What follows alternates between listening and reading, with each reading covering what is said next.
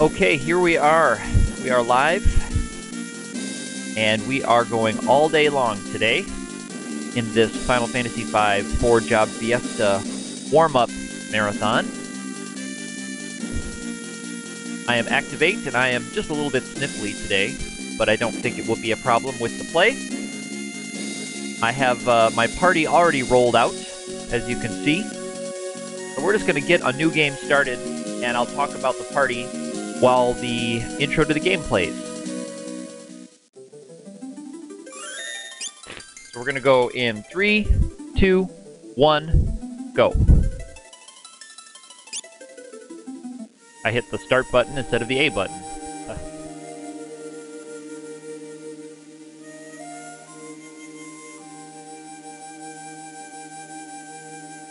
So this is a this is a regular run of the 4-job Fiesta. I didn't actually register this with the Fiesta because the Fiesta bot is not active yet. But I rolled up the jobs myself. You can see they're up there in the top right corner of the stream. They are Black Mage, Mystic Knight, Ninja, and Dragoon. That is a really awesome party to have in the Fiesta, so I'm quite lucky to have that today on a day when I am committed to finishing the game in one day and one sitting. This should make this stream pretty smooth. Most of the bosses in the game should be pretty doable. You can also see I have a counter just below the jobs. That I'm going to use to keep track of my deaths, game overs, probably not escapes or resets. That's a little bit unwieldy. But deaths and game overs are what I'll keep track of, and a death is going to be classified as the character being dead at the end of a battle. Okay, so if a character is dead at the end of a battle, I will add a death to that death counter. I don't plan on doing a lot of strategic resetting, so I'm not going to keep count of the resets. The only resetting I'll do probably is in the Juarez Castle basement to get the elf cape, which we'll see here hopefully in about an hour or so.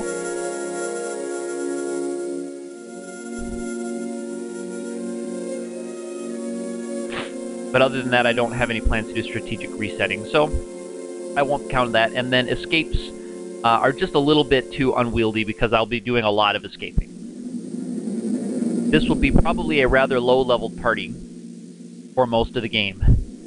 There will be a couple of spots where I'll want to get a little bit of experience in AP.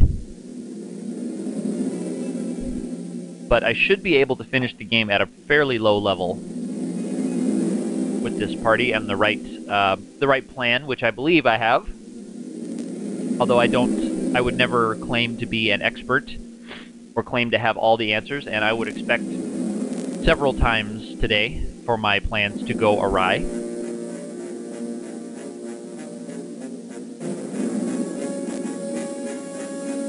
So hopefully that can be fun and entertaining for all. I do plan on trying to save my voice just a little bit because I will be on and streaming all day today. I don't want to speak too much. So the rules of this variant are when I get the first set of jobs, I will have to have all 4 characters as Black Mages, and I will have to play all 4 Black Mages until I reach the next set of jobs, in which case I will have to have at least 1 Black Mage, at least 1 Mystic Knight in the party. The other 2 can be either of those. Same when I get to the Ninja. I have to have at least 1 of each of those jobs in the party. And then when I get the Dragoon, I will finally have to have 1 of each job. Now, I can freely switch between the jobs, and I can freely transfer abilities between the jobs, which is going to be very important in a lot of my plans, particularly the Ninja's Image ability. I plan on making heavy use of transferring the Ninja's Image ability to the other classes. Also, I'll be probably transferring Magic Sword and Black Magic around to the other classes as well. Now, were this a natural run, I would not be able to do that. I would have to make Bart the Black Mage, Lena a Mystic Knight, Kara a Ninja, etc. This is just the introductory part of the game. Meteors are falling. We have young Butts here. And his chocobo, Boko. I haven't really thought about what I'm going to name this character. Butts is the only nameable character in the game.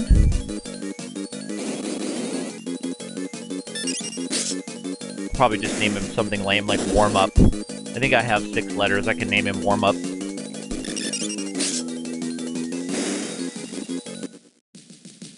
And this is the Game Boy Advance version. I chose this version based on a few things I plan on doing to make the game a little bit easier for me than the Super NES version.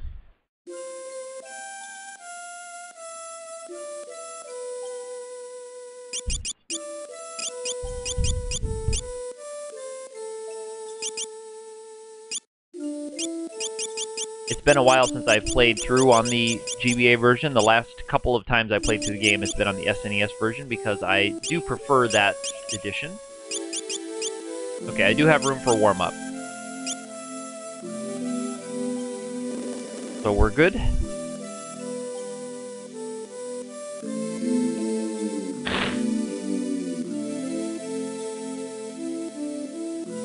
So here is where our hero meets Lena. And then we also run into Galef.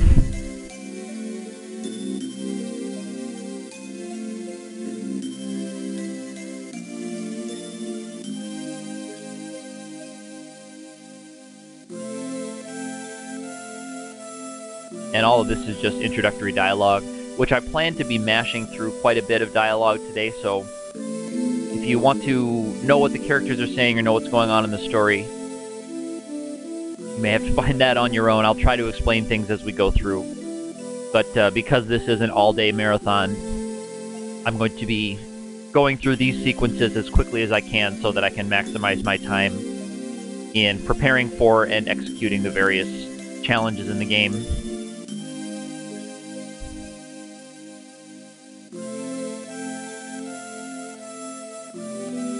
In this one, the wind is stopped, and we need to get to the wind shrine, where the wind crystal is kept, which powers the wind all over the world.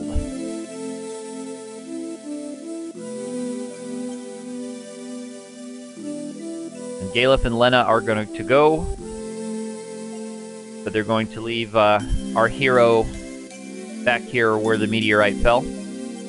Galef has lost his memory, so he's suffering amnesia. There's this hidden phoenix down here. This part of this run is also to kind of remind myself where all the treasures are. And so I can remember where a lot of the secret passages are.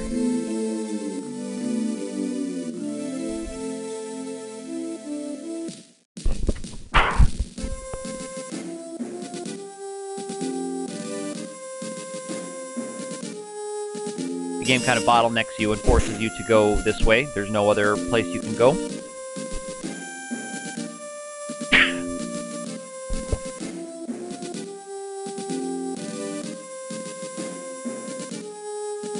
So having played this game a number of times, these first sequences are quite boring.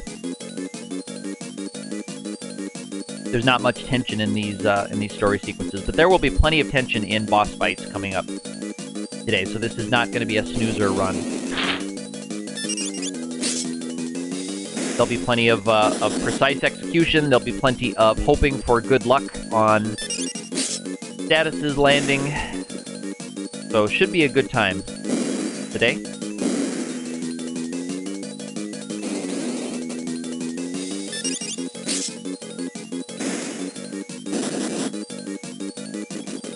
These are basically story battles. They're very difficult to lose.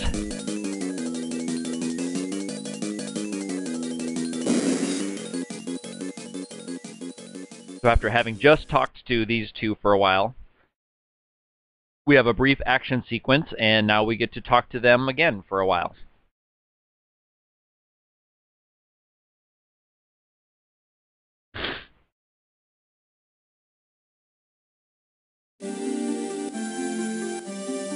And this is music you don't hear very often in the game, so if you enjoy this music, enjoy it now. I can't remember where else it shows up, but I know it's not used very often.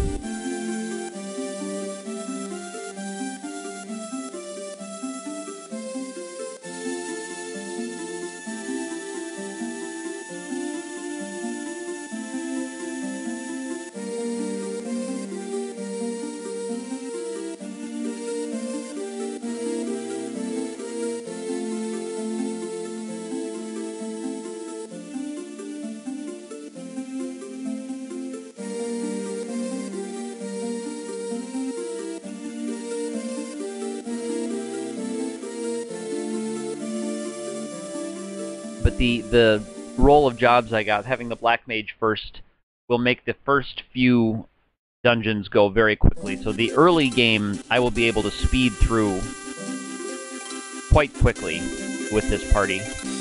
Black Mages are kind of a high-powered, and this party in general is an extremely heavily offensive party. I don't really have very much for defensive ability or healing, but I should be fine. I don't anticipate any major problems, although we may run into some, and we'll deal with those when we get there. It's one of the cool things about the Fiesta is that with almost any party configuration you have, or I should say, with any party configuration, we've yet to really find an unwinnable or impossible one. Oh, I meant to try to find a save point. Can I save out here? I want to get my first save. Yeah, okay, I can save out here. All right, so goodbye. This is my last year's party. That's my last party. Goodbye.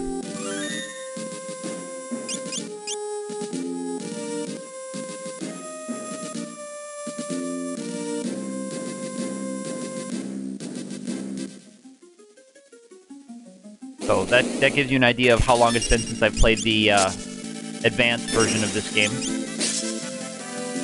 Now you're sadly, strangely under-equipped for this early dungeon, where Galef doesn't have any weapon, and you don't have another weapon to give Galef for a while.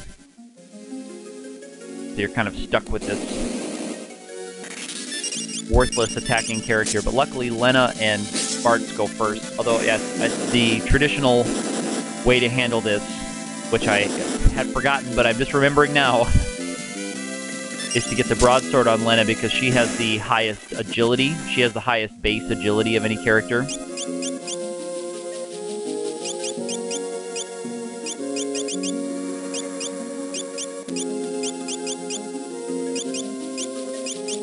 And Galef, okay, he does have armor, but yeah, he comes with no weapon. Here's where we learn about recovery springs.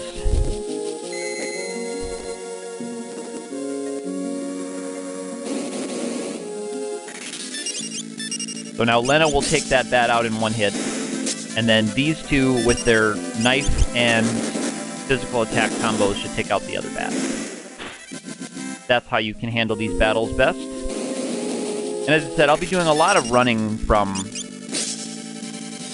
battles later in this game, but I would like to try to fight random battles when I can, because it will be tempting to just run from everything, and I will need to get some experience.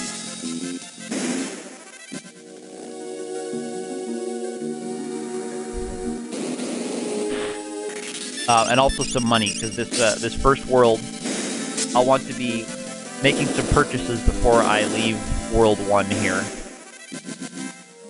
We see we already picked up a couple of levels.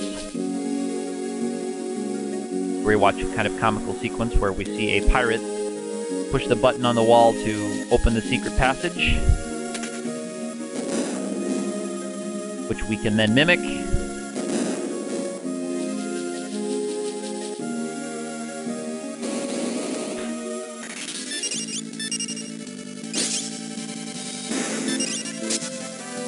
Ooh, he automatically targeted to the back row.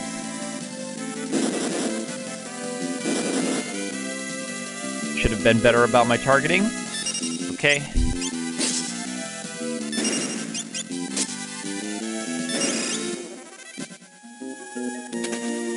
I'll be trying my very best not to use the fast forward button.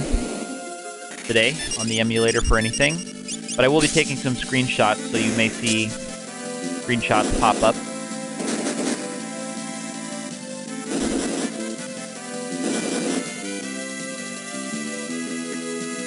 There you go.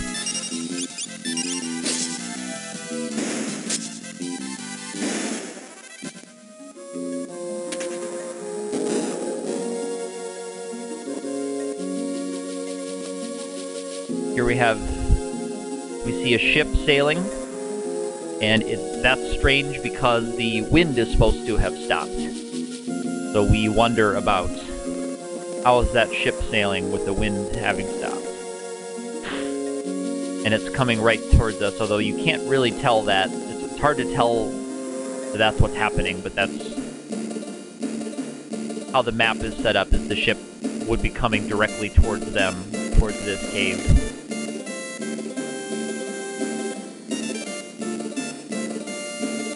Here we have some plotting on how they are going to negotiate the dreaded Pirates Cave here.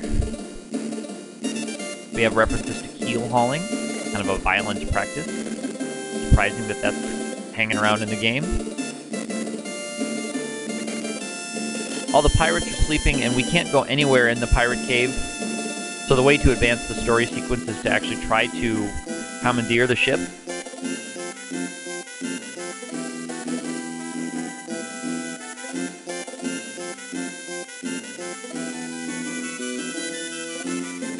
But the pirates are all asleep.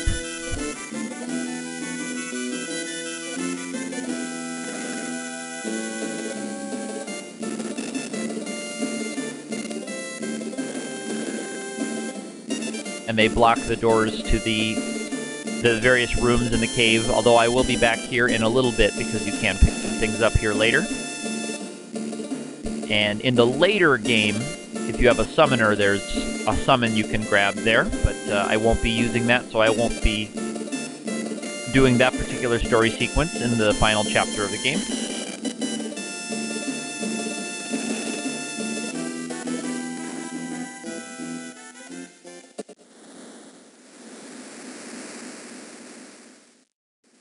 So far, the game has been almost all story sequences. You can see we're 17 minutes in.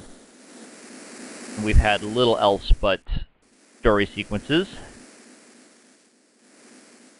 So that's something that I wish you could do without as much hand-wringing. Set up a story and get the players involved, although the Pirates Cave is kind of a very, very short introductory dungeon. The real introductory dungeon is coming up here soon. It's just a tiny bit longer than the Pirate Cave.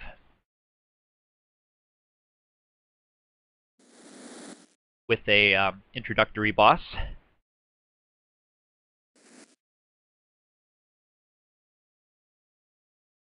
Here we get a few hints that Ferris and Lena might be connected or related in some way.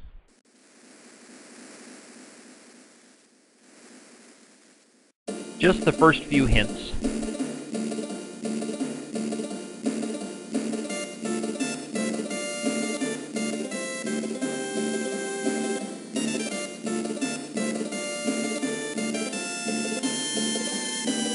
And here's where Ferris agrees to take us with the pirates, to let us go with the ship. And we're going to be going to the Wind Shrine. So rather than keep us prisoner and sell us for hostage, the pirate Ferris is letting us go.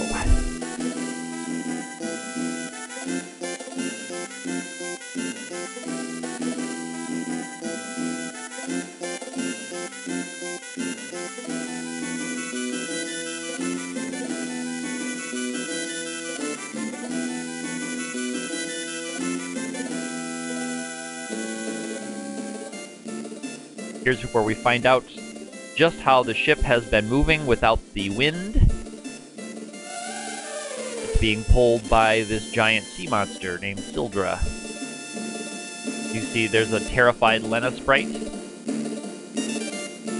These sprites are always very expressive. I always enjoyed that.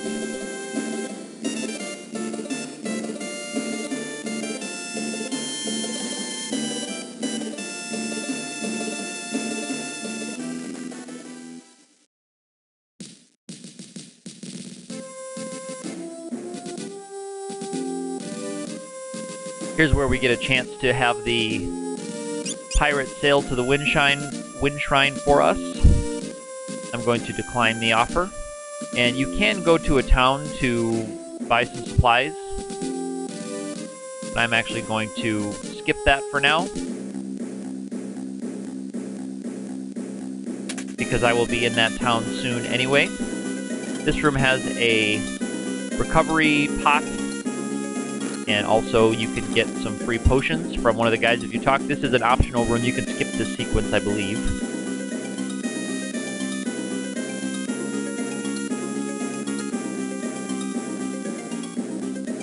But it's all dialogue, dialogue, dialogue.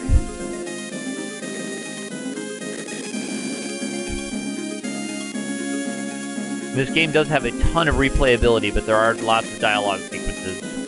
So I get 5 free potions by talking to that guy, and I can get healing right here. Now, Ferris comes equipped with a dagger, which is a great weapon for this part of the game. I will find another weapon in here that I can throw on Galef here in the Wind Shrine. That's the reason I didn't go to the town to stock up. And Ferris and Lena will get turns first because of their agility. Ferris has the highest agility, base agility of any character in this game.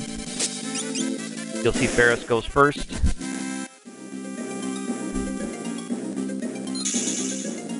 Here's where we learn about save points. The sequence of saving is a little bit different than that in the Super NES version. I believe there's nothing up here, but I'm confirming. Oh, there is. Okay, there's a leather cap. That's why I'm doing this practice run, because I need to refamiliarize myself with some of these optimized things and how to get through the game quickly. Although I'm not a speedrunner of this game, I do admire speedrunners of this game. There's a secret passage right there you can take. Here's the broadsword that I will equip on Galef. Actually, I'm going to equip this on Bartz, I'm sorry. Bartz, and Galef will get the knife and the other leather cap. So you can walk around this room, around the back edge of this room, and I think that room there has nothing in it. But you can also just take this quick secret passage, but you have to know what's there.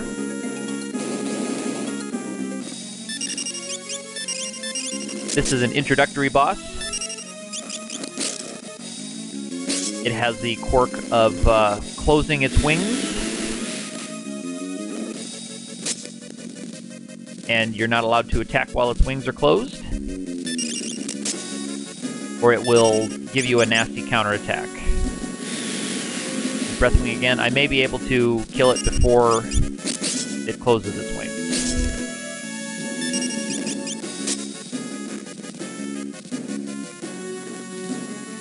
Depends on how quickly I can get my turns. Okay, nope, I can't. So I'm going to have to wait. And it looks like Bartz is going to die here. I'll use a potion on Bartz, just to keep him from dying, because the bird will cast Breathwing when it emerges from its wings.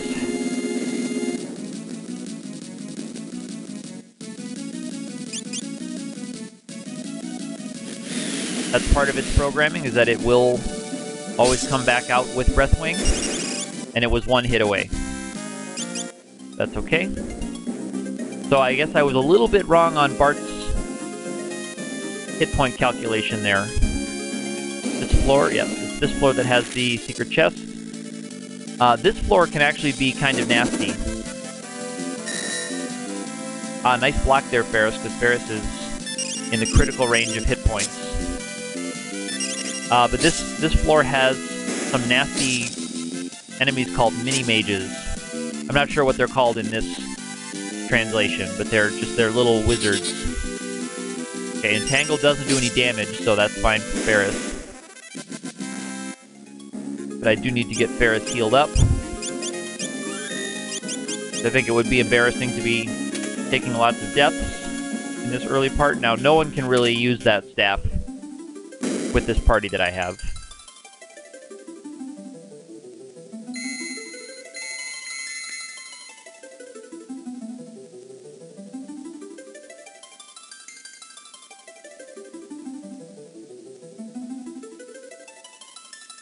So here we get an introduction to the various crystals of the game.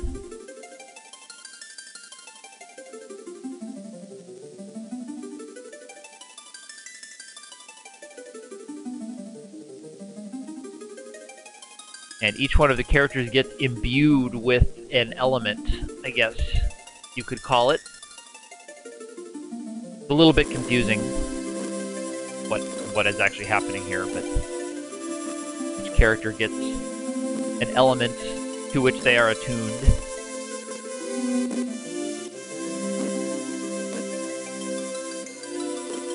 We get air, water, fire, and earth.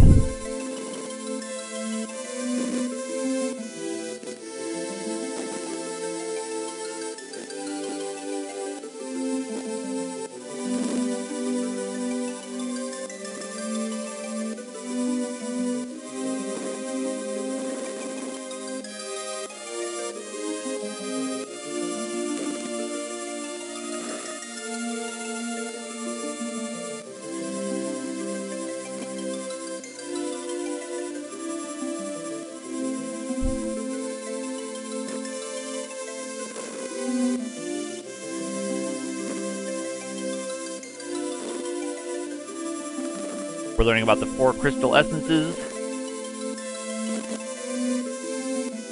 This might be where the king explains what the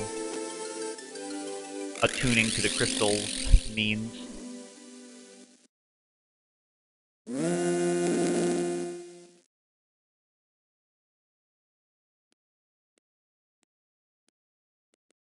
But it doesn't really mean anything to us. And here's where we get our first set of jobs. So prepare to receive your black mage. Here's where we get knight, monk, blue mage, thief, black mage, white mage. Game starting jobs, which are basically the same 6 jobs as Final Fantasy I, except for the red mage, which they stuck on the next crystal. Probably because the red mage might be just a tiny bit overpowered for this beginning part of the game, although the red mage becomes hilariously underpowered at the end of this game. Red mage is not usually a class that I want in a Fiesta party. They do get one nice ability at the very end of their... Yes. So everyone's a black mage, and I have to navigate the menus.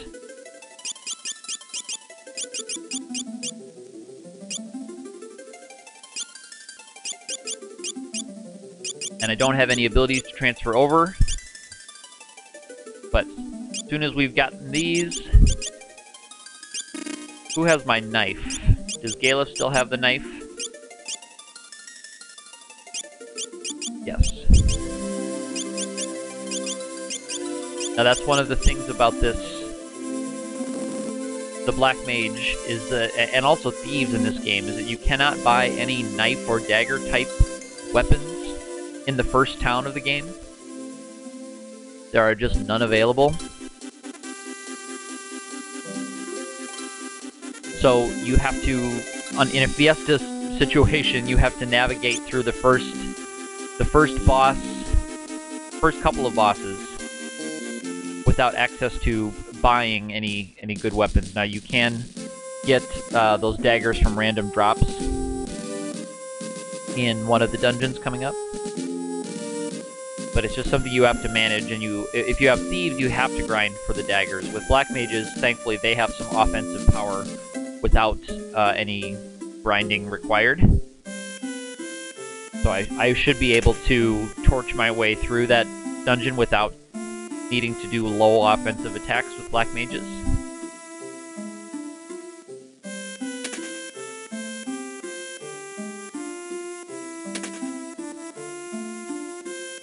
This is the Beginner's Club. We get some free items in here as we learn about secret passages, and we learn about picking up items from pots and barrels and boxes, and we learn about trapped monster chests. Oops, you know what? I should have bought some magic. I don't think it's gonna matter, but I should have bought some magic. before this battle. If I get leather shoes there, it's an accessory. Oops, I have to talk to her to get out. Now this town has a number of hidden goodies. Oh, that NPC is getting in my way. So I'm going to grab all those hidden goodies. There's a couple of them here. There's one up here behind this house. And I think that there's another one back behind the house on the other side. This town is really full of hidden goodies. Not so every town later on, and not really in a lot of dungeons either. Various times.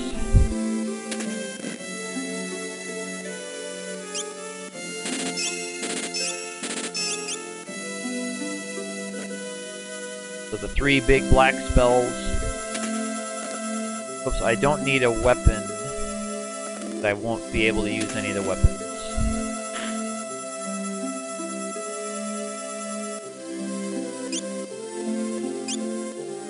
And let's see. I'll want 2 caps, and we all have leather armor.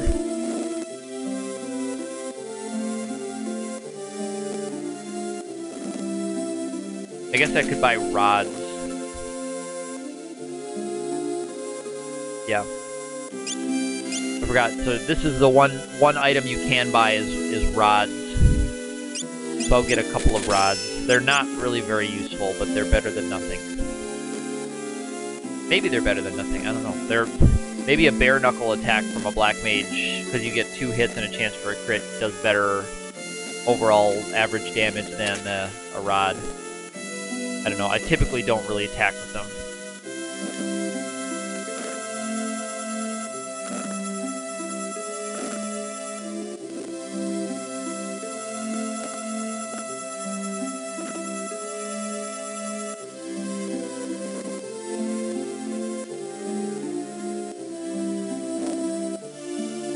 Seeing some hiccuping with my VBA, and I may do a quick tweak during this cutscene. To see if that affects the stream quality greatly.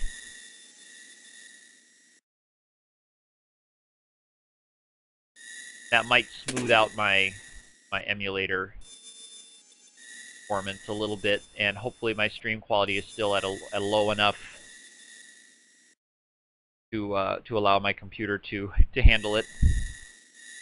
So we have a sequence here.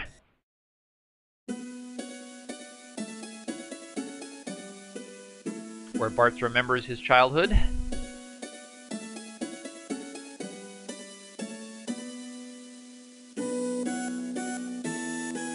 Already much better on emulator hiccup.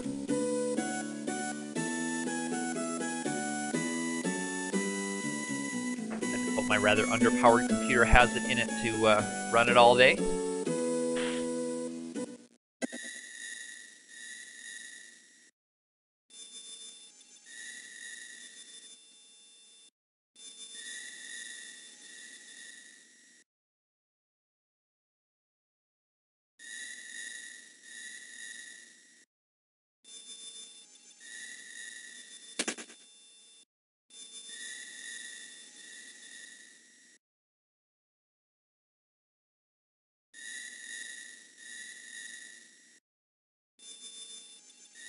So here we get the key to a canal that will get us through to Waltz or Warris.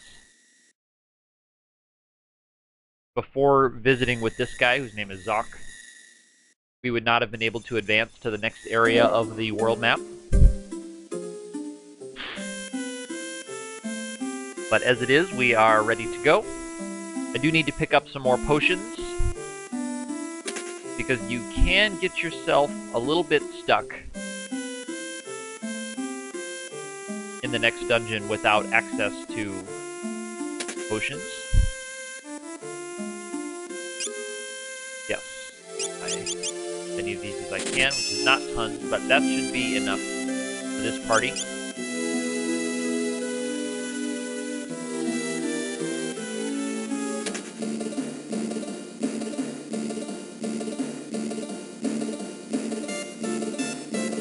And here's where Captain Ferris tells the crew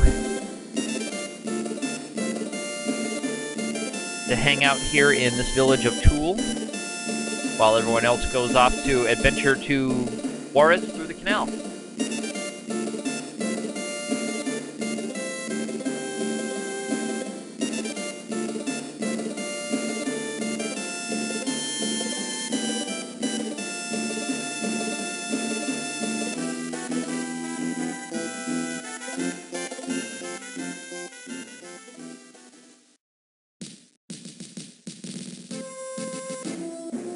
And we have another cutscene to deal with, I'm sorry to say.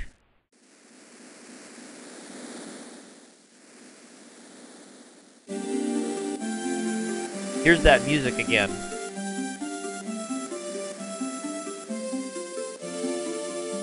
That one that is not very common in this game.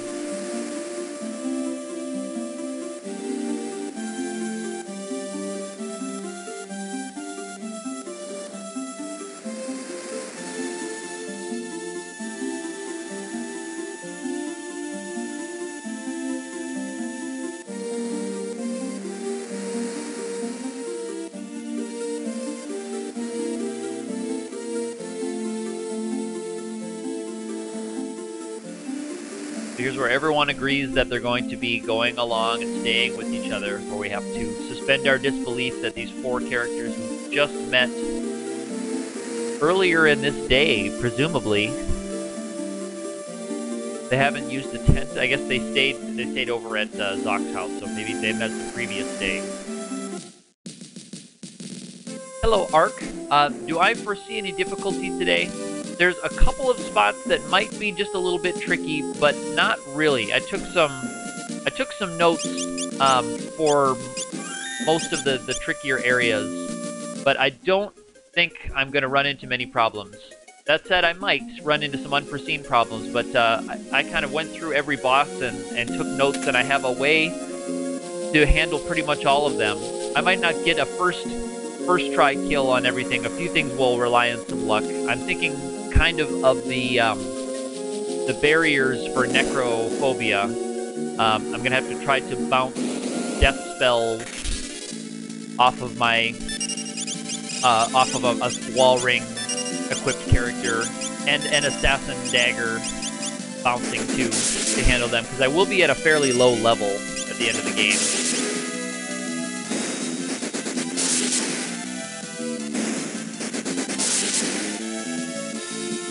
But thank you for joining in this morning. You joined in just in time to miss all of the introductory stuff.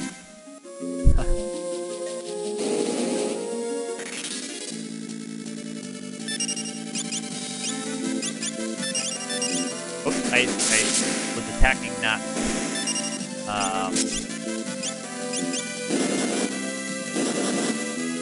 Oh, are the barriers break sword? Are they vulnerable to break sword?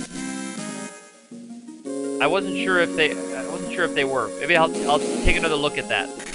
I'll take another look at that later on. That won't be for a number of hours yet. You won't be long here. That's fine. No problem. I appreciate you stopping in to say hello. Yeah, I need to set this on memory, and I need to set my game speed too. I need to do all that stuff. I haven't done the configuration menu yet. Yeah, I want that on weight. On 6. That on 1. And I'm gonna stick with standard. And I want this to remember.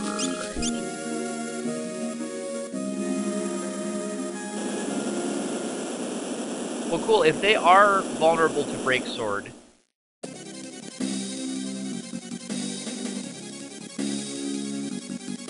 then we'll go with that.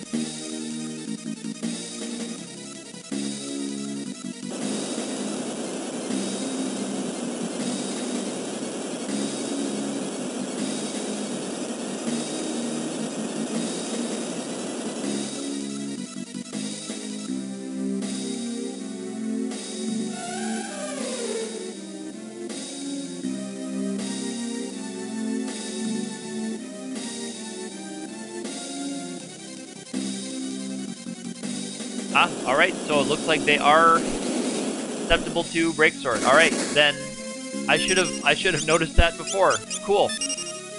Yeah. Then I don't anticipate any problems with the barriers. But yeah, using image is going to be really important for a lot of things. Like the Crystal Guardians, I should be able to handle those without a flame ring if I get image on everybody from the ninjas. You know, I should be able to rush damage down on everyone on the crystals quickly. The only thing I'm a little worried about there is being so low level that I'm not able to do enough damage to bring one down from 3,000 without eating a level 3 spell. But that can be cured with just a little bit of grinding or throwing some stuff from ninjas, throwing some shurikens to kind of rush them down. So that one will kind of require maybe a few restarts until I can see how much damage I'm doing.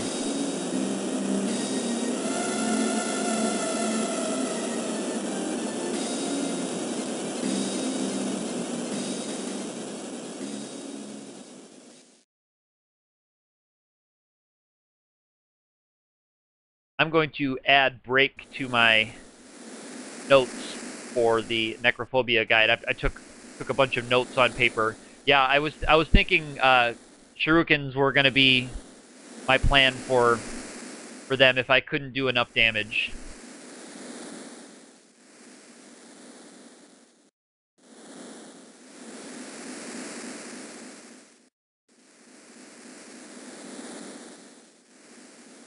And I have a pretty solid plan for X-Death and Neo X-Death that I think should work. I possibly could beat X-Death and Neo X-Death without seeing even one Grand Cross. Depends on how much damage I can do. But it's possible that I might be able to bring him down without any Grand Cross luck. But unless I've done my calculations incorrectly, which could very well be the case.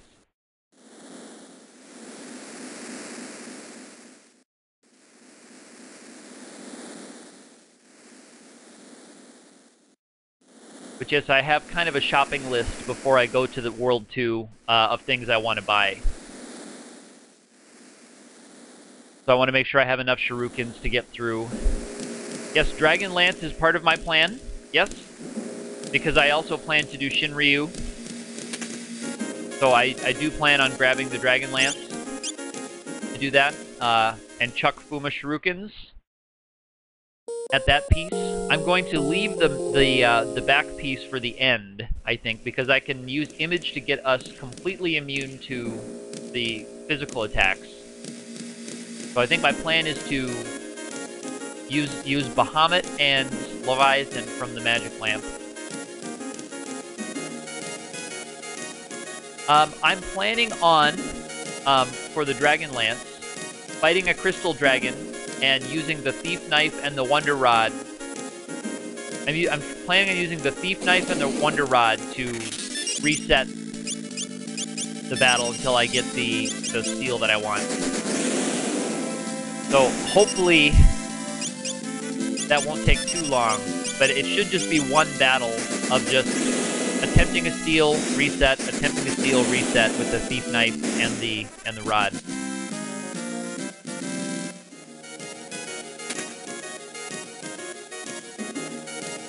I kind of prefer that to the rare drop, because you can get the dice rolls coming a lot more quickly that way. Ojura Avis also has it as a rare steal? Okay.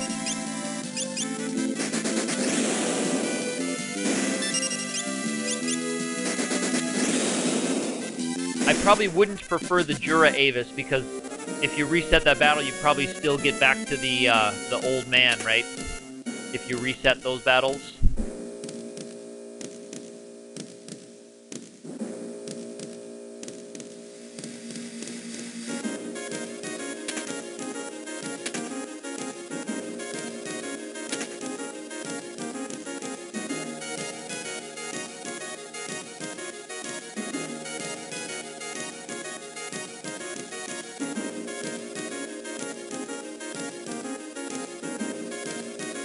50% chance to use Mug with the knife, 40% chance for the steel to be successful, and then 3% for the rare steel. Is it 3%? Wow.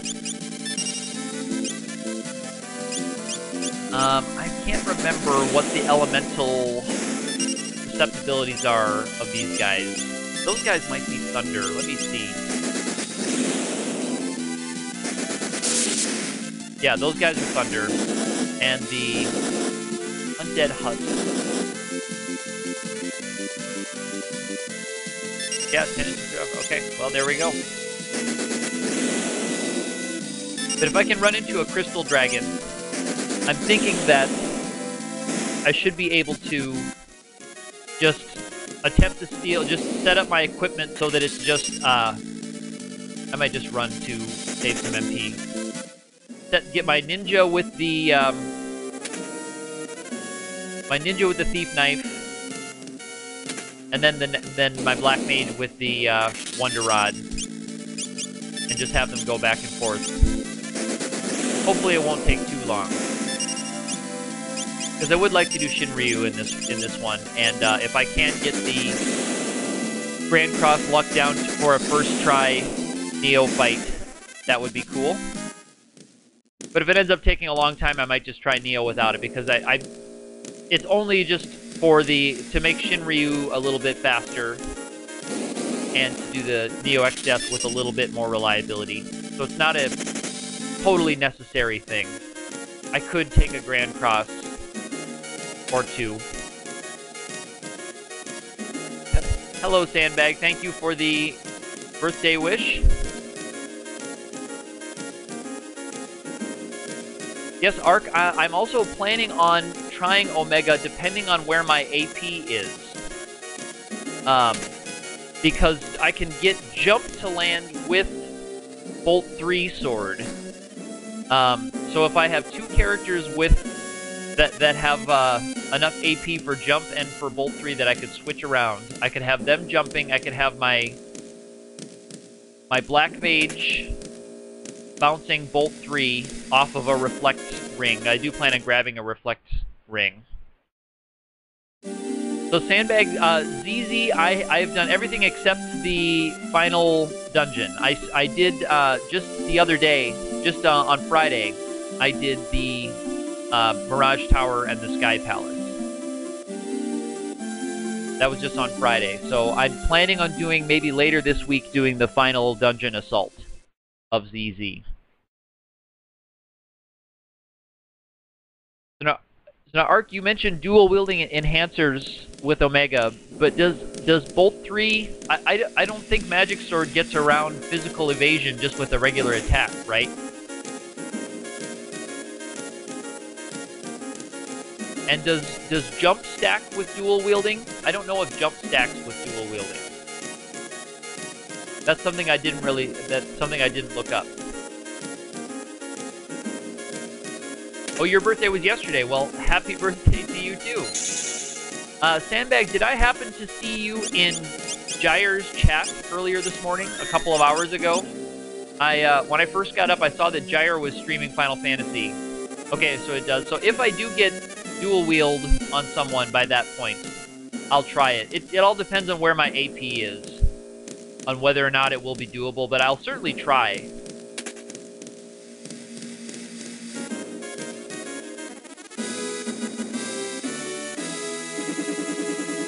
Okay, because Sandbag, I logged into Gyre's chat, and but looked like he had just finished and was going on to hosting Grosentia.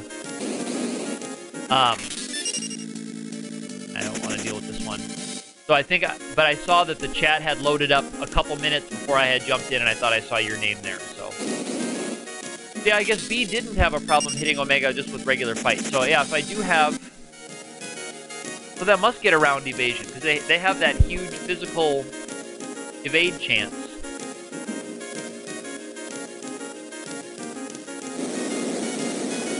Yeah, I suppose Gyre wouldn't need much help on the mechanics of Final Fantasy 1 anymore.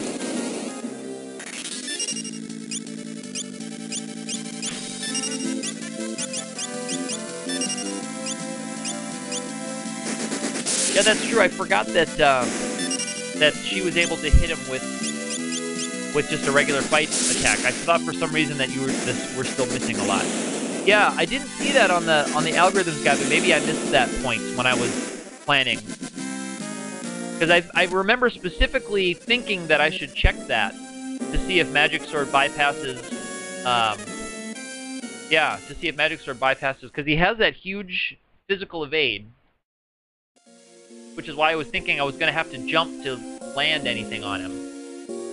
And I looked to make sure that Magic Sword stacked with jump, which I saw that it does. But for some reason, yeah, could have been her stupid luck. I don't know. She was landing them pretty reliably. If she only had a 5% chance to land each one, I don't think that any stupid luck could have accounted for that. Here's the Siren battle coming up. Should be pretty straightforward. Although, you know what? I think my characters are still in the front row. I should have popped them back. I'll have to do that here in the first round of this battle. I haven't really been paying attention to the game much because the game doesn't really start.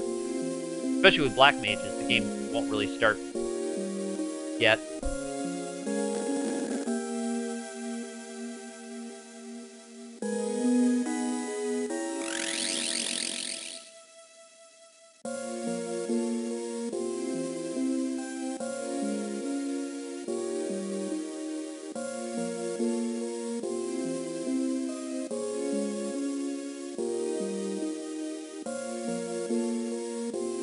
And during her first magic portion, I'll have to switch around.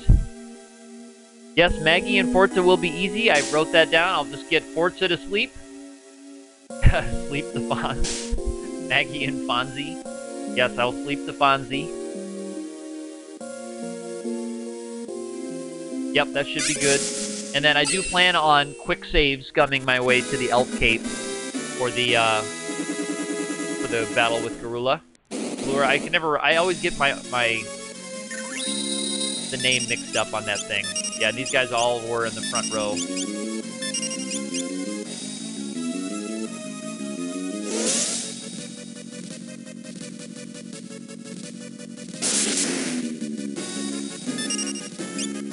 Whew.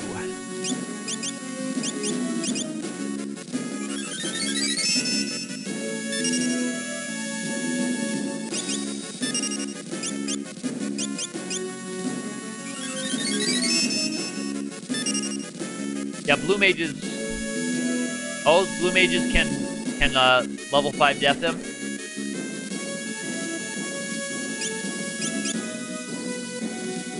I've never looked up his level. I usually just use quick save scumming, or I'll use like the thief flee ability, because I thought about waiting till I have the ninja, and having learned smoke from somebody, but I decided I wanted it earlier than that.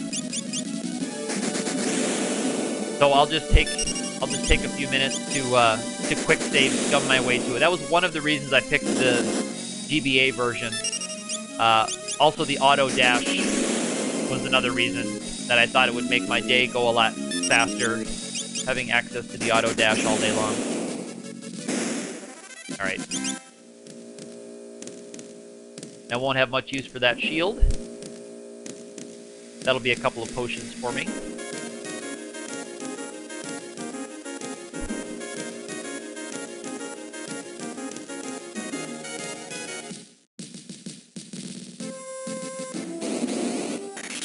What are you booing about? Just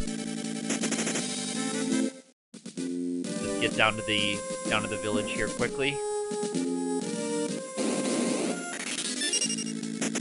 Because I do want to get my hands on the sleep spells.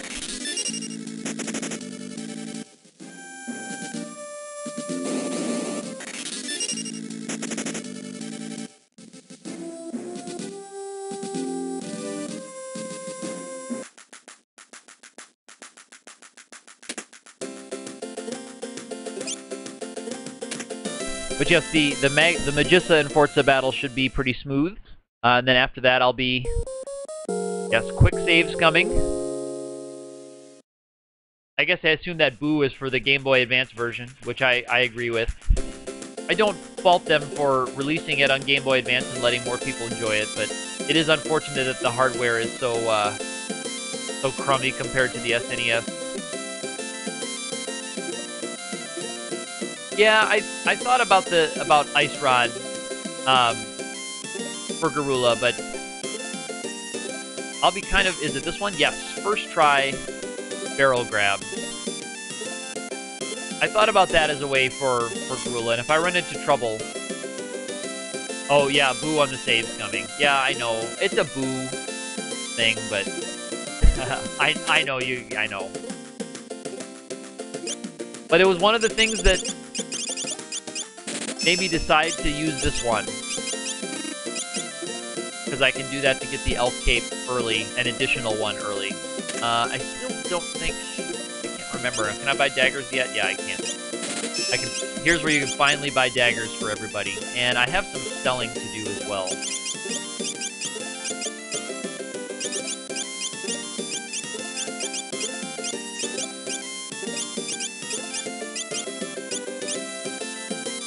I'm still kind of getting these menus back under my fingers. So give me, you'll have to forgive me a little bit.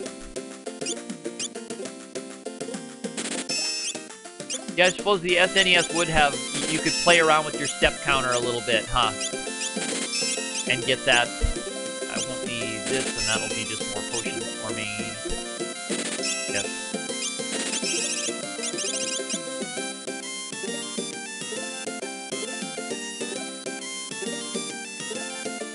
And where's the... There's the item shop that's upstairs here. Yeah, I suppose you could just use your encounter rate.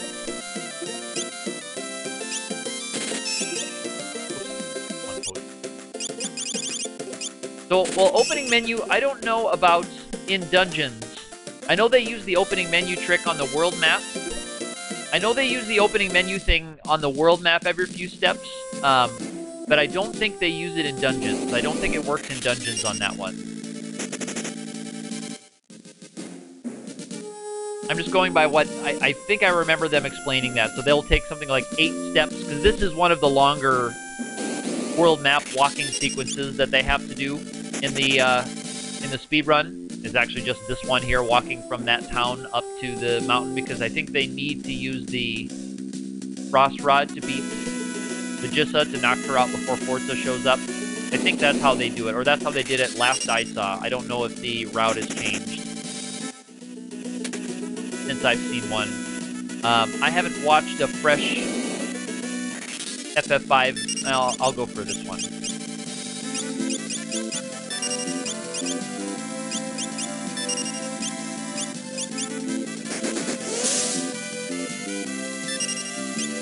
Because I do need some experience.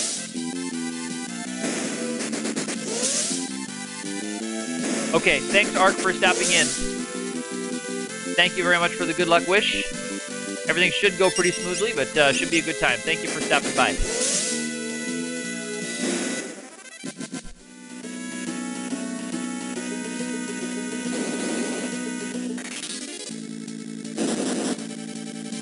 This one I don't want to deal with.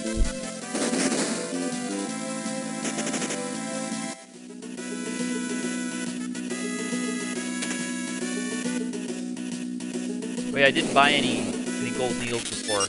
I always forget things like that. Should have made better notes about buying status healing items.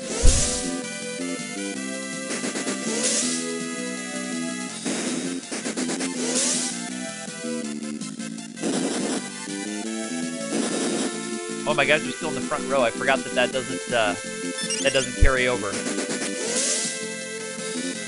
from doing it in a boss battle. So you do some healing and some reconfiguring here after this fight.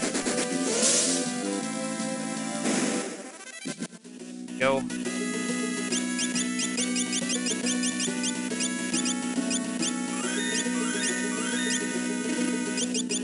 He's good.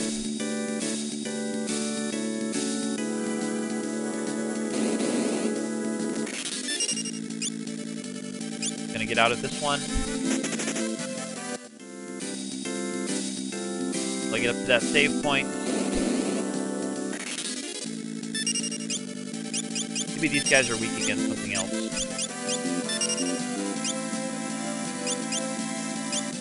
I'm gonna wait.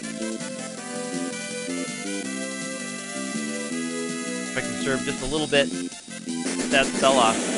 Okay, yes, there we go. Fire's the way to go.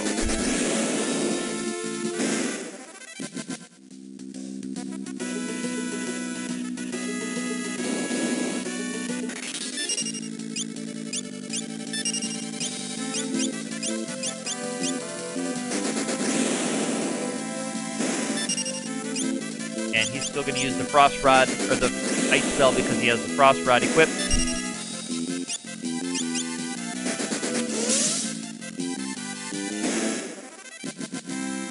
Yep, there we go. So those levels will help in this early game. Glad I'm doing just a little bit of extra fighting here. And I'll get to refill my MP when I get to the save point.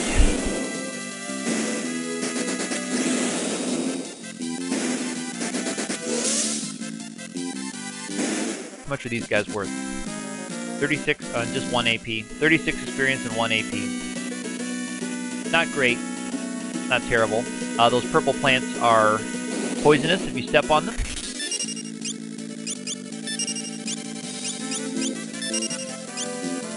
Let's see. Are these guys weak to thunder?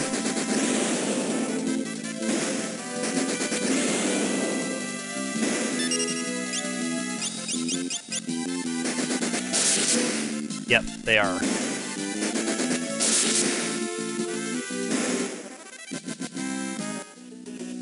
So it's all about knowing the elemental weaknesses of everything. I'm going to get out of this one because I don't want to deal with any status ailments, because I didn't buy any status healing equipment or items in my haste to get through. We're just over an hour now.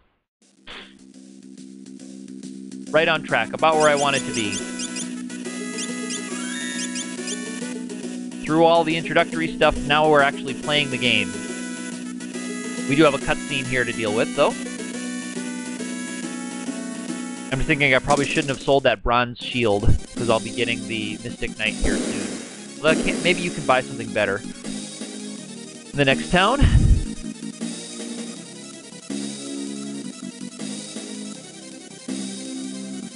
We're still on zeros on our death and game over counter. Good to know, at least for now.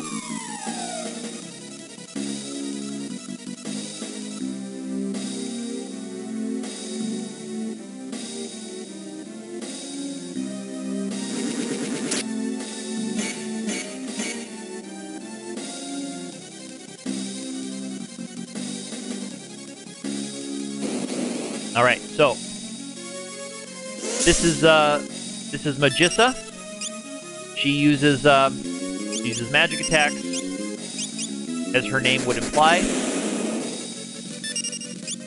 He still has the Frost Rod, so he's going to be casting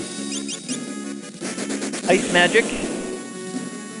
Everyone else will just be casting whatever, but he gets a little bit of a boost to his Ice spells from the Frost Rod. Now, when she takes enough damage, she will summon her husband, whose name is... Ooh, there's a death. Wow. That was nasty.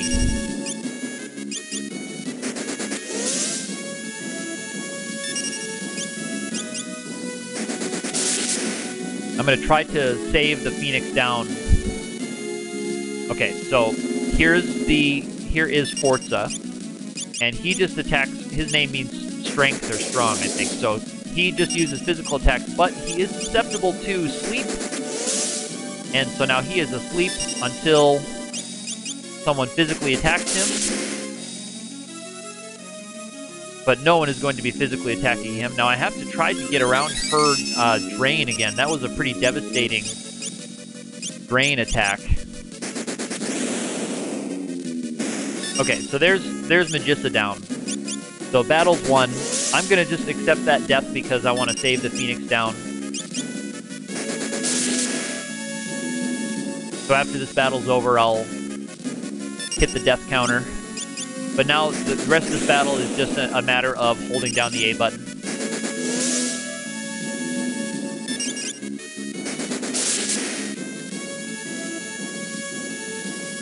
Because Forza is asleep, and he will never wake up.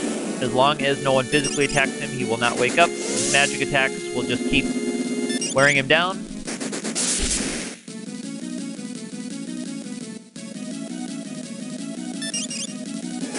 And it'll be no problem. And I might take a quick break once this battle is over.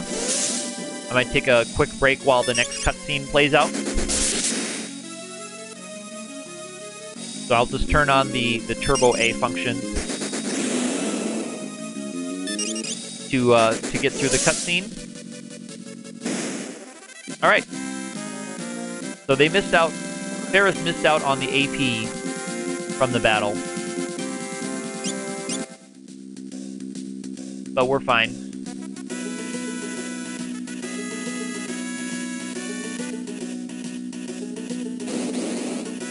Oh yes, this is one of the rare battles on this tile set. Alright, here's the cutscene.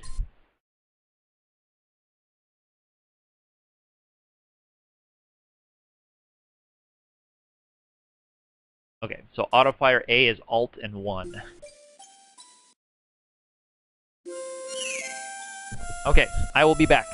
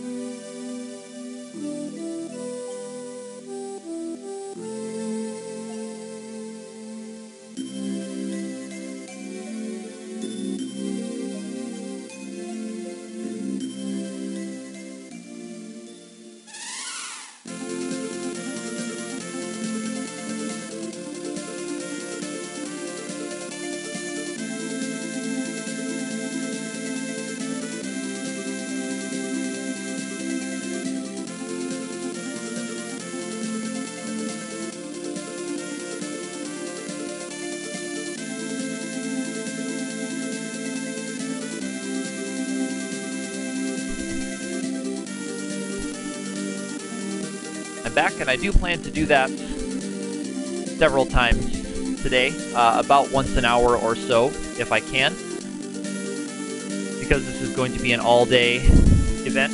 I need to count the deaths for Ferris, so I can now fly to the next area, but I have a couple of errands I'm going to run first. I do need to get Ferris healed up.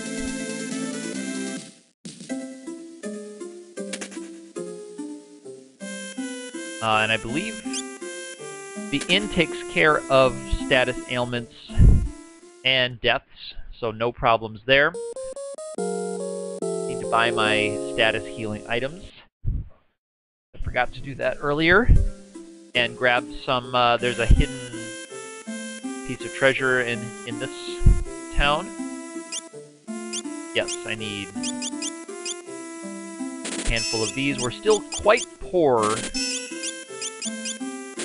so I can't stock up on too many things.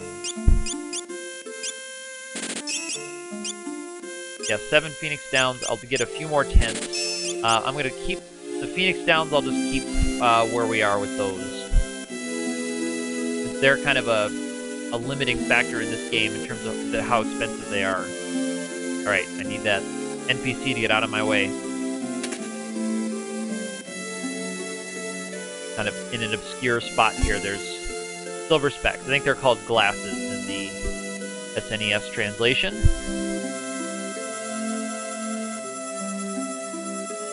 And let me just confirm. Yeah, there's nothing else for me here. The longsword will be for the Mystic Knight when I do get that.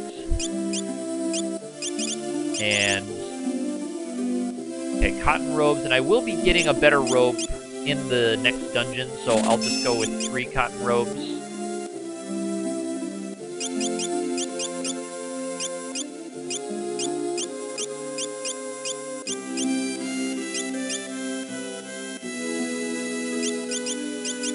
So Ferris didn't get the cotton robe, but I think it's a silk robe that I'm getting in the next dungeon. And the magic shop's over here, and this is where I think you can first pick up time magic. But I don't, whoops, I didn't mean to buy slow, I meant to just open it. And yeah, your first 3 summons. So there's a hint as to what kind of job you'll be getting next. Alright, so here's where I'm going to do my quick save scumming to get an accessory here.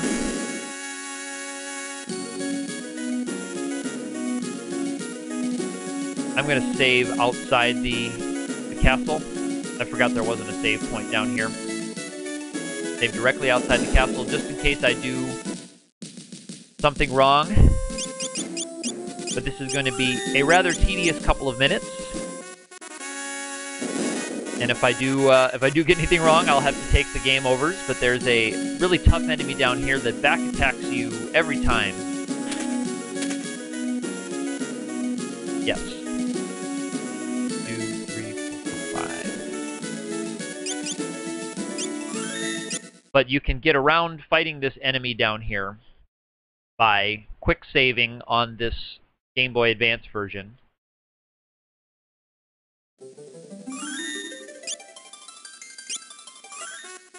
Every few steps. Because if I did get in a battle with this enemy, it would be an instant game over for me if I did fight this enemy. So it's meant to be something that you're not able to do until later on in this world, but it's going to be 1, 2, 3, 4, 5. Whoops. But it's an item that I'll need, or I'll want for the next boss. I could break the rod, as my friend Ark did point out. I could break the ice rod to help with Galura, and I probably still could do it just by throwing lots of potions around. But it's going to be a good accessory to have for the next good part of the game, so it's worth getting here while I can. And this is definitely a very scummy way to grab it. It's definitely a cheat.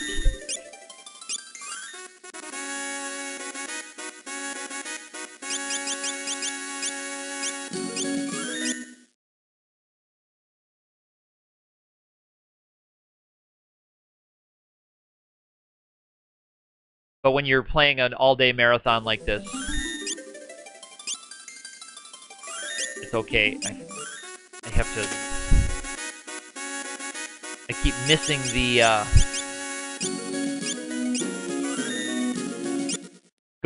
selecting yes out of all those menus. My fingers aren't as practiced in this quick save scumming to get the elf cape here. So I'm not optimizing my menuing. See, I keep confirming no's, trying to get through this quickly, because this is a rather boring sequence, and I have to do this on the way out as well. So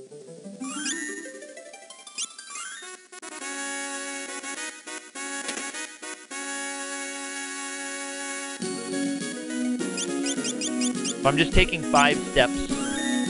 I'm not sure what the actual safe number is, and even 5 isn't a guaranteed number of steps. I've gotten it on the 5th step before.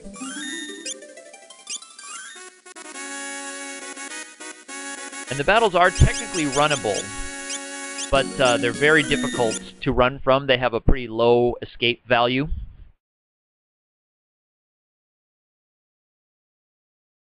And because it's a back attack, which I should, because it will be back attack, I'm going to move my guys up to the front row. He'll still probably one-hit us all the time.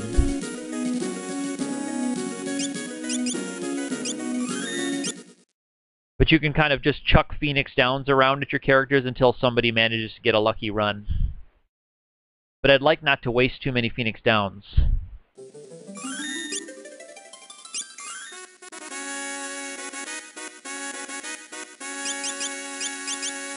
And again, I'm not counting these resets because I don't anticipate strategic resetting being an important part of the game, except for this little scummy section here.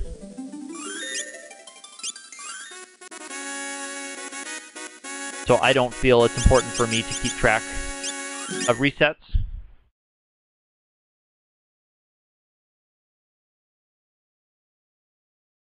So that counter there is really just for deaths and game overs. That counter, by the way, is done by someone named SirVG, S-I-R-V-G. So I'd like to thank SirVG for making that program. This is part of the 4-Job Fiesta streaming program that he has out. He also has a very nice job counter or job display window that I'm not using, not because I don't like it, but because my stream layout is such low quality that it would not show up very well with my stream. So I just went with basic sprites. The streaming program from SirVG does look very nice. If my stream were a little bit higher quality, I would definitely use that.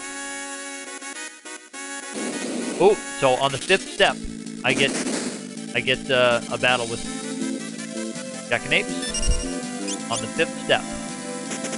I got away. Alright. So, again, that battle is runnable, and actually got pretty good luck on running away from the battle. I might as well trigger the next story sequence while I'm here in the castle. But there are a few more things I'll be doing before I go up into the tower, the next dungeon. There's a couple more items I need to grab. Some in the Pirate's Cave, and also some back in Tycoon Castle.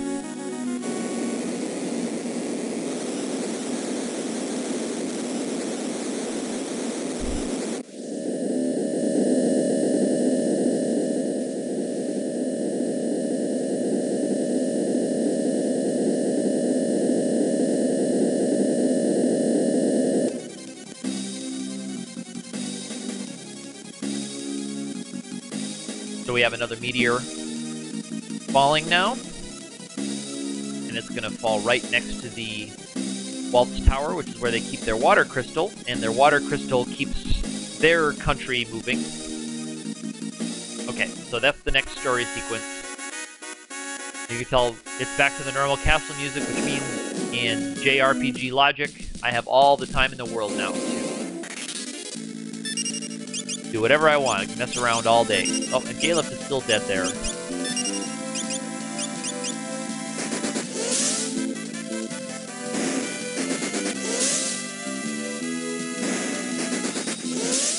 We'll have to hit the inn and get him woken up. Yeah, and I think that may have been Ferris's black level 2 level up. I should maybe have thrown the Phoenix down for the AP.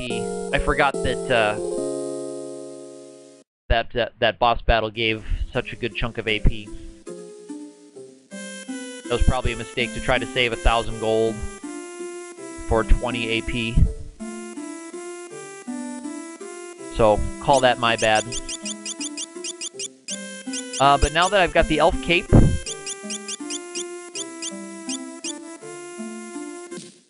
I have a chance to dodge physical attacks. The Elf Cape gives you, I think the Elf Cape gives you a 25% chance to dodge physical attacks, and then later another weapon will pick up. The weapon gives you a 1/3 chance, I believe, to parry the attack. So you can also combine those as they stack, which is kind of cool. So you can make a character very resistant to physical damage.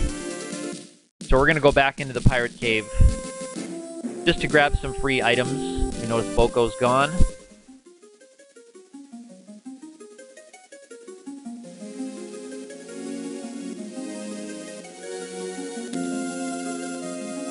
And let's see if we can do this without too many battles. Looks like we'll just get into one battle here. No problem.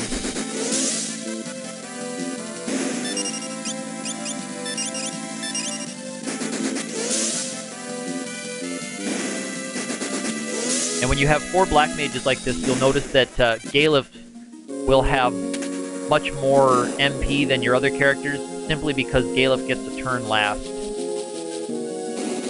in the turn order.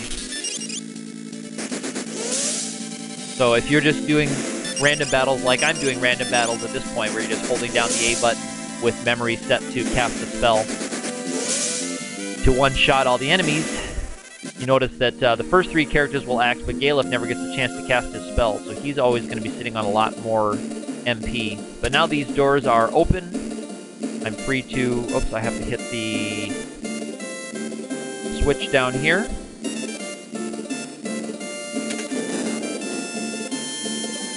And there's nothing major in here. So it's not, usually not worth doing too much, but there's a couple nice pieces. And I believe that's it in here, but you see Boko is under the care of this sage, who apparently works for the pirates.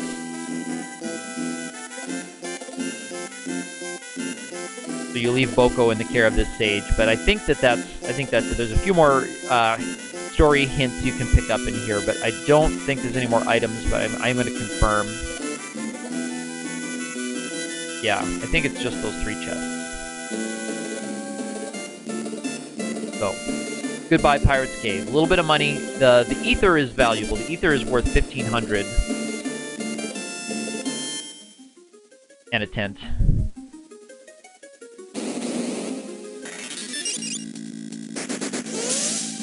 But these battles are pretty low on experience, and low on difficulty. And I'm not even sure how much experience I am getting. Let me slow it down a little bit. 6 experience and 1 AP, so it's really, the AP is worth a lot more than the experience in these battles. Actually, I might just get out of this one. Because I do have to, I would like the chicken knife to be fully or nearly fully charged when we get to it, which shouldn't be too much of a problem. And that's one of the things this streaming program does allow you to... Look at it, they can't even get through the defense of my characters now, these enemies. The streaming program does allow you to monitor the strength of the chicken knife. If I was counting escapes, you can see there's the number in yellow down there in the counter is the current strength of the chicken knife. And every time I escaped, I should say every other time I escaped, because it's your number of escapes divided by 2, I believe, for the chicken knife. The power of the chicken knife would go up. So you could kind of watch and see where your chicken knife power is at any given time, and also the Brave Blade power, which, when you don't run at all, the Brave Blade is attack power 150, which is massive.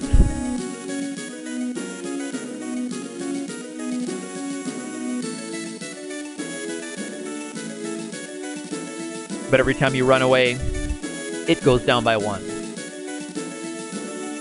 So when you hit escape, you can see both of those numbers will be changing as you run from battles.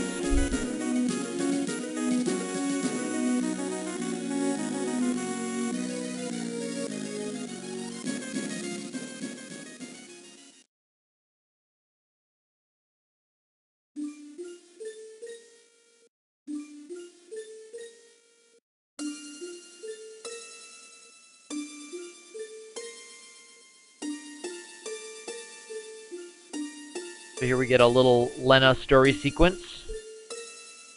Lena and Ferris story sequence, because we found out by now that Ferris is a woman, we know. And I think that Ferris and Lena are sisters. Ferris is Lena's long-lost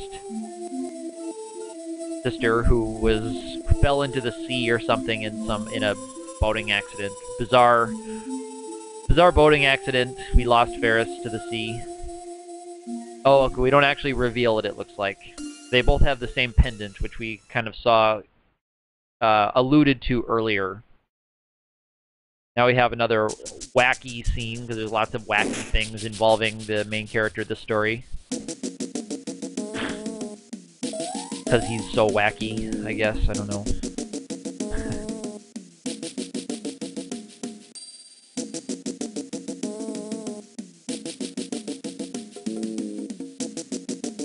a lot of comedy sequences in this game. A lot of funny things. So there's a lot of good treasure in the castle, and I'm gonna try to remember where all of it is. That high potion is quite valuable.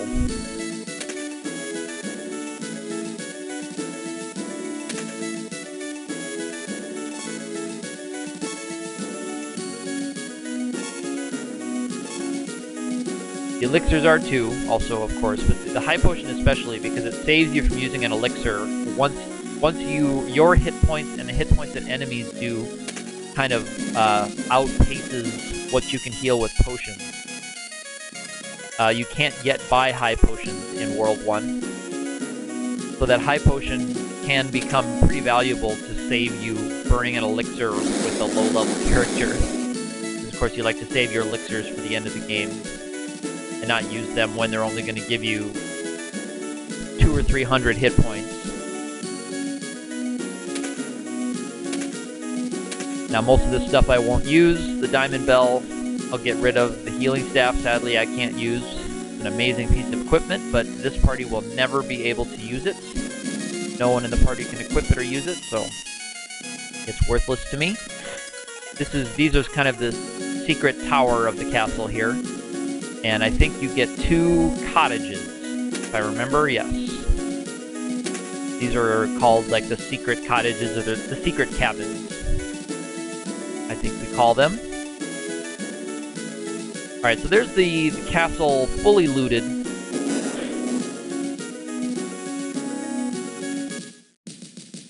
Now we can head over to the Tower of Waltz, or Warris, and take care of the boss that's up at the top of the tower.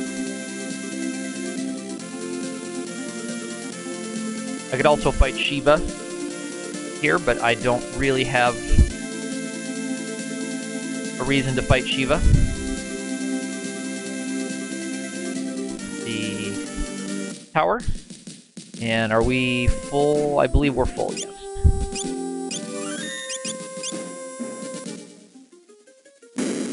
Let's see if I can optimize my way up through the tower here.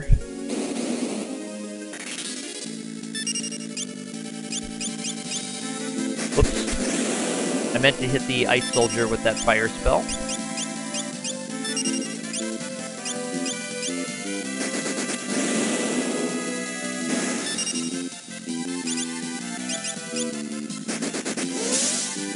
Oh, okay, looks like ice is the way to go with the Altos, not fire.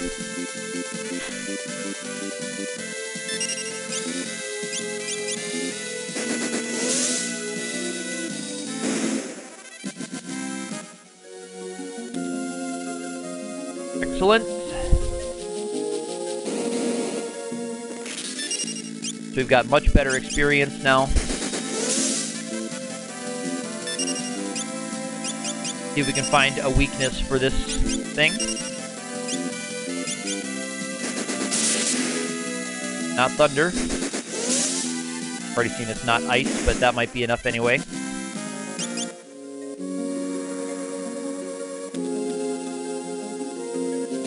Yes, that's the, I think that's the king.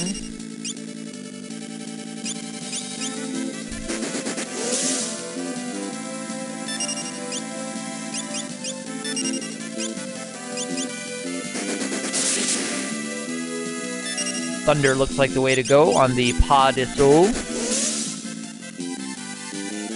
I'm not sure how they're translated in the Super NES version. Breathwing is kind of a nasty attack to have to eat. It does 25% of your total health. Not your current health, but your max health, I should say. Your max hit points, 25%. So Wyverns I might be running from now on, just because they have that rather nasty attack. Silk Robe, and that's what's going to get everybody a nicer piece of equipment. Let's get Ferris the Cotton Robe. She has the Elf Mantle. So down we go again. Next floor has the save points and more treasure.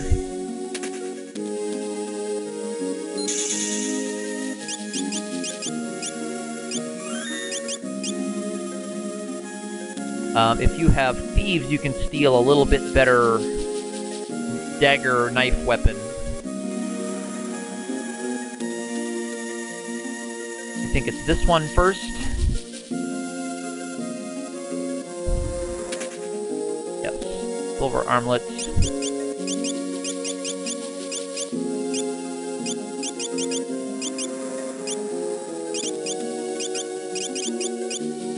And silver specks prevent dark status, which doesn't really matter for this party.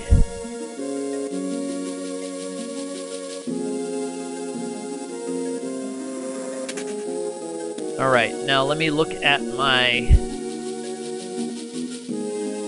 Yeah, I think I will hop back down and use a tent before I save here. I'll save and use a tent rather than burn all those potions. Kind of forgot that I'd eaten a breath wing before. If the wyverns pop up again, I'll just run. All of this is building. What's cool about this game is with the chicken knife is that you have to build it by running. So even by running away, I'm getting experience, you could say.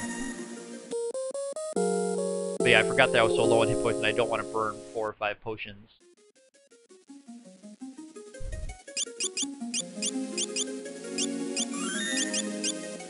Alright, now we can head up. The boss up here is a purely physical boss. It only uses physical attacks, and its nastiest attack is actually its counters. It can counter with a lot of bad stuff. So what you want to do is try to do as much damage to it in as few hits as you can. Which is the plan for me. So what I'm going to be doing is moving. Actually, let me see who has the highest. 56, 9, 5, 58. So I'm going to move because Ferris has best agility. She's going to get the most turns, and she has a pretty decent magic attack stat. It's just a little bit less than Lena's. I'm not sure if it's enough to actually change the multiplier, and I'm not going to pull up a calculator and do the math on that right now because it's not worth it. But I will have my Ferris be my damage dealer, and everyone else will be a healer for me. And that makes sense with Ferris also has the Elf Mantle, which increases her agility even more. So she already has the highest agility, but the Elf Mantle increases it even more.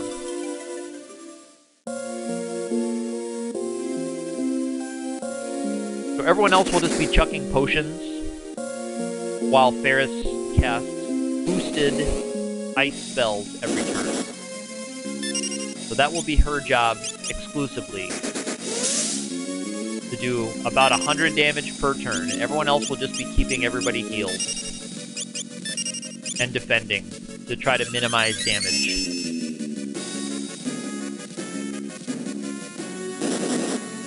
Okay, so now again, same thing. Galura, I don't think... Garula. Garula didn't counterattack on that first one. Or the second one. And Garula's script changes as its hit points go down. As it works down through its health.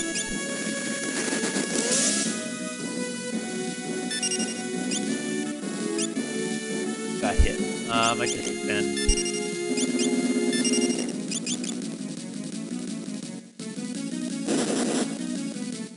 Now it'll be potion time again for Ferris.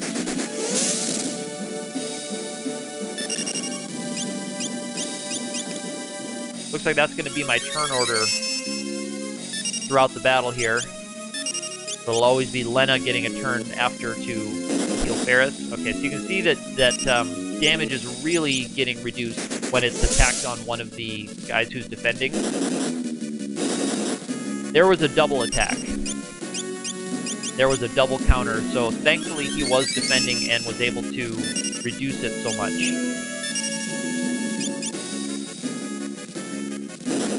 So being in the back row and defending both stack on how much they limit the damage taken. The damage can be around 200. Can be pretty pretty stiff damage. And now eventually, the boss will kind of start to outpace our defending once it goes into 2 attacks at a time. But I believe I'll have enough to muscle through. Because every time somebody uses a potion to heal, they can't defend, so they open themselves up to take more damage next turn. So eventually, and that will help a lot. That will help a lot. The Elf Cape blocked one of the attacks. Had they both landed, Ferris would have been in pretty low health. But you can see now that the boss is starting to do a little bit more damage than we can do just with throwing one potion around.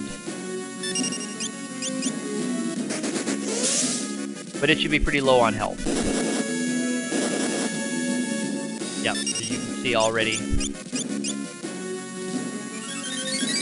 we're getting low. And we'll start to not be able to defend once the damage reaches a certain point. Yeah, and it's going to be about keeping Ferris alive.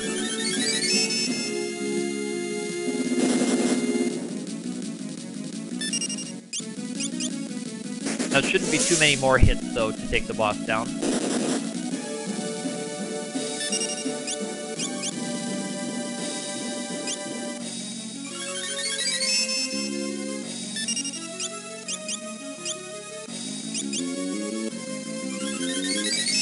We should be able to keep everybody alive here. We just have to work kind of cautiously.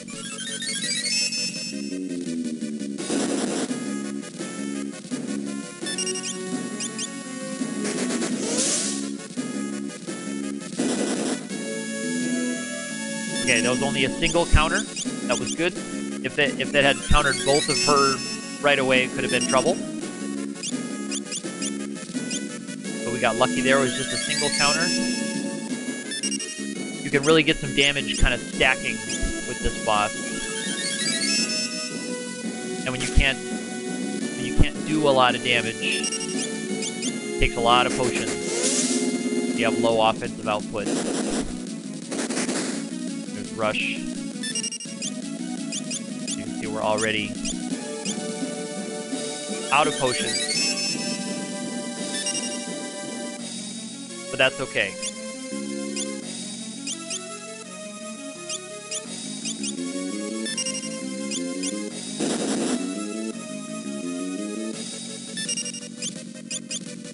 It should just be 1 or 2 more hits. Wow. Alright, there's Ferris down. We're going to enter our own desperation mode here.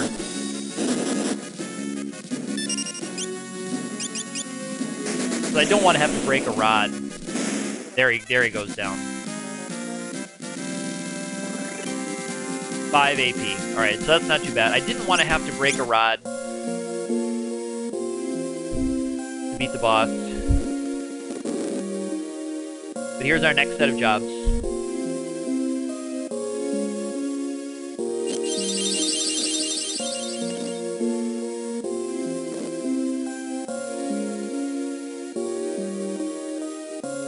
And the crystal shattered. So now I'll be picking up the Mystic Knight job, which is cool.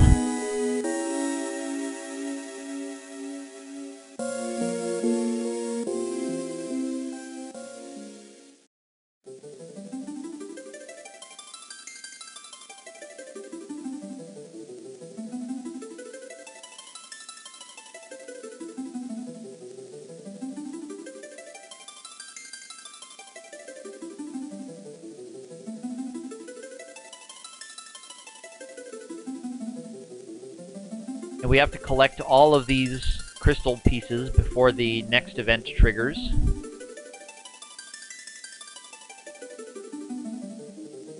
And once we pick up the last one, this event pops up. And there's one more piece there which we can't grab right now. That's supposed to be a tantalizing clue for later. Which that clue won't pay off until the last chapter of the game. You can see the whole tip of the peninsula sinks.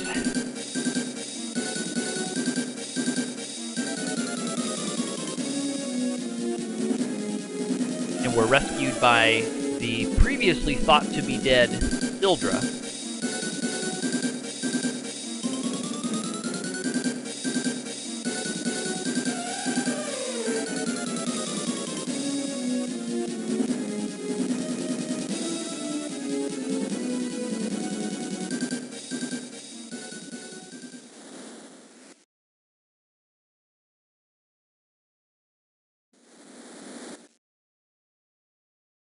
So we thought that Sildra gave herself up for to help us escape from Karlabos there before, the first boss of the game.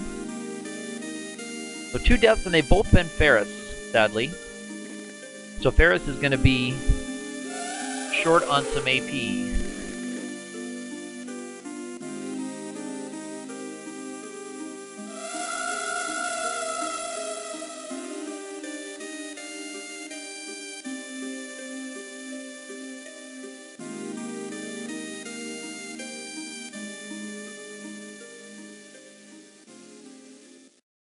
And Sildra is now presumed dead again. There's Sildra's final yell. But we're now free to do whatever we want. And I'm going to buy some kit for my new Mystic Knight class. Let's go in and get everybody awake, so I can start playing around with their jobs and their gear.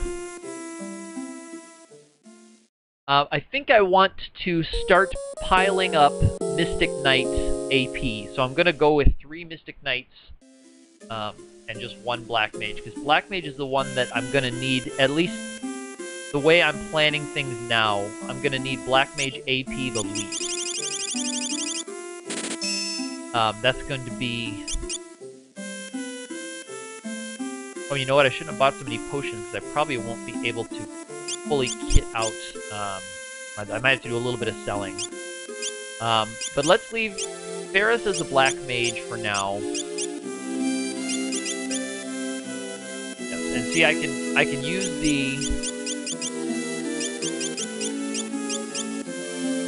I can use the black spells.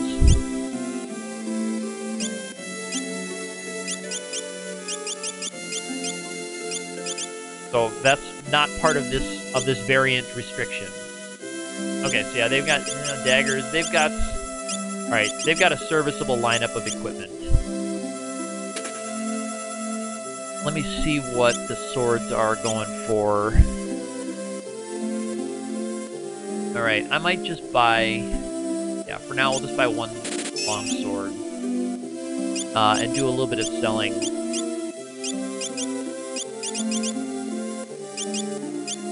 Yeah, because I sold my broadswords before.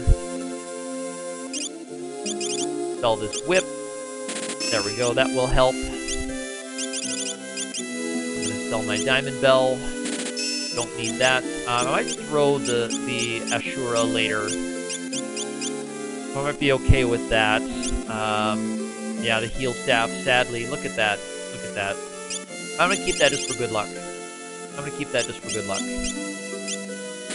So this will help me get a little bit more. I get 2 more long swords, yeah. This is going to be a rather poor run-through because I'm not going to be doing a lot of grinding for levels.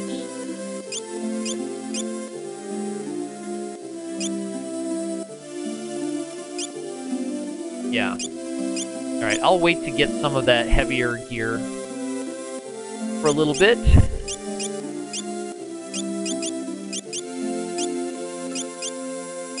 Okay. So we're ready to go on to the next part of the world, and to do that we need to use the meteor to transport ourselves.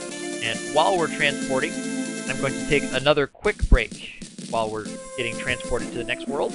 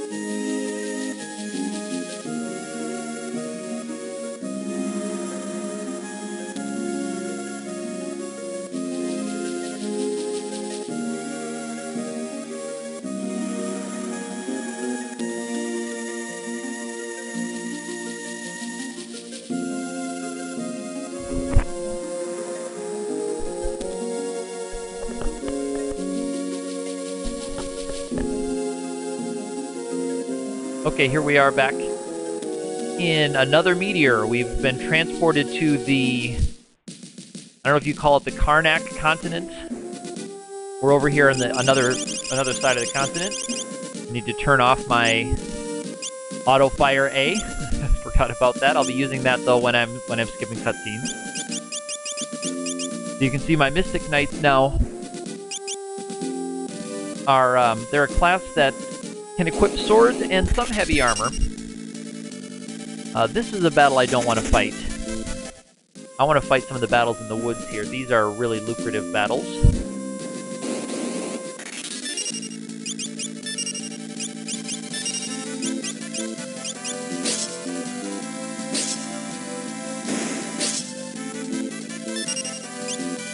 Let me make sure. Despair's she has the Frost Rod. Let me see if I can take these guys all out in one Frost Rod boosted. Oh, I think, you know, they might be fire weak. They might be weak to fire. Let me confirm that. That's question mark, question mark, question mark, question mark, which they have the ability to do. And yeah, she can use weaker fire spells. Yes. Okay, we're gonna go with that for now. I'm going to fight a few of these wild knack battles, so I'm going to switch up my configuration. These guys are weak to fire, and my Mystic Knights can all cast fire from their leveling as black mages. And in these forests, every battle you fight is going to be with these wild knack enemies. And they're a quite lucrative battle in both experience and gold. They don't give a lot of AP, so we all get 625 gold and 87 experience. So they're quite a profitable fight, minus AP. But at this part of the game where money is kind of tight, especially with this party, they're going to be a big help. So they'll help me get the rods that I need, and they'll help me get some of the armor that I need for my new Mystic Knight. I can't remember now if this town, which is Karnak, if they sell the same heavy armor that the last town did. I may have to make a backtrack trip once I have some money to kit them out with the best armor, but I will see. Let's do one more dog fight before we trigger the story sequence in the town.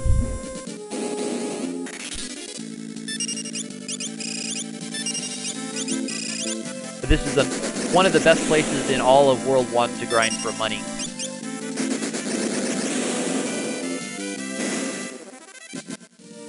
You can now see the difference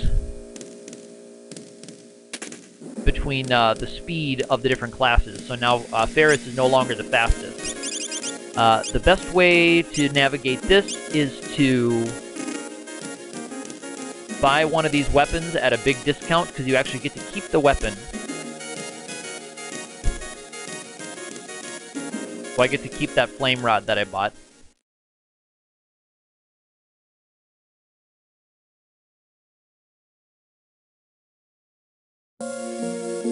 This is just a waiting sequence. In this game, there's a couple of times where you just have to stand and wait for a certain amount of time for something to happen, and this is one of those times. So there's literally nothing I can do to make this go faster. I can walk all around my cell. You're supposed to feel lost, and it's a neat effect in an old game. You're supposed to just feel like, what am I supposed to do? You're supposed to be going into your menus, seeing if you have an item, inspecting the door to your cell. You just have to stand there and wait until Sid blasts a hole in the wall, then you can go talk to him.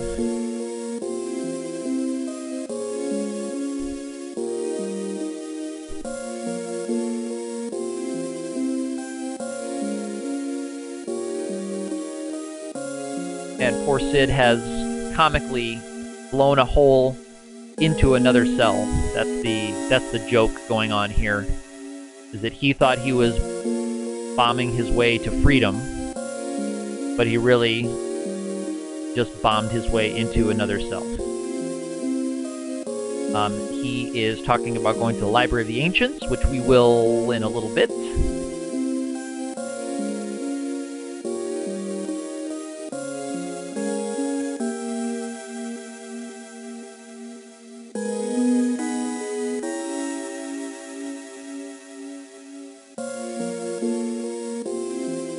He's excited to see our crystal shards.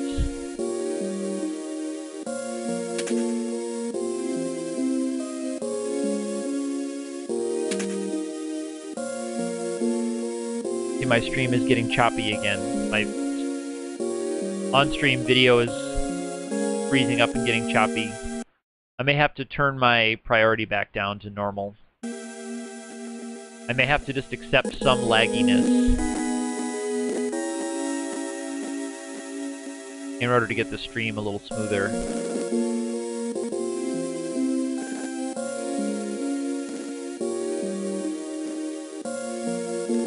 That's another problem with VBA streaming with my setup, is you have to deal with either emulator lag or stream lag. Even it seems at a very low quality, it seems we're going to be dealing with a lot of that. That's in advance, because there's going to be some battles where it's pretty rough. So anyway, the next battle is the steam ship or the fire ship. I'll have to escape out of this castle soon. Not yet. Got some time before that. I think I want to go over there. That's the thing that I want.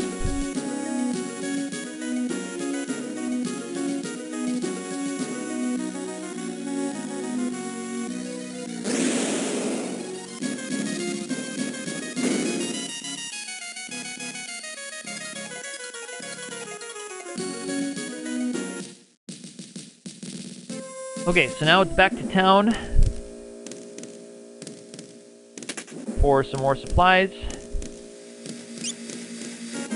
Okay, so yes, we can get the step-up armor set here. So let me take a look at what I want to do here with this ragtag gang. It's already got the mithril helm. Okay, I'll want 3 of these. I want 1 for the mage. 1 of these for now. I might...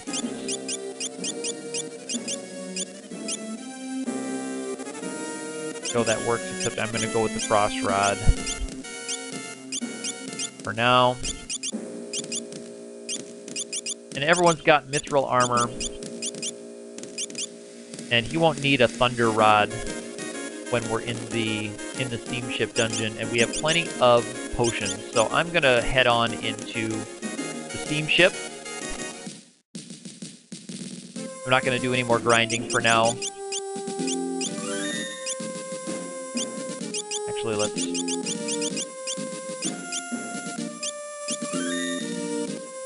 pop those guys up.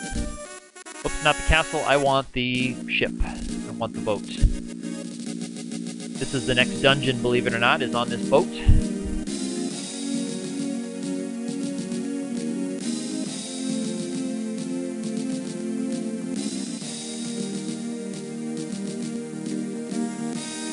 Now, it has been a little while since I've navigated this dungeon, and there are a few times where you have to take the correct path at a certain time. So I may be suboptimal with this dungeon, and it's just for lack of recent practice will be the reason why.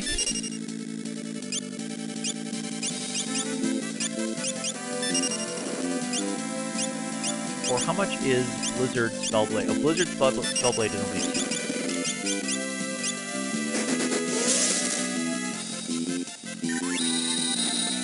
It looks like just casting ice from one of the Mystic Knights is not going to be enough. A lot of these guys are weak to ice, though.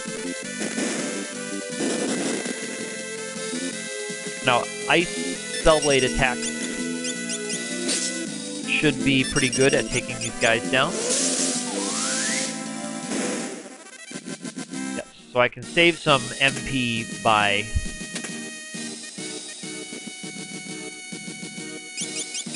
using Spellblade. Pop up my defense there.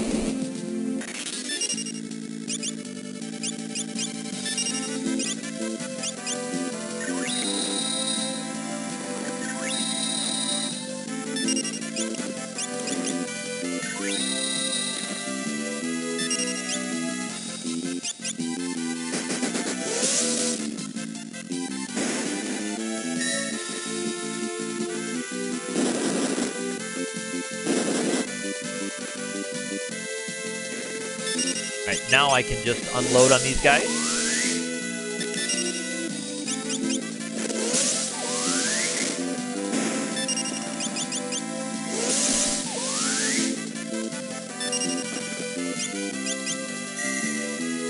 That should do good damage too, because that's an ice-imbued weapon. Yeah, I forgot that they have flash, which is not a great thing.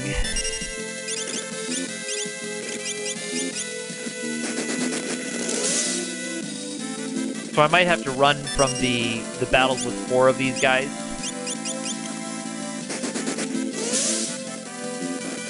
Because sadly, line sticks with you after battle.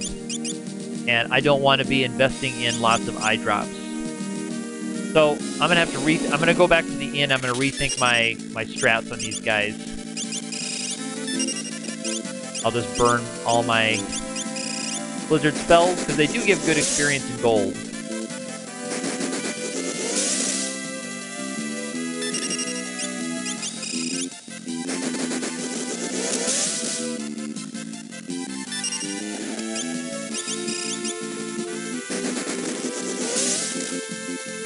That should take them all out. Yes. 480, 130 experience, 2 AP. They do give nice rewards that way. But I don't want to. I can't spend too many rounds fighting them, or they'll hit me with flash, and I don't want to deal with that.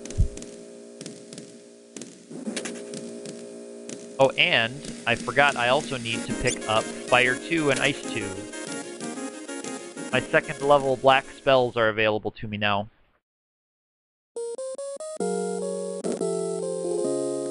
I forgot to pick those up.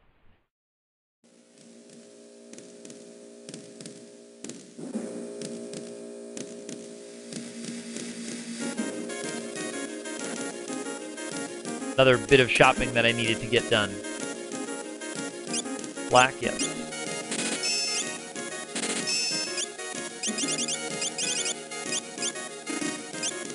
Okay, so I actually need to do just a tiny bit more wild knack fighting because I do want to get all those other spells. And I'll have to get some of the white spells as well for my Mystic Knights.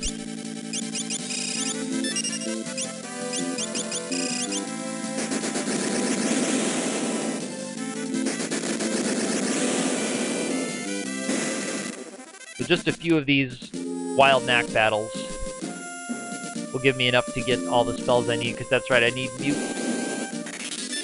Sword, and all that good stuff.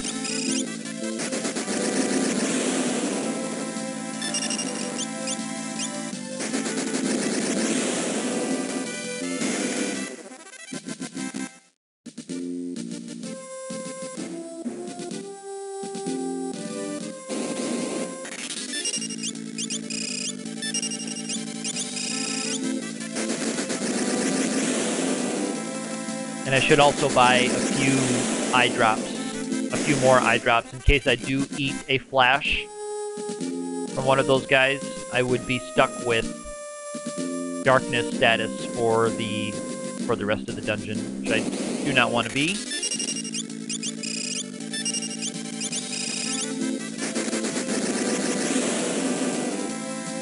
But it's nice that every one of these battles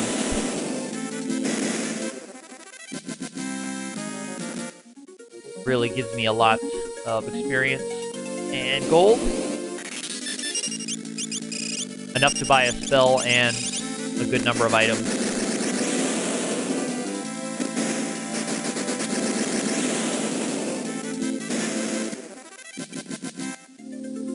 Ah, she must have gotten a new spell multiplier.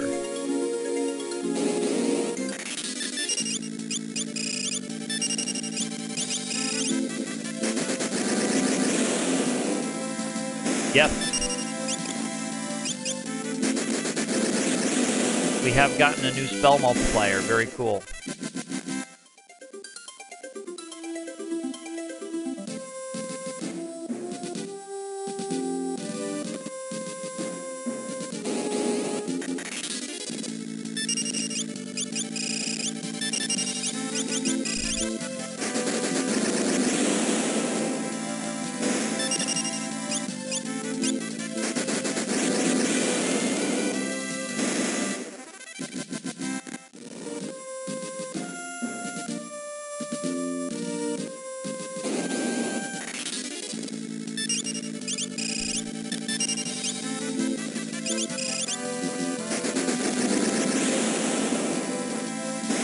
Ah, cool.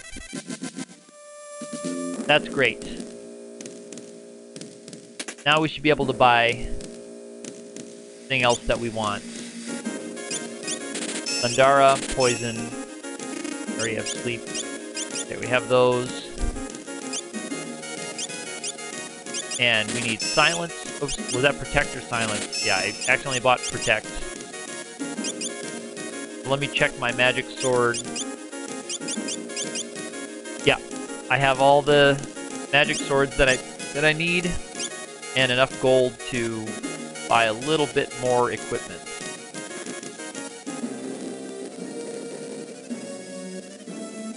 And I need some items as well, and to stay at the inn.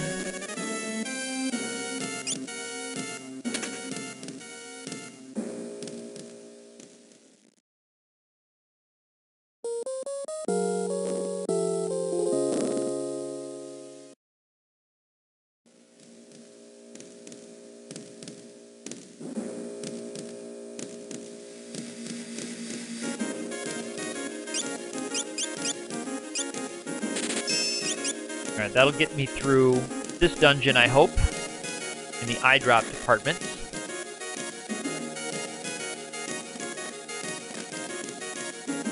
And I'm going to evaluate our shield. One mithril shield, no shield, no shield. Yeah, so we definitely need shields. Okay, and I'm going to save the rest for more rods and things later.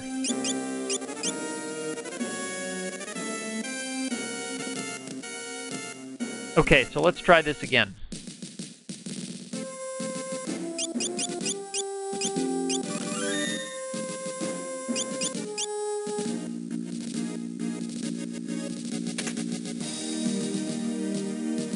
We're a little bit higher leveled. We have a little bit better equipment, better spells. Not just casting Ice 1 on these guys anymore. Be in good shape. And let's see if I can get these guys quickly.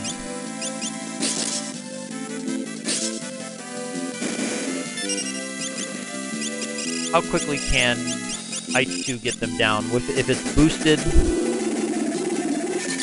and all targeted? Okay, great.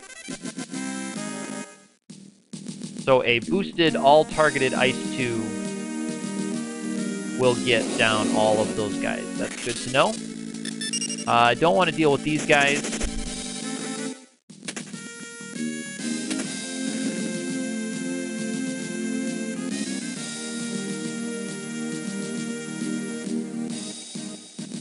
Those guys have a kind of annoying thing when you beat the defeaters.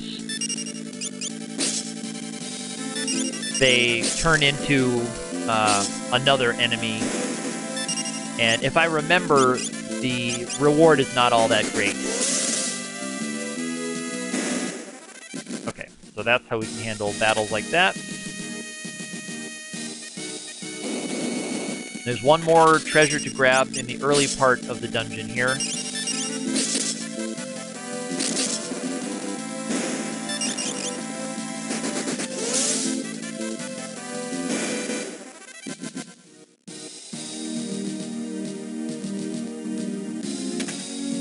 Before we continue on.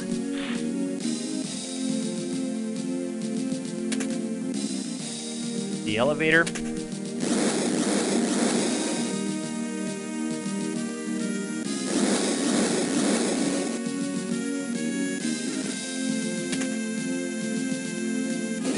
And I will be grabbing everything in here, even though I can't use all of it. I'm not going to be dealing with this fight. So I can't use everything, but I'm going to be grabbing it. Because this is going to be such a poor variant, I'll be selling a lot of things that I can't use.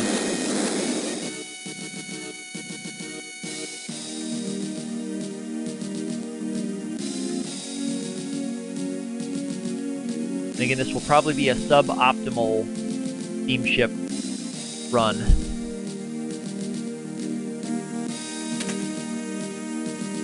I want to make sure I don't miss anything.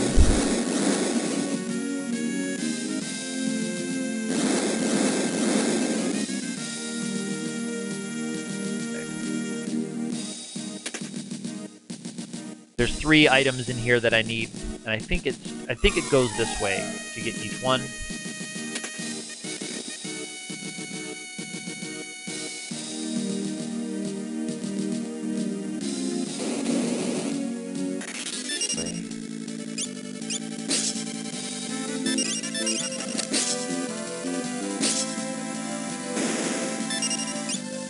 I'm gonna save some MP.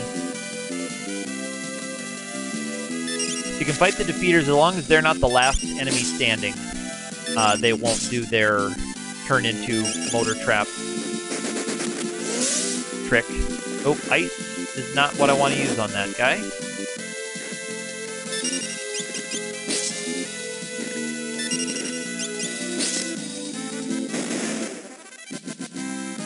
Yeah, I'm just gonna not deal with the poltergeist. You can steal high potions from them, which is nice. Not that way. This way, then. Okay. Don't want to deal with that fight. Okay, green beret. That's going to be good for... I think that's good for my... Nope, not for my black mage.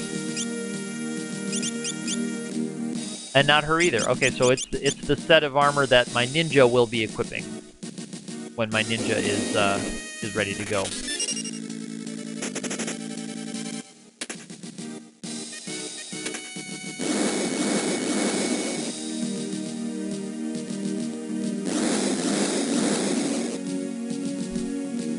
Alright, so there's the green beret.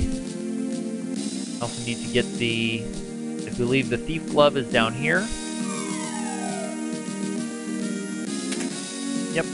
Now, I'll never be able to use that one, but I'll sell them.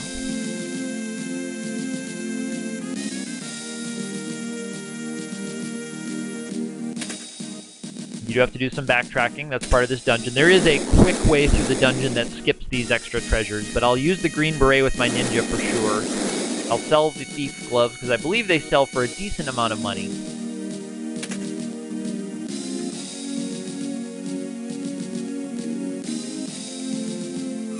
And then there's a weapon. Yes. There's a weapon here that I want to make sure I grab. That's going to be a ninja weapon when I'm ready for it. And I think this is the way forward. Yes.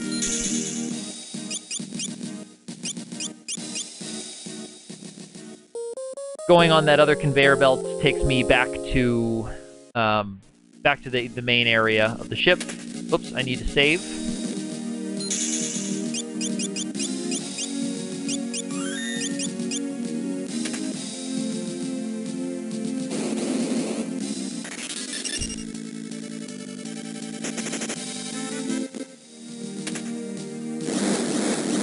So I'd rather fight more of those crew dust enemies. That's a fight I can win quickly.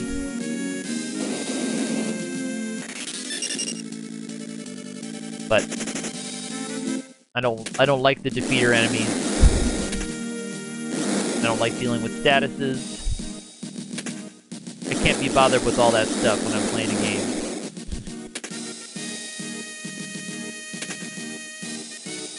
Okay. Let me check my equipment with everybody. Yes, Frost Rod for boosted attacks. Who has the elf cape? Okay. Someone in the front row needs the elf cape. I believe Lena's the fastest, so let's get her the elf cape. She's in the front row. She also has a shield, so she's pretty well protected from the physical attacks from the boss coming up. Now, we don't have a lot of healing, so I actually am going to rely on a little bit of good luck from this boss. Because we're, as I said, light on the healing department.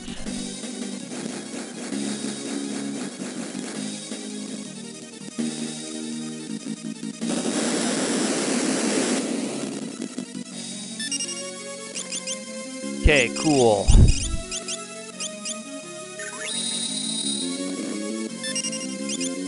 And I'm going to keep Galef on a regular sword.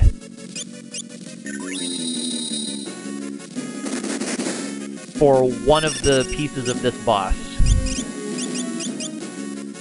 who is resistant to elements. I think this boss only has 3,000 hit points. So this is actually going to work out nice because this piece of the boss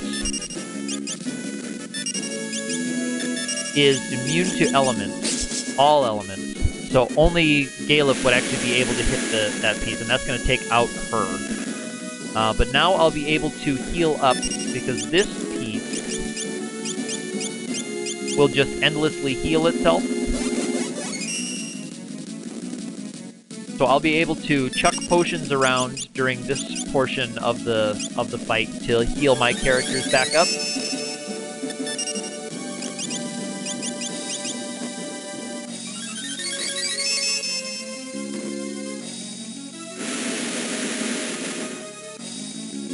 And actually, I wonder if I can mute it.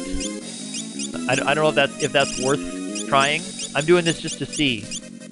I don't know if it's susceptible to mute or not, but I'll see.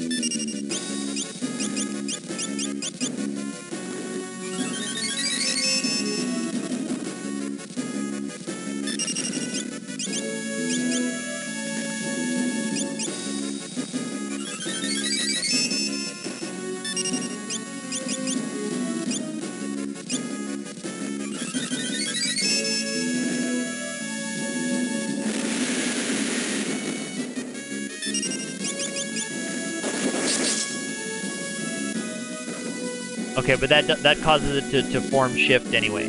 Okay. So muting it is not really going to be useful.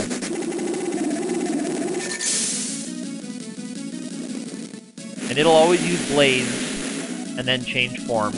And the Tornado, this should be fine.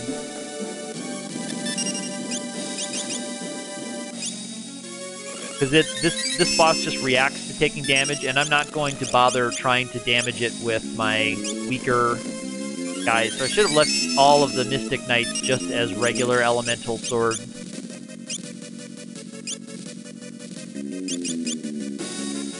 Because I would only use them to get the boss out of the hand form. It'll heal itself a little bit here. Fine.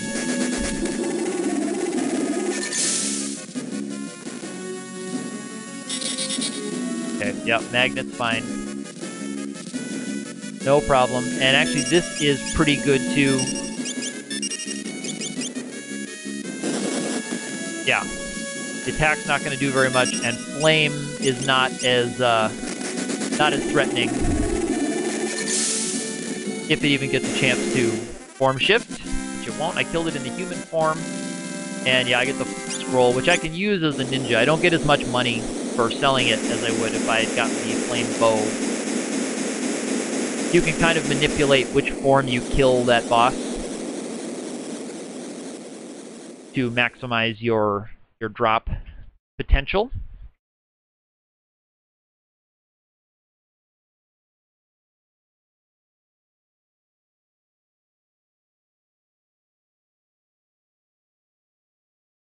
Here comes a very exciting part of the game.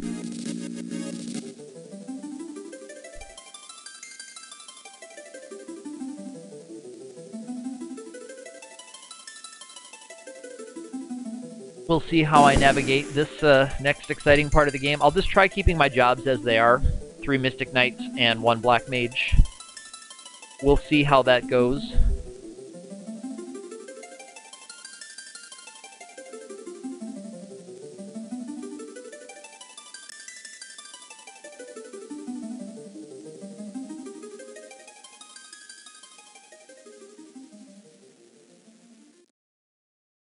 Here we have an evil someone who flips the switch to maximize pull on the crystal. We don't know who that is yet, but we're trying to turn off the machine that's drawing energy from the crystal to try to keep the crystal from shattering. But that guy turned the machine up to max to increase the draw on the crystal. The werewolf guy tries to save it, and he recognizes Galef. Well, Galef is still suffering amnesia, so doesn't recognize this wolf guy. And this wolf guy is giving himself up for the good of everybody.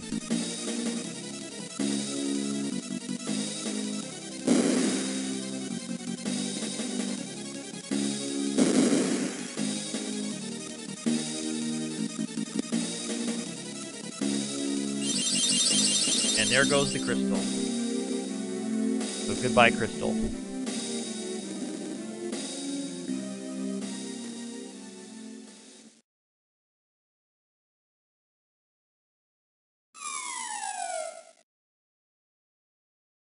And we're now mysteriously back in the castle. So the ship was connected to the castle through that underground tunnel that we walked through after the battle with Liquid Flame there, which was Queen Karnak, who had been possessed. And you can actually visit her later, I believe. You can find her and see that she's doing okay. You kind of helped her snap back to reality.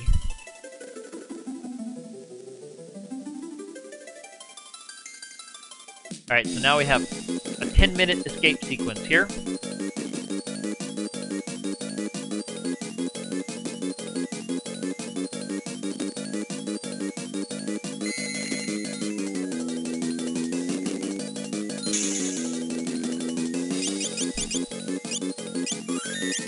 Alright, here we go. I'm gonna try to get as many of these as I can.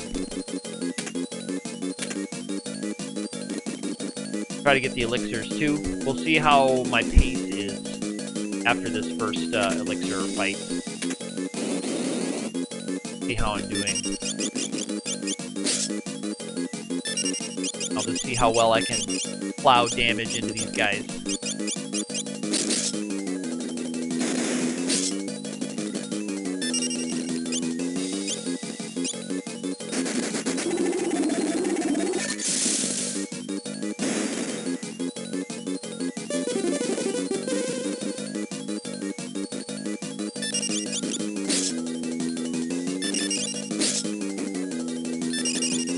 There's a couple important pieces of treasure that I need to get for sure.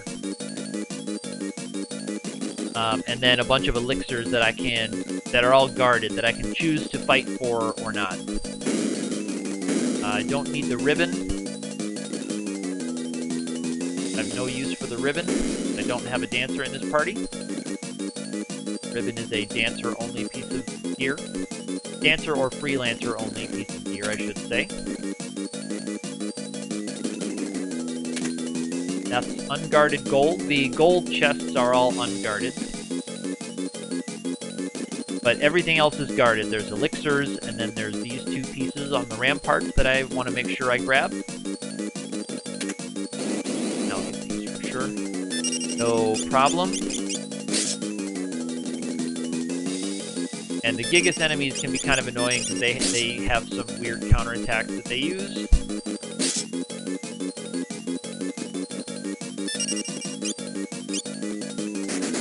I'll try and take out the wizard there so it can't hit me with the confusion attack.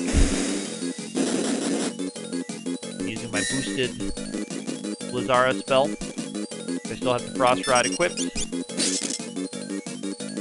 which is really your Black Mage's best friend for a lot of this early part of the game. There's the all-targeting arrow. I always forget how many hit points these guys have.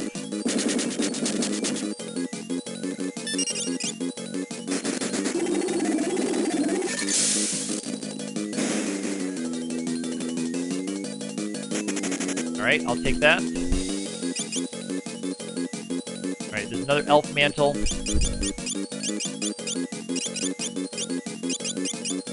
Put that on. And then there's another piece of equipment in the other tower that I want to make sure I grab.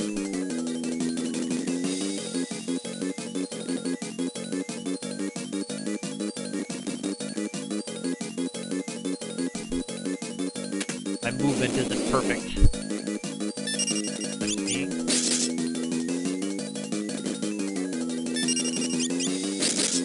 The Gigas enemies, they do take a while to decide on their counterattack or not.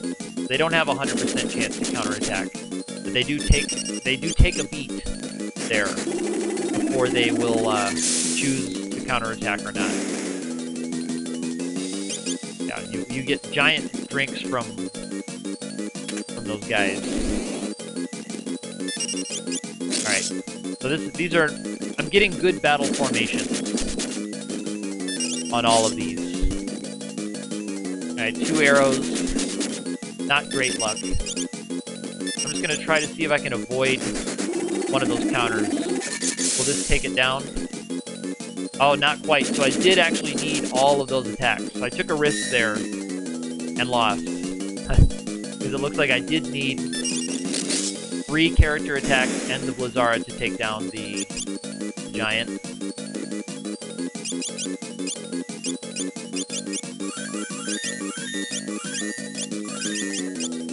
Quick heal. This gets me into the other tower.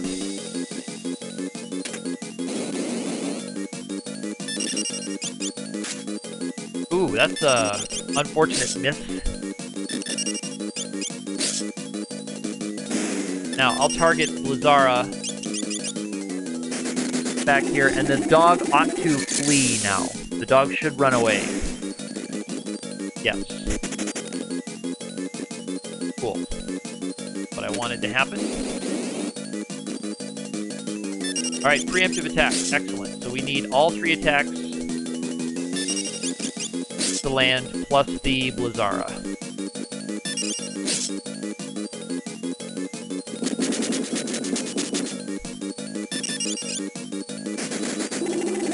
Yeah, I might be able to get everything out of here, including the shuriken that's down there. Ooh, this is not good. Okay, I'll take that. One thing you can do if you have tons of extra time in this one, which I might actually take advantage of a little bit, is you can fight dogs. You can fight snack battles for 3 free AP in the front hallway there. So I've done that before many times. When I've had parties that can navigate this with relative ease, like this one seems to be.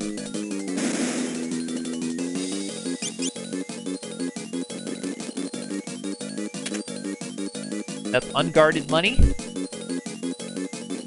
The encounter rate, the random encounter rate in this is pretty low. So as far as running into those dogs, you have a pretty easy chance of avoiding them. Okay, so this is going to be another one of the same battle formations as before, but if we can get rid of the Gigas and then the Sorcerer, the dog should run away again. So let's hope for good luck on the counterattacks. Arrow. Alright, so not so good luck on the counterattack.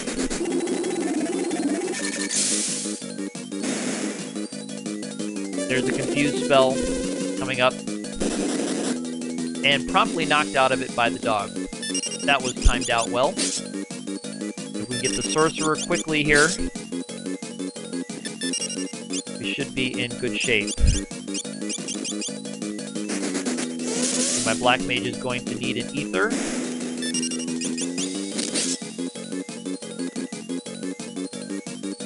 Or, even better, I'll switch someone to a Black Mage.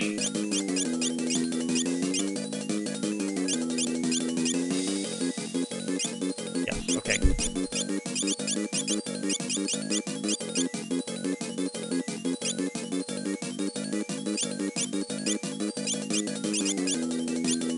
Okay. That was probably suboptimal there, and I think I still need some hit point healing out from Caleb. No. Ah. My menuing is not great.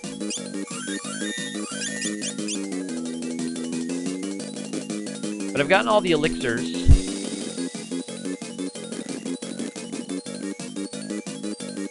I've cleared out all the treasure that I need in these towers. I'll have a battle for a shuriken right here, and then it'll be the final boss battle. So I will have some time to do some AP grinding, which is nice. Back attack is not great. So they get a confuse off right away, which is actually okay.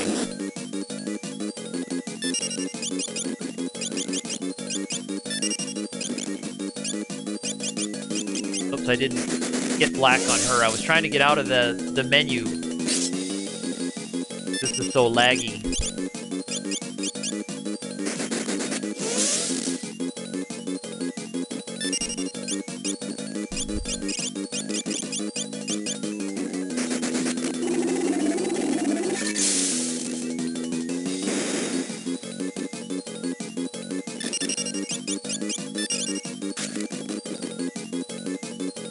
Okay, the dogs will both... They should both run away when they get turned.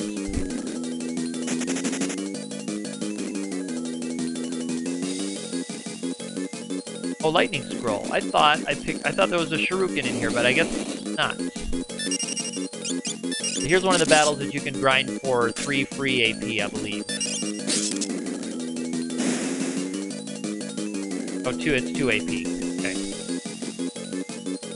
Well, I'll go ahead and fight the boss of this area, and then I'll come back in and I'll do some AP fighting.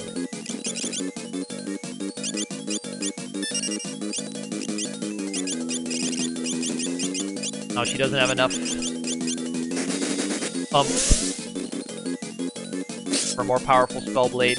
Okay.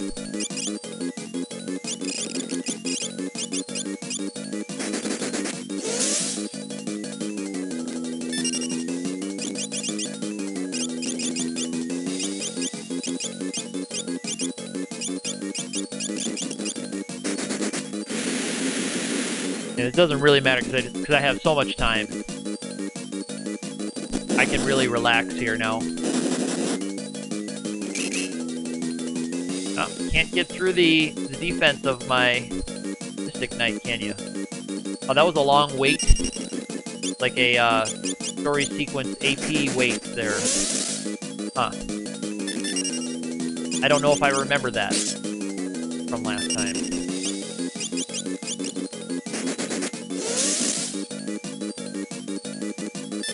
The secret here is to dump damage into the sergeant without killing the dogs first. There we go.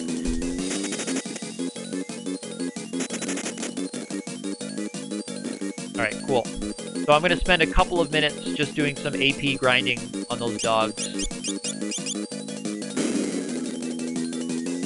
Just to build the AP on my knights, my Mystic Knights.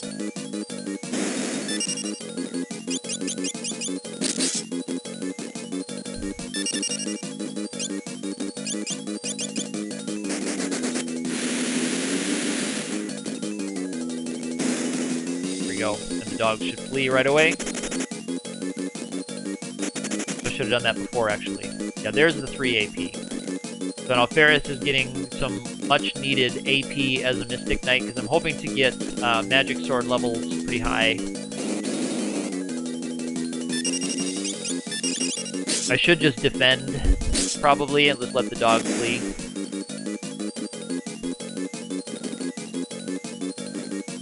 Or not, that's okay.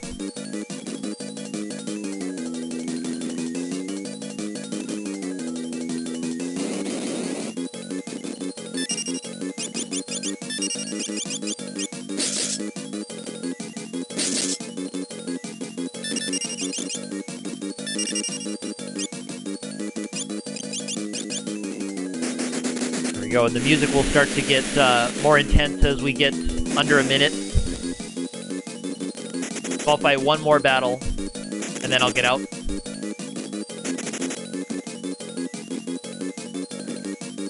The 3 AP is pretty valuable in random battles.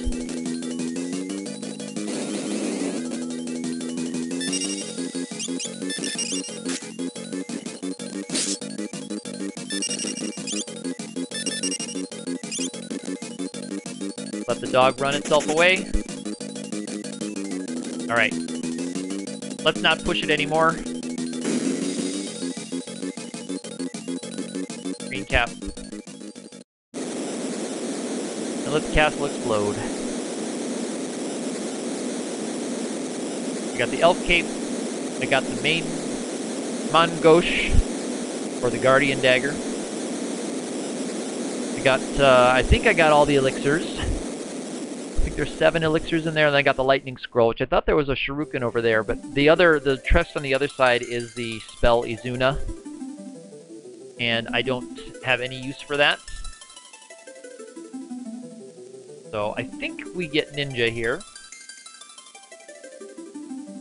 Geomancer. Yeah, and ninja. We don't have to wait to the next sequence to get ninja. So now at this point, I have to have at least a black mage and a mystic knight and a ninja in the party at all times. So let's figure out how I want to divide that up. Who's got the most AP? These guys are going to have the most AP as mystic knight. So I'm going to make, and I want to max out my ninjas. So let's make both of these two ninjas. Where's my ninjas?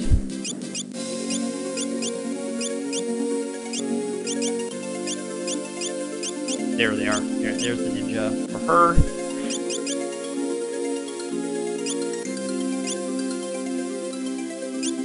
Okay.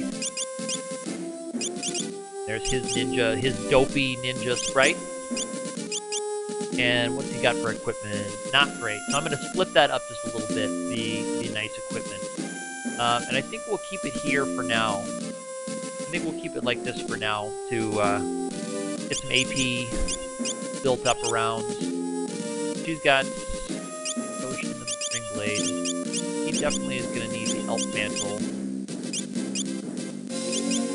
There's... let's get the Elf... Let's get Ferris and Elf Mantle. So everyone will have some physical evasion. And yeah, she can get better with the armor. Yeah. That's good, and I think I can buy mithril daggers here as well. So yeah, let me do that. I'll get a couple of mithril daggers, mithril sword, to boost us up a little bit. And I do need a thunder rod for now. Let's do this. Let's get him 2 mithril daggers. Oh, he's gonna need that elf cape all the time.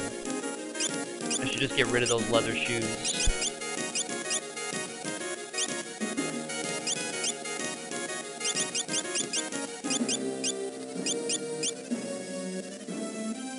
Let me do a little bit of selling here.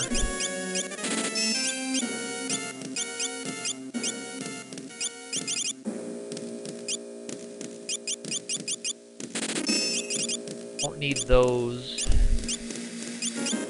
I'll keep those around in case I need any of those. Okay, should be okay. But I'm fine on money for a while, actually. I'm doing pretty good with that.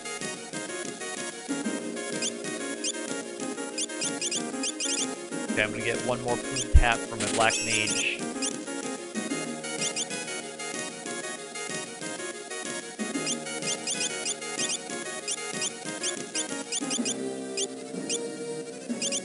Cotton robe, why not the silk robe? Yeah, go for the silk robe. So what you're doing with the cotton robe? I need to get the flame rod that's up here. One of the little secrets here, you can do a long walk around town here and get yourself a flame rod. Which is great, and one of the things I won't need to do much buying of is rods, thankfully, because I have the black mage, and the black mage will get the 3rd level black spells in the next world. I won't so much need them to get through any tough bosses, because I'll have them by the time I run into the World 2 boss, which is kind of a stumbling block. So I'll need to buy some shurikens. Probably shuriken is also plural. Yes.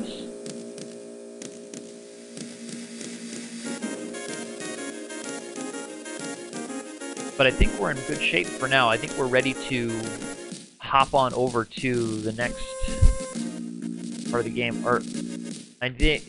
Let's see.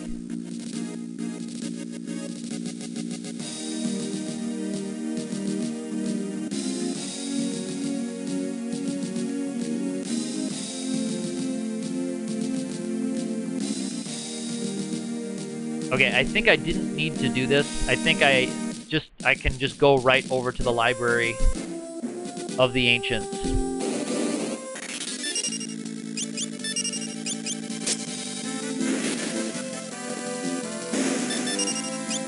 Very cool.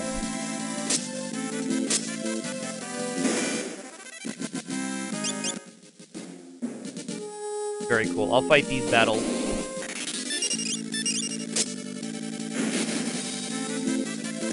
As you can see, my ninja is just going to be tearing it up. Both my ninjas are going to be tearing it up.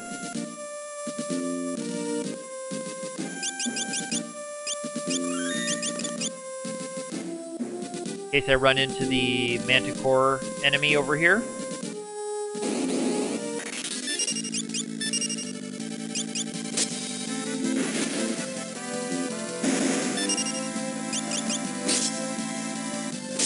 Yeah, I don't like that it retargets to the back row. I have to say I'm not a fan of that.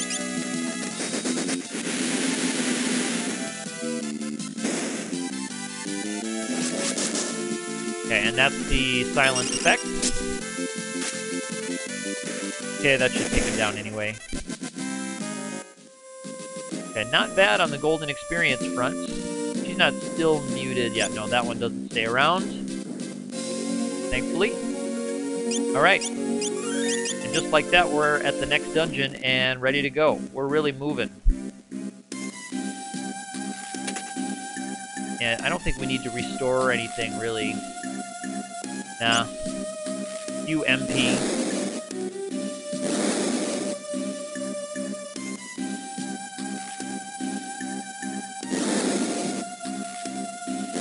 No problem. Good, no battles yet. The enemies in here are pretty annoying. There's actually, if I remember, there's a nice piece of armor for the ninja in this dungeon. And let me make sure, what are my levels at? Level 13, perfect. So the level 5 stuff is not going to bother me at all, but I don't like fighting the battles in this dungeon because they're just not very exciting.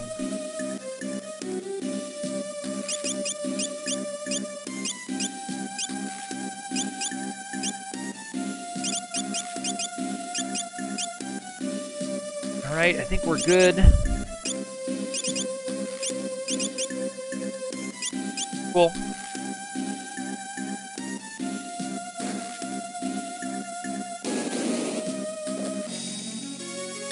Alright, preemptive attack, nice.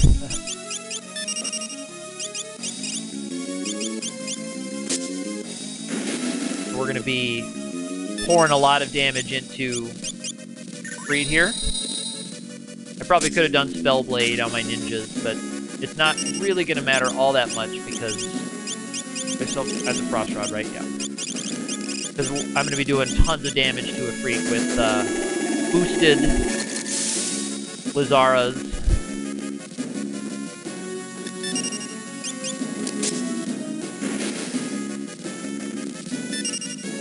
Oops, I already did the Spellblade there. Alright, here we go.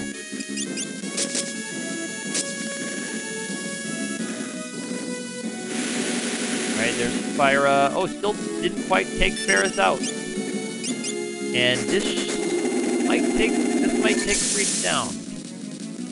Yeah. Actually, you know what? I think I might have forgotten to stock up on potions, but I don't think it will matter. Because Biblos should go down just as easily. I shouldn't need much in the way of potions or healing. And I just got a flame scroll, which will be nice because I can throw that at Biblos when we run into him next.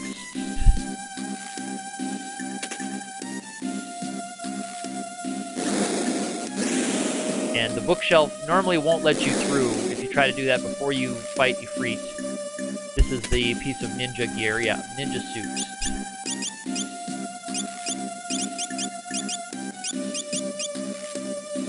And poor Galef. Doesn't have the massive, overpowered weapons that Lena does. And I think this goes to nowhere. Yeah, that goes to nowhere.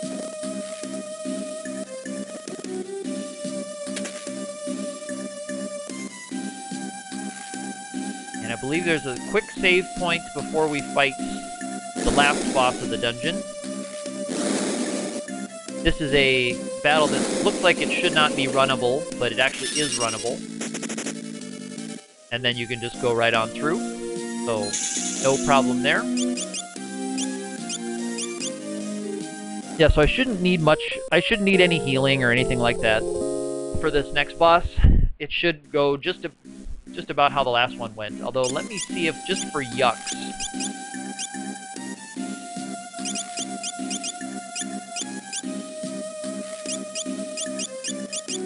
How much damage I can do with Spellblade on my ninjas.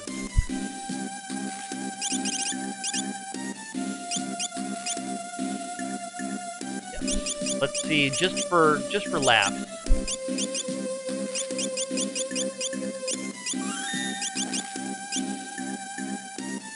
What that will do to Biblos.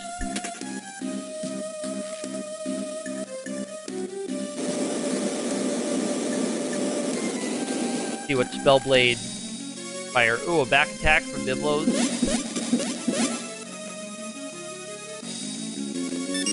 That could throw our plans off a little bit.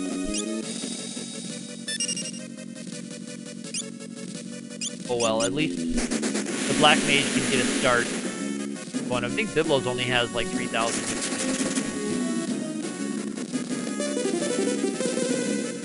We have a confused Toad for a Black Mage.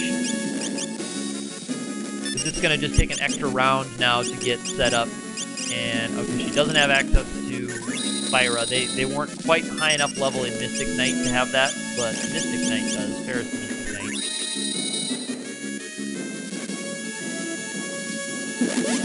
Has that, and they're landing, yeah, slow on both of those characters.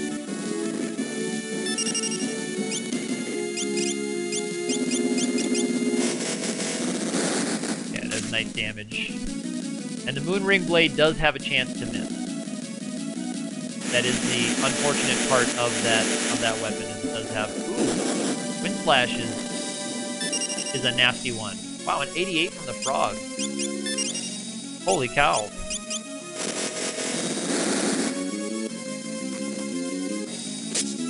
This might be a game over from that back attack. Right, throw the flame scroll, I guess. When I get another turn, I'll throw the flame scroll.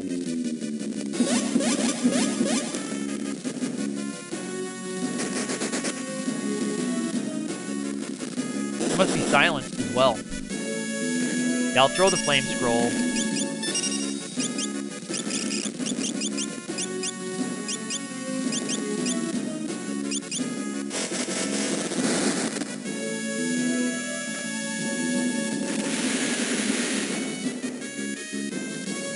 Jeez. 2 more deaths. Oh man, oh man. The back attack really kind of threw off my plans. I was hoping to be dumping a lot more damage into Biblos a lot faster, but the back attack forcing me to spend an entire round, so all 4 characters' actions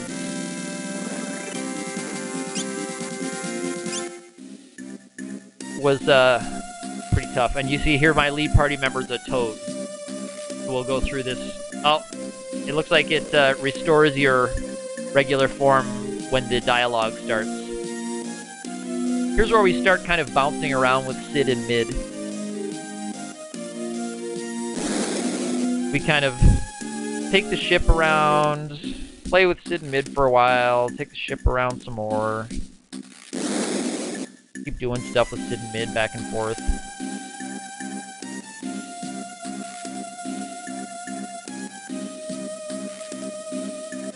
It's a little bit tedious, the sit and mid stuff, when you've done it a bunch of times.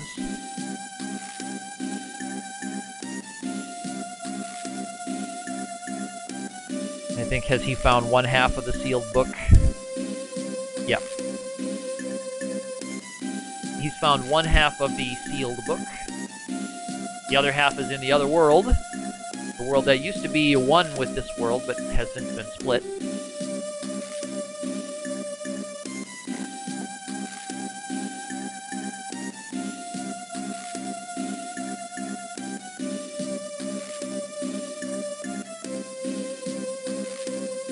Alright, mid runs away, and I'm back to my frog 8. But that will take care of that. So 2 depths to Biblos. That was a tricky one. And I always forget that Biblos and Ifrit, I think both of those are battles that you can run into back attacks.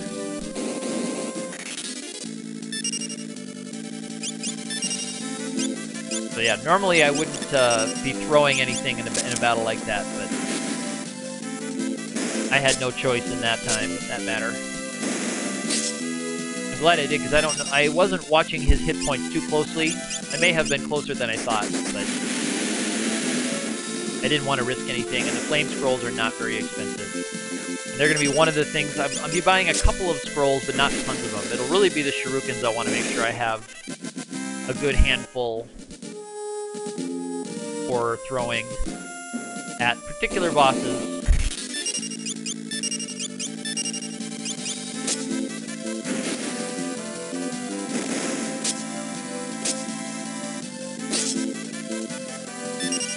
So the ninjas are learning smoke, and then I think it's 30 AP that they get image, and I want everybody to have image by the time I get to a certain boss in the second world.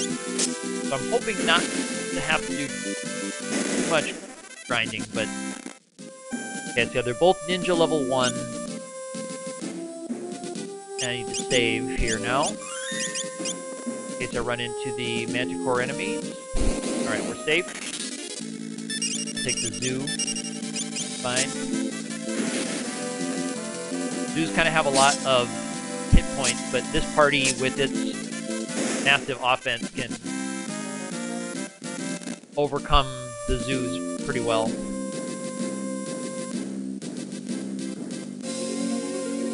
Actually don't mind fighting those guys with a party like this.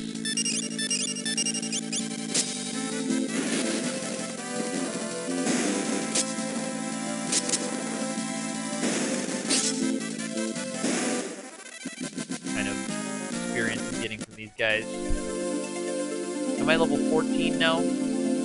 14 with my top guy. I need to go to the pub. I'm not sure if I remember exactly what the clues are in this to tell you when you have to go up to the pub. But here we get another hockey sequence with Sid.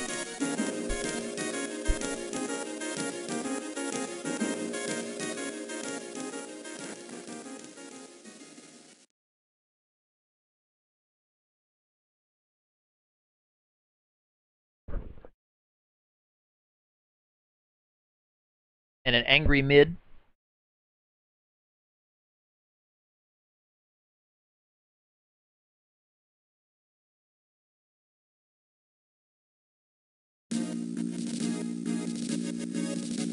So mid inspires Sid to help you with the ship.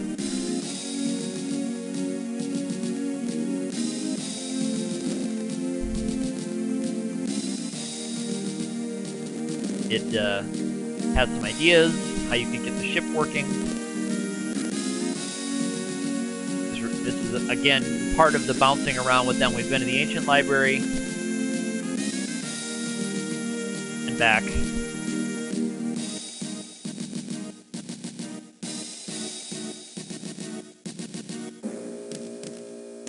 Now we've got to kind of chase those two around to get everything that we need.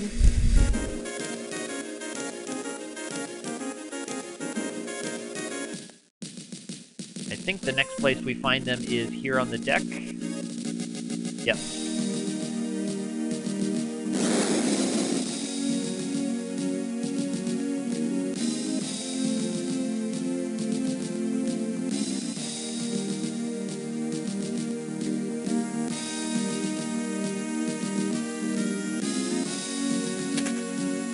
They tell us to go rest while they work on the ship.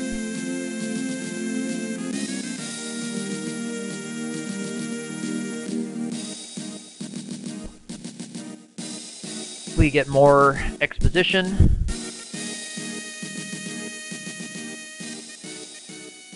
Galef has a little memory here.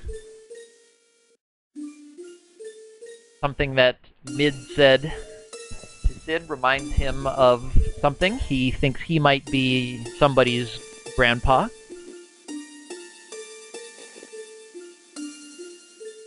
Yep. He suddenly remembers his granddaughter.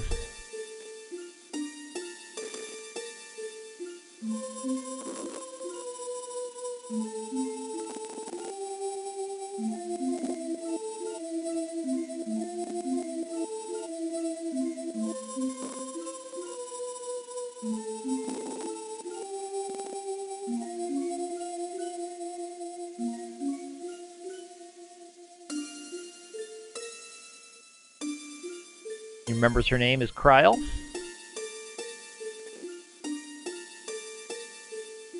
This is music you hear a lot in this game. The memory music.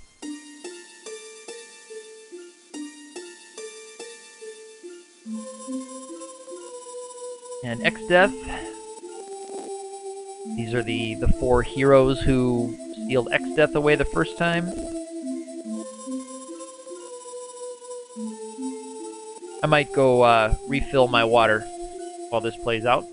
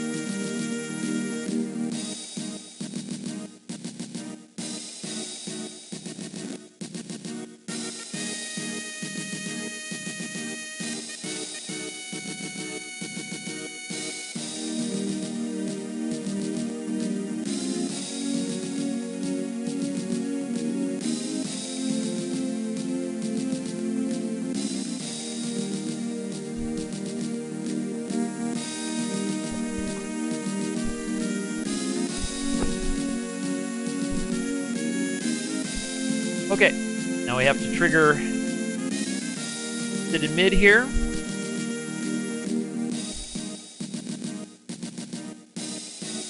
And we have a working steamship.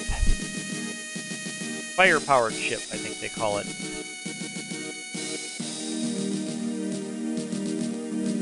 So I have a couple of errands that I need to run.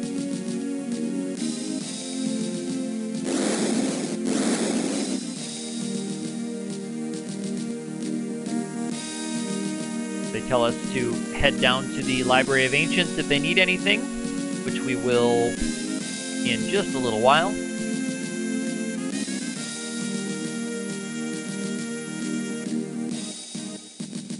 I'm going to head down to Jacol.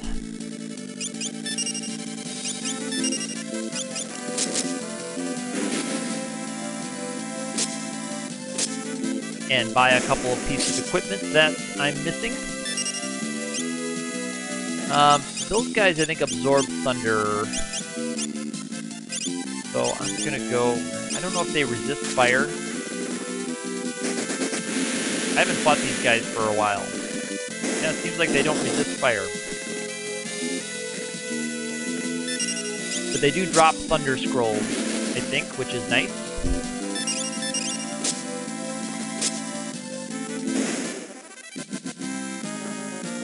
Not a lot of money or experience, but we'll take the lightning scrolls. Get out of this little corner. And I'm not using a Beastmaster, so I won't need to go down into the cave of Jacol to grab the whip that's down there, the lightning whip.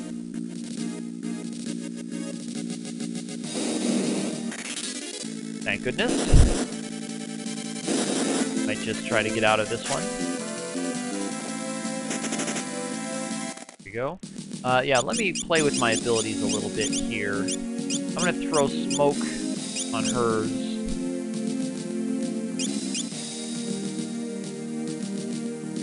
So that she can get us out of anything if we run into problems.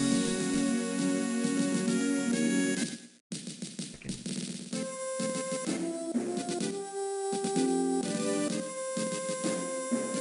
there's the world map. Alright, Jakol is around that corner there.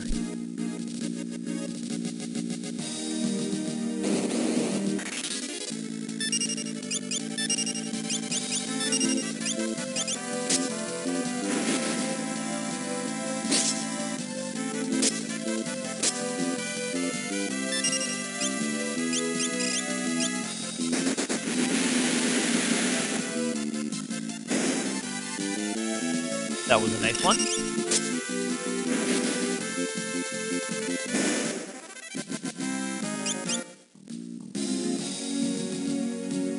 Alright, and Jakol should be right around here, if I have that.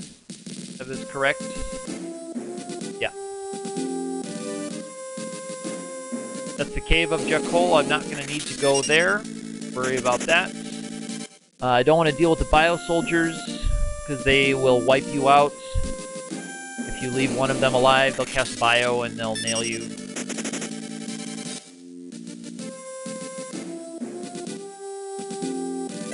And I don't want to deal with that. So I really just want to pick up Mage Masher knives. I think the weapon shop is up here.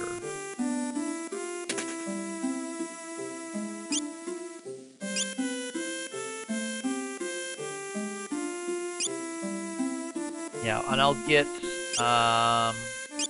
Mage Mashers. I'll need the Trident later. I'll grab that later, and then I'll grab 1 Coral Sword. I forgot that they have Coral Swords as well for your Mystic Knight. That bumps it, yeah, 37 damage, that's pretty significant. Up from 31. Oh, there's anything else special here? Oh, they do have Green Berets. Okay, so they do have some nice armor down here.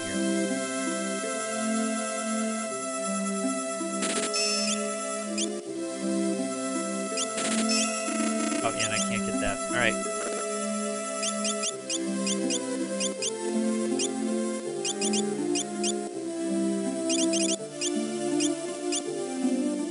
Alright, so that's a nice upgrade for him on double his damage there. You can see already, though, that this is still going to be a poor variant.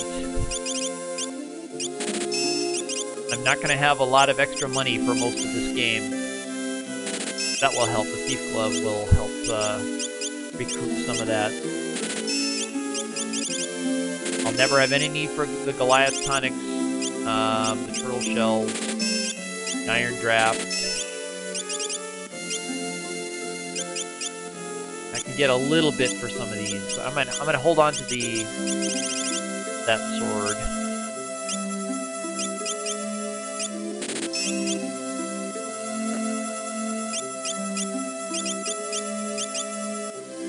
Okay, there we go. We'll step up. Oh, is there an upstairs item shop here too? All right, it's just the pub. All right. And yeah, I don't know. I think there is a piano in there. For your bard, but I'm not playing a bard character, so we're gonna say no thanks on that.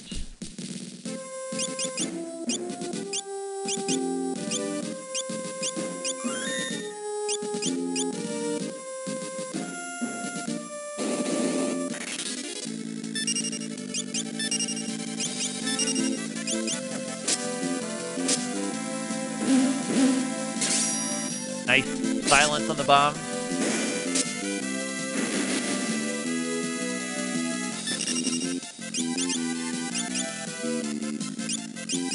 Yeah, whatever.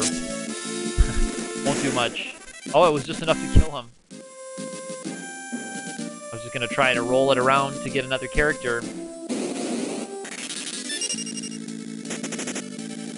Don't want to deal with the bio soldiers. If if you get one bio soldier by itself, it will it'll wipe you out. And all right, so I'll just do this by heading west.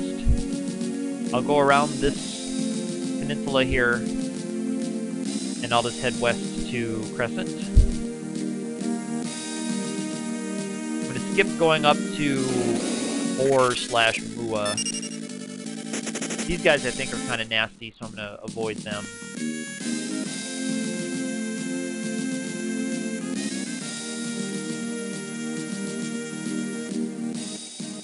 Alright, here's Crescent Lake.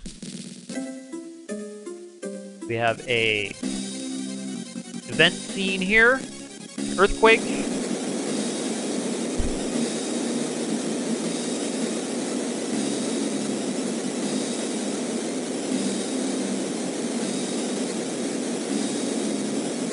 Lose our ship.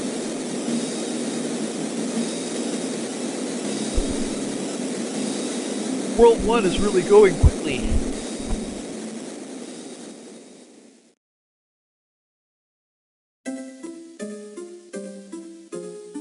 Alright, hardy, hardy, hardy.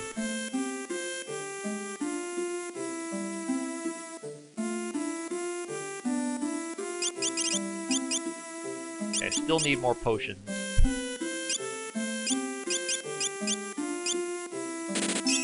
This is going to be a rather potion-poor party. Just because I don't have any access to healing magic. And even with my Dragoon, I doubt I'll get my Dragoon high enough level to pick up the ability, its Drain ability. Now, the Mystic Knights will get Drain Sword, which will be a huge help. But that's not for a little while yet. Let me confirm that there's no new armor here. I'm pretty sure there aren't any better weapons here. Okay, it's just those. The weapons, I think, are harps and the like. Bows and harps. Yep, and I have no use for any of those. Bows or harps.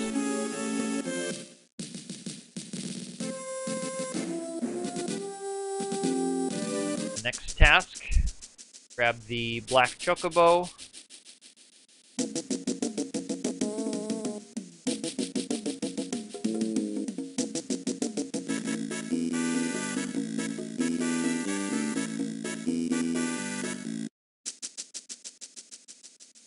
And here we get that nice GBA, flag-tastic GBA.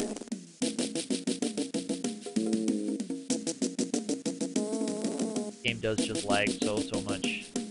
Amazing.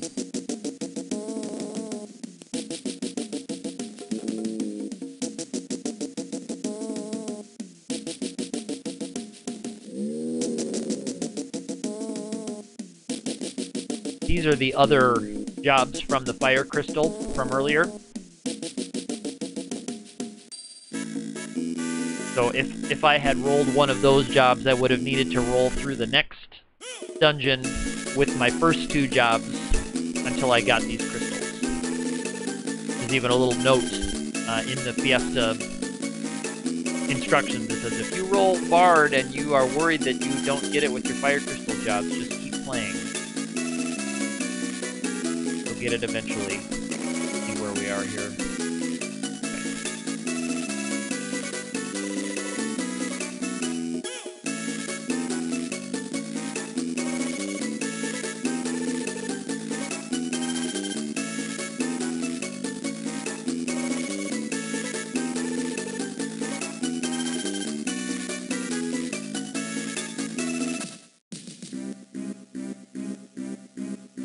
Run into Sid Mid, and this is where we can start the Sandworm quest, but I'm going to make a quick side diversion.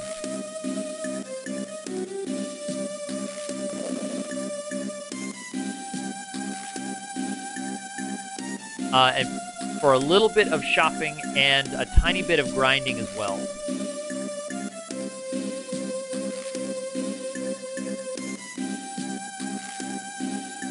I'm gonna fight some of the mini dragon enemies.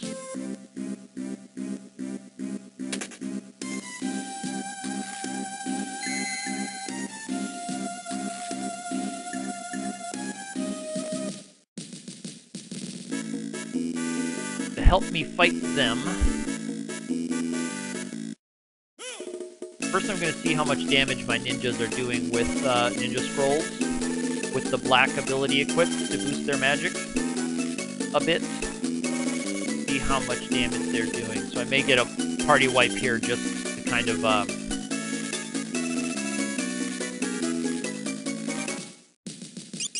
just to get an idea of what's going on with the mini dragons.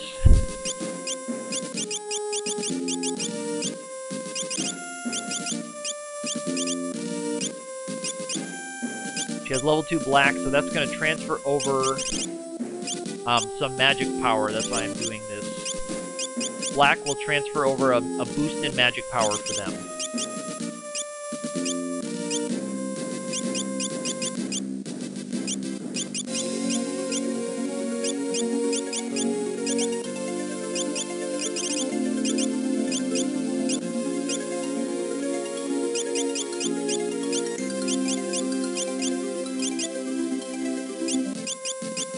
Alright, so let's do a mini dragon fight here, unless I get Ramu the first time. Okay, perfect. Let's see how much damage my ninjas can do.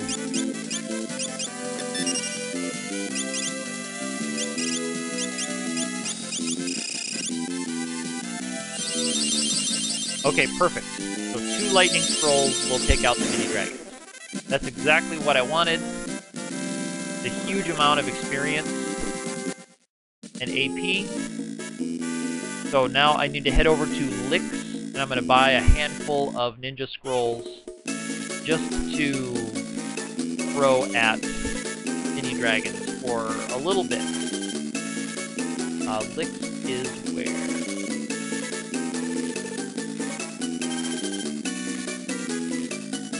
It's up over here. I think it's on this other continent over on the east side.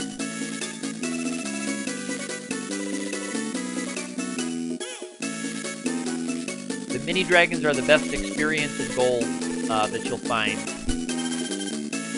in the first world here. I can get a discount on regular items here in Licks, which is nice, because this is, again, going to be a poor party. But I can also buy ninja-specific stuff from these guys up here. So, yeah, but I don't actually need that. But the scrolls are really nice.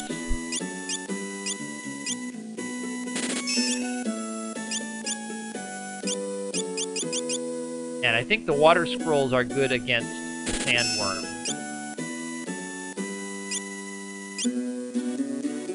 Let me just see what else is. Yeah, I can get another ninja suit here.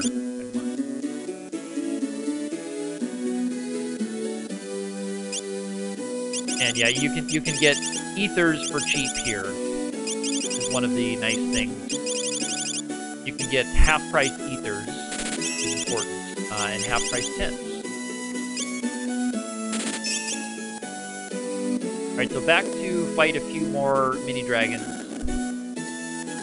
You can also fight Ramu up there in that area. But once you beat Ramu and you use his item, you get access to him and then you never have to fight him again. So it's just the mini dragon fights. And then there's one other enemy set that involves a black flame up there. But I'm definitely not going to grind up enough gold to buy the flame ring. I'm not going to need the flame ring, I don't think.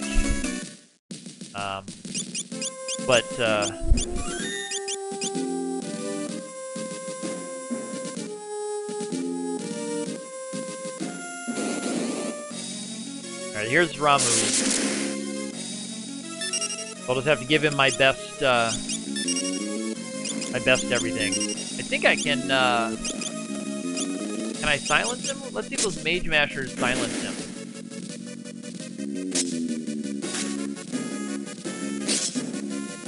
Alright, yeah, of course he absorbs lightning. I should have remembered that. Hello, Opti. Thank you for the birthday wish. Good morning to you. I'm working my way through the first part of the game, but I'll try not to spoil too much for you. Oh, I forgot he has Flash. That's unfortunate. That's unfortunate. See if my ninjas can do enough damage to get him quickly.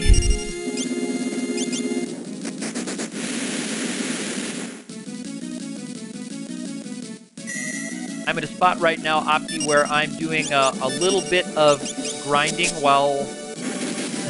well, you're going to be zoning out anyway, it's good. I'm going to be doing a little bit of grinding while I'm at kind of an optimal spot to do some grinding. So yes, I know it's early over there in North America. I knew when I started this morning at 9 a.m. my time that it's kind of a bad time for most of the English-speaking world.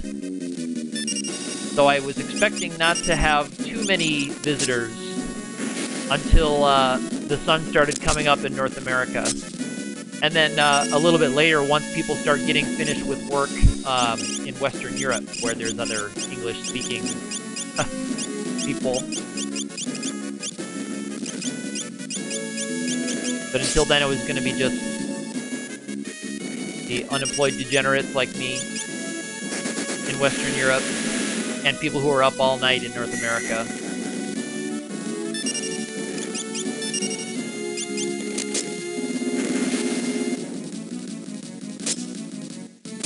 He's got some pretty massive physical defense, and it looks like he is immune to mute, because I haven't seen Mage Masher land yet. That'll take out my Black Mage. This is slowing down my grinding time.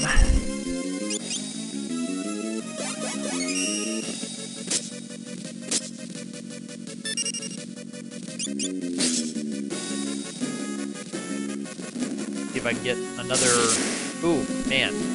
Try and get another turn for my Black Mage, because he's going to be doing the best damage.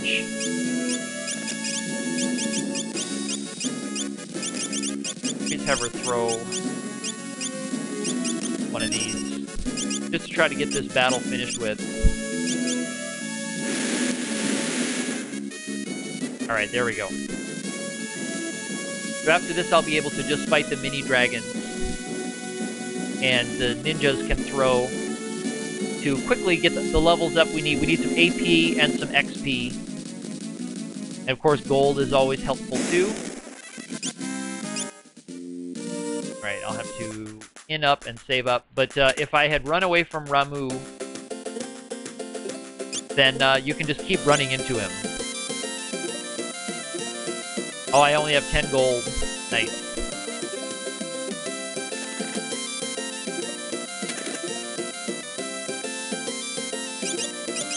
I've got to sell something to get enough gold to stay at the end.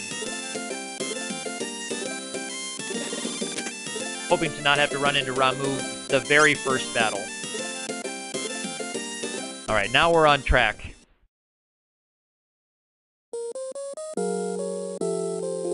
This party has good power, but it's going to be quite underleveled for most of the game, because I could hurry through large sections of the game. But I'm going to try to keep my experience close to where I'll need it to be,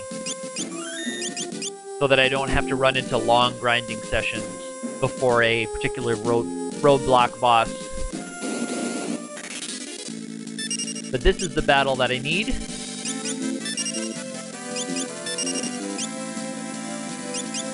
And it should just be 2 scrolls from my ninjas. I'll have to put the elf cape back on Galef there so that he gets the turn quickly. I wonder... Oh, okay, so he's not. So I'm going to take the elf mantle off of Ferris so that her agility isn't higher than Galef's.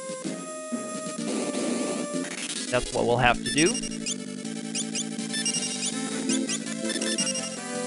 And that's how these battles should go. Flame scroll, flame scroll. And then here, take your 1,000 experience. there we go. So it's 900 gold and 1100 experience for that battle.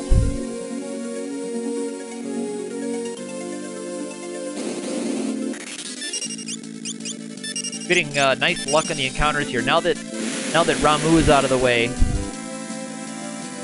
we're getting nice luck.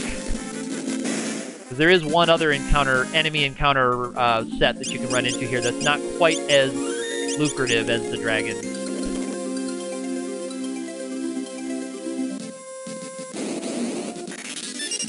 Yeah, these kinds of enemies, which I'm not going to bother with. But I'm also charging that chicken knife this way, so we're good. Yeah, I'm getting a lot of nice preemptives here.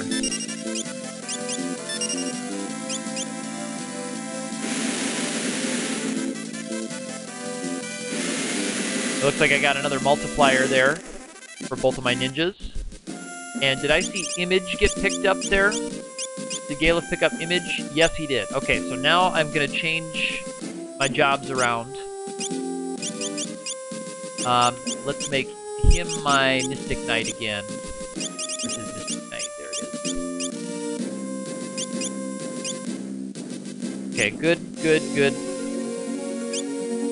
And let's get Ferris some ninja AP. And she'll need throw and black. Okay, good. So it should be now Ferris and then Lena. And it looks like Lena is very close to getting to Image as well. So let's save and then do another set of those. So if I can get Lena Image, the Image ability, that would be great. Maybe do enough battles to get that.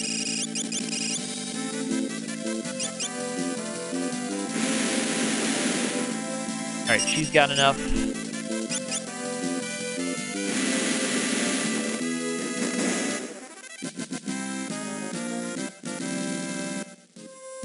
Yes, because I haven't really done very much grinding at all to speak of yet. I'm getting levels at almost every battle.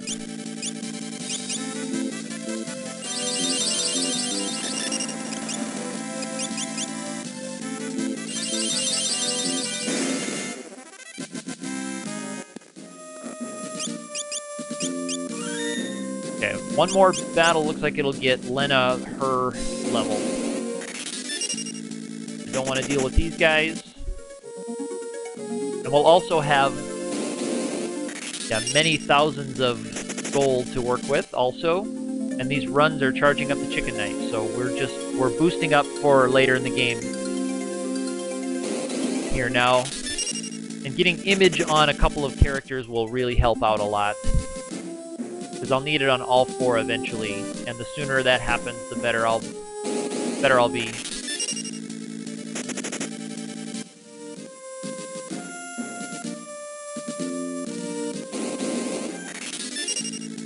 Wow, kind of an unlucky encounter group here. Of course, the Super NES speedrun of the game manipulates it so that they get exactly the number of dragons they need, because I think that route still does a little bit of mini dragon grinding. I might be wrong there, but I think the speedrun route still comes up here. But they need to fight like 3 or 4 mini dragon battles, and they have the encounters manipulated to get them exactly as they need them without running into any of these, without running into Ramu.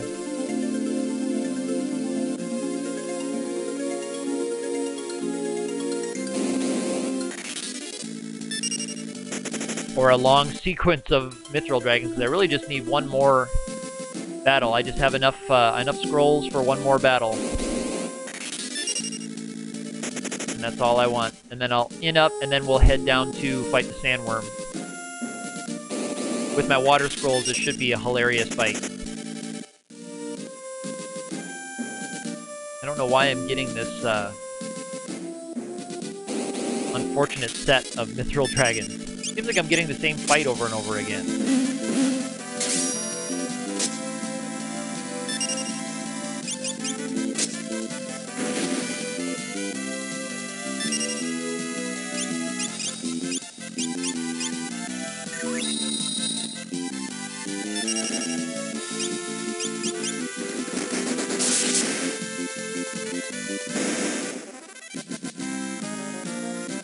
well, there's Image anyway for Lena.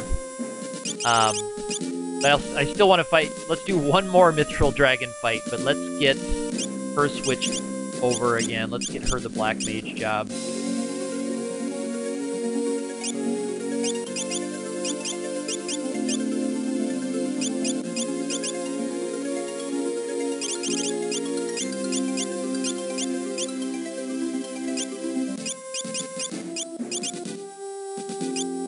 Alright, I want her to have Image, and I don't want her to have the Mongosh.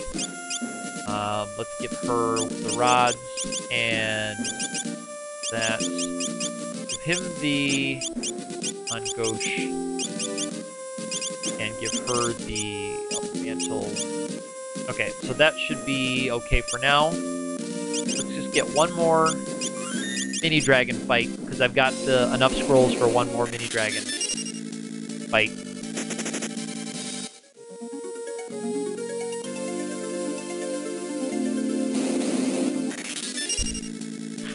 With 2 characters with Image, and I think it's 40 AP from 0 to Image on the ninja. That's not good.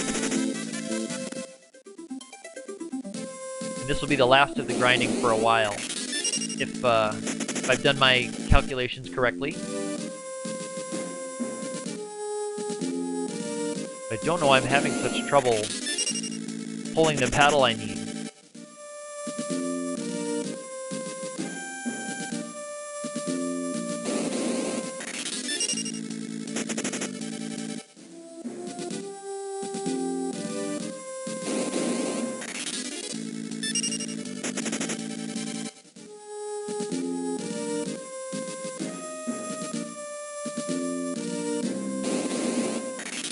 Alright, here's the mini dragon fight that I've been waiting for.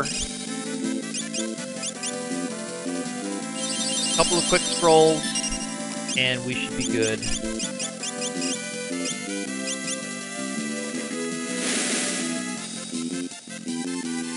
Alright, that's it.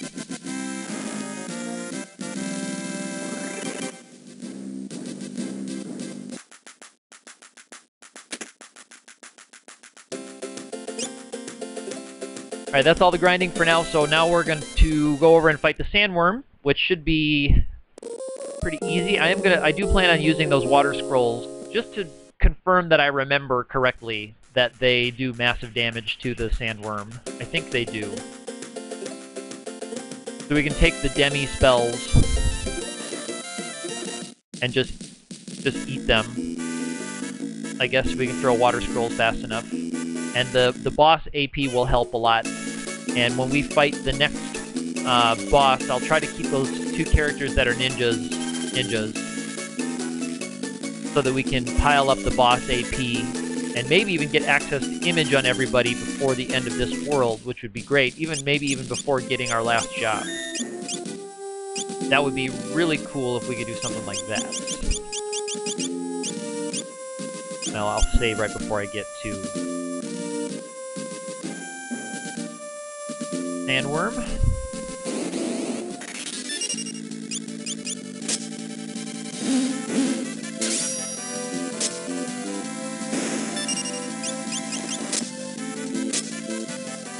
Great damage, because we're quite a few levels higher than we were earlier. We're fighting those dragons. Are we around level 20 maybe? Not levels, we can't be quite that high yet.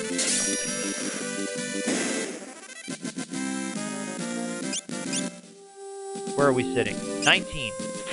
Good. I think I finished the last game at like level 22 or 23.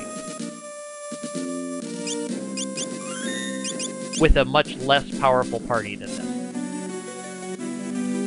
Those mini dragons are pretty impressive.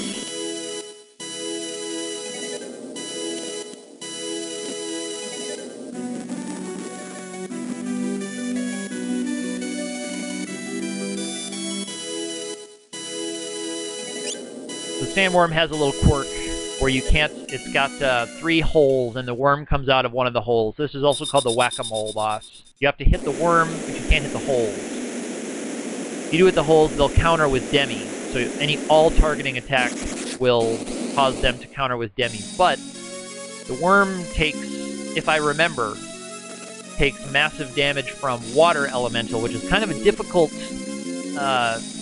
element to get a hold of. Now, let's see how silly I am here. Let's see if I remember correctly or if I'm totally wrong. Yeah, alright. So they'll counter with Demi, which is not really an issue, because one more Water Scroll and the worm will be dead.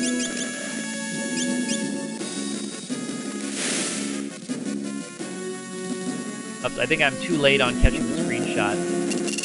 Because both of the Demis will hit, and then I believe the worm will fade out.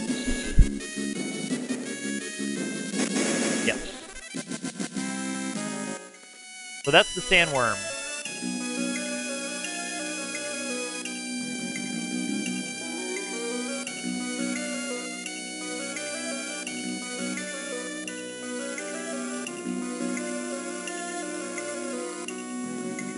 I'm going to pop back out.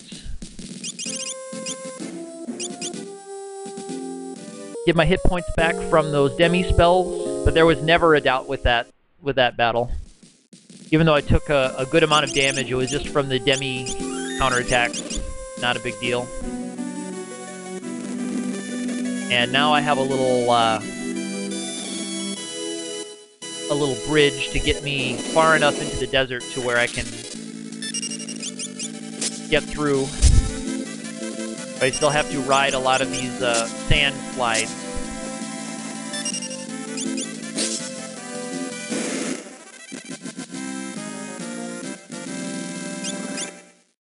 Who has the moon ring blade?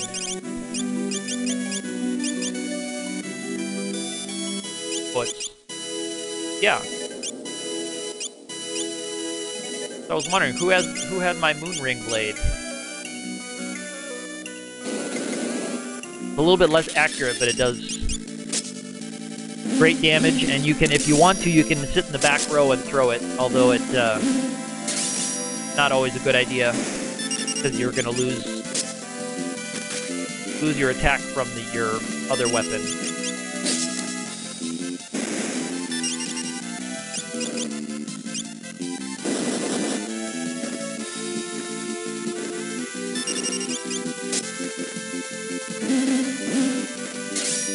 Getting close to lunchtime for me. Try and think of a long cutscene coming up where I can sneak away and have some lunch on the sly. Yeah, will get me to the exit. There's a lot of different ways to get through this. There's more than just one way to get through these sand slides, but you definitely need to have the worm's bridge there to get you across.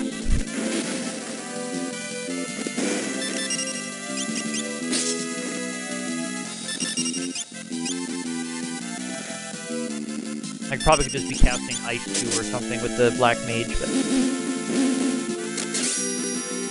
I didn't want to bother looking at her equipment.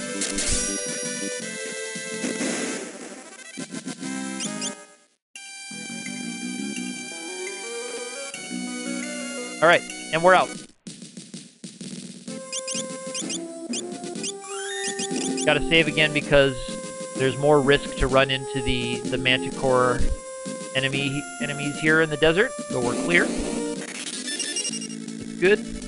Let's get out of here.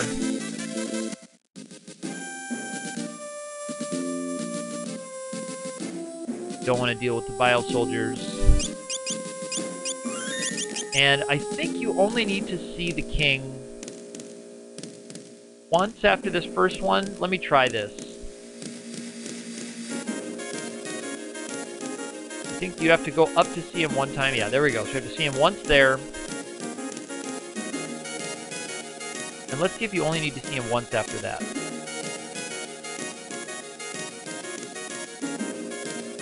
Okay, so there's the one trigger. And let's see if he's waiting for me. Yeah, okay. So you really just need to see him one time. Cool. And it's just a story trigger sequence where you just have to kind of chase this phantom around. 3.5 hours. Getting on to this spot. I think we're doing okay on time. I think I'm about on track for where I wanted to be.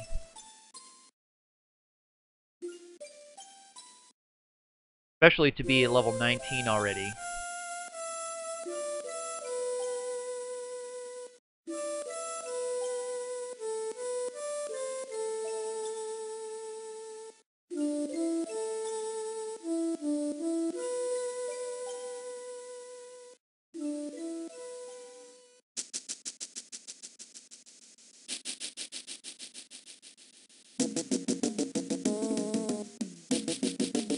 Having the ninjas being able to put the black magic ability on to boost their power really helps the grinding there on the mini dragons.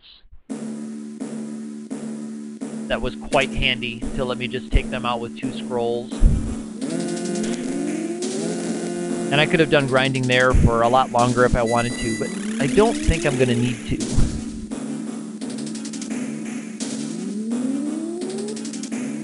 Especially now that, especially with Galef having image already, if I feel like I need to get image on my other 2 characters before going into World 2, I can always go back there and do it a little bit.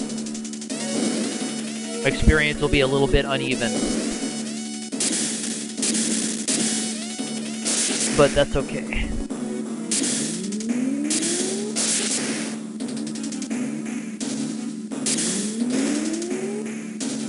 So we've been transported with this ancient machine. We're not sure where we are.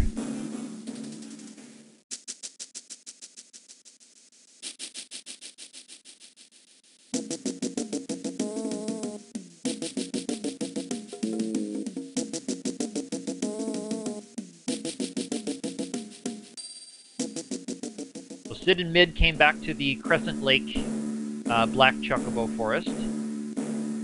That's going to be important soon. Don't worry, that's not just a random little story bit.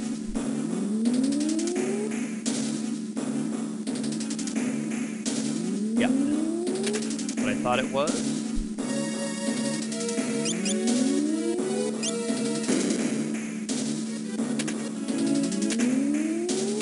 Yeah, normally you don't really need to go over there. In most party situations, you don't need to go over there, but 2 shurikens is quite a nice reward if you have ninjas in your party.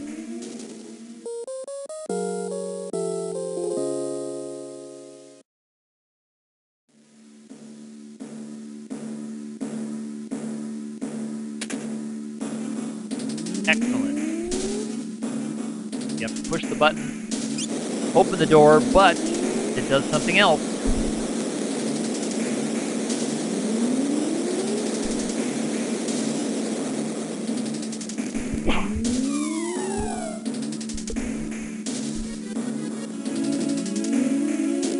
Pardon me some of those.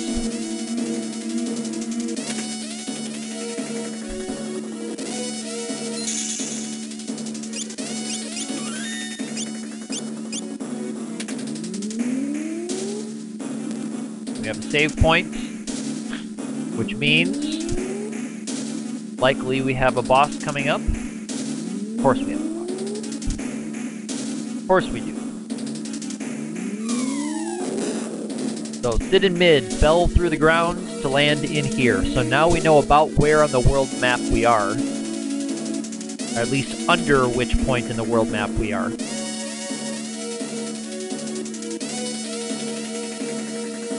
We're in this secret underground lair. We're not sure how deep. I don't think it's ever explained exactly where it is, but this place was built by the ancients. It's also another very Final Fantasy trope. Gotta find Sid and Mid.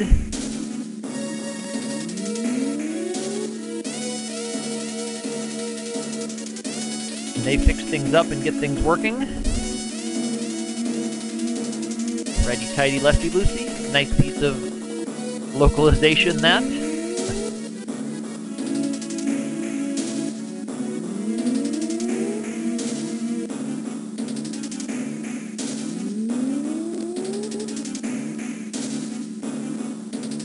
Alright, if we're ready to fight the boss, talk to Sid.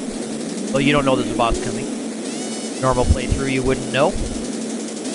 Creeping Crawdads. It's Crayclaw, but Crayclaw is not much of an issue. My ninjas aren't going to do very much to it, but my Mystic Knight and the Black Mage will both be pretty massive. Let's go ahead and do that.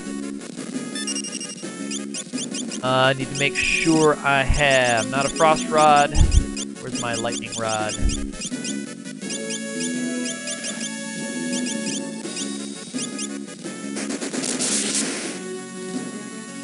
There we go. I also need to remember to get Frog too, don't I? Gotta pick up Frog. And I could throw Lightning Scrolls here.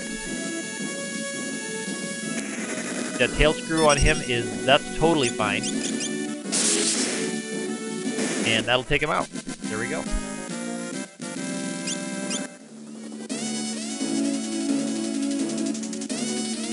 So that's why I'm going to try to keep those. Oh yeah, they talk about serving them with garlic buttered roll and mashed potatoes and stuff like Red Lobster. So that's a nice little joke.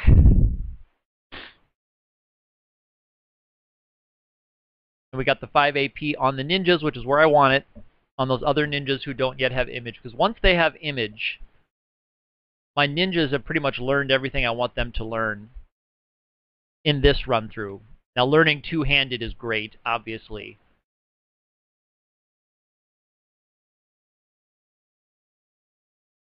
So if they can learn two-handed, that would be great. But I don't know if I'm ever going to get enough AP do that on anyone. Okay, so I need to trigger this. Where is it? Here.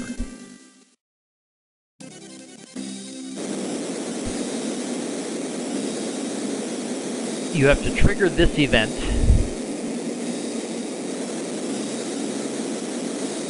And then you have to go back and check in with Sid and Mid. But I might go pick up Toad quick. Now it's laggy. Okay, there we go. So as it was loading, it was it was laggy. And I need to see if I can remember how to get Toad.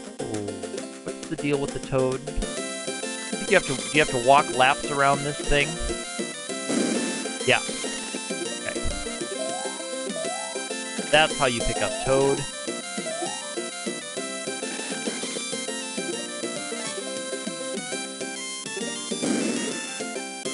There we go. Forgot about that. And no more holes in my... Yeah. No more holes.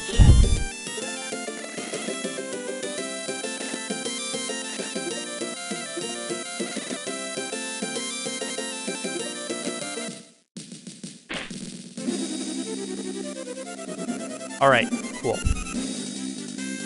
So now that I've triggered that sequence of the city flying up into the air,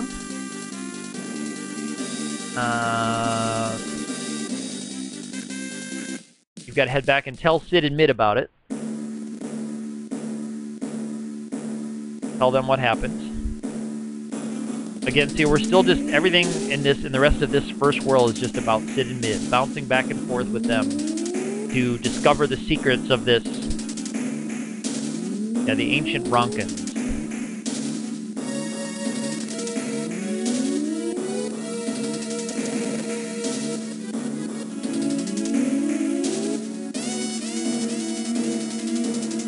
Okay, and now here's where we learn that we need to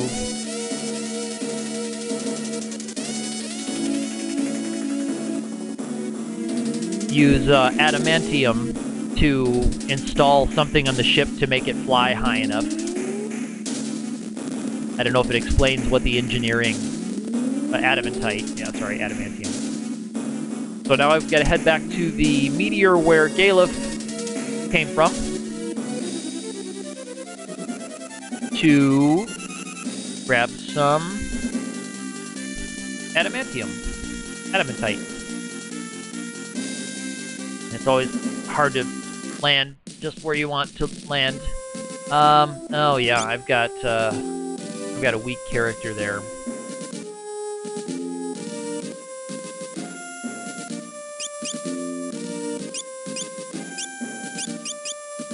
I'll just use a 10. Just to save some time.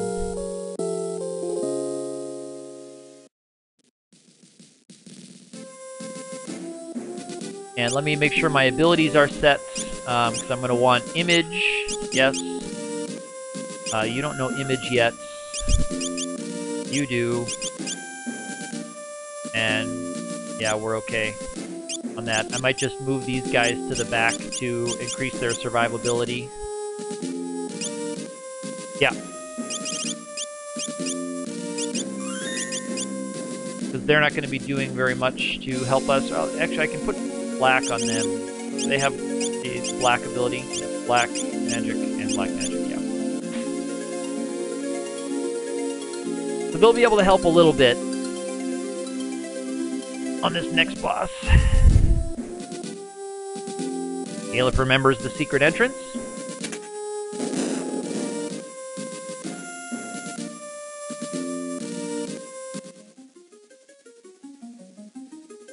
Here's the adamant.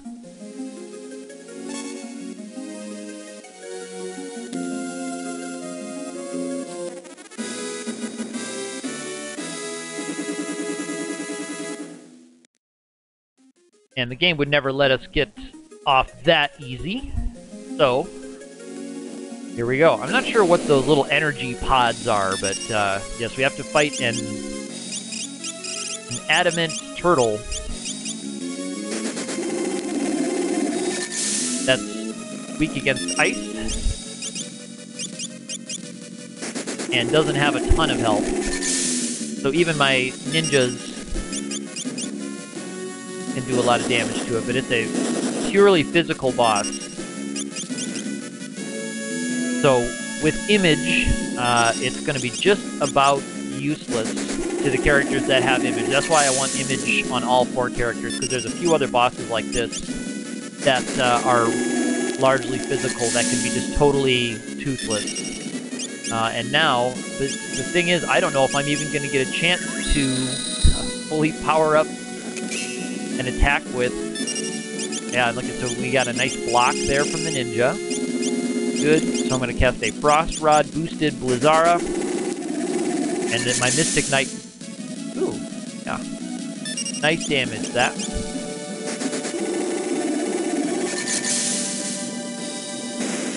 Cool.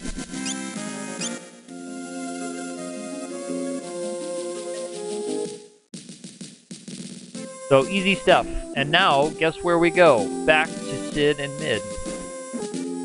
So we didn't really even get to see how effective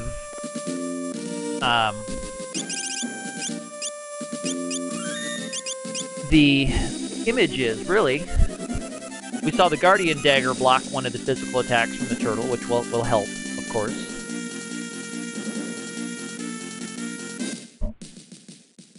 But this party is just so heavy on offense that I feel like that's going to be the case for a lot of bosses, but not forever. Not forever. It's not going to be a cakewalk.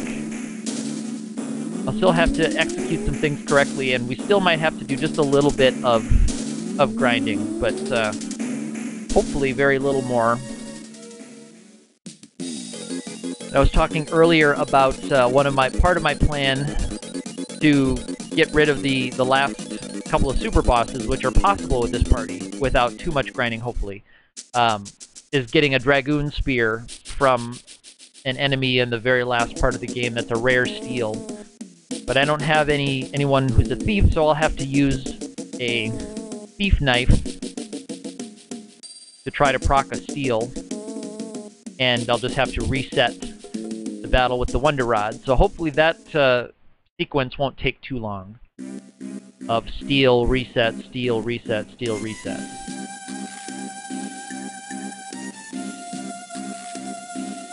Okay, so here's where we learn about the defense system of the ship, the floating Loading dungeon.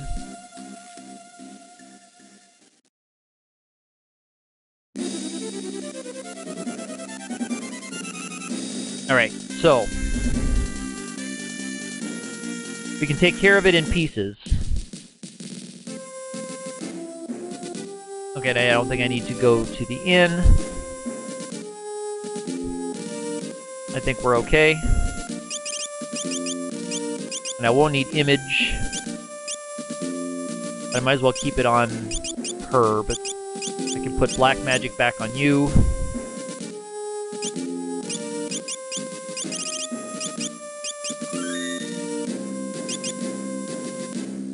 Because I think that's what we're going to be doing most of our damage with black magic on this next little bit. Even my ninjas, whose magic power isn't great.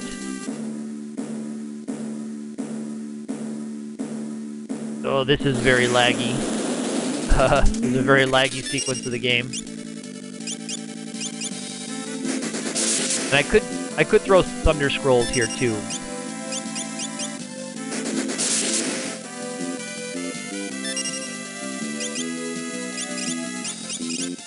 Ooh, and Galef doesn't quite have enough, huh, for Thundara.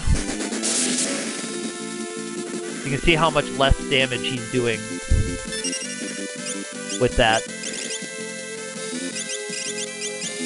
And I need to get my rods sorted so that I can switch them out a little bit more efficiently than this. I think I'm gonna not waste her turn on Thundara, the one that's already pretty close to dead.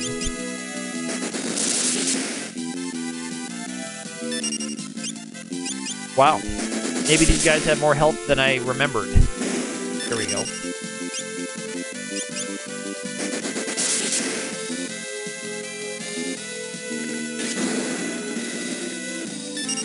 So Galef needs a little bit more time as a black mage sometime in the future. But this AP is really handy. These guys, alright, flamethrower. These guys are a little bit different. They actually do some offensive attacking. Ooh, and my ninja is getting kind of low on health. I forgot to heal the ninja up. I hope that's not a huge problem. We will see.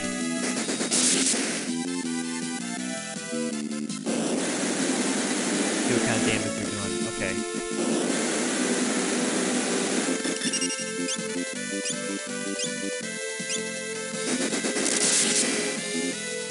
Space it out again at the risk of being too aggressive and dying.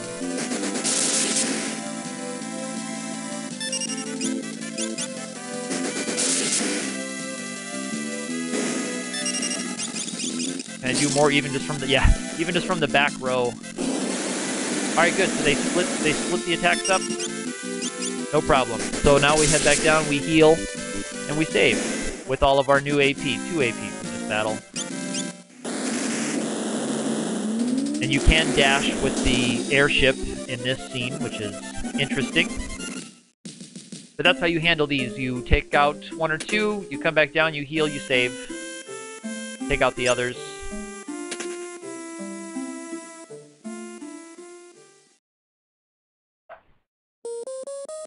The rocket launcher enemies can confuse you, that's why I'm keeping everybody in the back row. And probably I should take the ninja's weapons off. Would be a prudent way to handle that. And just use the ninjas like underpowered black mages.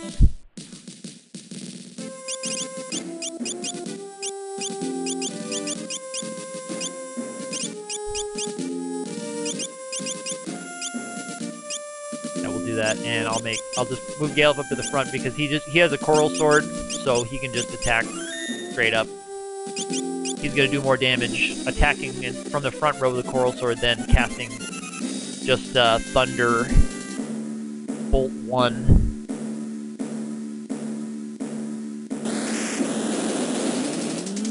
Alright, so let's see how we do.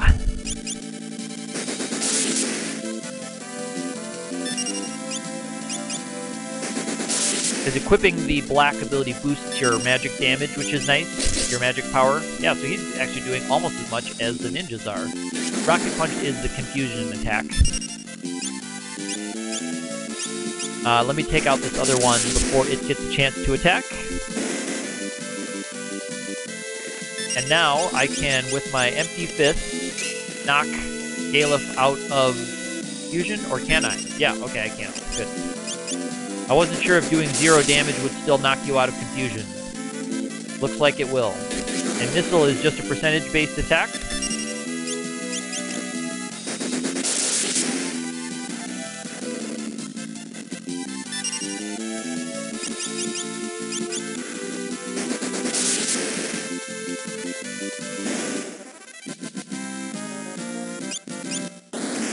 Alright, cool.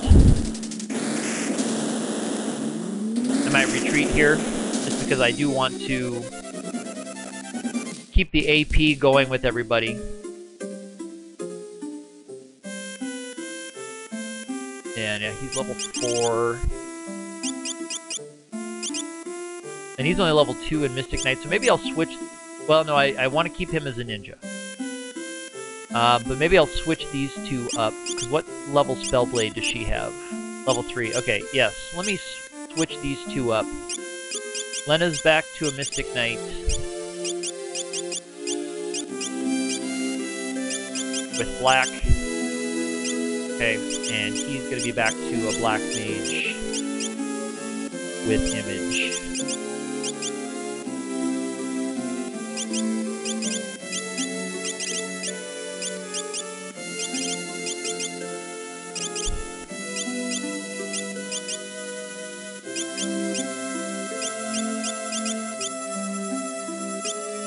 Okay, that'll work for now. Did I heal yet? No, I haven't healed yet. That'll help keep things even.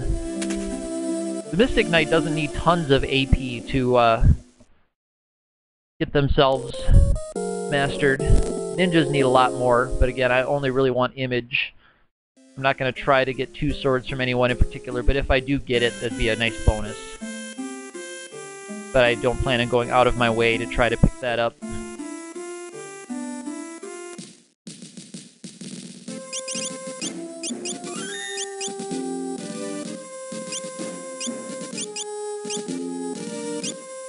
Alright, last guns, and then it's Soul Cannon.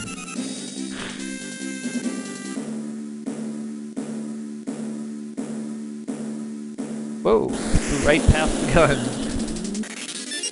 Okay, it's Flamethrower, no problem.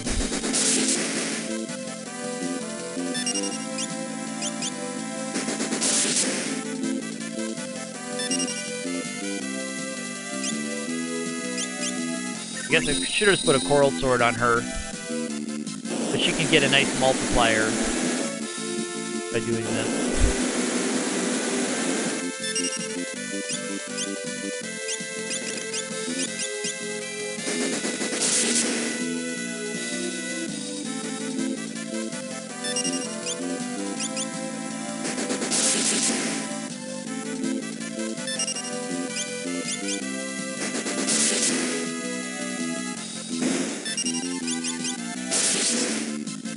Oh yeah, she didn't really get very much more damage. Should have just put the Coral Sword on and attacked twice. Could have done a lot better.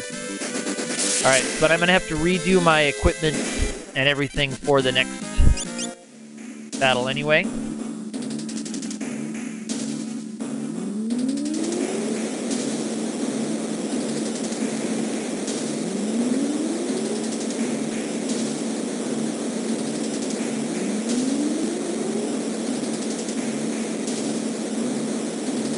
That's the Soul Cannon coming out.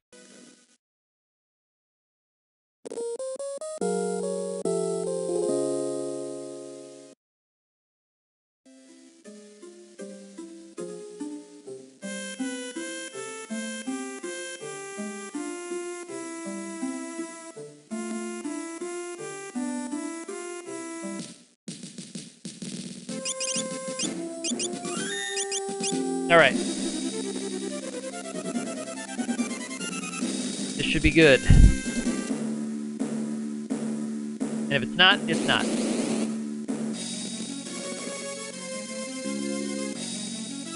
Kind of depends on who gets olded and when they get olded.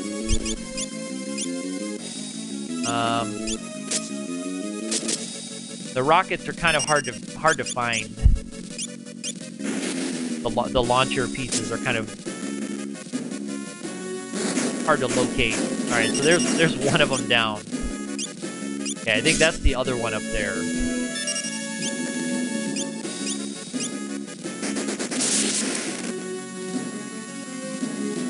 All right. Okay, so we got both of them without getting anybody ulted. That's nice. So now we can just start dumping damage into the soul cannon.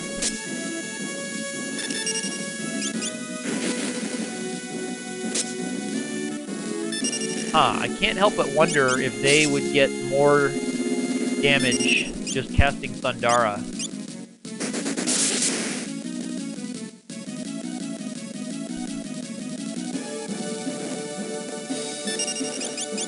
But I bet we'll be able to get this down before it gets Surge Beam off twice.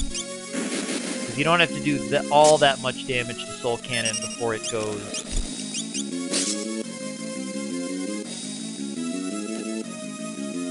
Barrel pressure rising. It'll give me one more prompt. It'll give me energy cells 128%. And then it'll do Surge Beam. But then it'll give me another warning before it gets around to the next one. So I think I'm just going to hold the A button and see if I can get enough damage on this one before it does Surge Beam twice.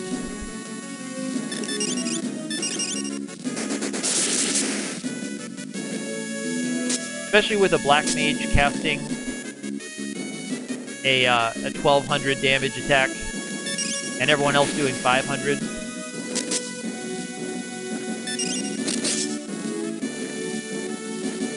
We're doing like 4,000 per round. So here's Wave Cannon. That's right, it's called Wave Cannon, not Surge Beam. So one more of those and everybody will be dead. This will be an absolute party wipe if it gets off one more of those.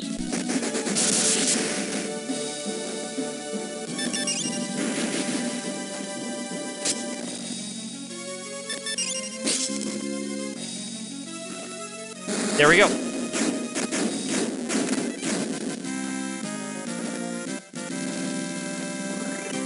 Okay, so image, we have image on one more character. 2 more high potions, nice. And yeah, that battle is quite laggy.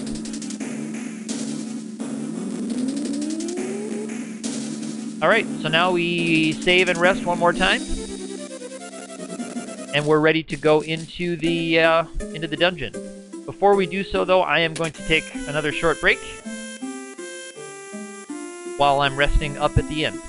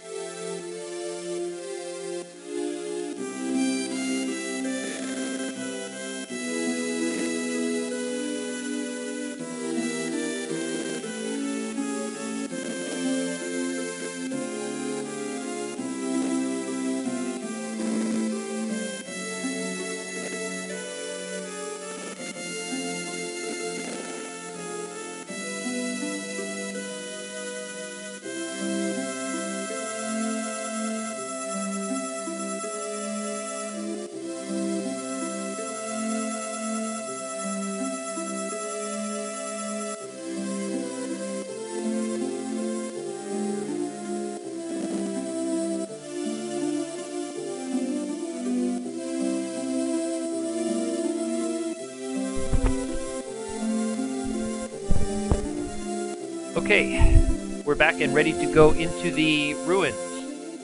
The Ronka-Lonka ruins, however you care to pronounce them. What's my gold situation like? good. 8,000.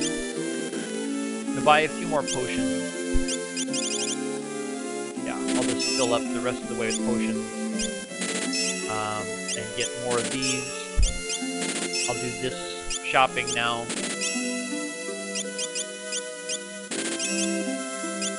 I have enough of those and those. I got a little lunch and a snack for myself, so I might be speaking less for the next few minutes as I navigate the ruins here.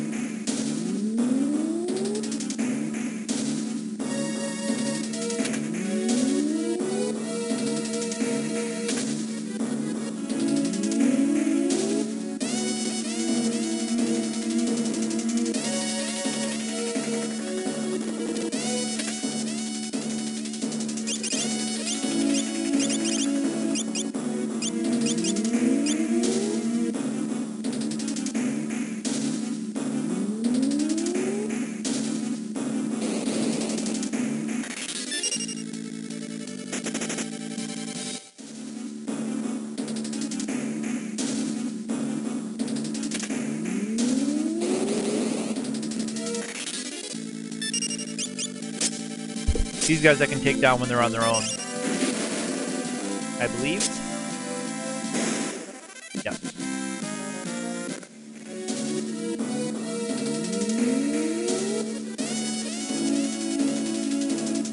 And which one is the, that continues on. I think the save point is upstairs. Nope, come on. Come on. I'll grab this before I hit the point.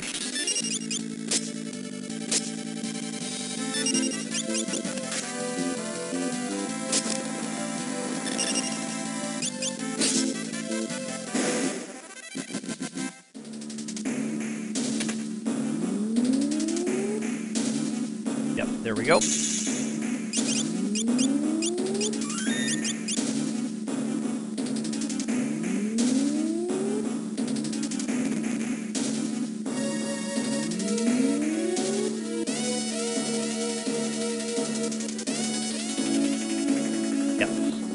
This is what I thought, and it's the, more, you get the golden armor in here, gold shield, and also, I'll pick up the ancient sword in here, which is a really nice upgrade for my heavy sword wielding. Now I can fight this one. Those guys have access to white wind, which is kind of an annoying healing ability.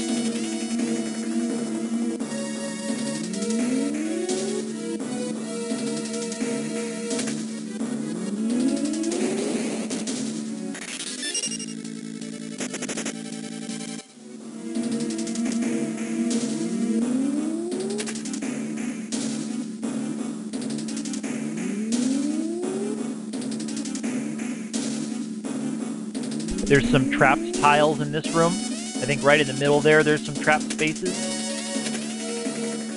So you have to be kind of careful how you navigate this. Alright, so now I have access to a better sword here, and I can actually get one of my ninjas to just sit in the back row exclusively. Because I have two back row friendly items. And do I actually have image on everybody?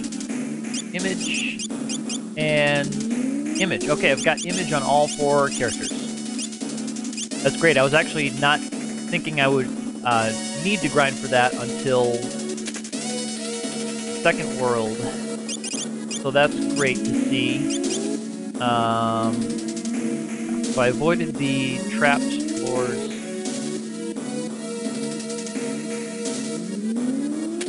Suppose I could keep them. I'll keep them ninjas for this next fight here.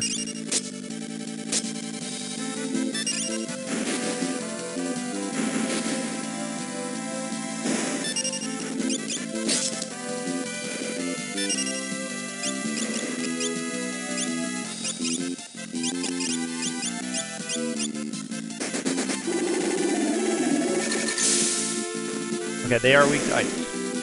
Even without the frost rod, doing great damage. I think I'll keep them ninjas because I'll want their ability for the next area. Oh, I'm coming from there, aren't I? Or no, I need to go that way. I've forgotten which way I was going. This one I don't want to fight. I'll fight the Lamias on their own.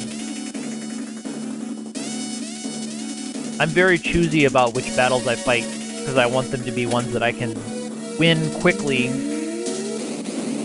Very easy to fall in that hole, by the way.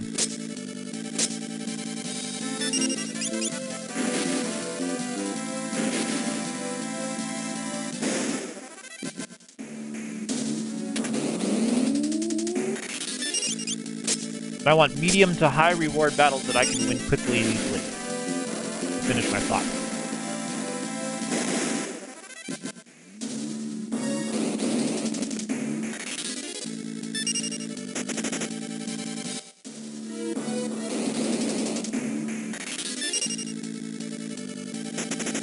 So again, that's not a fight I want to do because the enchanted fan enemies have white wind, so they will heal their teammates.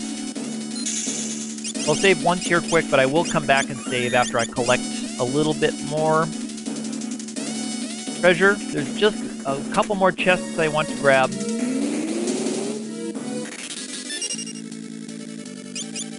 Maybe I'll try this one.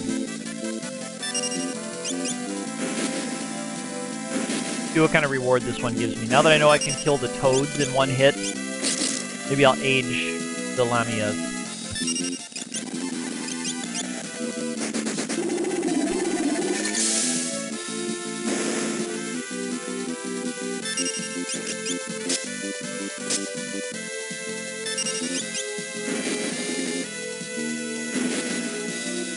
Lamia must have a do nothing at the front of her AI script.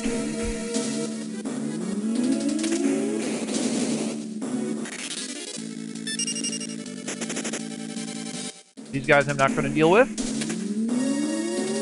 Oh, that's the way on. This one I definitely want to get away from. Those guys are nasty. That's the stuff I wanted to pick up before I saved.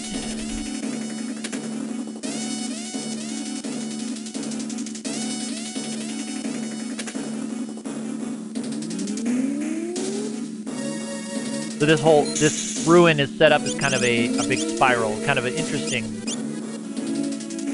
layout of this dungeon. You kind of are going up and down floors, navigating your way kind of in a spiral to the bottom center. Well-designed map, I think.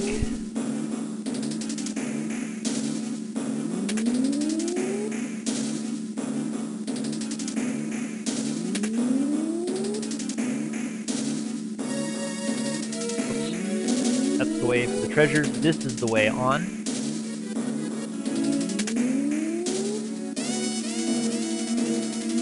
Okay. Last floor here. Let me check my abilities and my equipment. I'm gonna go with image on everybody.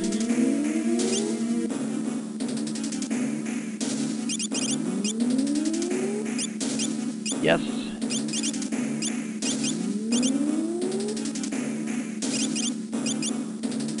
What will help? Agility. Okay, I'll go with that set. He's already got image. He's good. Oops, I definitely want image.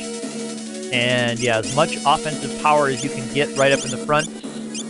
And that gives you a little bit more agility and, of course, the ability to dodge a little bit more. So I'll be able to deal with a lot of this guy's attacks, which many of them are physical in nature, but he does also have some all-targeting elemental stuff too. So I could be dealing with kind of the first limitation in my healing abilities here. So we will see how we can do. We'll see how we do.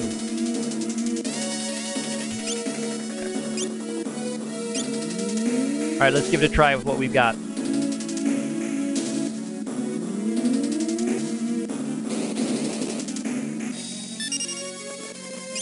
Whoops, I should have imaged first.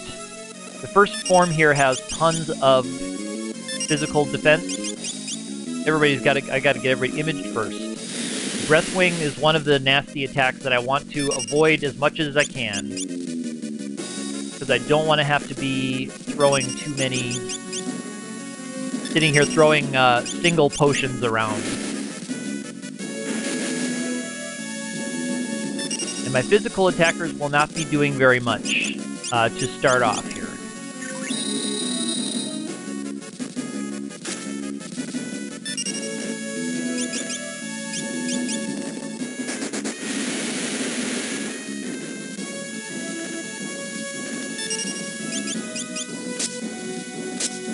But they'll get better.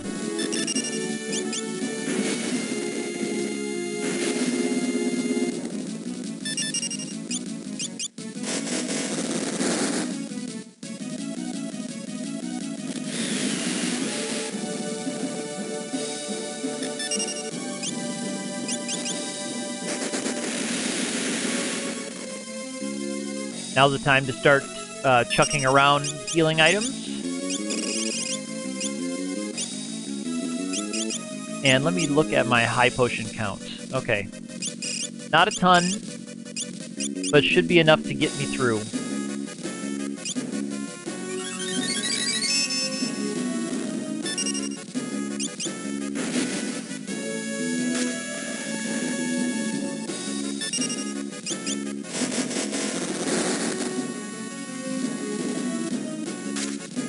Alright, that's nice. He chose... Anytime he chooses a physical attack, that's going to be a victory for me.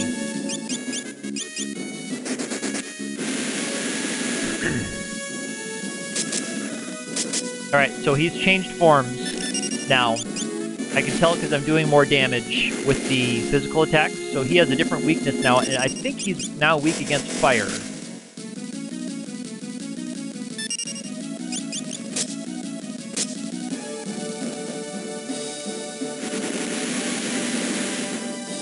Yeah, there's another one of those nasty... Ooh, ooh. That one puts leak status on, huh?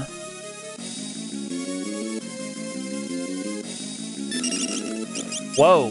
Nelly, Nelly, Nelly. So it put leak status on, and through some kind of strange glitch, or not, maybe not a glitch, maybe that's intentional. Through some kind of really strange quirk,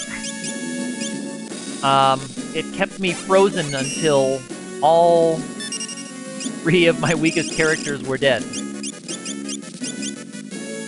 I don't know if that was some glitch with them dying with their ATB thing coming up, or if there's a time element that it waits after that spell is cast. I'm still not out of the woods yet, by the way, because if he casts that spell again, it's going to be a total party wipe.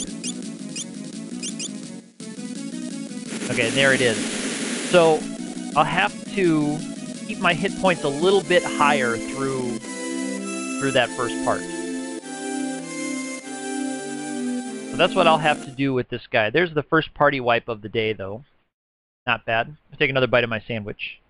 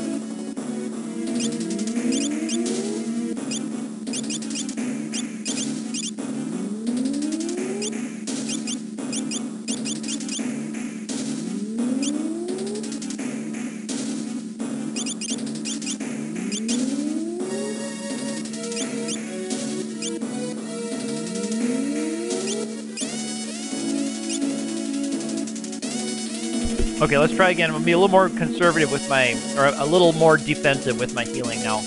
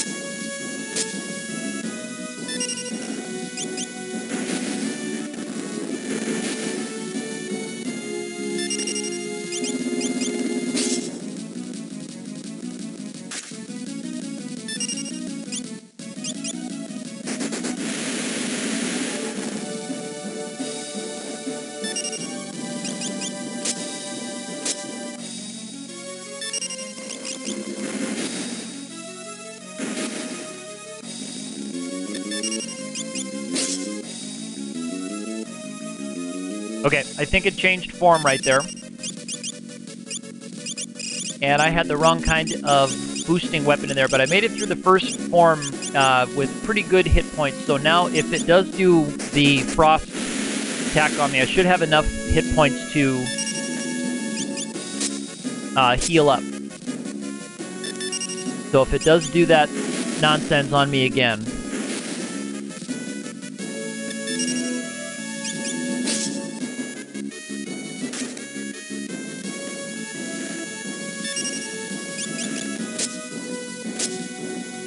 Each form has, I think, 1,700.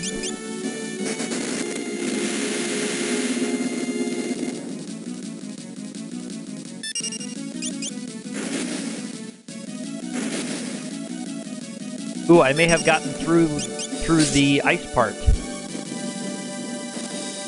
Yeah, I may be through the next part. I believe I am. So I'm going to switch over to the frost rod. Yeah, it's time. Once I get myself healed up again, that is.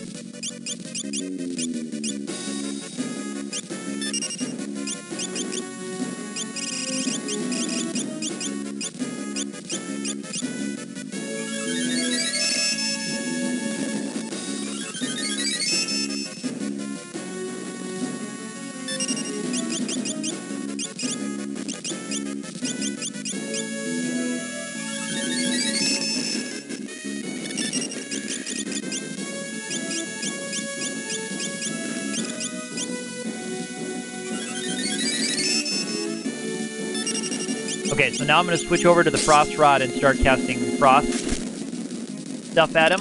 Very good. We're still in good shape with our Blink ability.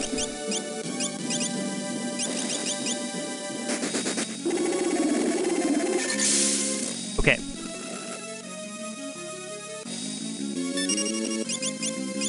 And each one gets, yeah, so I think I'm on the 4th form right now. Each form has less physical defense than the previous one, and is attuned to a different element. So that's why I had to switch between fire and ice. There's not a lot of weaknesses for elemental stuff, but at least the first 2 forms don't absorb fire, and the second 2 forms don't absorb ice. The first form is weak to wind. I don't actually have a way to damage, to do wind damage. Okay, so we're on the final form now. This form, it absorbs all elements. So now it's just physical attacks only. So my Black Mage is not going to be able to cast anymore, so I'm just going to use the Black Mage as my healer, or just stick a knife on him and start attacking. And I think this last piece has 2,500. So it shouldn't take too long to wear this piece down.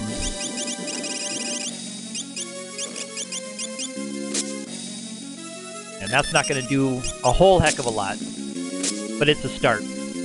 But it shouldn't take very long. And these physical attacks are going to be blocked by the image, which is nice. This one might be able to do Breath Wing, but I know a lot of its threat comes from those tusk-like attacks that will inflict some statuses like confusion and paralyze, and it can do a lot of nasty stuff. But if it can't land its physicals like that from either Elf Cape or image status, and so far I haven't had to refresh image on anybody. And there we go. There we go.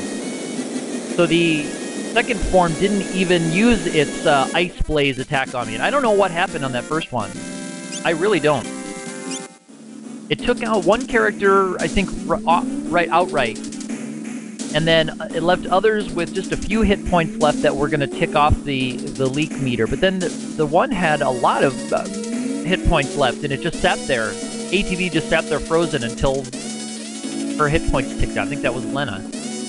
I'll have to watch that later and see what's going on with that.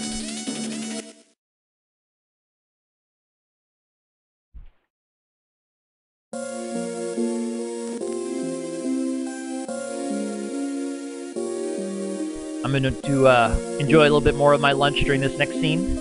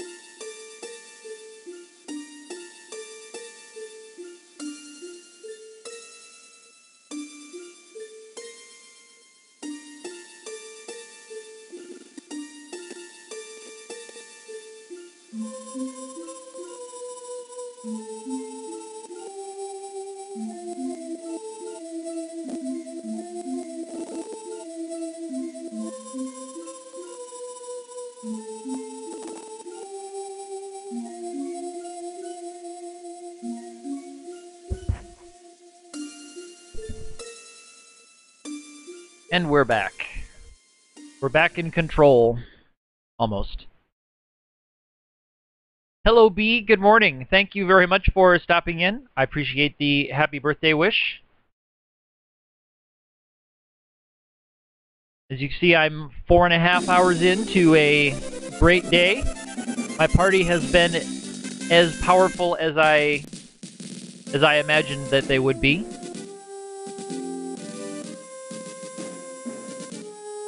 I just suffered my first game over there against Archeo Avis when I was a little bit too aggressive and not throwing my heels around, and then the second fight went a lot more smoothly. Now I'm fighting the Meteor Trio before I head over to World 2. So that's where I am today, right about where I wanted to be in terms of time, so I think I'm in good shape.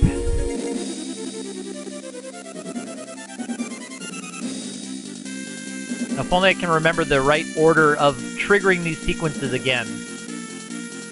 Is it Sid first? I think it's Sid first, and then you trigger the next things. Oh, maybe Sid's already at the meteors. Shahali, hello, thank you very much. Thank you for the happy birthday wish. I appreciate that very much, and appreciate you and B, and Opti was in before, and Ark said hi earlier today.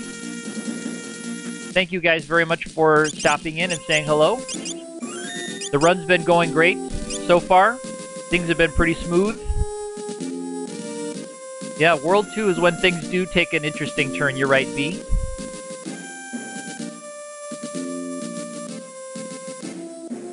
Oh, you're off today, Shahali? Okay, excellent. I hope that your change in schedule is advantageous for you. No, that's okay. Shahali, that's no problem. I just appreciate you stopping by. Don't feel like you need to adjust your schedule, or like B, if you're streaming later, don't feel like you need to hang around. I know you wouldn't anyway, but you wouldn't feel like you needed to, but don't feel like you have to, or feel like I would feel bad if you stepped away. I'll be here for plenty of time. So yeah, Shahali, I hope your change in schedule is advantageous for you.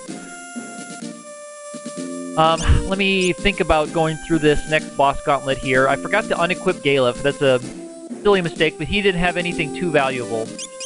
But I need to make someone a Dragoon. I might as well do it with Bartz. To get him started on the Dragoon train, and I need to think about how I want to take on these next few bosses. Where's my jumper? There it is. Okay, yeah, I guess it is a while before it's noon over there in North America, huh? Very cool. Alright, and I'm going to make Ferris the Black Mage.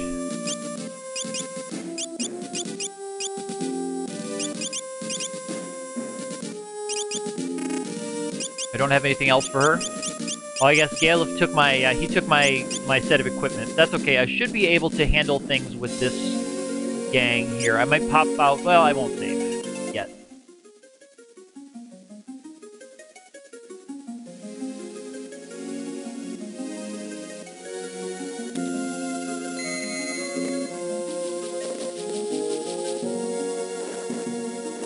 So I've got Titan and Puroboros and the Manticore. Yeah, it's 8:40 in the morning in the Eastern. Yeah, I've been kind of watching that. I knew when I started, it was 9 a.m. my time, and it was 4 a.m. I think Eastern time. So I knew that it would be a while before the English-speaking world was going to be able to jump in here. Most of the English-speaking world, because in Western Europe, it's only people who are not working a normal schedule who would be around, and in North America, everybody would still be sleeping for a while. So I knew that my World 1 was going to be like that, but I chose to start early because I don't want to be streaming till the very wee hours my time. I don't want to keep my wife up all night with me streaming. I'd like to go to bed at a normal time tonight, so I should be able to.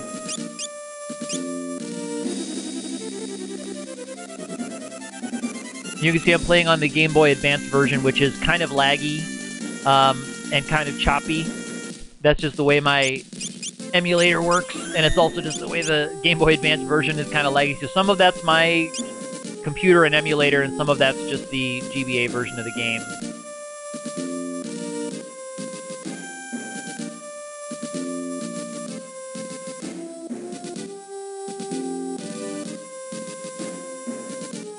Okay, so here's the Puroboros fight. This will be easy. I just have to use the Black Mage's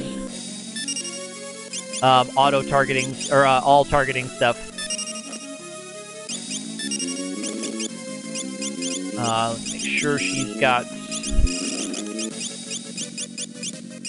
a boost. I don't think they have any elemental strengths or weaknesses.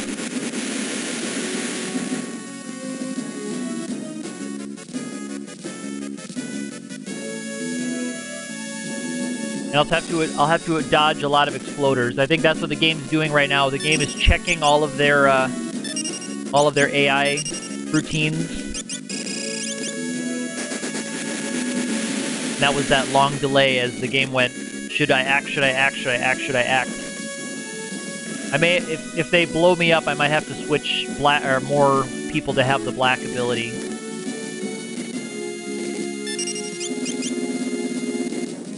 Just enough to do group damage to them. It looks like I've gotten lucky with them choosing to do nothing. Okay. Attack, attack. Alright, there's Exploder. Yeah, so I'll have to get more people with the black ability. My mage was doing a lot less damage than I had thought she would. So, yeah, I might just reset this, because I'm not going to be able to beat this battle. I'll count that as a game over. I've talked this before. I'm not counting resets in this on my counter there, because I'm not really planning on doing any strategic resets. So if I have to do things like that, it'll just be counting game overs.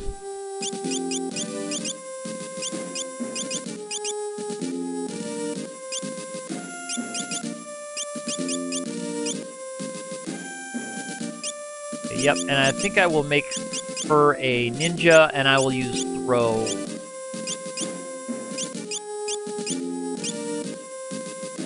Perfect. Alright, that should be better. Feel kind of silly going in there, but my Black Mage is doing much less damage than I expected her to do. And I think I need to re-equip, yeah. Just get a boosting rod on there. Okay, this should be better. I'll throw a couple of water scrolls.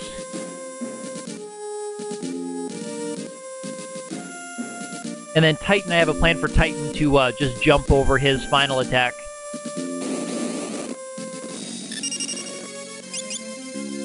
Yeah, there we go.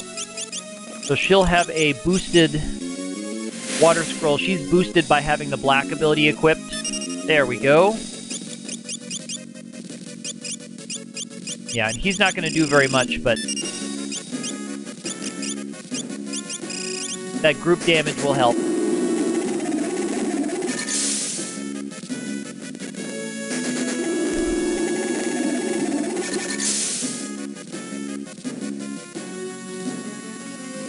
Alright, and then as long as none of them act here,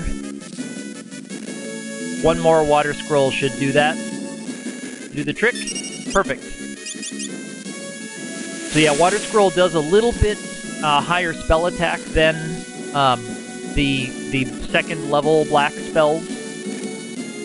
And then having the black magic ability equipped on the ninja boosts their magic power and boosts the magic power of the scrolls. Hello, Ark. Welcome back. Thank you very much. Yeah, things have been going pretty smoothly. I took a game over to Ark's, and then I just took one to Puroburos there. When I, oops, that's right, I don't have to do this yet. When I came in with just one black mage with casting ability, thinking that they were going to do more damage than they did. But I did a quick switch there to have my ninja throw water scrolls at them to really boost that up. Let's see, Karnak is next, and Karnak, I think, is Titan. So I just need to use my Dragoon to jump. Yes.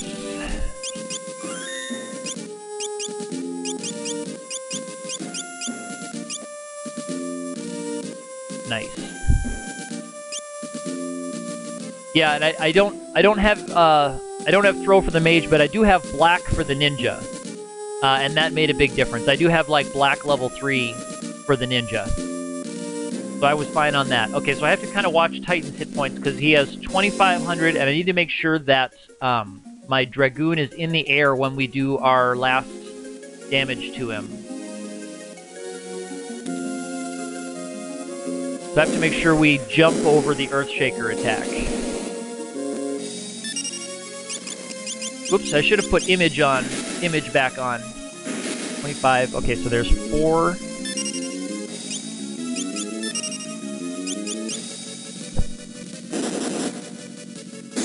That's okay. Okay, so 400 on him. There's 8. That's another 5, so we're at 13.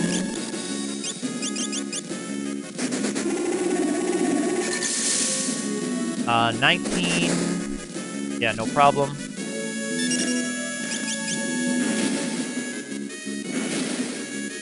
Okay, so we should be almost dead now.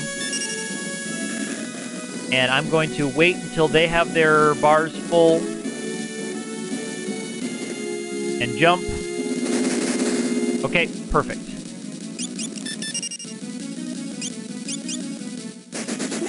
Ooh, shoot, I should have actually waited till he jumped.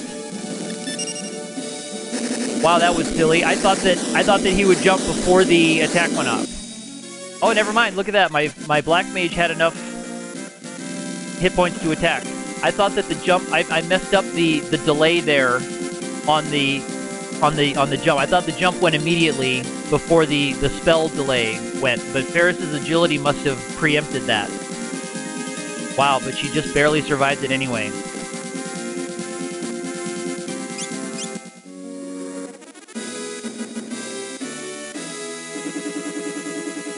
Well, that was a lucky, yeah, nailed it, Kappa. That was perfect, Ark. Thank you very much. Yeah, that could have been very silly, because I should have just waited that extra little beat to make sure that he had jumped, but I thought... Yeah, you're right about that, Chahali. One alive is one alive, and that was my plan, was to just have one alive. Oops. Yeah, I just miscalculated the delay. Well, the prudent thing to do would have just been to wait until he actually made the jump. Obviously, that would have been the smart thing to do. So I could have just looked really silly there, going, yeah, look at this. I made this great plan where I'm going to have my Dragoon in the air when the Earthshaker goes off because my party's levels are too low to eat it. I guess I also overestimated how much damage Earthshaker was going to do if a black mage with full health.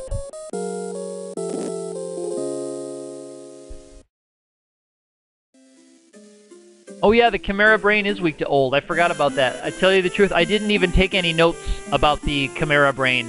That's not even on my sheet, because I wasn't expecting to have very many problems. I know it's the Aqua Breath Aqua Rake attack is kind of nasty. So normally when I have low-level parties, I just kind of... come on. I just redo the battle until I get good luck with Aqua Breaths. But let's see if I can take advantage of that.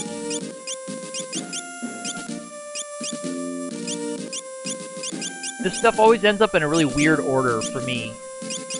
These jobs. Seems like it takes me longer than it should to find my job.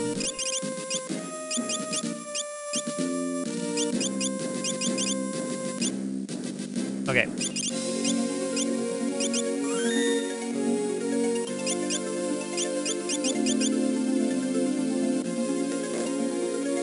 It still might be able to take me out if it gets an Aqua Breath off, but if I can hold it, let's see if I can hold it with the Ancient Sword and just go after it.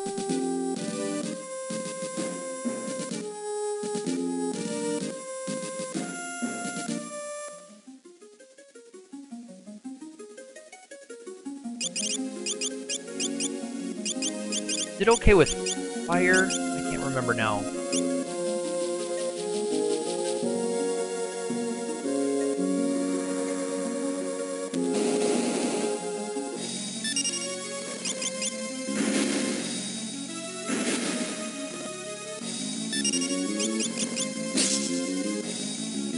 Okay, no hold on the first turn. Do we have enough hit points to survive Aqua Breath? Oh, yeah, we do. Okay, it's not as bad as I thought it was.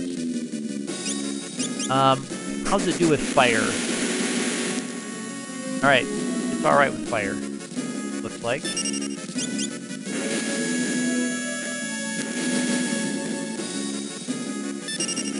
And at this point in the game, I don't have anything to heal other than potions and the few high potions I've been able to find. See, this is the kind of thing that I usually, when I'm doing it with other low-level parties, I will just keep repeating the battle until it doesn't do that, until it doesn't lead with consecutive Aqua Breaths.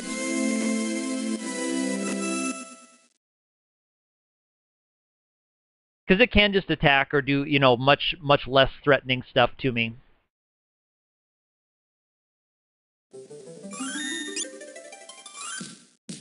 Let me make sure I have everything equipped that I want. Yeah, I know, this Blue Mage is what you need to make that one a lot easier.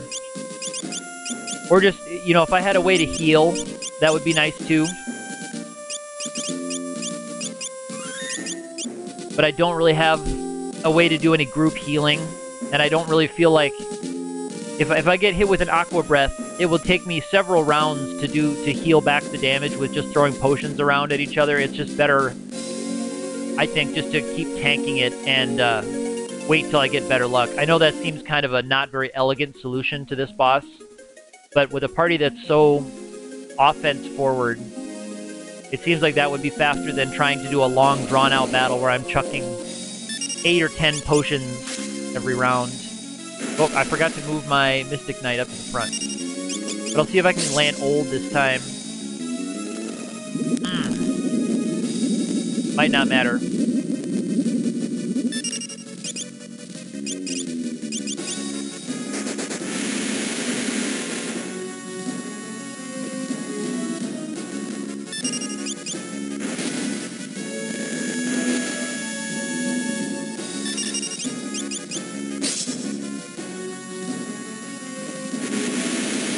Frost. Okay.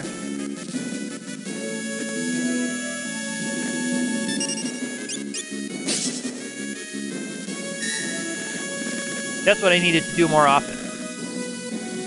I need to do that more often earlier when I can do something about it.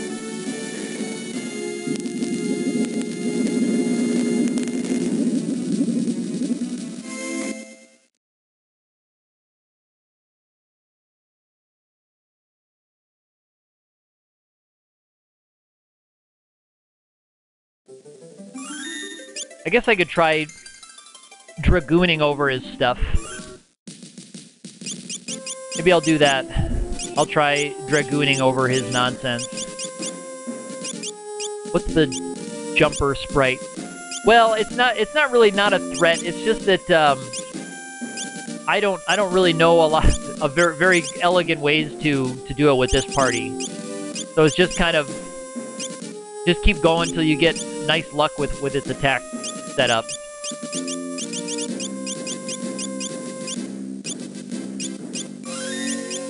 Yeah, I know, not a threat, eh? Actually, the last few times I've had parties like this, it hasn't been too bad. But I don't. Without the ways to heal its group damage, it becomes kind of tough. But maybe if I can jump over some of it.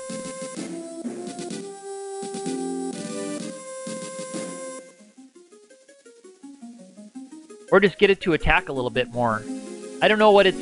I didn't pull up its AI script. I don't know if it's like 2/3 Aqua Breath on that first round. Or maybe it's guaranteed Aqua Breath on the first round. I haven't looked at its lineup.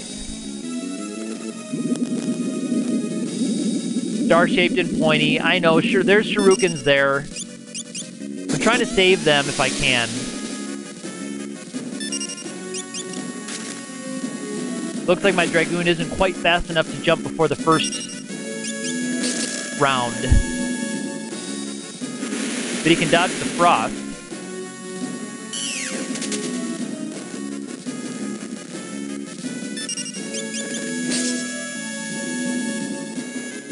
Like breath again. Yeah, I might have to throw a shuriken at this thing. If I got the money, I can buy some more. So I do want as many as I can going into the second world.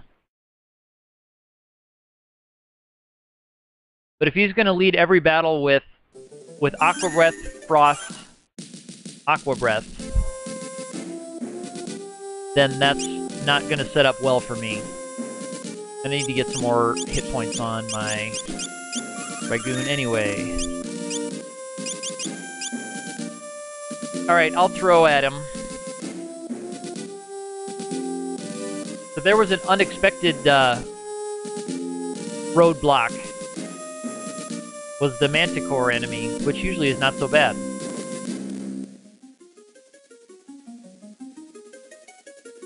See, that's what I'm thinking. That it seemed like it hasn't been. Again, I haven't looked at his AI script, but it seems like you can get nice luck with what he does. Let's see how much damage the shurikens do.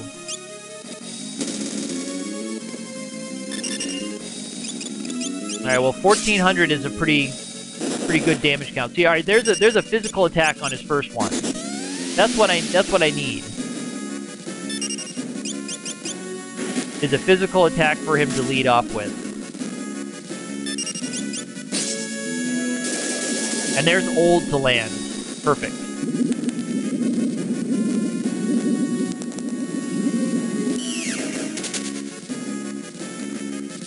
All right. This is what I needed.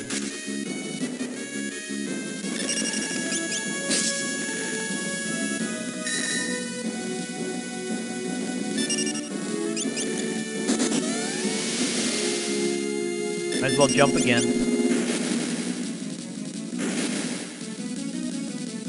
Yeah. That's the kind of luck I needed to show up a lot earlier. Okay, so his first one is Aqua Rake Fight Specialty, and I bet Specialty is Critical Attack. I'm guessing that's Critical Attack, and then it's Aqua Rake Blaze Blaze. Okay, so it's just those. Okay, so I got a fight on his first round there on that one. And I got old to land right away, so that was going to slow him down. So that must be what I kind of would grind for that luck with them before, with low-level parties, is to try to get a fight on that first round. Okay, let me make sure I have everything that I need. New stuff.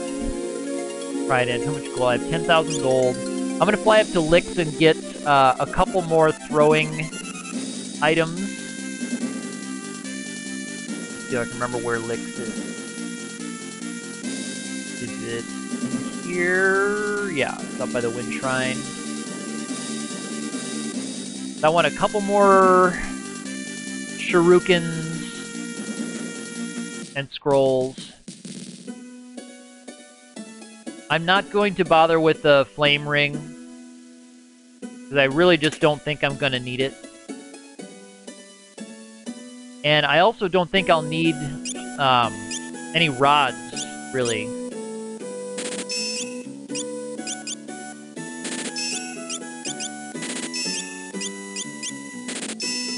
Alright, I just need a few of each of those. Because I do want to save some money, because the beginning of World 2 is an expensive part of the game as well. So I think that's all I need. Famous last words, I don't think I'll need a flame ring. I don't need a flame ring. Well, either way, I'm 40,000 gold away from a flame ring, and I'm not going to sit here for another, like, hour to grind for that.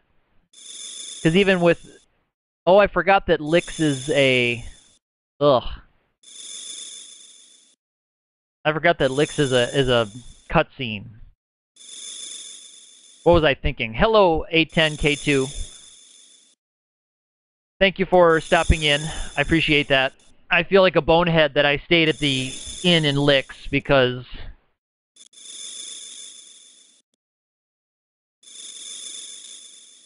you get this cutscene when you stay at the inn. Yeah, is the sound glitching up?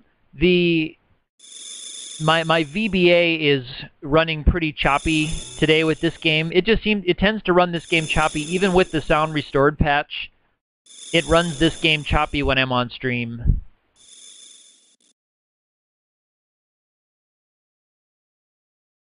Let me know if it gets better once I'm out of the town here, or if it continues, because I can restart it. I can reset the stream. Okay. Alright, let me look at my list here before we head back to the airship and head around. Got Mage Master Ninja stuff. I got the Trident. I have rods. Enough just to boost.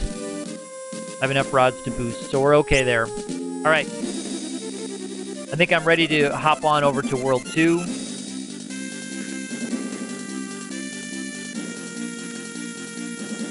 But yeah, the sound is skippy.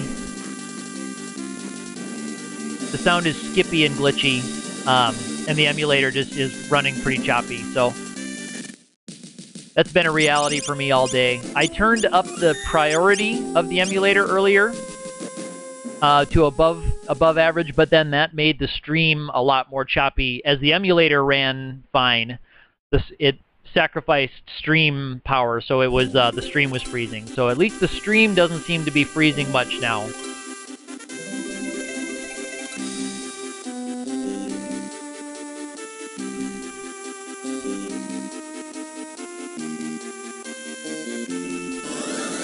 So the emulator is running at different speeds, but the stream at least isn't freezing up.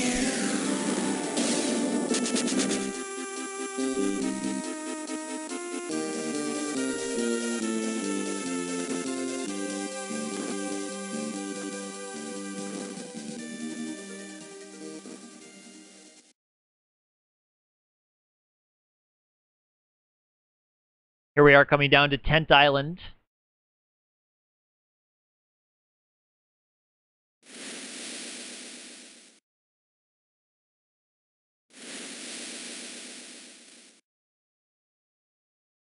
Just as I was talking about the stream freezing, it froze.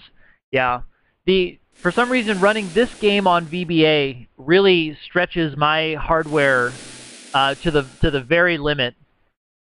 And I'm already streaming at about as low a resolution as you can really see and read the text. So I can't turn it down very much. So I do apologize for that. I know I have a pretty primitive setup. So I do apologize that it's kind of choppy. The Super NES one streams a lot more smoothly, but that would have taken me a lot longer to finish if I was playing the game all the way through with this party that I have. Because of some of the bugs in that work better here, and the ability to auto-dash, and to quick save scum to get the elf cape and all of that.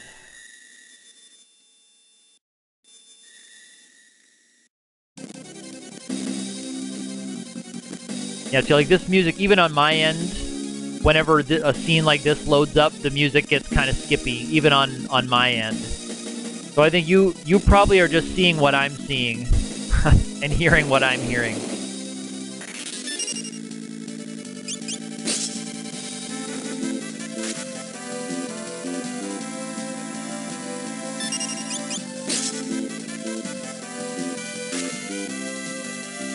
Nice dodge.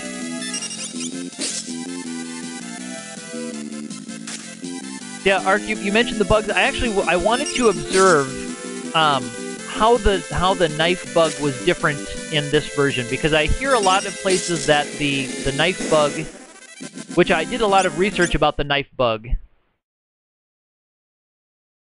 I did a lot of research about the knife bug and figured out how it worked in the Super NES version very well. I got a very good idea of how it works, but I wanted to see if it happened in the same in this version. Do I have sync game to audio ticked? I don't know. My settings are the same as they've been for all the other streams I've done.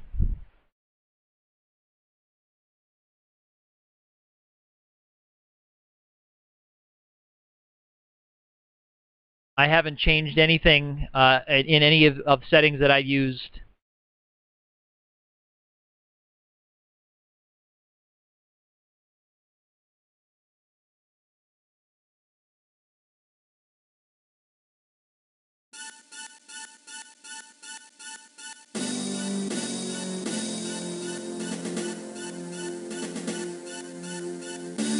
Okay, so Shahali, your version is glitchy, or not, maybe not glitchy, but laggy and choppy. And the sound. This is the sound restored patch one, which is supposed to cut out a lot of the lag problems. I've never actually played the one without the sound restored patch, but I imagine that it's even laggier. But this one still gets laggy at times, and it does get worse when I'm streaming, just because my computer, which is underpowered, is working a lot harder. Yeah, see, like right now I've got it's a pretty slow frame rate during these big scenes. And yes, Shahali, that's right, you were playing FF5, so I hope if we get to spoiler territory that you duck out if you don't want to be spoiled on anything.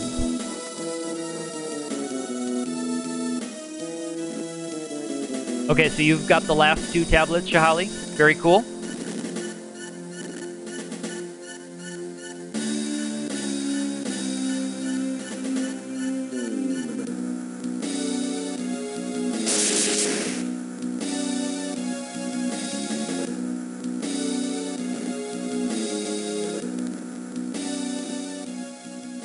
Oh yeah, so antivirus software is kind of chews up computer power, CPU power. I suppose it would.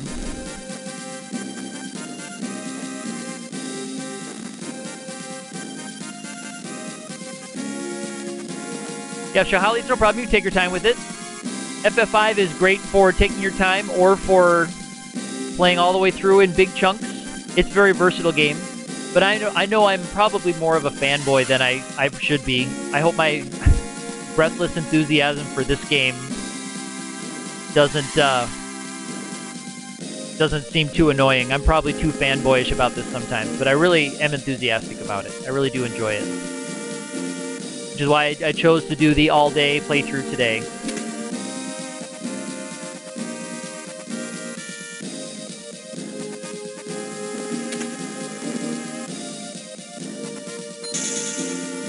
You think 6 is the longest you would do? I mean, on a normal day, I wouldn't do long streams like this. I have your permission to fanboy away. That's good. That's great. And okay, so I've got both the Elf Cape and the Guardian Dagger, so I should be pretty well protected from Gilgamesh's attacks. Mr. Shahali, I know you are a big fan of Final Fantasy music. So it's unfortunate that that the GBA version is what you have, because the music is so hissy, the sound quality is just so low in this one. It's just really beautiful in the SNES version. But I'm guessing that you've heard that version before. Should have moved him up, and should have put image on him. Do I have image on him? Yes.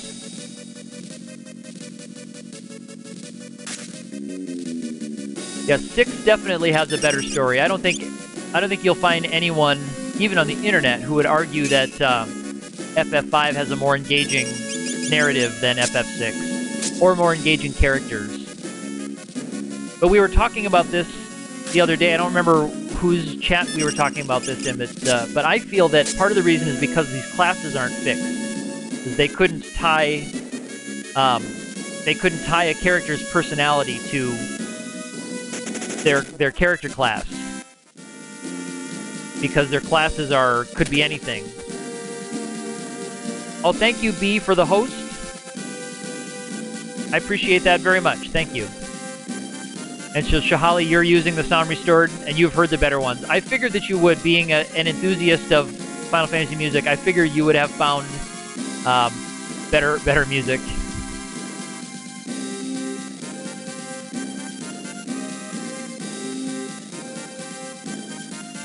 Ah, okay, yes. So you're very much more connected to the FF4 version, and when you heard the Red Wings, you went, "What is this?" I like that, Chahali. That's very well put.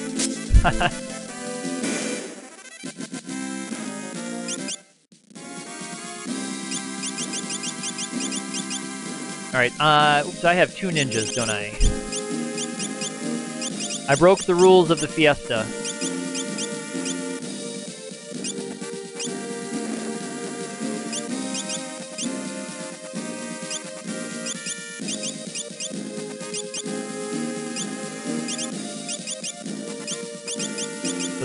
Sword and one of these. Your exact words were, "My ears!" And Art, you're a Galef fan. I didn't know that you were a Galef fan.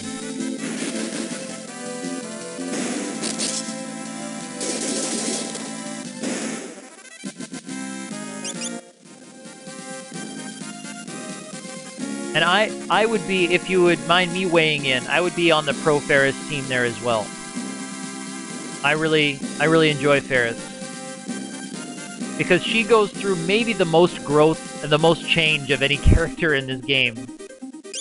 She's probably the one that I would call most a character, although Galef does have his nice noble sacrifice. He does go through that pretty awesome last stand there. All right, I need to think for a second before I go onto the bridge here and make sure we are... Hello, Tristal MTG. Okay, A10K2 is going away for spoilers. Thank you for stopping by.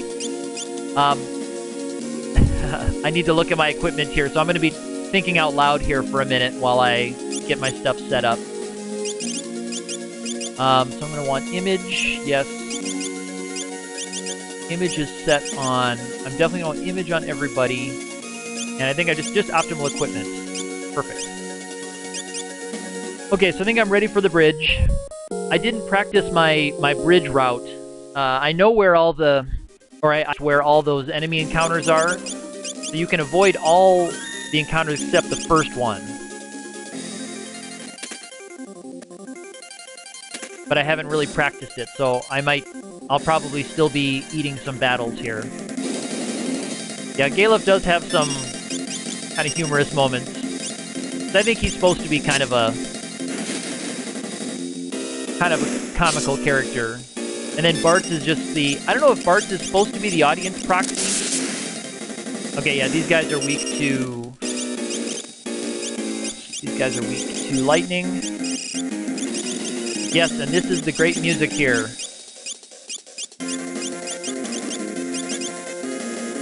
Except this is gonna be... It's gonna be skippy and choppy when you're watching it on mine.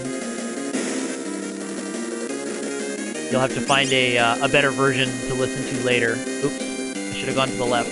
one tile earlier.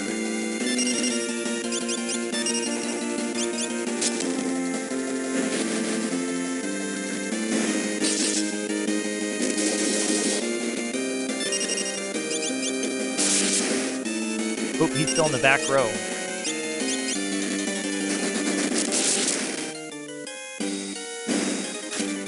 Sometimes it's not always obvious who's in the back row. I'll try not to talk too much over this music.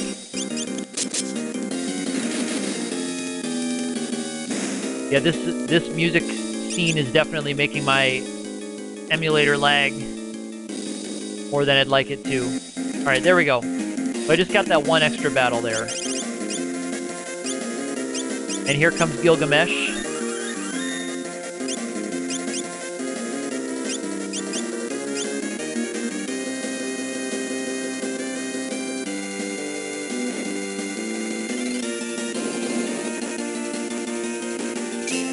Alright, nice block to start the battle there, Galef. Now we can image on everybody. It's going to make a lot of these battles a lot easier.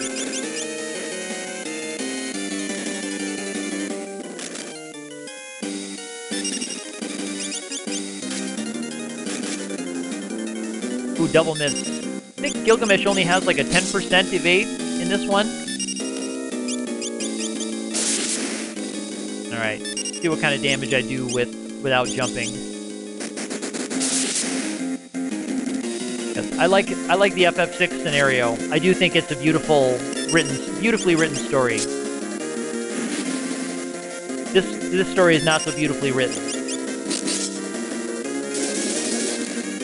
Ooh, nice. I got ult to land.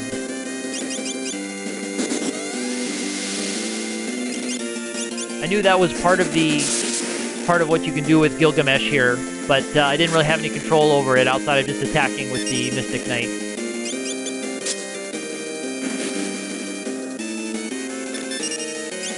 I'm gonna reset the image, although Gilgamesh's damage is gonna go down to nothing here soon. Yeah, I like that second world has some interesting scenes. I guess I don't know where everybody is in different parts, so I won't speak too much about specific things, but there are, in the second world there are some pretty interesting scenarios to finish up. And many of them are optional, which is also cool.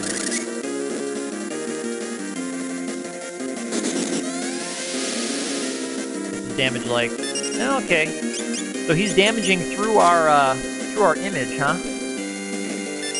With jump, that's a 100% attack, huh? But that will do nothing.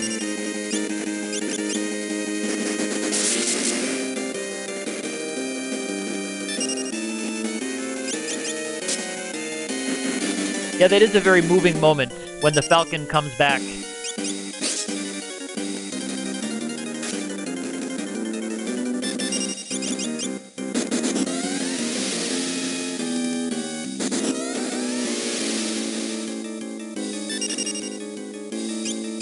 Yeah, so his jumps are hitting through the images, but he's going much more slowly now from his old. So it shouldn't be much longer now.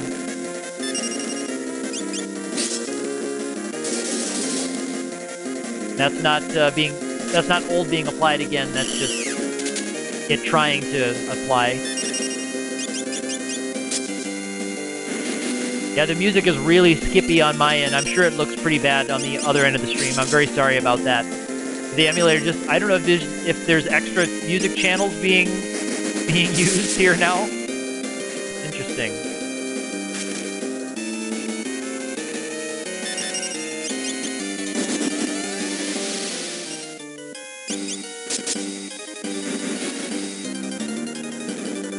Oh, you're gonna chase down Doomgaze Arc? That's cool.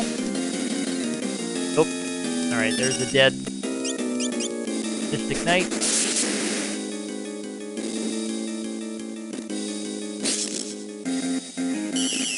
Down to 0 damage on his physical. Alright, cool. So there's another dead character.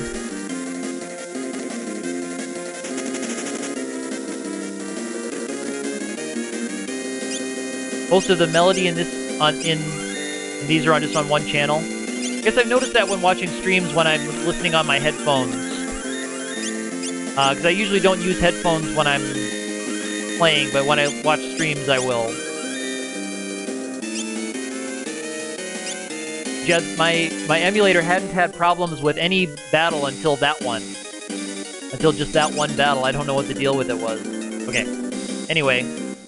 I know the enemy avoiding route less well on the second half of the bridge here, so I'll probably get a couple of battles.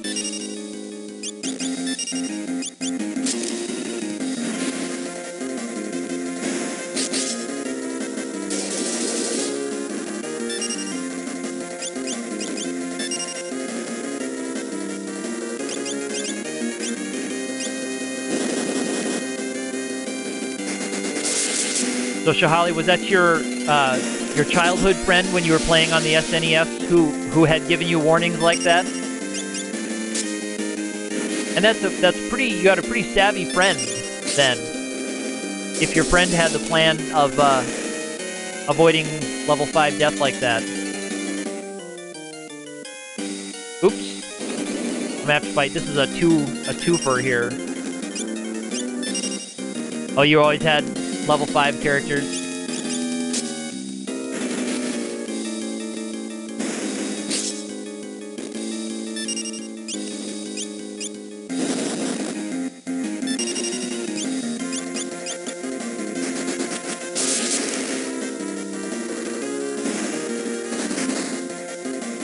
Oh, you got that warning too.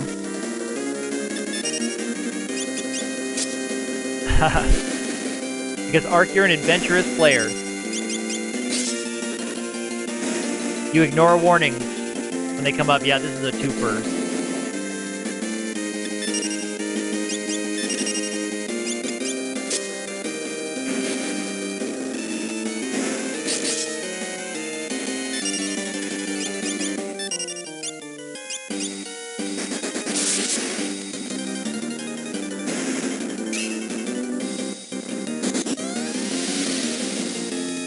Yeah, and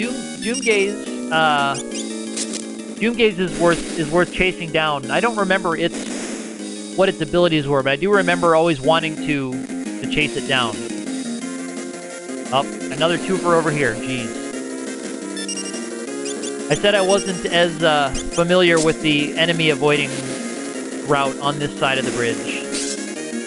And I don't know if there are more points here too on this side. I guess we get to enjoy the really choppy music a little bit longer for our trouble.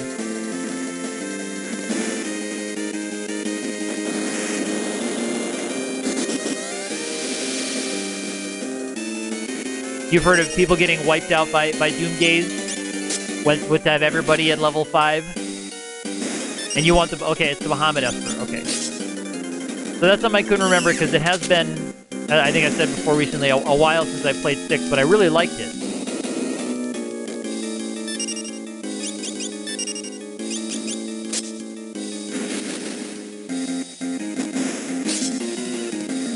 Can't get that one. Can I get this one with just a regular attack and not a jump? Yes. Alright, so I don't have to eat a death here, it looks like.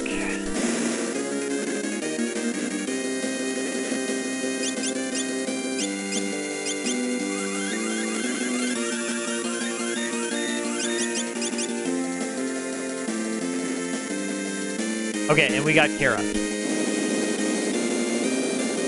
Okay, and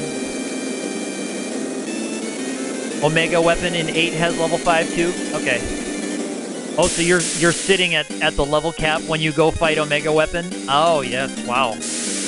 That's kind of a, that's a tough situation to put you in, because there's nothing you can do to change your levels, I don't think, can you? I remember the level cap being 100. I remember fighting Omega Weapon and winning at some point recently. I guess I don't know if I push my characters all the way up to 100 or not.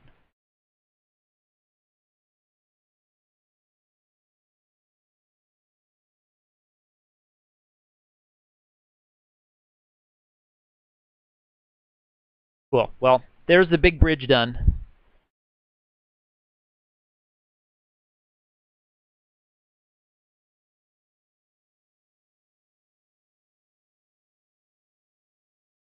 So I need to think about what I want to buy in the next town. I think there's new magic there. There's always lots of equipment. But you have to kind of be picky and choosy about which equipment you buy in this next town because it's all very expensive, and most parties aren't going to have enough money to afford nearly all of it.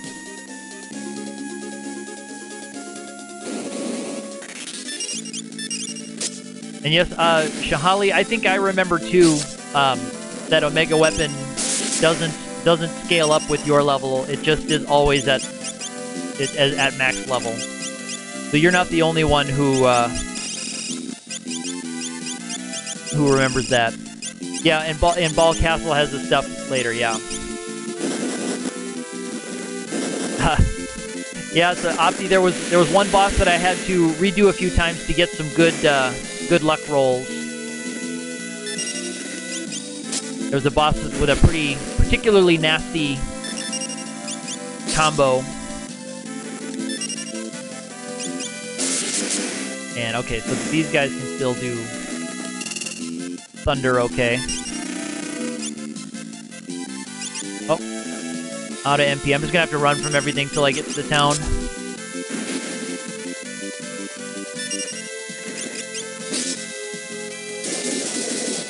Yes, I don't think there's anything in this town that's like permanently missable and you need to get it now.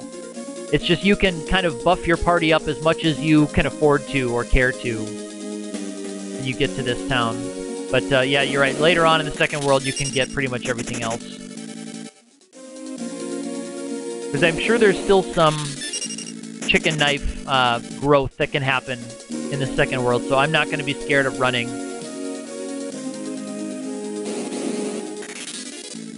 Alright, well these guys I'll go for.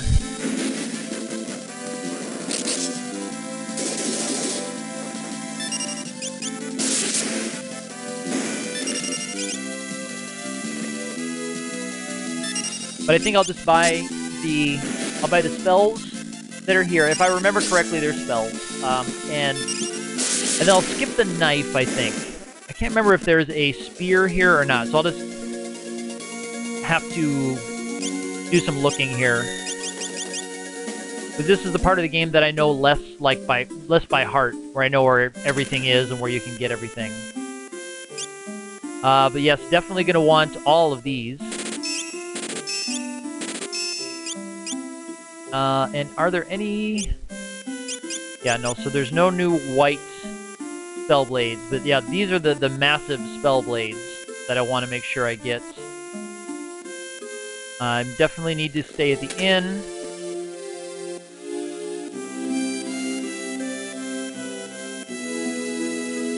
My ideal party, like, for any Fiesta run, what would be my ideal party? Would be, I don't know, something very close to this. I mean, maybe Blue Mage instead of Black Mage, and Chemist instead of Dragoon. Yeah, for the Fiesta, I would say I would be something like that. For fun factor, it would be something like Blue Mage, maybe like Blue Mage, Mystic Knight, Chemist. Yeah, Ninja would be fun. I'm trying to think of what another kind of fun Fire Crystal job might be. But now, like, for speed, like, if for a day like this, I could almost not ask for a better party for a day like this where I wanted to finish a whole Fiesta run in one day. Because the Black Mage makes the early game really fast. The Mystic Knight ensures, and there's spoilers coming, so turn off the sound if you don't want spoilers for endgame plans. I'll count down from 5 before I start talking endgame plans. 4, 3, 2, 1. Mystic Knight makes any X-Death grinding almost moot because I can deal with Almagest. And then Chemist just for fun. So you would say White Mage, Mystic Knight, Bard, Samurai. Yeah, Bard would be another fun one. Bard and Samurai would be good. Yeah, I probably wouldn't take Bard and Chemist. That would be not a lot of synergy there. But Bard, Samurai would be great combo.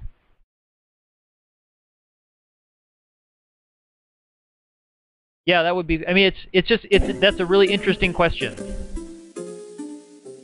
Now, what would your ideal party be arc for a day like this, for an event like this, Arc? If you were going to play through the game from beginning to end all day long and you wanted to be able to beat it as efficiently as you could.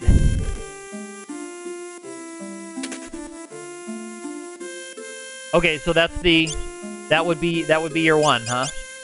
Yeah, the Sleep Blade. I want that, but Ball Castle has the other one. Yeah. And the Wind Spear. Alright, I might fight a couple battles to get that Wind Spear. Because I'm gonna get a better... Yeah, if speed was a fact, if you just, if you wanted to do something where you wouldn't have to do, the beginning of the game with those white mages. Where you wouldn't have to do much crawling around.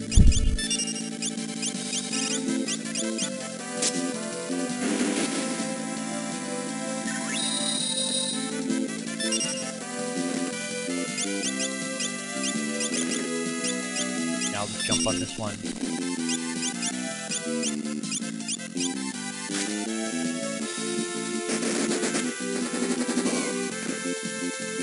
This is cool about these guys. These guys give pretty good money, and they're susceptible to break. So if you have Black Mage and or Mystic Knight, you can one-shot them pretty easily.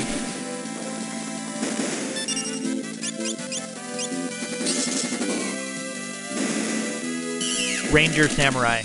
Okay. Yeah, Ranger Samurai would be a good combo for that. Nice, and Transfusion is nice for that. Okay, I'm gonna fight just a couple more of those guys. Yeah, no, there's nothing boring about that.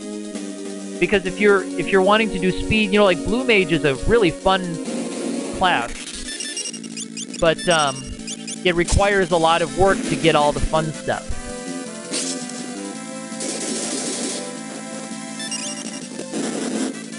Yeah, Blue Mage, you have to run around and pick up all that good stuff. You have to grind, well, kind of grind. You have to look around for... Oh, I should have targeted that on the other guy. You have to look around for some of the enemies that teach you stuff to have a lot of fun with it.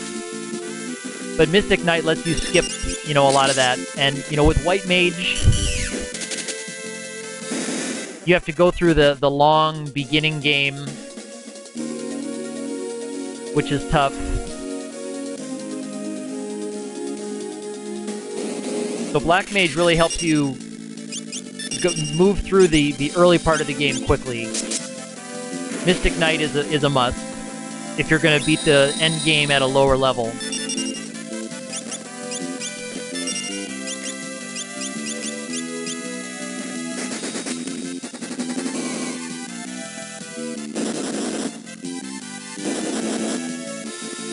Yeah, the archer is pretty good. But it's another thing I considered with a game like this where you're just going through the whole thing in a day and you want to minimize grinding time is try to think about jobs that are good without having to master them, without needing to spend a lot of time with them. Like, for example, I don't think any one of my ninjas will learn two-handed. I don't think any of them will do that today, so I can't really consider that in my planning. So you don't like chemists so much? That's okay.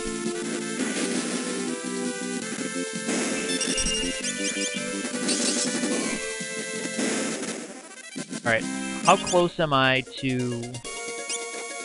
I might be close enough to sell some stuff to get that Wind Spear weapon. Just take a trip to the Phoenix Tower, yeah.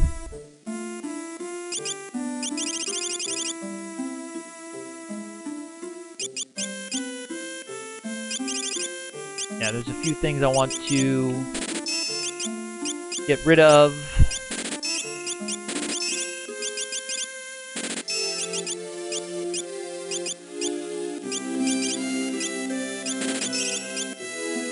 Alright, that should give me enough for the Wind Spear. Perfect. Yes, and I will be going over to the Phoenix Tower in this run to get some Reflect Rings. That is part of the plan for me. I'll try to get a couple. If I can just get a couple in a couple battles, that'll be fine. I'm not sure when I'll need them, but I'd like to have them in case I run into problems. I mean, like, Omniscient should be good, because I think I can hit Omniscient with Mute Sword, unless there's something weird about the GBA version that's blocked. But that's my plan now for Omniscient, is to hit it with Mute Sword on the Mystic Knight, and then have the Black Mage cast on it while the Mystic Knight beats on him. Alright, so on we go.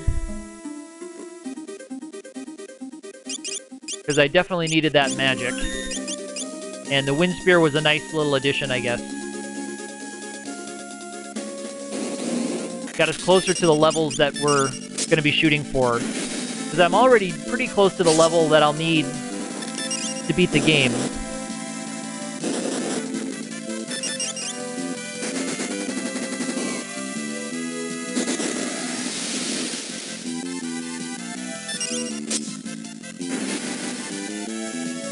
Okay, so you told me to yeah, you told me to use Mute Sword on Omniscient, and I think you also told me to use Sleep Sword on Atmos. I think I learned that trick from you, Ark. I think you asked me if I wanted to be spoiled. You said there's an easy way to beat this guy. If you want to know it, I'll tell you. And I think I died to him once, and then you told me, yeah, cast Sleep on him or use Sleep Sword. I think you're right.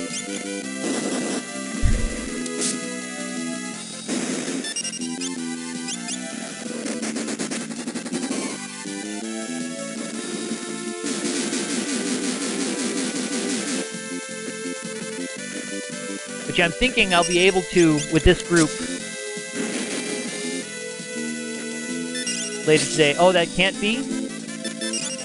Am I remembering that incorrectly?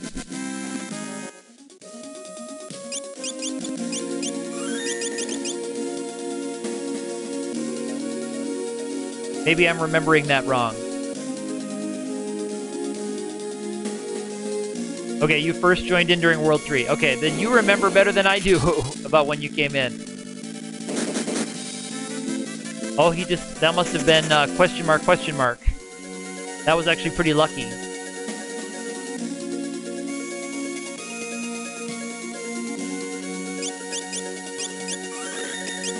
Okay, but yeah, that's my plan for Omni anyway, is to use Mute Sword. But I was thinking I could use him during the Omni fight, and I also could, if I needed a little extra damage on Omega, I could bounce Bolt 3s off of Reflected Character on Omega if I needed just a little bit more than my Bolt 3 sword users could do. Okuza only uses that move. Okay.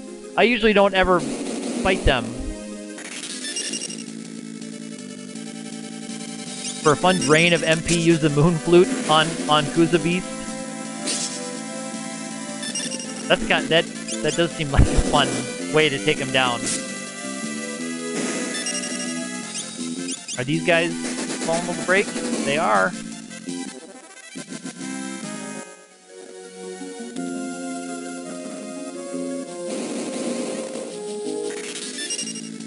And I don't like these guys so much. I don't like the Slimer guys. Or these guys as much.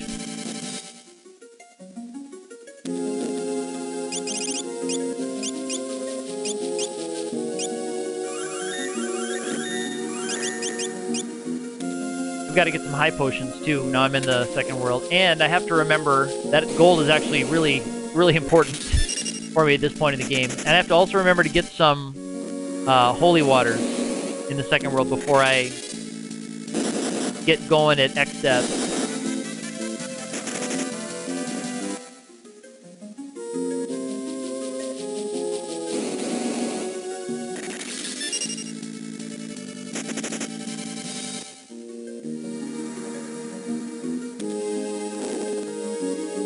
I knew this was going to be a very poor run-through. I knew I was going to be running low on money the whole game. So I thought there would be several towns that I would have to skip buying a lot of things for my party, or grind a little bit to get just enough to buy what I need.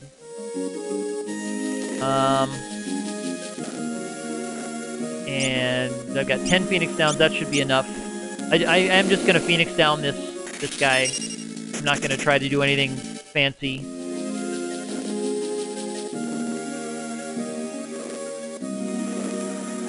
And I just have to hope that I don't get really ugly luck on this guy, because the Phoenix Downs aren't guaranteed to kill him.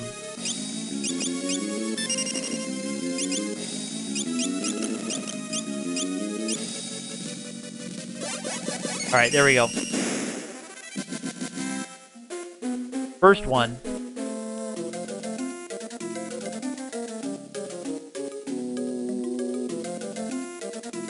Okay, so now through the Moogle stuff.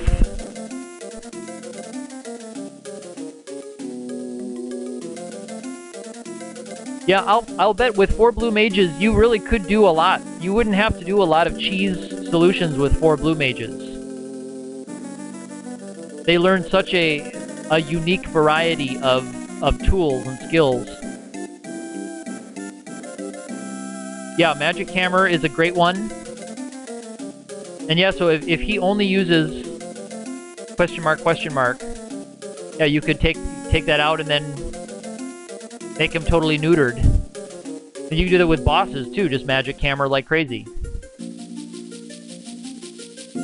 You could Magic Hammer Omniscient. You can get all those hit points out of him. And I think, for Omniscient, is there a bug in the SNES version where you can throw an ether at Omniscient and it resets his hit points not to 0, but it makes them like 10,000 instead of 20,000, or makes them 99999 instead of 9999999. He's weak to wind, yeah. So oh yeah, you can arrow whatever him.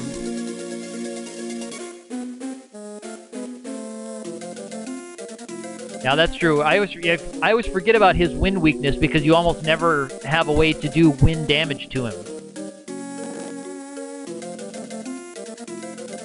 I'm thinking that that's a Super NES bug where there's like a limit to what MP can be for HP.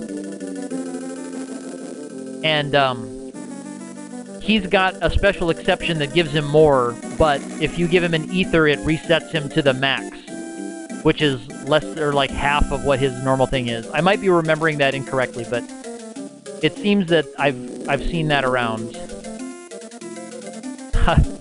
Hello, hi Muke.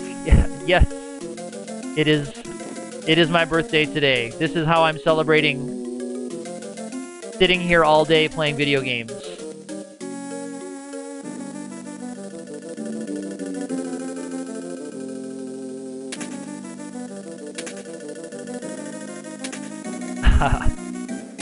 So yes, hi Muke, thank you for popping in. I appreciate that very much. I am, as you can see, I'm almost 5 hours and 45 minutes into my Final Fantasy V playthrough.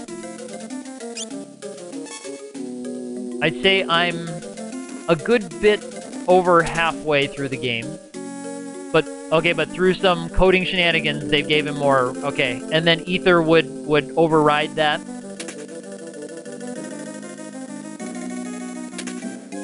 Okay, yes. So I had heard that too. Okay, yes, thank you, hi Muke. I appreciate the birthday wish. Have yourself a good day. Make sure, did I get the, yeah, I got the dancing dagger, so we're good. Alright, so let's trigger the story sequence. Yes, thank you very much for popping in. I appreciate everybody who is here and has popped in to say hello. And feel free to come and go whenever. Okay, yes, thank you, Opti. I appreciate that. Good luck on your stream. I will probably still be here. Unless you stream for 6 hours or something.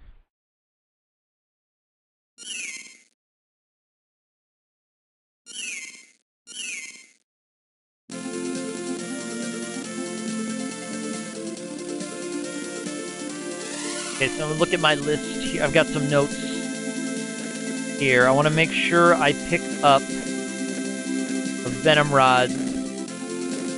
so I can boost my stuff. That'll be after I get to Ball Castle. And I've got to get the epee sword from the water. I'm not going to try to grind on those statues to get AP. I don't really need an AP so much from anybody. Yes, I was happily surprised that Opti was able to come in. I hope we didn't spoil too much. I hope we didn't spoil too much for you.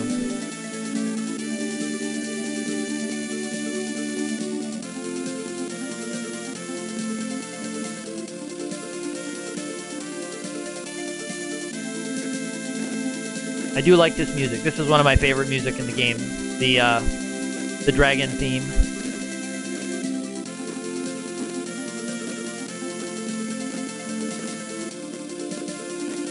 And this is getting it's choppy and skippy for me again too, so I'm guessing you're seeing what I'm seeing.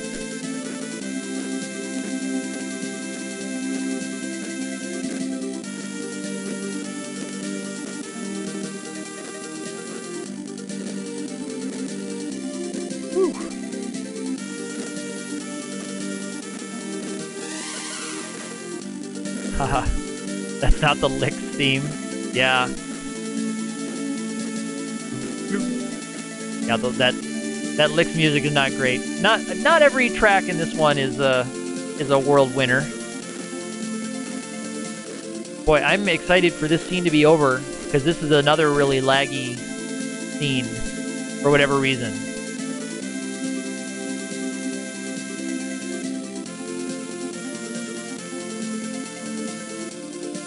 And it's a lot smoother for me now. For whatever reason, that scene with the Moogles in the forest, maybe there was too many sprites on the screen or something. I'm just making things up, but yikes.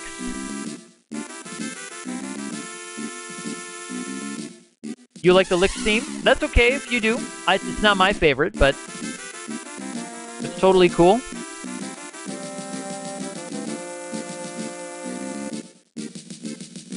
Alright, and I'll do the weird errands here to get that extra equipment, mostly just to sell it so I can get a few thousand more gold.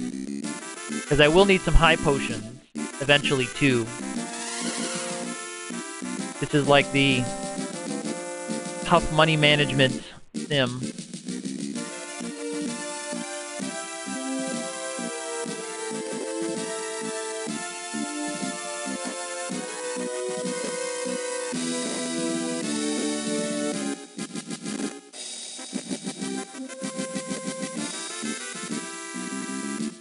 Now we have another cutscene here. Let's see, I won't need to go to Surgate. I won't need the exit spell. I'm trying to remember if there's anything else in Surgate that I need. Or if I can just skip right over to the barrier tower. I don't think there's anything else unique there. I know I could do the gold needle scam. That's right. I could buy a bunch of those and throw them at the statues down there. They do give up pretty good money. I'll see how I'm doing for cash, because I'm considering time also here too. I don't want to extend this any longer than it needs to be, because I'm already gonna be playing for 12 something hours. Like, if I can, I don't want to waste a half hour doing something that I won't really need to do.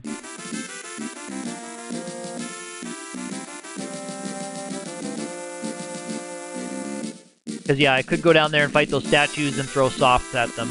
I like the gold needle racketing scam. That's nice. Alright, it's the other tower I need to mess around in. I want to steal the Dragon Lance. For some reason, you and I think we disagree on how long that will take with the Thief Knife and the Wonder Rod. Now, you very well could be right. It could take a ridiculous amount of time, because I know it's a pretty small chance. But I think I can get the dice rolls happening often enough that we could do it without too much trouble. Although I could be totally wrong about that. Because I know that it's not going to be a steal every time. And I know I'm not going to get the Dragon Lance quickly or easily. Alright, the Lamia's Harp is the other one on here. The Angel Robe is a really weird piece of equipment, I've always thought. Like a chemist-only piece of equipment seems strange. I mean, I'll take it, of course. So you've done those steals.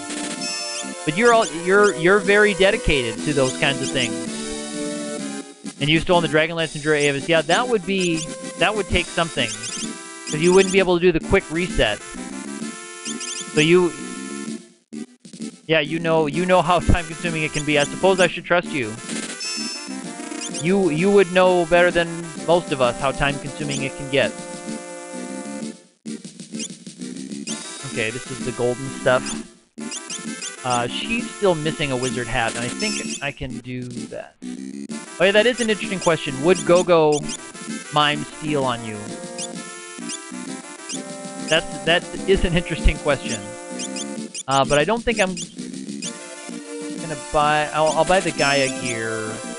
That'll be a nice upgrade. I think, and... Oh, that doesn't give me any more magic power.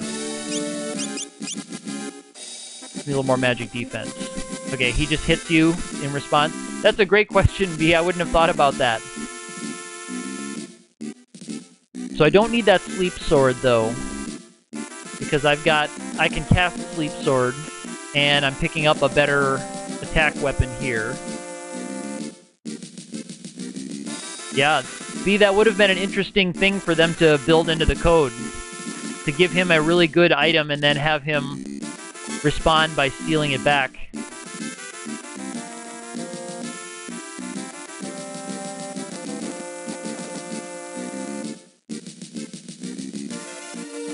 Let me know if you can hear me. Okay, we're back up. Thank you, Shahali. Thank you guys for hanging around. It was weird. Both my chat and my stream disconnected. My chat window shut down, and my stream went down. So, yes, thank you for sticking around. I don't know what happened there. It said I was disconnected from the Twitch server, and it took me almost a minute to get it back up. And then my chat window had shut down, so I had to go back to open it. Now I think I've added a couple of deaths to my counter because I have a global hotkey set to D. So when I was trying to open up my Twitch channel, I think I added a death or two. But anyway, I think we're ready to move on. I'm sorry about that.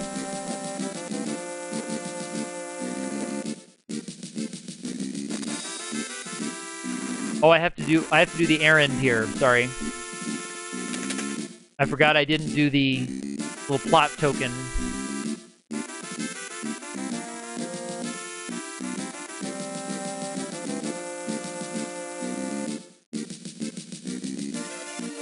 We've got to go check in with Kara, Kyle, or Kyle, right? It was Kyle. I think we decided when B was playing through.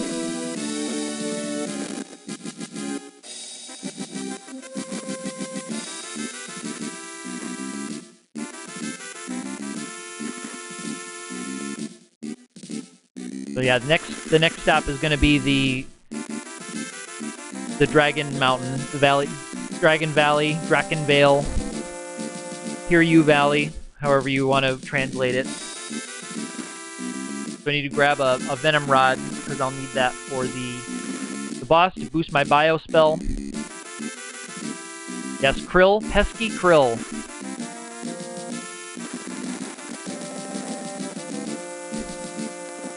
I like Kara. I mean, Kara's the one that I saw first. Yeah, no, you're not a ding-dong, B, for calling her Kyle. I think Kyle's a great name for her. I think that's a very fitting name. I feel like that's a very new age name.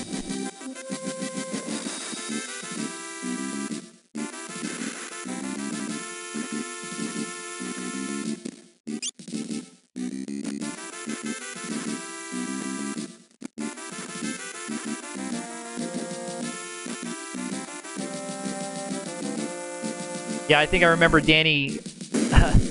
Danny wanted to make sure that you had pronounced it correctly.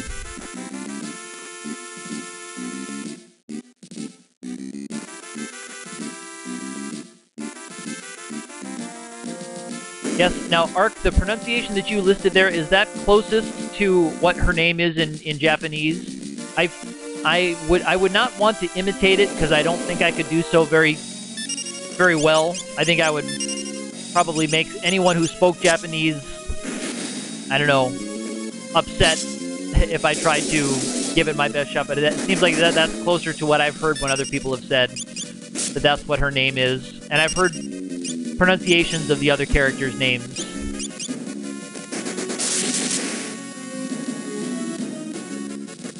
And it seems like they're close enough. Either one, both Kara and Kryl seem like they could be close enough to what the Japanese ones. And like Butts and Barts could be like that.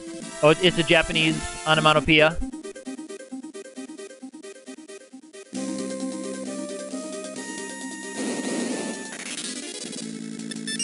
I don't like these guys. Some of these guys use the zombie stuff, and I don't want to deal with that. And I don't need the Cornago gourd, because I'm not dealing with any Beastmasters or catching or controlling or anything, so I'm good with that. Let's get the... Yeah, direct translation is... Well, onomatopoeia sounds are tough. If it's something for, like, the Japanese sound for the sound of birds flapping, you wouldn't want to call them, like, flap flap or something. That's just kind of... And there we go. Yes, or you put the... Okay, so that's her Japanese name spelled in Roman letters. Okay. Now, obviously, they wouldn't do that for an English-speaking market. I mean, maybe now they would in kind of a very niche game. They would do that. I feel like if it was a very heavily anime-inspired game, they would do that. Not like these aren't inspired by anime themes. Unless the character is a 20s flapper, yeah.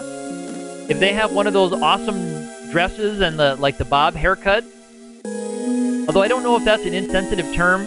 I don't know. I have to confess. I hope that's not an offensive term that I use accidentally, but that's the term I know for the 1920s kind of party women out on the town, Great Gatsby kind of partying. But I don't know if that's an insensitive word.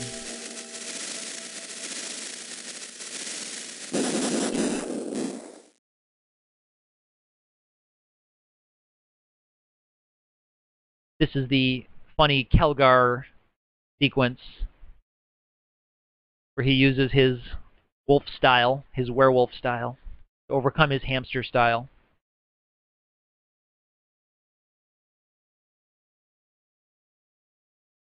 Well, I lighten up. I could lighten up, but I do know it's easy to say hurtful things on the internet when you don't mean to. So I always do my very best not to.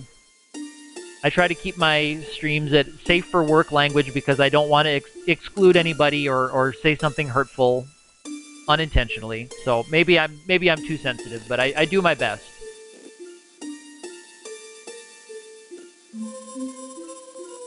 I think this might be...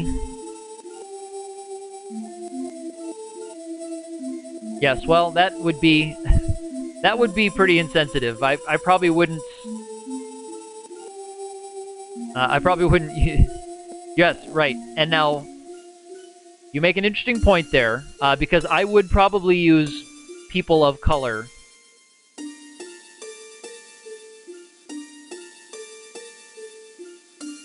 Because in America, we didn't have people of color. We didn't have bathrooms for people of color. In America, we had colored bathrooms and colored lunch counters. This is way off topic for the game.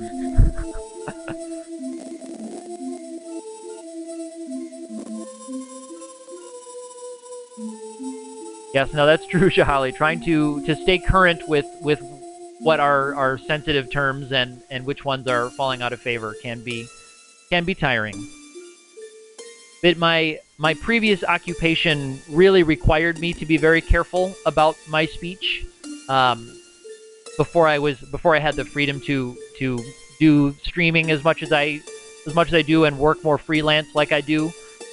What I did before really required me to be very careful about the way I spoke, which is why I'm so well practiced in it. Which is why it's not very difficult for me to keep NSFW language off of my streams when I'm just chatting like this.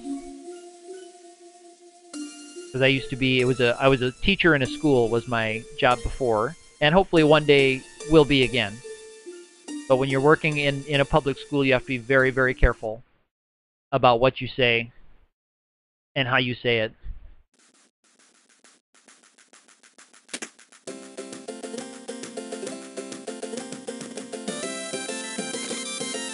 You even had to be careful.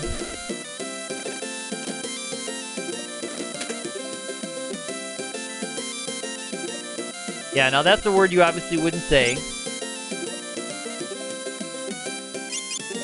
Yeah, now that's one you wouldn't say where I'm from. You would not say that, or you wouldn't say that in polite company, at least. There's nothing here I need. There's a ninja knife is nice, but I don't know if I'm going to upgrade fully just yet. I might get does the power sash also give... I think it also gives a boost to strength. So that one might be worth it for him. Yeah, it gives him the big boost to strength. Oh, that's the actual term for it. I did not know that, Jahali. That's a new one by me. I didn't know that was a real word for it. That's interesting. Yeah, so this will power him up quite a bit. I never knew that, Jahali, so thank you for sharing that. I didn't know that.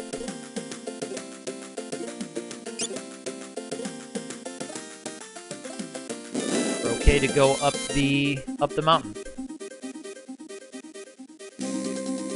But yeah, when I was teaching, even staying away from trying not to be insensitive to racial groups or insensitive words like that, you also had to be careful about saying things that could have a double meaning in kind of a naughty way. Yeah, 3 points of strength is big. I couldn't remember because I think that's what those were. Ugh. The golem battle is pretty annoying. I know he's a bro, but when you don't want him, fighting was pretty annoying.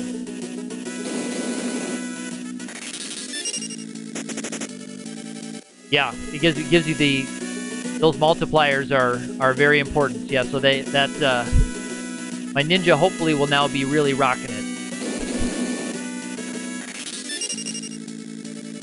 So we had to be very careful about saying things. You know, one of the things that music teachers like I would always have to say is you can't ever tell someone they're just a beat off. You can't ever say that, because that will inspire lots of tittering. And you probably shouldn't even say tittering either, because that sounds like something else. So we just get very well versed in thinking very carefully before we say everything.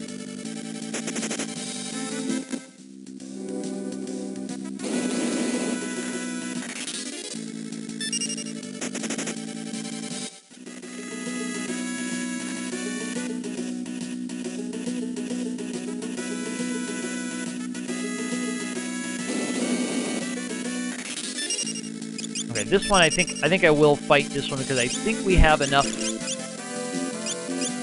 I think we have enough oomph to take one of these guys down before they pull out poison breath. Thank you for posting that definition, Shahali. That's very interesting. I did read that, but I was watching my. I have a flame rod.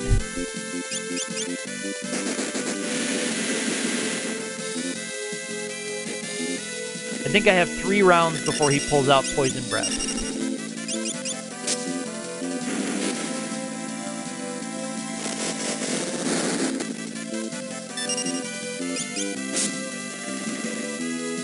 And the dragon fangs that he'll drop are going to be very valuable to me. So any solo zombie dragon I think I'm going to be fighting. Because those dragon fangs are going to be lots of money.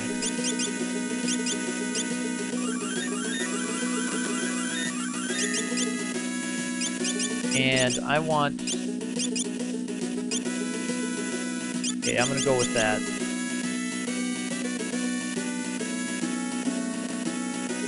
Yeah, B, you're looking at capture cards. Someday I would like to use a capture card on my consoles. I don't have any consoles with me right now, but someday I'd like to do that. I know that can be kind of an expensive proposition, upgrading hardware, because I looked into that with microphones. I was trying to upgrade my setup so that my voice doesn't sound so bad with this tiny headset mic. Hello, Deln. Yes, this is a 4-Job Fiesta warm-up run. Deln, you're like a FF5 celebrity. Thank you for stopping in. I feel honored. Or are you an FF4 runner as well, Deln? Either way, it's great to have you in.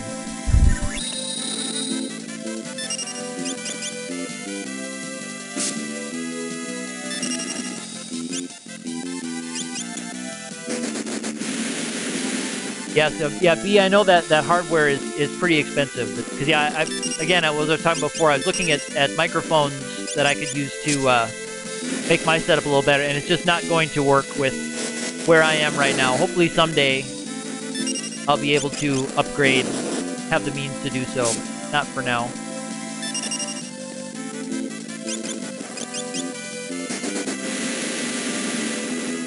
Okay. Because, Dylan, I have seen you around. I know your name from the speedrun scene, but I couldn't remember if you were FF4 or FF5 runner. Because I think I saw you in one of the last relays. But it's great to have you stop by today.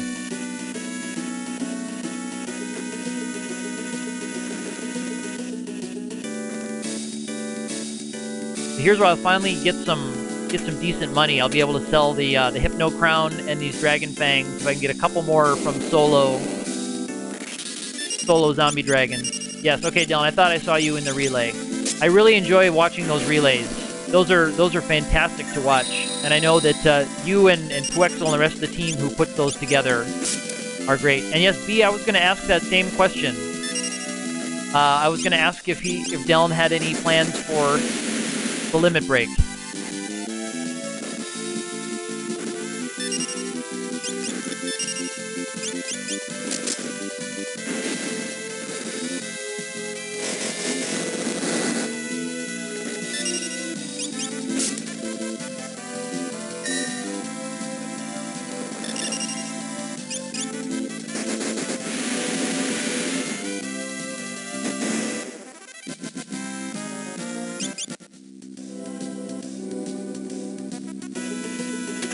And as you can see, with my... Ooh, yeah, I'm going to get out of this one.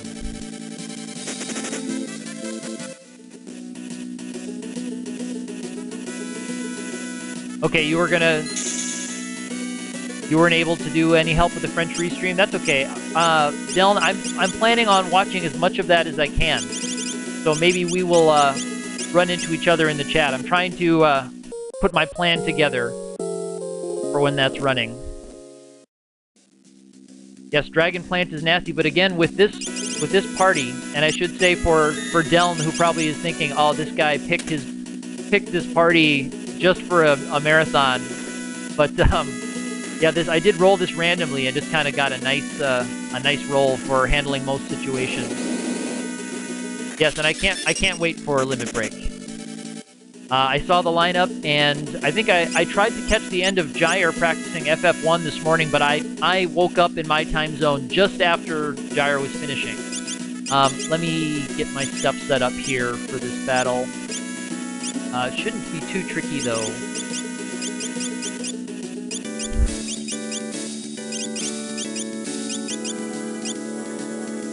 Yeah, I know nobody was watching me roll it, that's true. But I promise I went to random.org and I pulled up a job list, and that's what I did.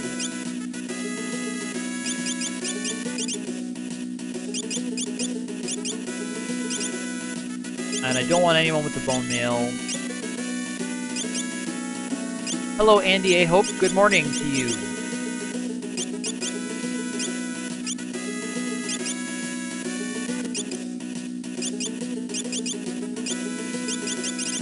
Sorry, my menuing is less than optimal here. Just making sure everybody has a multi-target ability, although I don't think I'll need it, but I would feel very embarrassed if I wasn't able to pull this one out with this party on the first try. Yeah, I picked a Dream Party and threw in Dragoon. That's what it looks like. I know that's what it looks like, but I promise I rolled it. I couldn't believe it myself as it was coming out.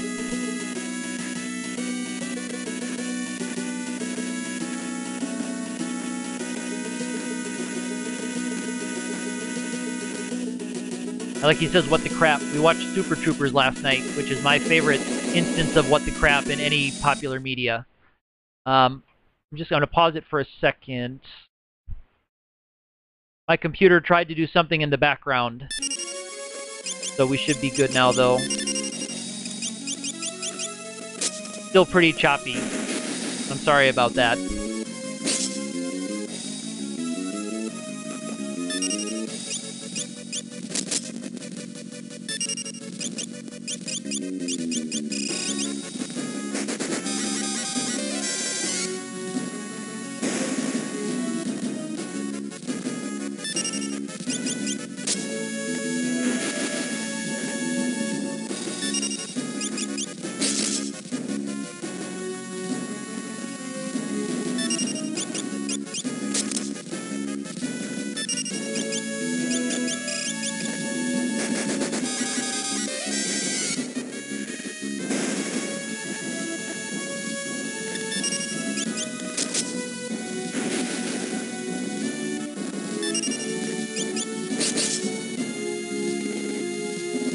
Okay, so it looks like my agility lines up pretty nicely.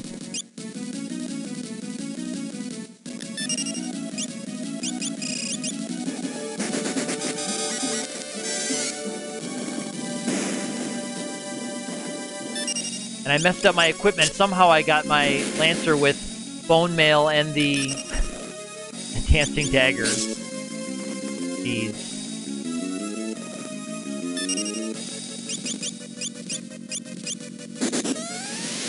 We'll just go with that. But otherwise it looks like my agility lines up nicely, that the plant spawns the flowers shortly before my black mage gets a turn to knock them out.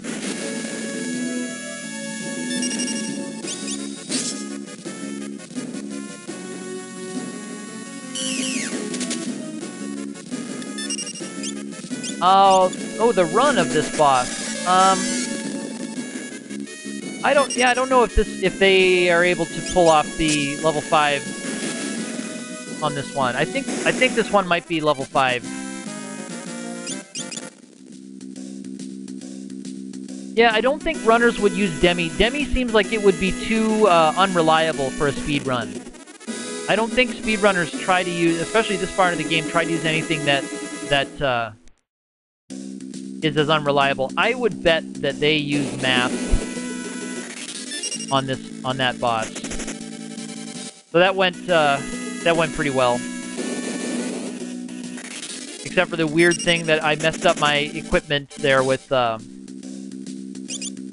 Dragoon. Oh, maybe I didn't have the bone mail. It must be undead. That must be what happened there. Huh. I had never realized that the plant was undead, but it looked like he gave the plant some MP. Oh well. And now this would be when I would cast Exit, of course.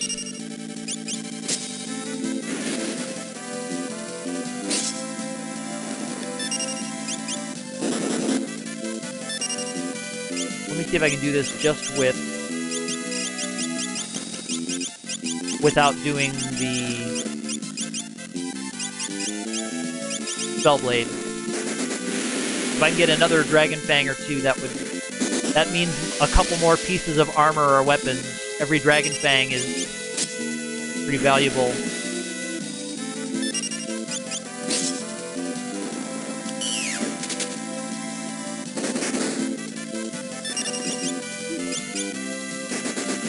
I have enough?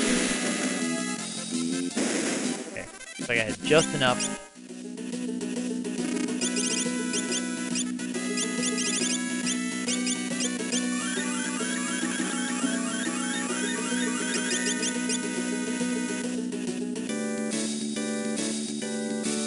Time mage problems, yeah.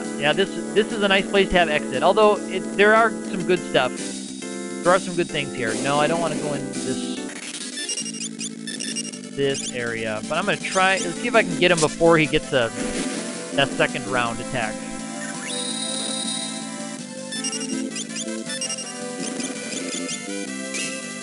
All right, there we go. We got it blocked. So now I have to go in and heal again. Yeah, this is one of those dungeons, and then when we get to Guido's Cave later, too, we're also going to have to be walking out of Guido's Cave later on. And yeah, so I was just thinking about there, Delm, is Dragon Plant a level 5? Is it like level 20? That goes down to level 5 death? Oh yeah, death by bribery. Yes, death by throwing money. I don't walk out of here very often.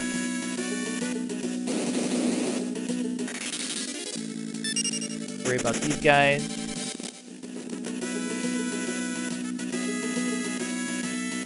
Yes, and then death by glitchy.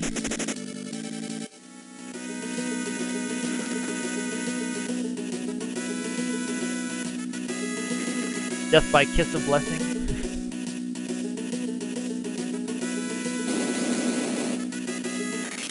It's level 33. Okay.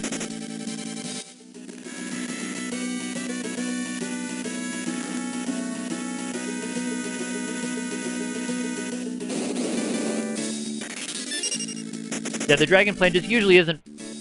There's usually one or more ways to kill it with most Fiesta parties. Because it doesn't, it's not, if I remember, it's not heavy, so you can hit it with gravity stuff, you can hit it with, it's level 33, you can get it, I don't know, you wouldn't have level 3 flare yet, maybe? Maybe you would, at this point. But like, if you have a Doom Axe or something, you can get it with that, if you got unlucky enough to have Berserkers.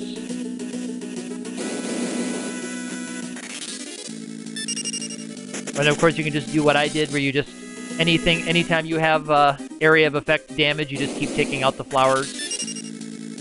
I think those are the guys that do the zombie thing.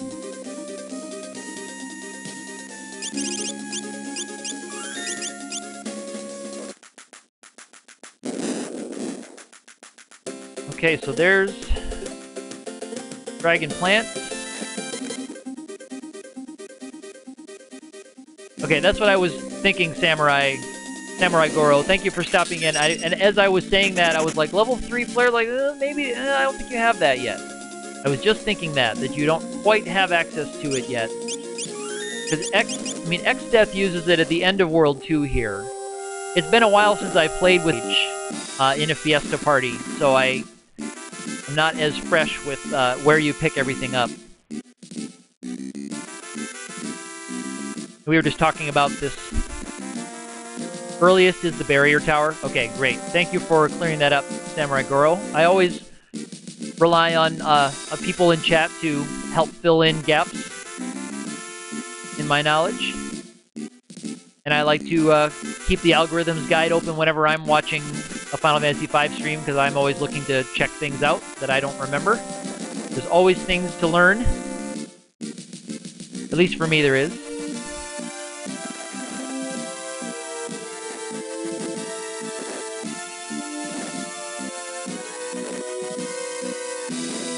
Okay, so you gotta get it from the red dragons in the barrier tower? Okay.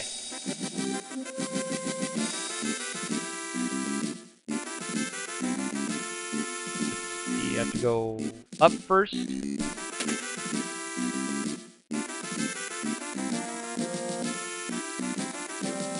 Oh, she's in. I have to go in the room first.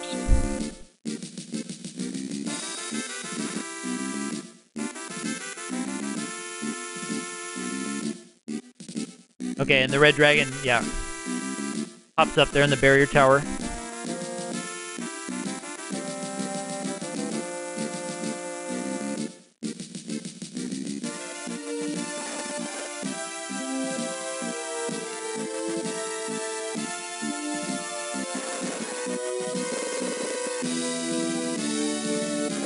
Oh, yeah, I guess you wouldn't have...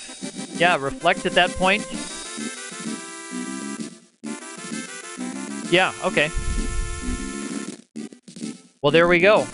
There's that solved. Thank you, team, for getting that cleared up. That's cool, guys. I'm kind of thinking ahead a little bit while we're going through this cutscene.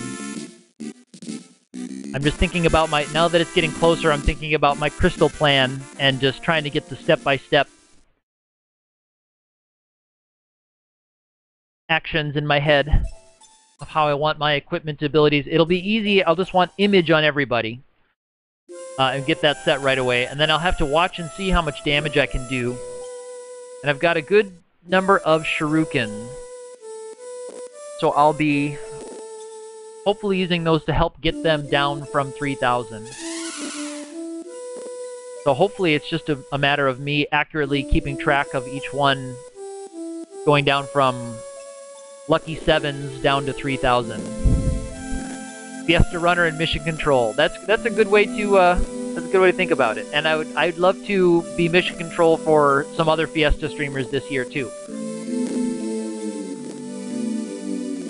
I feel like I can pay back that debt by keeping an algorithms guide open. Now, I wouldn't know off the top of my head, like you guys seem to do, that the Red Dragon is the earliest spot to get level 3, and that you can only get at that point reflect by Chemist. I would probably need to do a little more thinking to pull that out. So, but I would do my best, and I'm learning.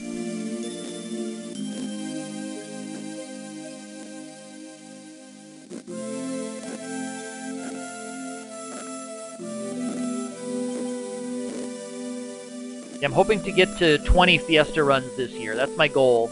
And I'm going to try to stream as many of them as I can, as much of them as I can make work. But I'm a little bit busier this summer than I was last summer. I have a little bit more travel planned this summer, so I might have to do some more off-stream playing at weird times and in short bursts.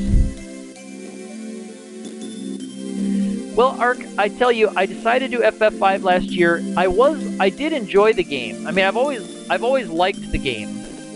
I had nowhere near the experience with the game as I do now. I had no idea how a lot of the things worked. But I'd always heard that it was a cool thing to do, and it's supposed to be, you know, outside of FF5 circles.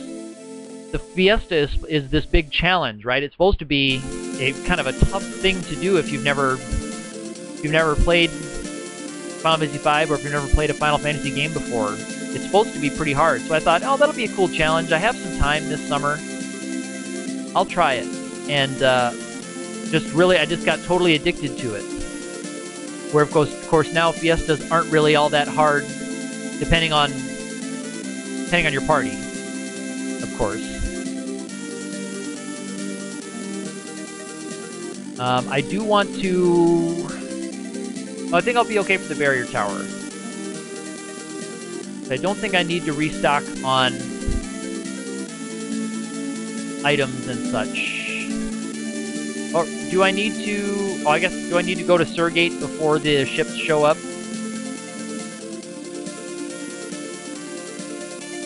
I'm out of order here in World 2.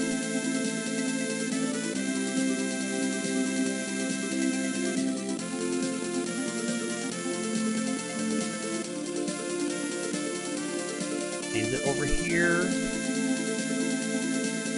There's Guido. Okay, there's Sergei. Oh, I need to do Guido first? Okay. I'm out of order on World 2.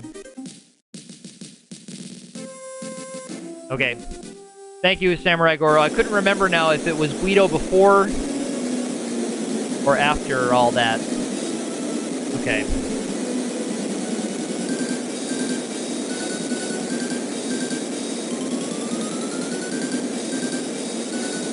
Yeah, Ark, I did see last year that someone did get 4 white mages. And whoever it was keeping us updated. He was like on the subreddit on there, keeping us updated on how it looked. Presumably, if he just got to getting holy, he would be able to just torch everything. So if you just were patient enough to get to where you can get holy, you would be able to just torch everything in the third world. Okay, after it sinks, the fleet appears. All right. I couldn't remember. I forgot about that extra event.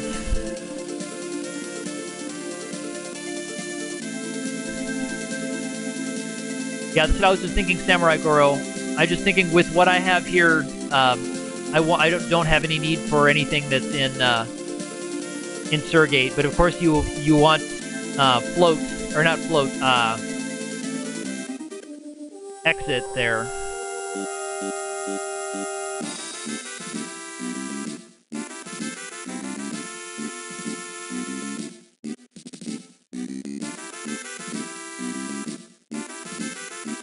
Yeah.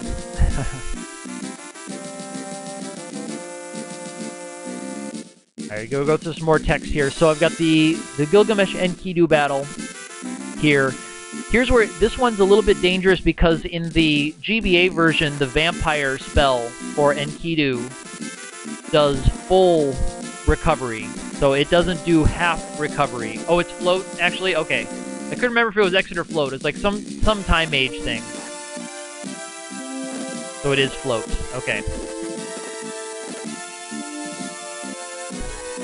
Oh, that's right. Exit is, yeah, from, yes, is it Ball Castle? Where Galef is? Yeah, it's in the chest that's hidden.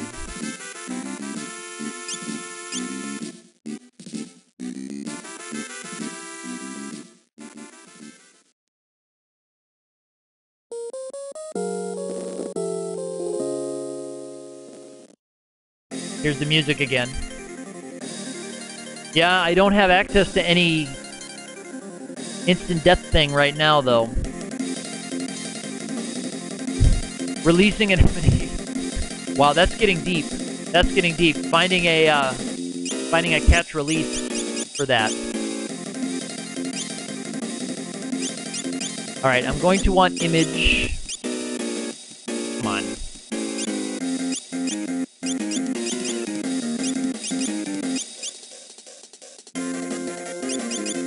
Alright, and not the bone mail.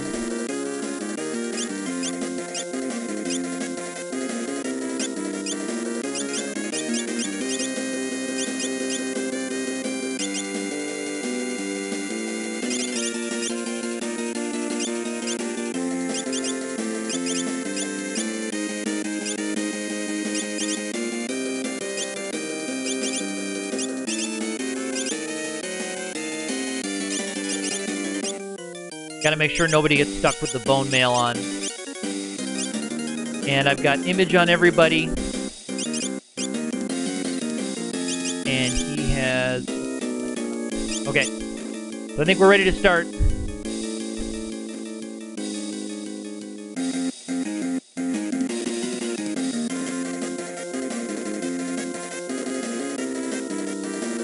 Oh, your first Fiesta was Beastmaster? Yeah, Beastmaster's a really interesting one, and I think that would make for a really, I mean, reading solo Beastmaster is really interesting. I know he says he didn't really like all of it, because I'm sure it was a ton of work, but it's really interesting to get all those beast tables out and figure out what does what, and then go searching around hunting for your individual pieces. But in most party scenarios, it's going to be easy enough to find an easier way than digging around for all of that stuff. We're all set here.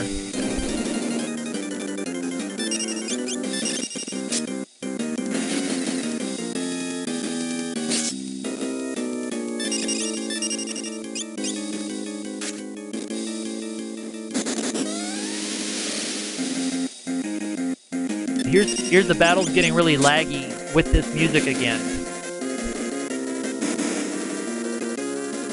Oh, it wasn't my first Fiesta? Okay. Oh, that's right. You didn't say in your first Fiesta. I misread that. I'm sorry. I misread your message.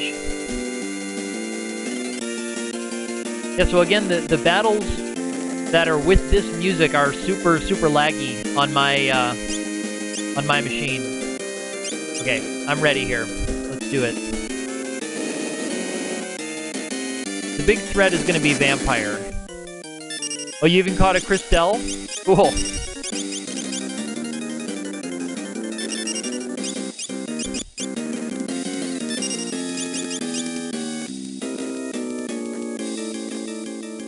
You know what? I probably could have done Bone Mail on my Mystic Knight. Now that he has Drain Sword, I'll probably just be using that all the time anyway. So I'm probably okay using Bone Mail. And I'm sorry again that it's really laggy and really choppy.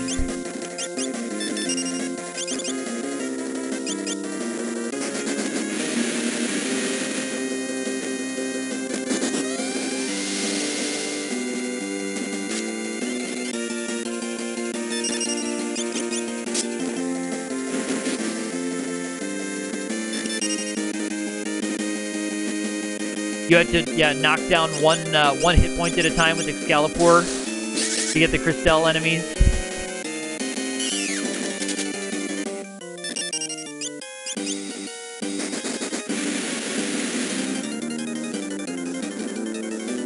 Okay, looks like we're doing okay. And you had to wear we had to wear the gourd to get him with, yeah. That's a good solution. It was a good way to do it. Okay, we've got Enkidu here. Alright. So I'm going to be able to do some extra damage. I should probably put the other Moonring Blade on him. Still going to try to get... Ugh. Enkidu's got that evasion, which is not great. The jumps will hit for sure.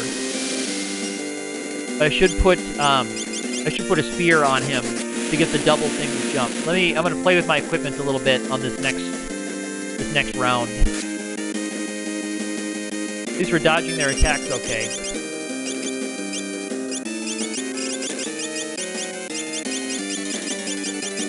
Let me get the other back row weapon on him. So if he ever does land a hit, it'll do full damage. And I'll have to put a spear onto my Dragoon. Alright, here's Vampire. It's gonna probably nerf somebody. Yeah. And it's gonna do full recovery. So it's gonna nerf someone and full recovery.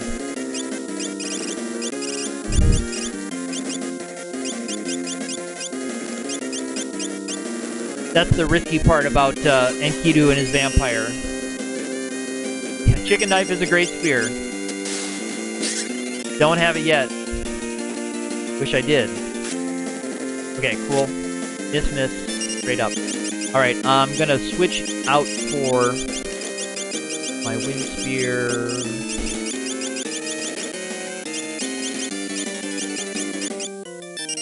And get image on my ninja. See, there's the strange little extra beat of delay before jump that I wasn't ready for earlier. That almost messed up my Titan battle. And I think, does Enkidu only have like 2,000 health? Ah, this Vampire again. Jeez. Alright, so that's good though. Upping my damage with the Dragoon.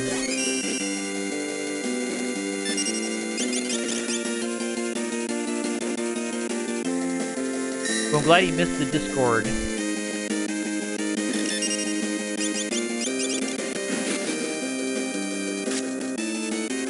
He has 4,000? Yikes. Thought it was less than that.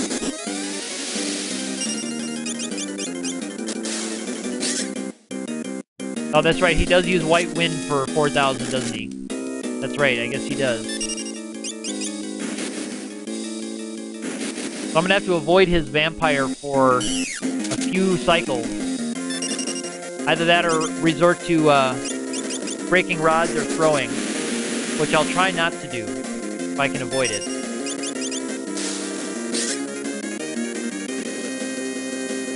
Yeah, I don't think I'm going to be able to avoid it. Ah, 38-11. So close. One more attack, I would have had him. Alright, well. I might just have to go after Gilgamesh first, I guess. I'm going to change up my tactics a little bit. So let his vampire just do 0. Yeah, I just saw, was just thinking that because well, unless I can't get image back up. But as long as I can keep image going, Gilgamesh should be a non-issue for me. So I'll bring Gilgamesh down and let his vampires do 0.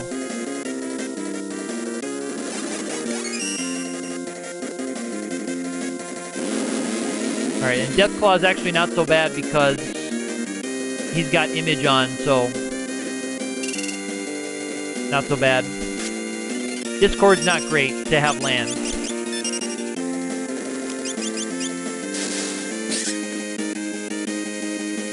This is a more tense fight than I thought it would be, but that's okay. Use more Phoenix Downs than I thought I was going to. That's okay too.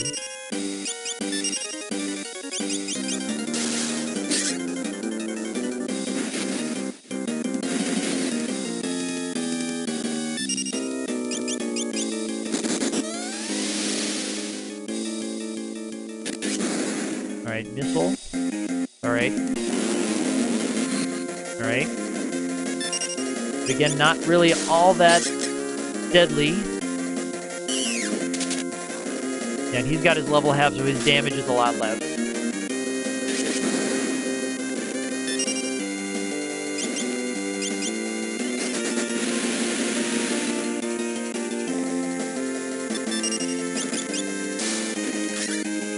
Ooh, a miss on the Drain Sword. Giving that little bit of evasion. Ooh, Wind Slash. That's going to take down those guys. Oh, I forgot that he had Wind Slash. Wow.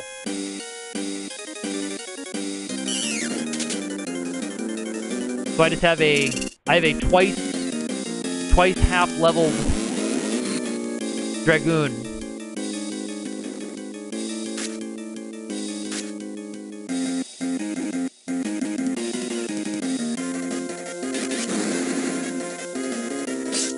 Oh, there we go.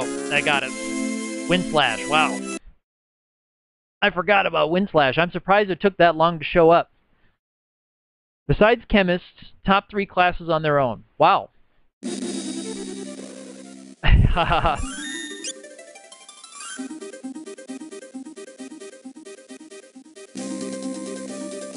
Now that can't be right. This can't be right.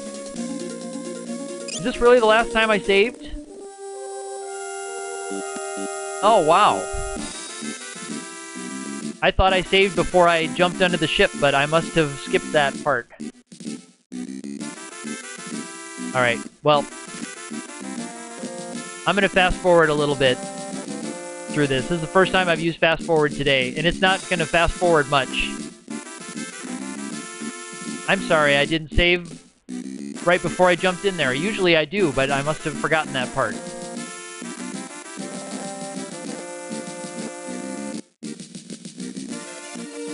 That was my very bad.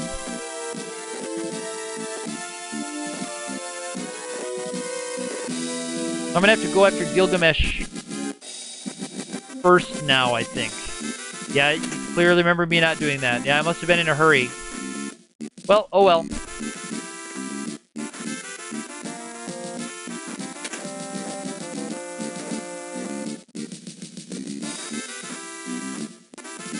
So I'm just going to hurry through this. Meanwhile, let me think about what I want to do with... Yeah, its speed up is not going to be very fast on my machine today. Normally I can get it up close to 200% when I'm not streaming, but on stream it's going to be about 125%. Alright. So there's Guido now. So I'm going to have to go after... I guess go after Gilgamesh first because I don't think I can damage Enkidu fast enough to avoid Vampire, although I was one hit away from him earlier.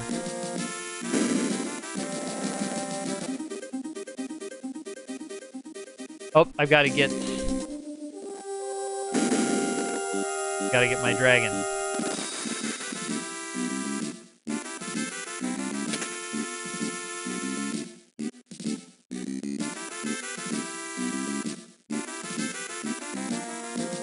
Yeah, one of them. Yeah, you mentioned using high potions. I forgot that they have. I forgot that he had the wind slash attack. I thought that all they had was physical and vampire and death claw. I didn't know that they had an area of effect spell like wind slash. So I will have to keep everybody up higher with high potions.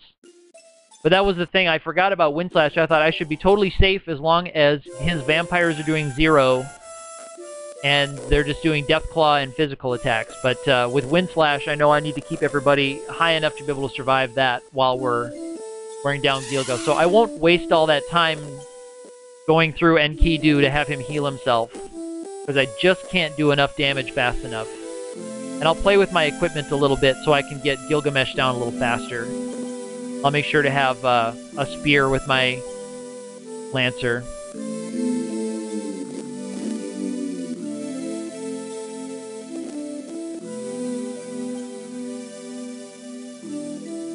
Yeah, generally Atmos is bad, so...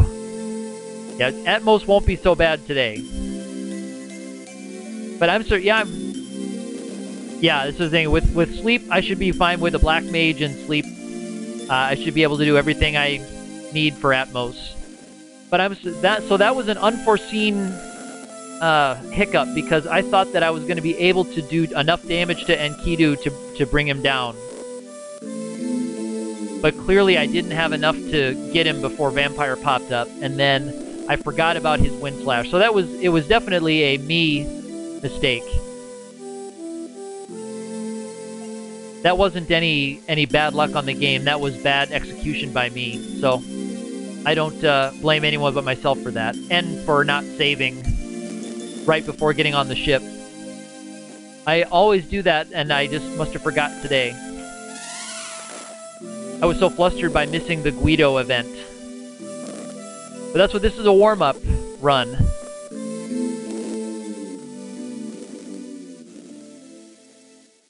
Yes, I did. I did count on Image because I thought that the only threat that I had was their physical attacks and Vampire, and then Wind Slash happened. Yep, so if I had written down on my notes, watch out for Wind Slash, then I would have known to keep them healed. But I didn't even take any notes on that one because I thought, oh, that'll be fine, that'll be fine.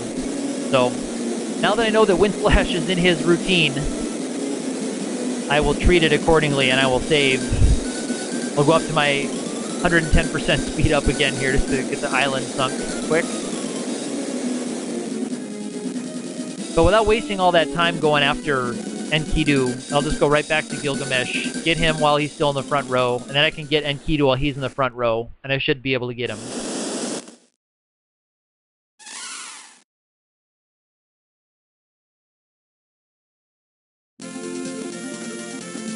Okay.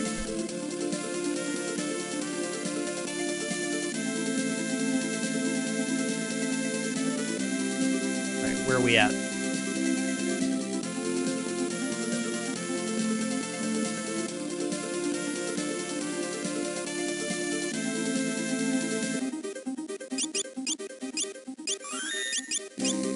Alright, there's the save. And actually, I'm gonna mess with my equipment first, I suppose. Make sure I have everything I need for equipment. I'm going to put the bone mail on... Well, no, I'm not going to put the bone mail on him, because he'll need to use high potions. So I'm not going to do that. But I do want Image on everybody.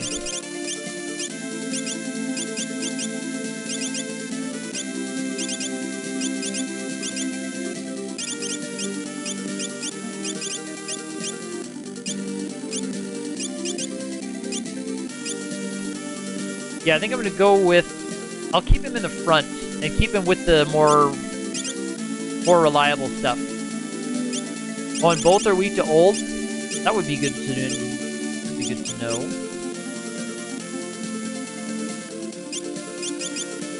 Yeah, food for thought. I don't know if I'll jump for that this time, because I'll be using Drain Sword. I'm pretty heavily in favor of Drain Sword, which I think skips the status on it. I might be wrong, but I think Drain Sword overtakes the status. I know it overtakes Elemental, but I don't know if it overdoes the status thing of the Ancient Sword.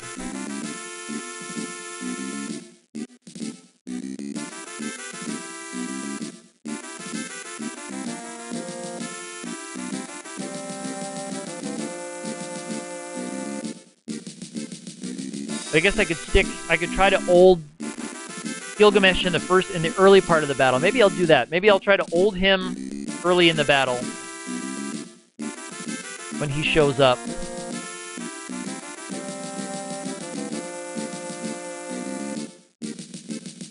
Yeah, that's a good thought though, Ark. I think I might try to do that. I might try to ult Gilgamesh during the first part of the battle when he's not very threatening.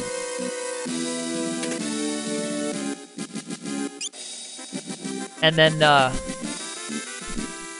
he won't be able to get Deathclaw to land, which will be nice. I don't know if Enkidu also casts Deathclaw or if that's just Gilgamesh that does Deathclaw. I think it's just Gilgamesh.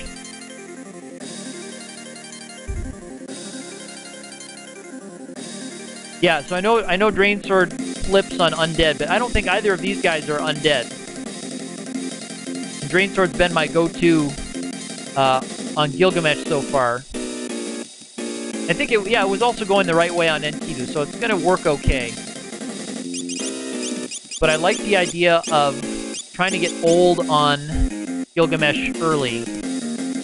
I'll fast forward through this part again too. I was hoping to not do that today, but because I boneheadedly didn't save. Yeah, that's the big question, is whether or not once you cast Drain Sword, a status sword like Sleep Sword, if it overrides the status. I know it overrides Elemental. Like if you cast Fire Sword on your Air Knife, the Air Elemental is gone.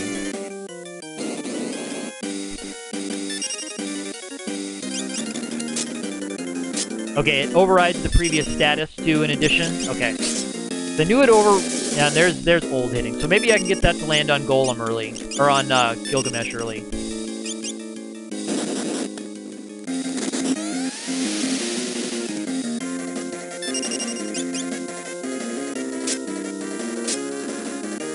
Look at that. I'd like to get one of those to land on Gilgamesh. That'd be nice.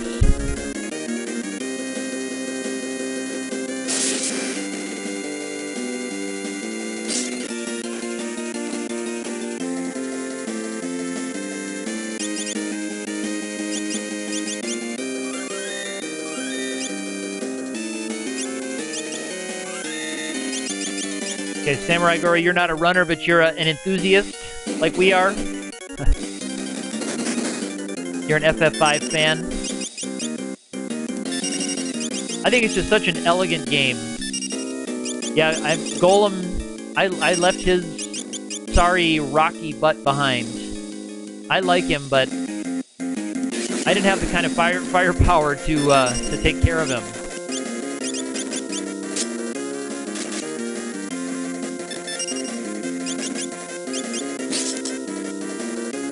So I'm gonna see if I can land old on Gilga here.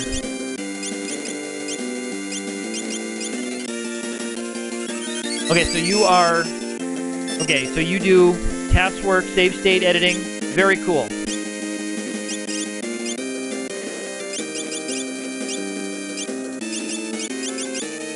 Very cool.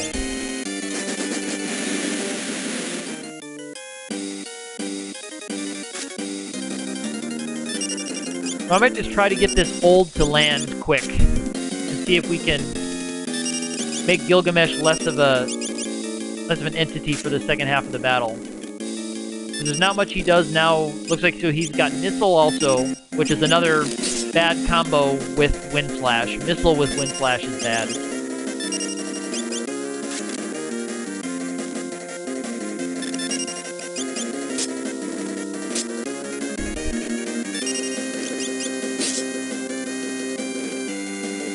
Nothing.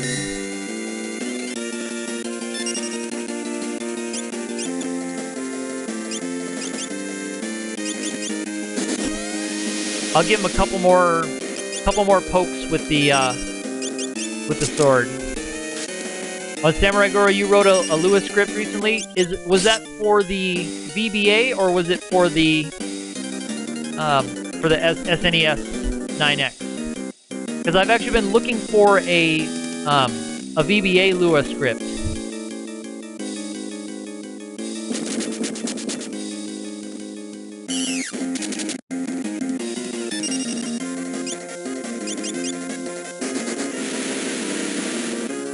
Or Samurai Gore, are you the one with the YouTube video with a Lua script demonstration? Maybe it was yours that I was looking at. You made for both? Maybe I have seen yours then. Yeah, old wasn't landing. So I'm just gonna go back to what I know. Okay.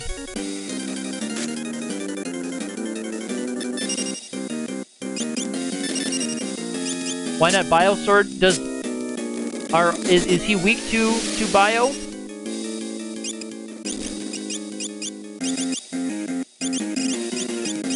Does he take extra damage, or is it just the extra damage from the Bio spell having a little bit more spell attack? Yeah, whoa, I guess that does significantly more.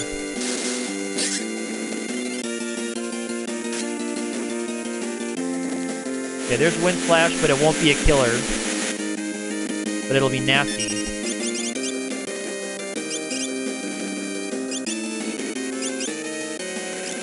Yeah, regular spell. I saw that after you said that. I said, yeah, I guess I go for the higher spell attack there. Okay, so I'm not the one you're thinking of, but you've made one too. Okay, I will have to try to find that when I'm finished up here today.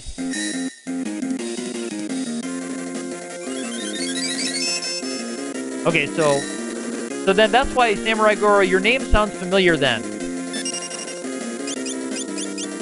Because then that person must have referenced your work then. Because I'm sure I had seen, as soon as you said you were a Lua script writer, I remember seeing you recently, because it was just within the last week or so that I was looking for Lua scripts for these. So that must be what I was thinking of.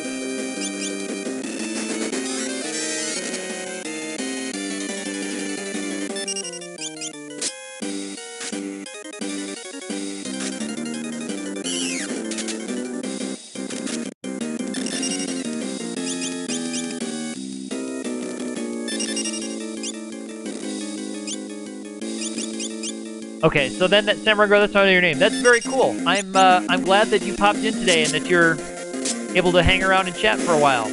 There we go. That's what I was waiting for. Sword dance. Perfect.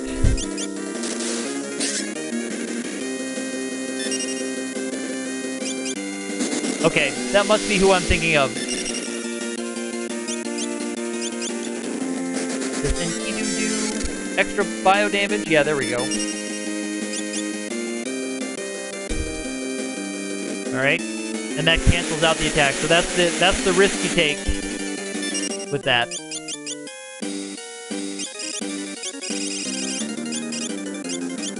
And I better revive her so she can do big damage again. And now I have to avoid vampire. I think I'm in serious vampire range. Okay, critical attack. I think we're gonna be good. Nice. Okay, got him.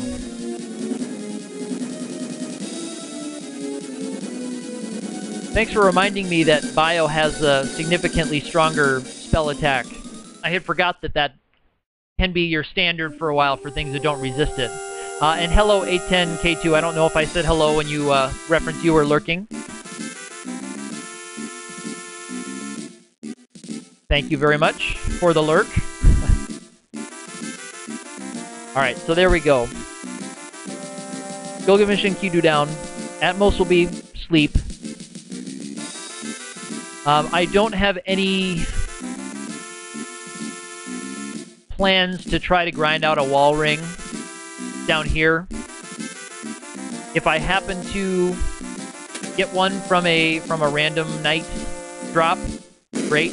But I don't have any plans to try to pick one up.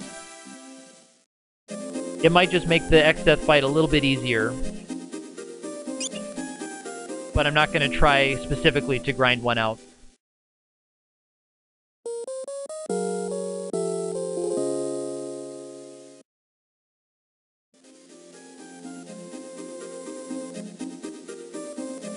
But otherwise, the barrier tower should be pretty straightforward. I might have a wipe or two against dragons if I get bad luck on a back attack or something.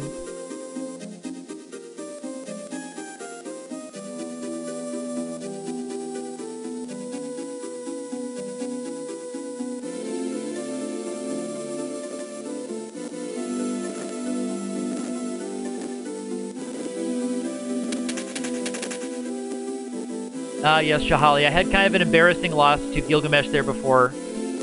I fell victim to the vampire being coded a little bit differently in the GBA version, where it fully restores you rather than half restores you, your missing hit points.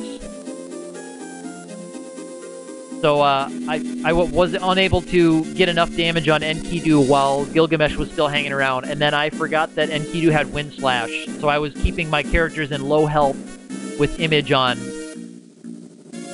hoping to dodge all the damage, forgetting that they had Wind Slash, but we got him on the second time. Yes, you're right, Ark. With Thief, it's a nice, common, easy steal from Carbuncle, so that can be an easy part of your plan, but sadly, I'm going to have to run up to the Phoenix Tower to grab one later, but I think it's still a common steal from those Sherry enemies later, or whatever they're called. But I think it's still an easy enough steal. You just have to go out of your way to go to the Phoenix Tower. Yeah, I need to get the Dancing Dagger off the Ninja. Forgot that I had that on. I should have imaged with my Black Mage.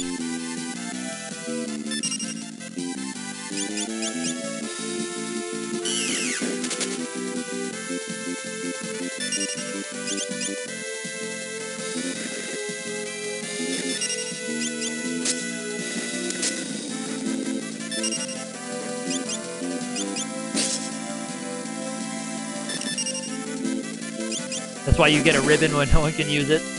Yeah. Oh, Shahali, you did see the loss to the Wind Flash. Okay, I wasn't sure if you were around for that.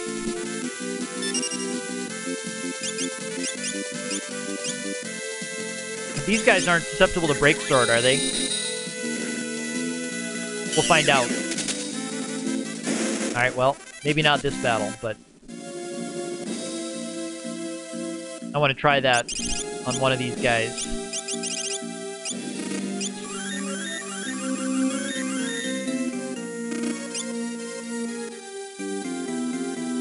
Oh. Yeah, Shahali, I'm glad you tuned out. I didn't mess around with Drakenvale again, but I had to go through all those cutscenes. Yeah, I had to go through all that stuff again, because I had boneheadedly not saved. That was my fault again. Alright, let me think about the Red Dragon setup here. Let me just make sure I have what I need.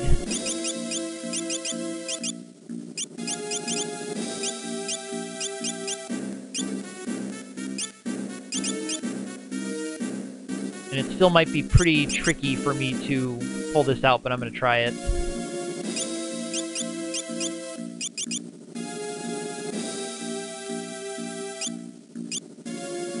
Alright, so we'll see. Alright, preemptive is good.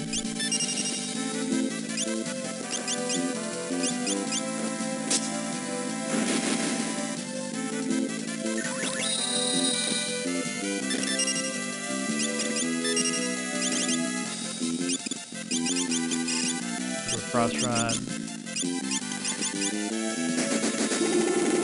Yeah, blind run might only get two ribbons, you're right. Yeah.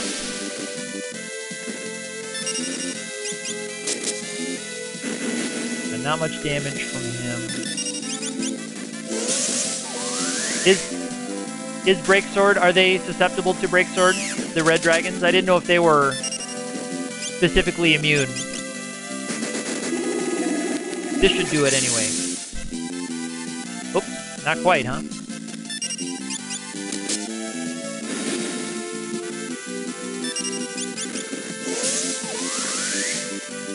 That'll do it. Well, I avoided Atomic Ray, I guess. But if they are susceptible to break, I'll try that maybe on the next one. I don't want to deal with flashes. I'm gonna pop back and save.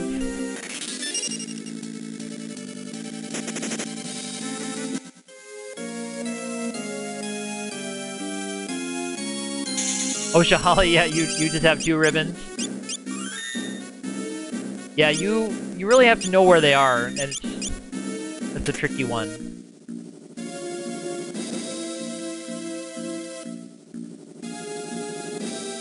Yes, I would not put any of that on you, Shahala. You're a very talented RPG player.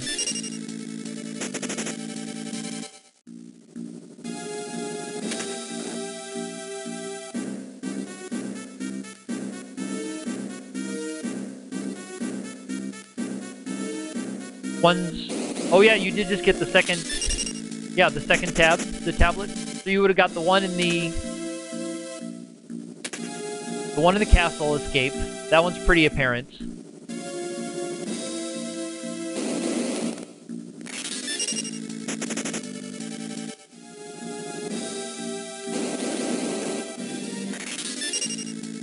No, I don't like these guys either.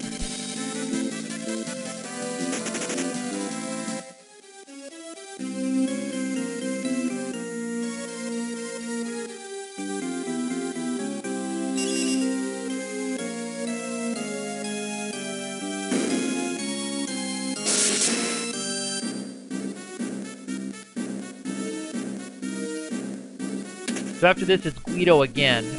And I'll have to do the walkout.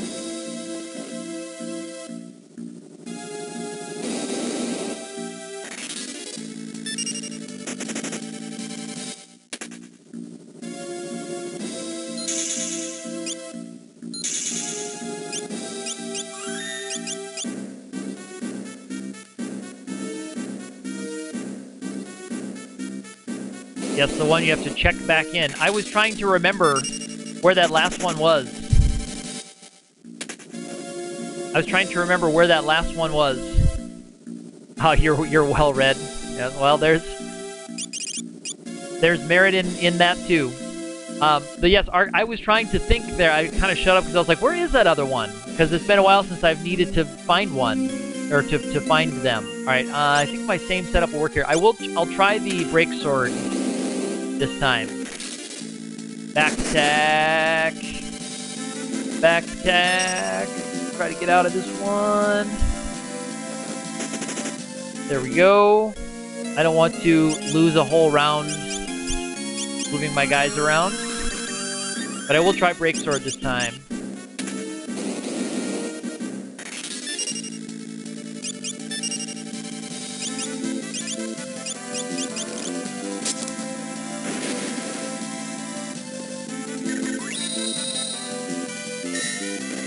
Okay, you'll go by there later, you get the other one. Yeah.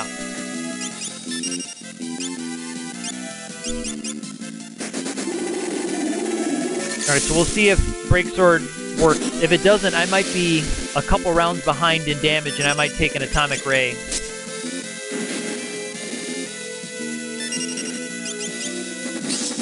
But if it works, then cool. But it looks like he's not susceptible to the stoning part.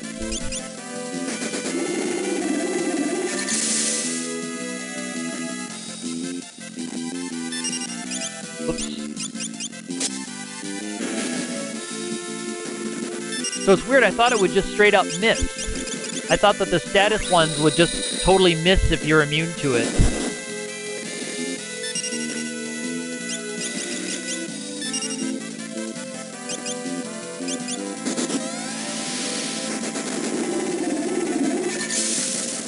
Will this do it anyway? Yeah, not quite. Let's see if I can get that Mystic Knight one more turn before he unleashes Atomic Ray on me. There we go. Yeah, this is the real treasure. The gold hairpin was the real one I wanted. The blood sword I could take or leave. But the gold hairpin is the real treasure you want in this tower. Alright, so it's on to Atmos. Let me get... He'll be fine with Spellblade. Fine. Want everyone with black. Fine.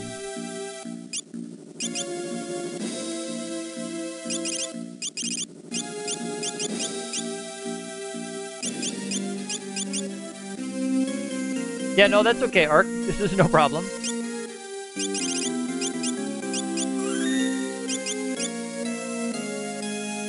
Alright, and I might see if I can get in one battle and kill off somebody.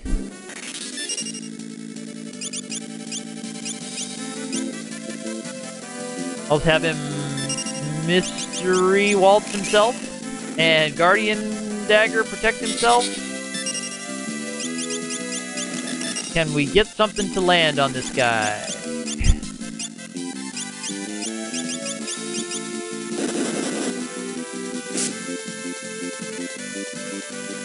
I'm just trying to kill off Galef there.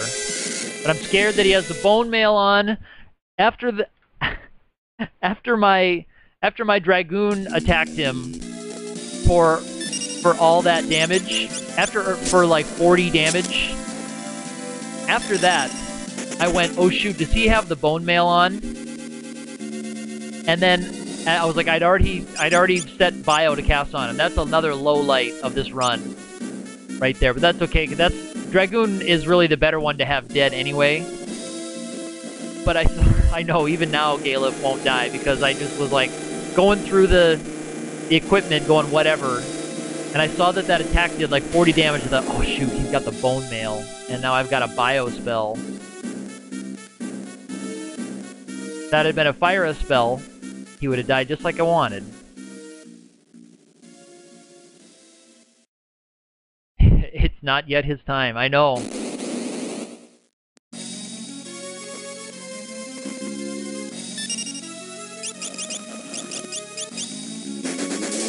Alright, there's sleep, so... Here we go.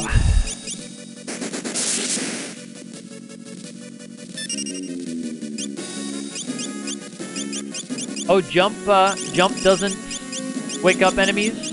I didn't know that.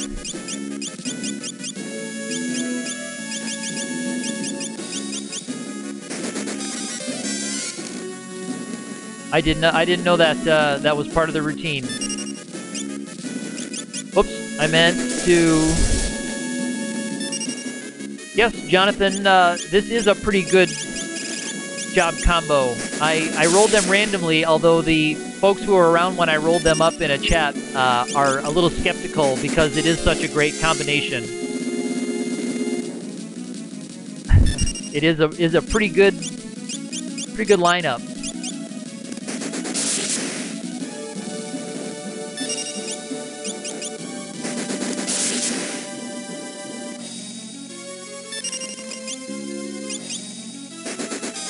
So this is going to be a hold A kind of battle. I guess I could try some weird cutesy stuff with Sleep Sword in that to do like 400 instead of 200, but I don't feel like I need to play any games like that.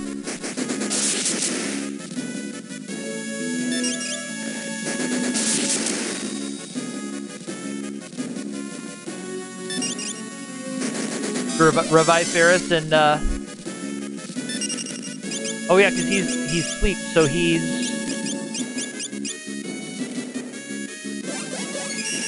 okay. So Dragon Sword doesn't awake them, but Jump might. Okay, I won't do that then. But I'll get another.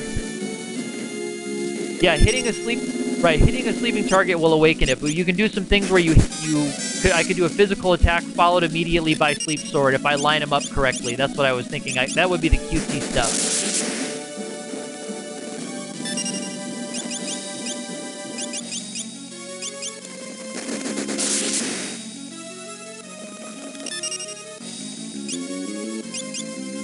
Yeah, Black Mage with throw is pretty good, and then Ninja with black is not quite as good, but it really helped me in. I did a little bit of grinding on mini dragons earlier.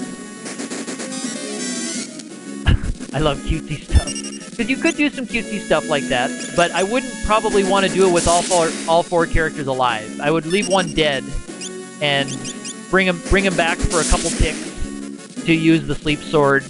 After that, that would be cutesy. Yeah, final boss with a level 48 time mage was pretty dicey. I should have just spent an extra 10 minutes off stream to get the character up in the trench.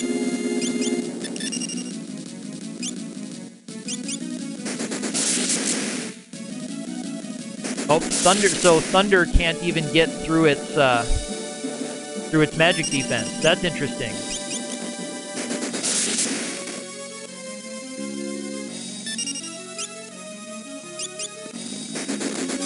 Okay, my Black Mage will have plenty of MP. But Ark, you make a great point about is it 20 AP that this thing gives? This is pretty significant AP. I remember after you said that, I was yes, we should try to keep her alive for the AP.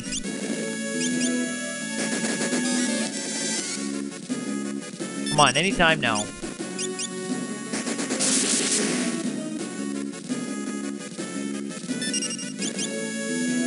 Alright, so he's cashed too.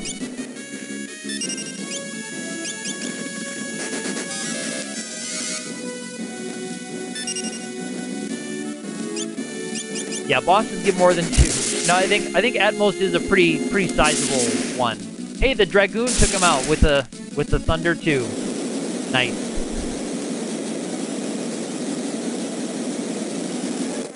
After all that, okay, it's 12, not 20. Yeah, there you go. Just as it ends, Jonathan. Thank you for looking that up. Yeah, that is good. Yeah, Gilgamesh, because the Gilgamesh fights, you never really, quote-unquote win those. I guess that's what the game is thinking, Samurai Goro. I guess that was what the designers had in mind there, that he always runs away. Although, in the Castle Escape, when the dogs run away, do you still get the 2 AP from the dogs? I should remember this because I just did it. I did a little bit of AP grinding on in the Castle Escape after you get all the treasures. But I can't remember. I guess you still do if they run away. Oh well. Thank you for looking that up, though, Jonathan.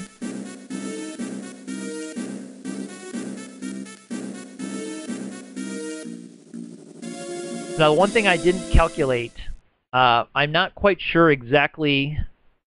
Okay, Skull Eaters give AP if they flee. Okay, so it's not a hard and fast rule throughout the game. But one thing I didn't calculate is how much damage my ninjas will do with throwing the shurikens at the crystals once they're under 3,000. Because that's going to be big, because I don't think my party right now has enough hit points to eat a third level elemental spell. And I didn't get a flame ring because I still don't think I need one. Okay, so experience depends on how many enemies, but the AP just depends on the battle formation you roll when you bring it up. Okay. So fleeing enemies won't award experience, but successfully getting through a battle encounter will give you the AP assigned for that encounter. I don't know if I said that very well. I said it as best I could.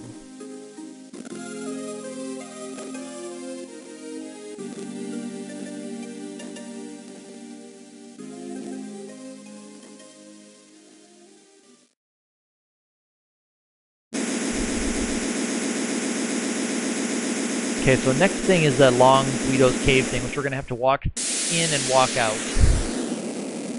Magneto's cave. But that's okay. I don't have any need to grind out light staffs or anything, so should be okay.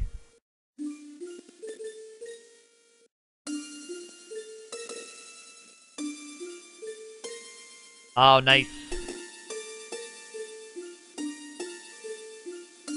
You hit the Skull Eater with the weak spell. Oh no. Oh, I forgot Galef's not in the party for this. I'll have to do that again.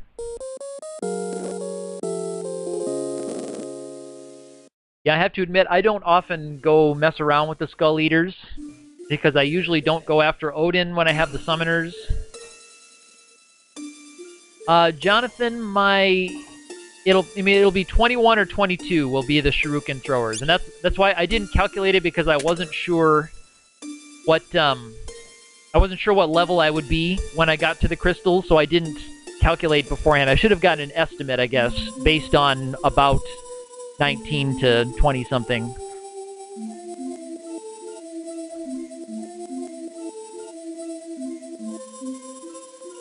Because I'll have no problem with the physical attacks of the crystals. With the image, I plan to have image on everybody.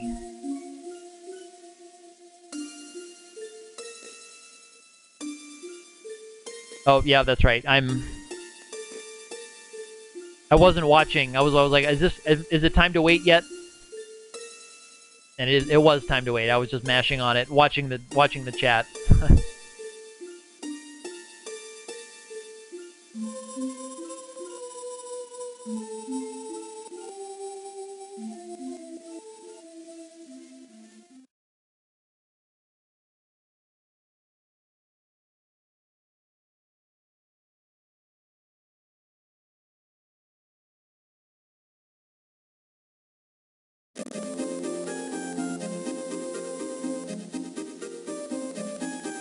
Yeah, I know, and I ran down there to sleep, and I forgot about that Galef doesn't get that. Yeah, you're right. You were right about that, Ark. I wasn't paying very close attention.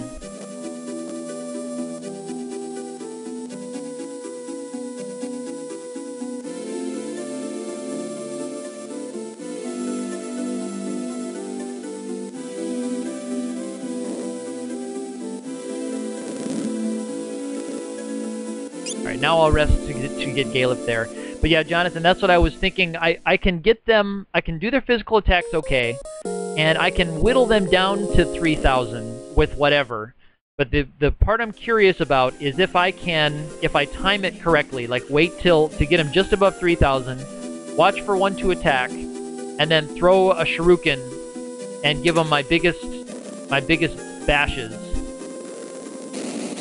If I can get them down from 3,000 before they start spamming their stuff. Because I don't know if I can eat even one with my hit point totals. But, yeah, it was Kelgar's fault. Kelgar asked for it. He demanded it. He forced my hand, Kelgar. Let's see if I did this right. Looks like I did.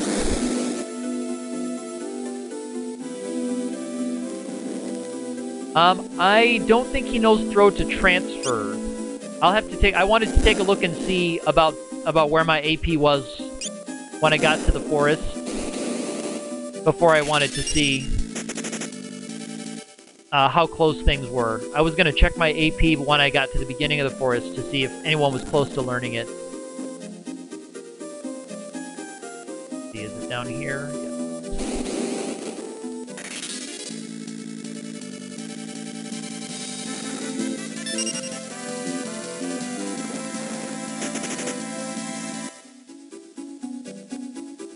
I'm gonna put...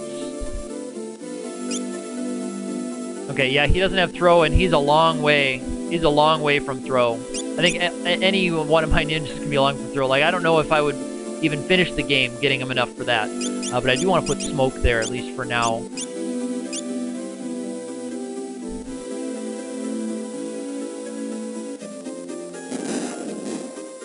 Yeah. Well, if I have to grind... I'll find out if I have to grind at the crystals. I don't want to grind and then find out that I didn't have to. And if I need to grind, I'll do it in a place where I can get good experience too, because do I remember metamorphs don't really give very much or any XP. They're one of those that just gives lots of AP, kind of like the statues. Because I could use levels too. If I'm going to be spending time grinding.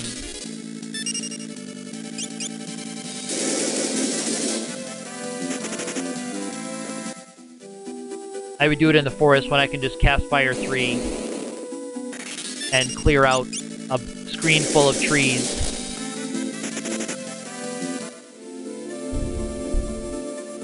Because that will increase my survivability in the X-Death fight too. That'll take some of the luck out. Like, it'll make sure that I can survive like an Earthshaker from X-Death, which I probably wouldn't be able to right now if I can't get X-Death down. But I will have a Fuma before X-Death, which will be nice, that will help me if I need to get him down quickly past his first routine. But I thought we would see if I needed to grind for the crystals after some crystal attempts.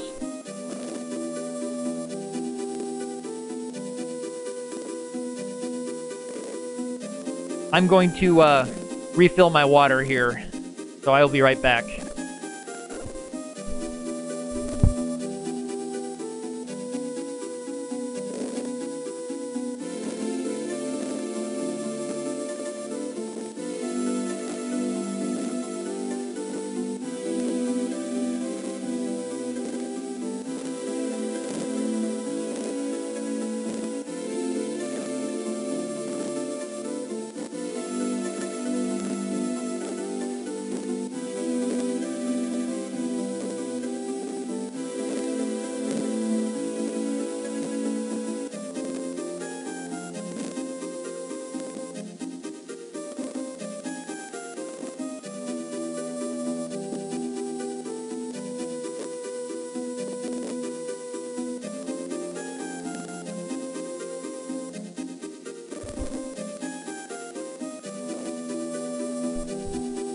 Okay. Back, I got some more water. I'm gonna have to try to save my voice a little bit for the second half of the stream today. As I can tell, I'm getting just a little bit hoarse. 7.5 hours in.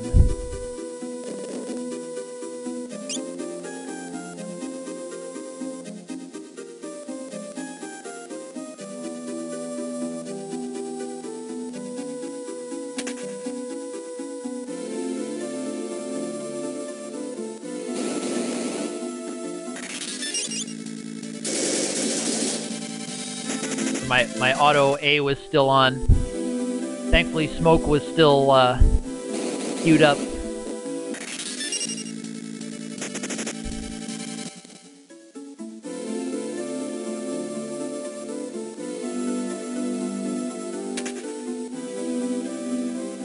That can't be. I'm just whiny. Winnie? Nay, I'm just Winnie. Nice. Yes, Jonathan McClure, that's a good place to grind if you need AP. Yeah, those statues really do. They give a lot of gold and AP, and the soft trick too. If you want to spend 150 per, you can still come out pretty far ahead in the gold department. But again, I'm trying to avoid grinding, not just to beat this game at a low level, but just to try to beat it at a decent time tonight. Although I'm willing to stay up as late as I need to beat the game. So if I run into a barrier, I will do some. But if I can get if I can get a ninja to do, 1200 or something to one of the crystals with a shuriken, and then if Fire 3 can do something too,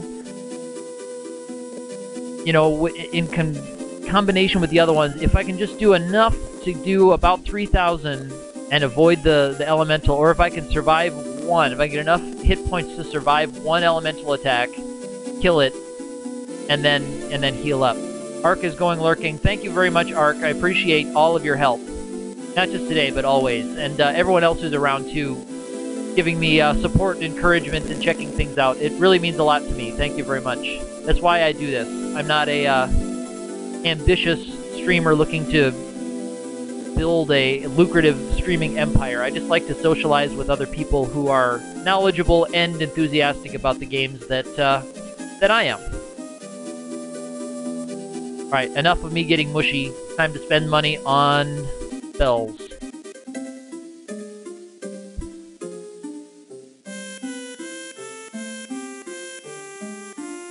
First, need that.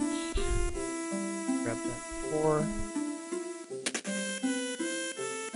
And again, I'm going to be saving my voice, so I will be speaking a little bit less.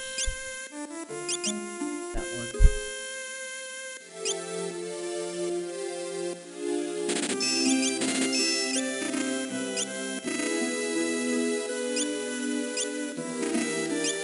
Oh, that's the one I hit. Oh, Shahali. Oh, Soniku. Sorry, I misread the name. Soniku, you only recognize half these classes. Thank you for stopping by, Soniku. Hello. And Jonathan, you waste a lot of time. I don't know if you waste a lot of time playing this game. This is a great game. How am I doing on money? These air knives are so expensive. But I like it for the ninja. For all the crystals except that last one. So Soniku, you've played this through. Do I remember you did a Fiesta run that was kind of a blind run last year? Have you played it much since? I think this gives the Sage Miter gives a boost to your magic. These other things help with lightning, which I'm just gonna wait on. I'm gonna wait on getting the diamond stuff because there's nothing lightning that's very threatening in the forest or with the crystals. The crystals are my main concern right now. Let's see. Sage's Miter. Okay, that does. Okay, you did 4 runs last year, but you haven't played it since then. Okay, so this doesn't give me the magic having, but it does boost by 2. All right, that's good to know that I have that option.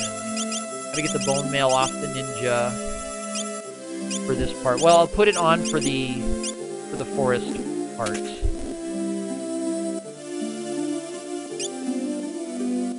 The crystals are the same crystals as the game. So it's the front one is water, the top one is fire, the bottom one's earth, the back one is air. So none of them actually cast any lightning at you, but they're all immune to lightning. They don't absorb it, but they all nullify lightning. So the front one casts aqua breath, aqua rake, however translation you want to go with. Yeah, and then Earth Shaker is the bottom one. I don't need that many regular potions for now.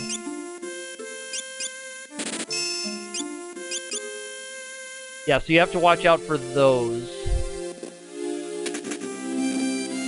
What's in that other one? Is this the one that has... Oops. Sorry, I'm backtracking here. I'm just making sure I have enough of those.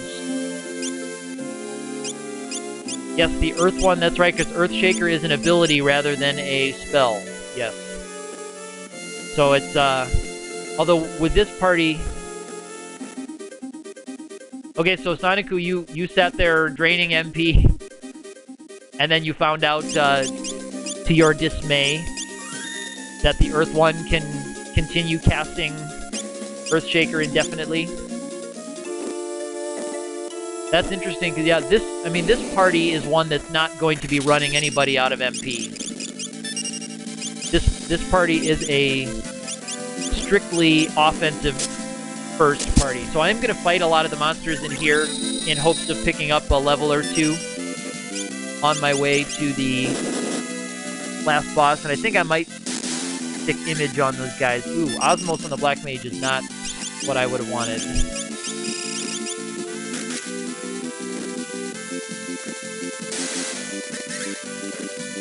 It's getting quite laggy again with this battle for some reason.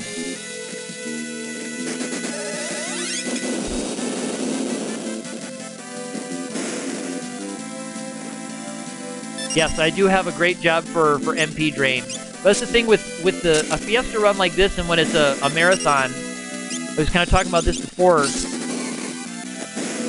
We oh, I don't know if the stone got him or if that was just the damage. He's not going to do much damage with that. I couldn't tell if that was the stone or just the damage. But, yeah, with this party, I'm not going to be able to see a lot of the highest abilities because I'm going to be able to beat it quickly enough. All right, so there's another level. That's a nice one to pick up.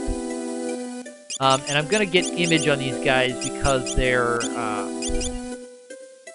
because I'm going to be fighting some battles here. Yeah, gold armor... Got image.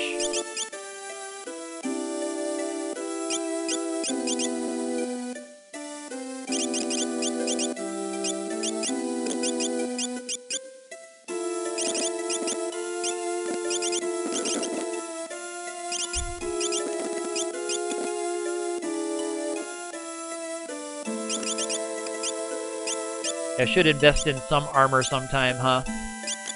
These guys who are not still with mithril armor at this point in the game.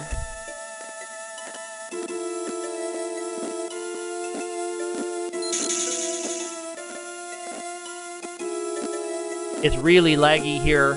Anyone watching, and I'm very sorry. I don't know if it's this extra layer. Is it running this layer that's slowing it down so much?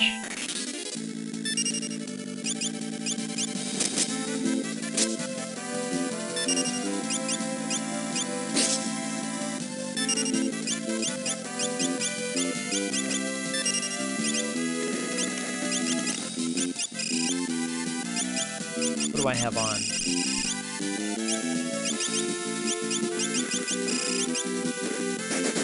I usually don't fight a lot of these guys, so I'm not sure what spells are the best ones to use in here. So clearly, poison is not the one to use with those guys. I think those magic guys are weak to fire, though, so I think we're okay with that. Oh, Sonicu, you got a video of your long crystal fight? Cool.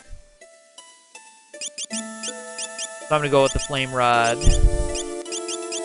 least for now.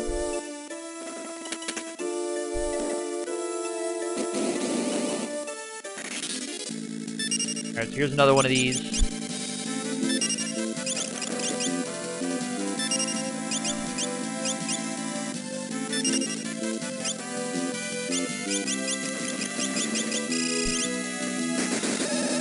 So I might even pick up another level going through this area.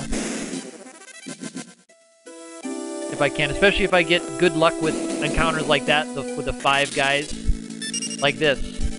And the preemptive is nice, too. Ninja, of course, helps with the extra preemptive attacks.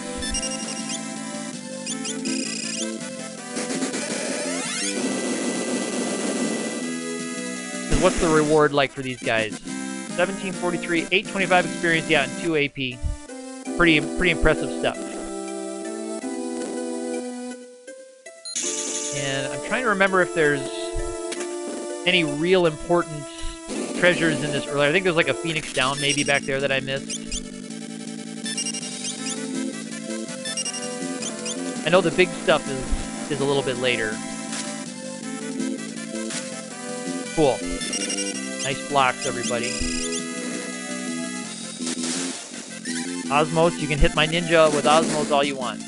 Okay, so I don't quite have enough speed to get the attack off with the Black Mage before they get theirs. That's good to know, anyway. Almost enough. But with my hit point totals, I'm scared that even one Aga level spell from the Crystal Guardians is going to take us out. So that's why I'm hoping that with a Rod boosted Fire 3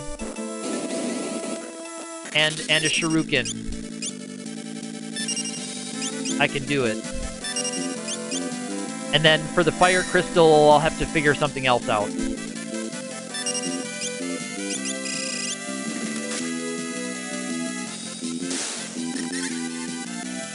Yeah, so my Black Mage is just a tiny bit too slow to get it before all they they get their attacks off. That's okay. Another nice cache of cash. These guys I know I don't want to fight.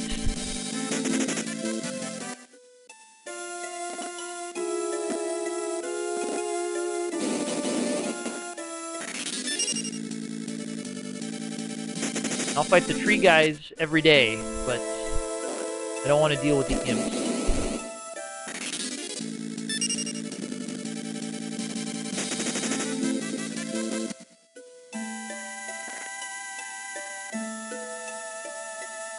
I think I'm going to look over here. This area I always have trouble getting all the treasures because I usually get pretty frustrated with the encounter rate in here. But now because I need the levels in a place where I can actually get decent experience without much risk.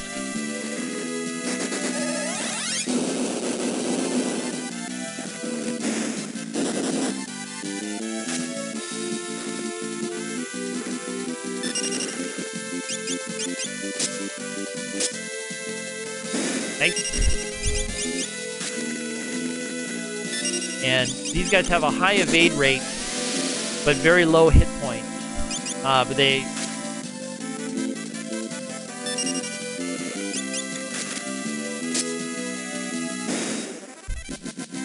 Yeah, see, Ark, that's what I'm thinking of. For all but the fire, Shurikens and Firaga should be fine.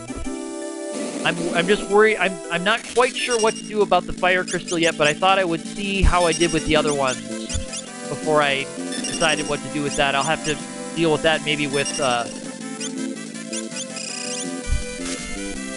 don't know, more Shurikens or try to jump over the Firaga, maybe something like that.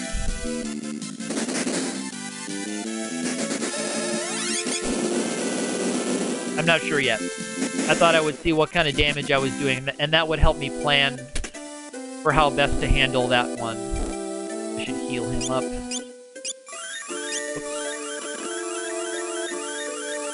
But getting these couple levels, see, like getting my Mystic Knight to 821, he might be able to eat one of those spells. As long as a character or two can. Yeah, no, I'm not passing on Aegis, so I'm not gonna get the flame shield. I know that would be one way to do it, would be to grab the flame shield. Not gonna do that though. That's certainly one way to do it. And I had thought about that, but not for very long.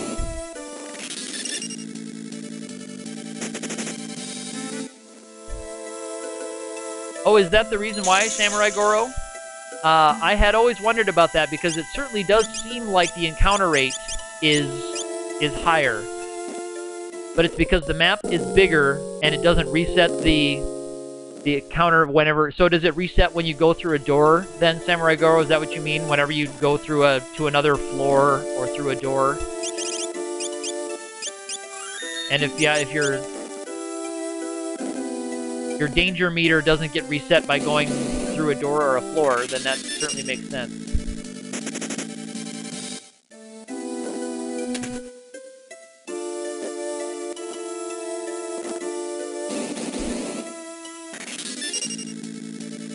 So there are times when you would get the flame shield?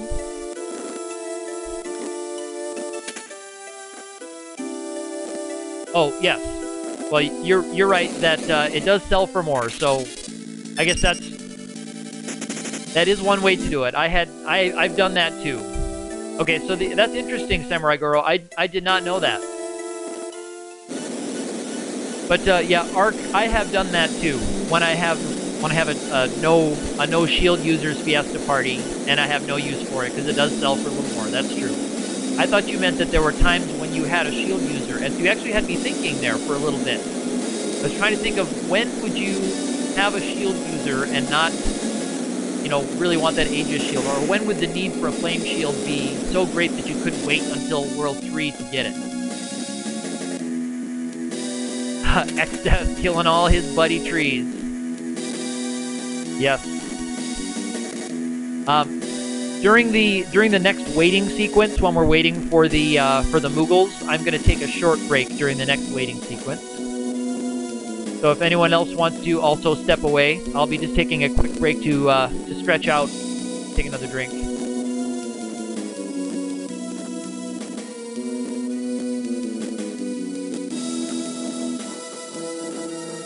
Okay, thank you, B. Good luck with your stream. Good luck with your stream. Yes, Samurai Guru, I do that every time I have these crystals that you get out of the forest to the world map and save. Let me make sure I got my Aegis shield. Got my Aegis shield. We're good. All right, in we go. Okay, so I'm going to take a short break here, everybody, and I will be back in less than a minute.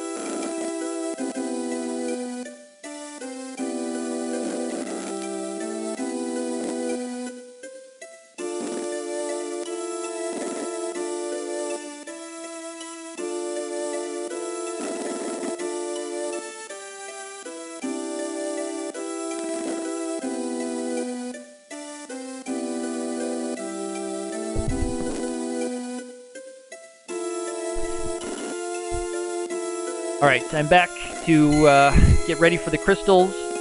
I need to, I'm going to go back out on the world map and do some thinking. I'm going to do some swapping of equipment and make sure that Galef will have an easy-ish time with X-Death after this so it doesn't take too long. And yes, you can hide to drain them out, although as Soniku pointed out there before, the Earth one can use Earthshaker indefinitely. So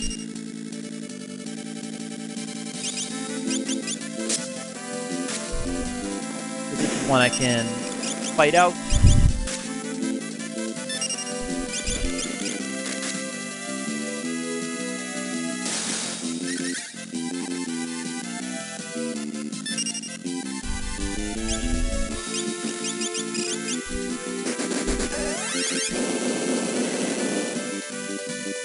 Oh yeah, that's right. They have that high evade because their level is so high, right? They're level 77, aren't they? They're a really high level, and they've got defense, they've got evasion, they've got everything going for them.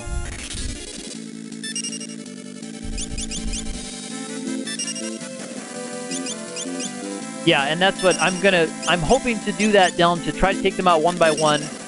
The only one I'm a little concerned about is the...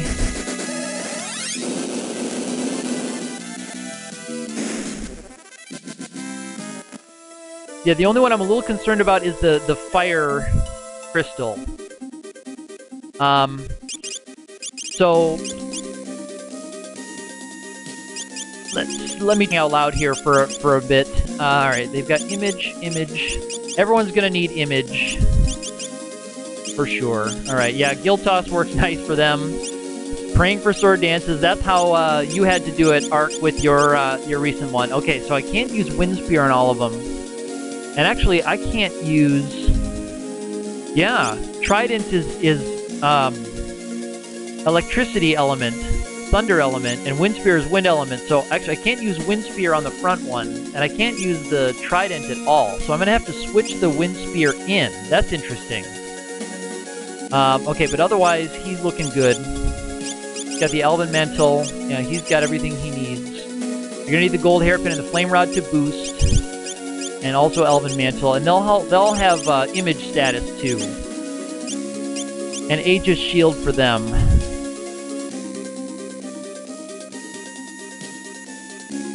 Yeah, Guild Toss is certainly nice, Dylan. You're right about that. I don't have access to that, unfortunately. So I'm thinking about, yeah, I'll be able to use Shuriken and Fire 3 to try to get the first 3 down from 3,000. Get them down quick from 3,000. I'm a little worried about being able to do it with the Fire Crystal. I will try a boosted Bio spell.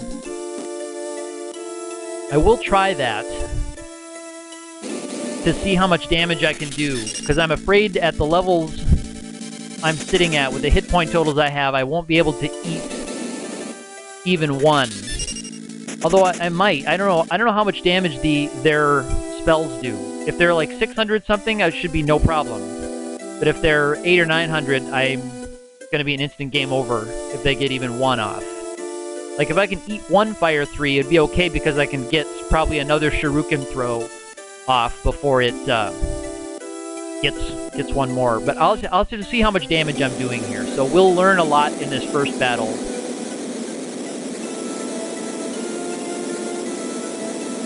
How much I'm doing. And actually, I think I still have air knives.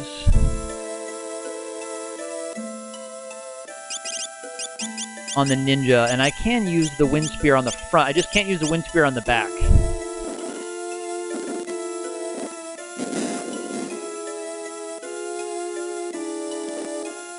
Yeah, so Deln, you just say shurikens and rods.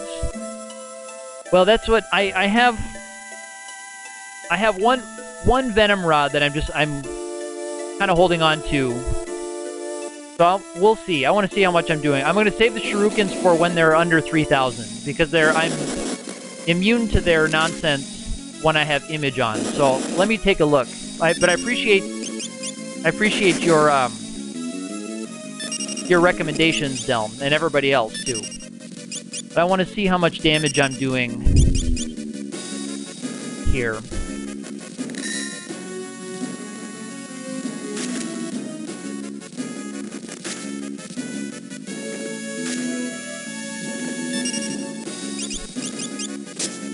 Okay.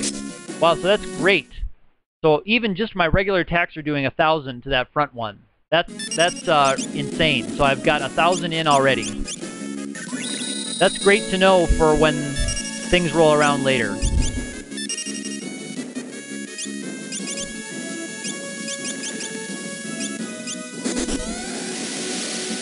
So 1,000 in on that front one, plus 26. I need to do 4,777.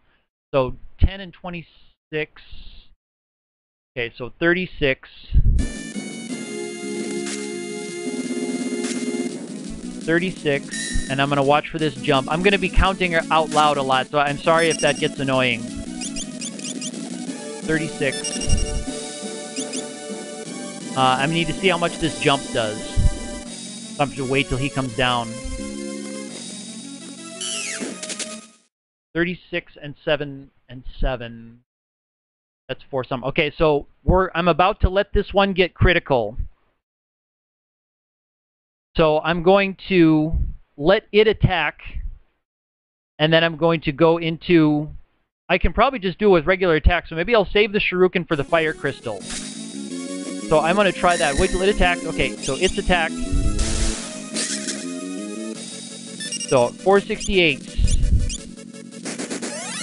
Let me see if I have enough speed to do this quick.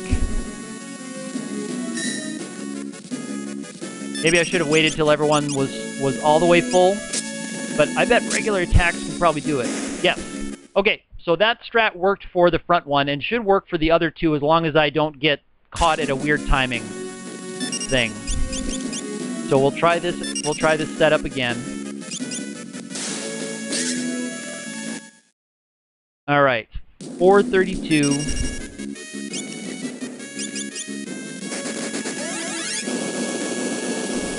Okay, so 400, 2,400. Okay, 2,800 on it. 2,800. 2,800 on him. 100. Okay, 3,800.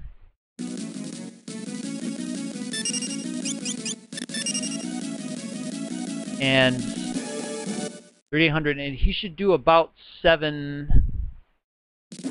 Okay, yeah, so actually I kind of timed this out funky, so I'm gonna have to wait until I'm gonna get everybody's images back up. I'm gonna wait till the Lancer comes back down. And I'll do the same thing I did before.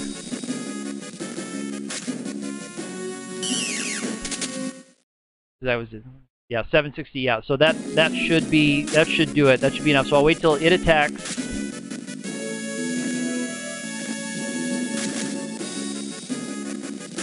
Okay. We got ninja attack, it just went. We've got a drain. We've got Faraga. I hope I did the math right. Yes, I did the math right on that one. Okay, sorry, I keep pausing, but I need to reset now. So, alright,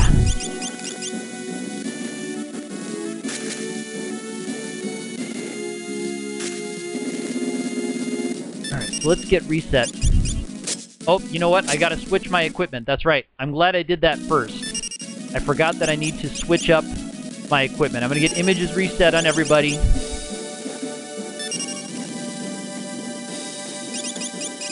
So I've got to get the wind spear out of his hand. And yeah, it's going to have to be, ouch. It's gonna have to be something a lot weaker, because I think the trident is gonna also, it's gonna be nullified because it's attuned to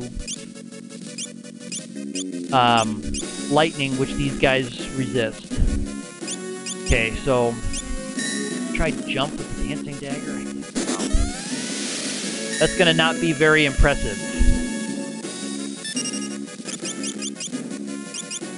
And same with this. This is also gonna this is gonna be a lot less impressive with these guys. Is it gonna be 2 Mongoshas maybe? Yeah, it might have to be. So I might have to be a little bit more loose with my shuriken on these guys.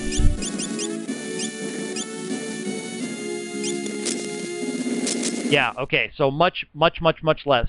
So about 500 on the back one.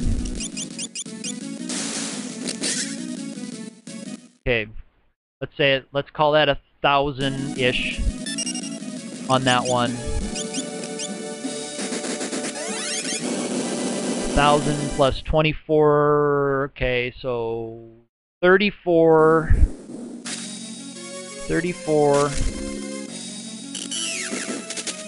and 4, so 38. So I have room for a couple more. 38, and that's going to be plus 6. 38 and 6 is, okay, about 44. Okay, so we're there. We're there.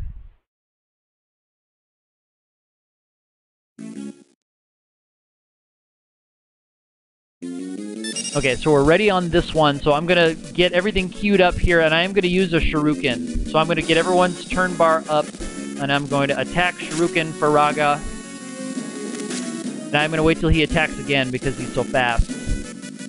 Okay, so attack.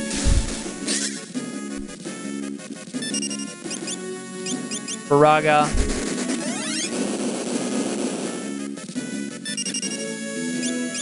You just go for a regular attack here, and then so I didn't even need to throw the shuriken. Okay, excellent. Now we can go to work on this guy. And the only problem here is we can't use the Faragas when we're wearing him down or in the critical range. So I'm going to see what Bio does when it's boosted with everything else. Alright, so 1,000 on the top.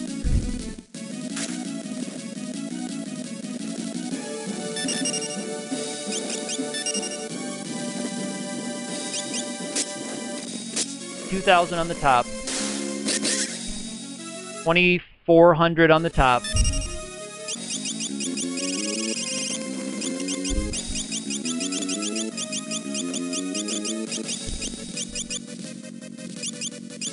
$2,400 on the top.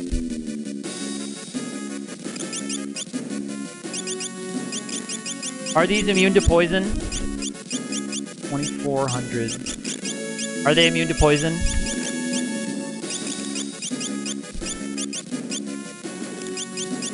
I might try it, but if they don't do anything, yeah, okay. So 24 I've got. Okay, so I will have to go Shuriken. Okay, so 24, and this is going to be 34. Let me see what he does with his top attack. 34. Let's see what the jump does. 34, 760. Okay, so 34 and 760 is going to be like 42. So we're going to get real close. We're going to get real close. 32. So we're going to be about 42. So let me get everyone's turn order up.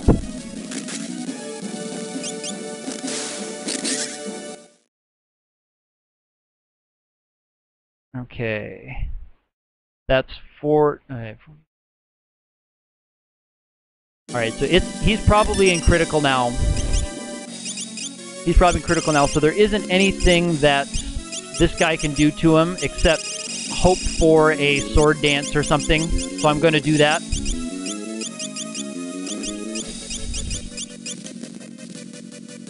Unless, let me see, can I... I'll dump a high potion on my jumper. Yeah, I'm going to dump a high potion on my jumper. I'm going to get that Shuriken out.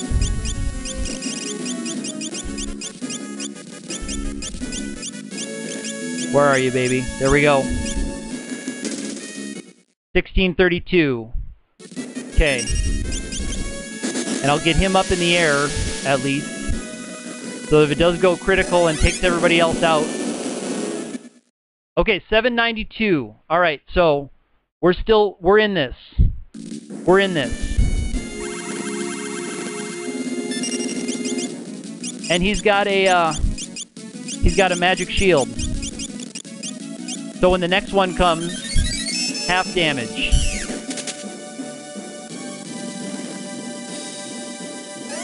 Alright, that's fine. 712. Let's get...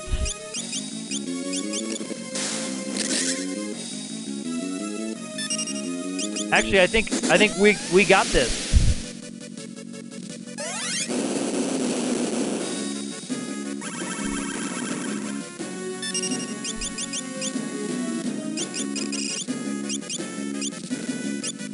I think we got this. There it is. Wow. Well, that's 2 deaths. But I will happily take 2 deaths to have a first try crystals with this party. I totally forgot about the shell part of the Mystic Knight. But once I saw him cast Shell, I knew I could get Elixir, and then I could just about keep pace with the Drain Sword. With high potions and Drain Sword. You're crying his manly tears? Wow. So I'm sorry I was kind of ignoring chat there for a lot of the battle. I apologize for that. That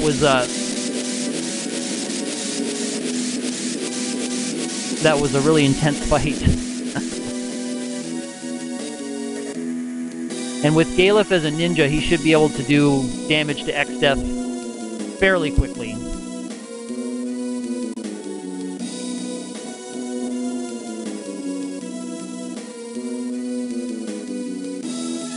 Yeah, so I know we're talking about different kinds of immunities. I have read in some things that different bosses have had immunities changed between Super NES and GBA, but all of this is on internet sources. I'm not a expert ROM hacker. I haven't analyzed both of these versions. You know how easy it is for bad information to get passed around on the internet. I could say something on this video and someone could reference it later saying, hey, I saw this guy who said. So I'm going to get a little drink of water here.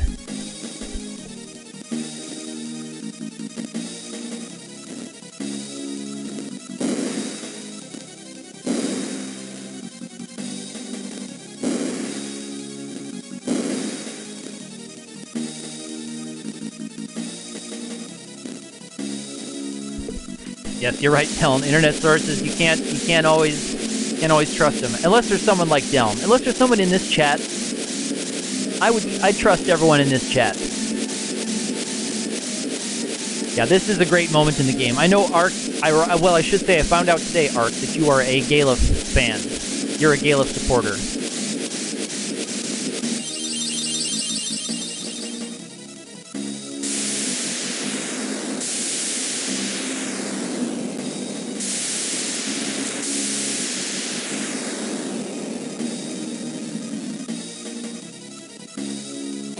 Yeah, Samurai Goro, I have never used a ROM editor before.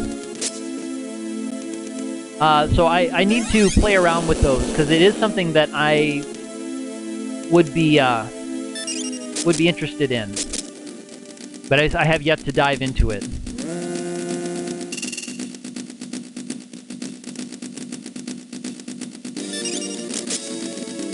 Okay, so it was said that he's immune to level 2 old. So Delm, do you mean you can old him just straight up by casting old? Just by, like, with a time mage, just casting old or hitting with the ancient sword or something? Yeah, he has air knives back on, so I think this is Galef's best source of damage. Yeah, his moment of refusing to die before was pretty good. When I was trying to kill him, I had forgotten he had the bone mail on, and I attacked him with the spear, and then did cast bio on him to heal him up. That was pretty good. That was my fault, of course. Oh, that's what a source on... Yeah, as an example of how sources on the internet can say, yeah. Yes, yes.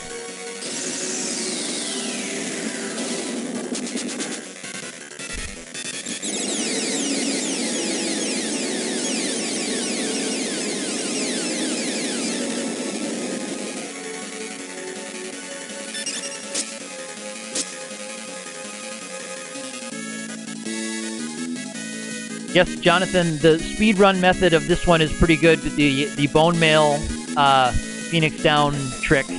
I wasn't gutsy enough to try it here because I didn't have a fire ring to equip on my Galef here to heal the fire damage, and just in case we got hit with something, I wanted to have the ability to heal. Yeah, Sonicu, you did that one during a Fiesta.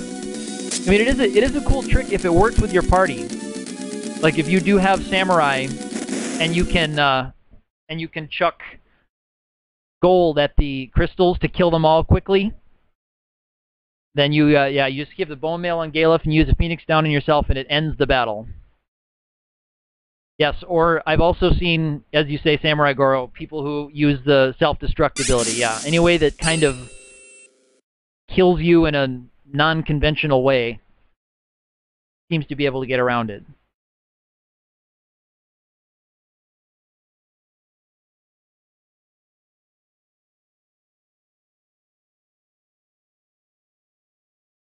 Yeah, and Sonicu, you've yet to draw Samurai. They're pretty nice, I have to say. Although one of the Fiestas last year, I had Samurai, and I was so low leveled at this part that I wasn't doing very much damage. I was doing like 800 or something damage to him. I don't know the exact number. It was quite low. But then I've also seen in this little part here, Puexel and other FF5 people have talked about when Galef has the bone mail on, it makes this scene make more sense as they try to use Phoenix down and cure spells on Galef. If he had the bone mail on, it makes this finally work.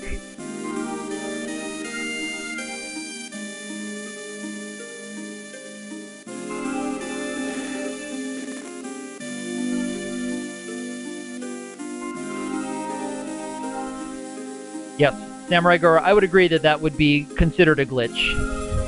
Yep. I would agree with that. Alright, now we wait again. I'm at the right spot for waiting before. I boneheaded the other waiting before with Galef. I ran into the submarine. Oh, I'm sorry, we're getting echo effect.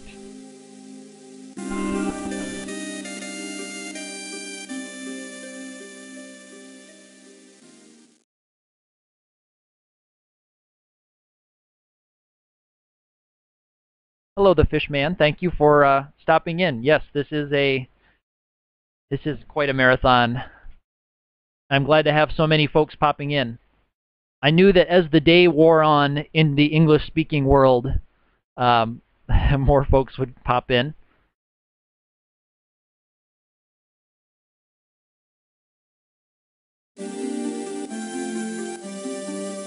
Yes, I'm in the mid to late part of the second chapter of Final Fantasy V, Fishman.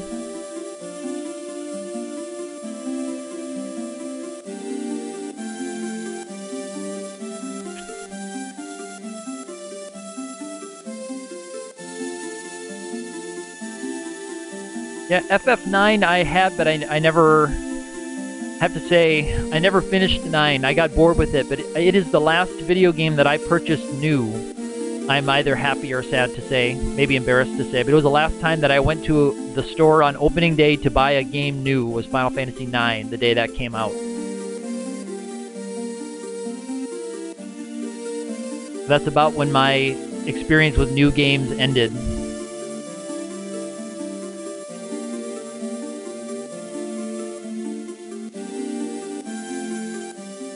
Yes, Jonathan McClare, I was just thinking about the knife agility bug. I took it upon myself to finally learn what that meant, to finally figure out how it exactly works. And it seems that they did balance it correctly. Because you would want your knife to be, I don't know, if I was looking at some of the things in it, and the knife at some levels was going to be doing more damage than a knight with a sword, which you probably normally wouldn't want if you're balancing a game.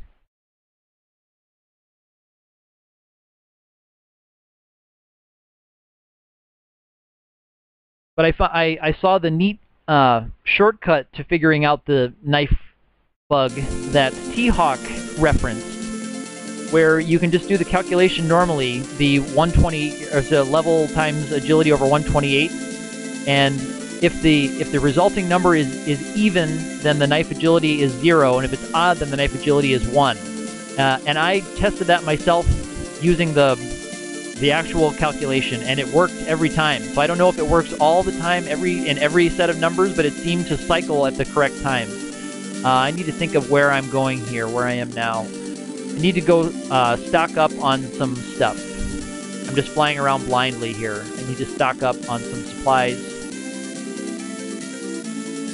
I should go back to the town of Moore there before I head to Exdeath.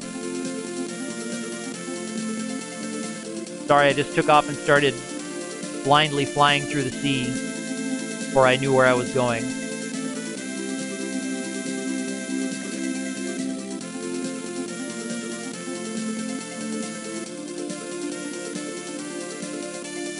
Oh, that's right, you can't get to Moore with the dragon easily. Ugh. You gotta take that other way.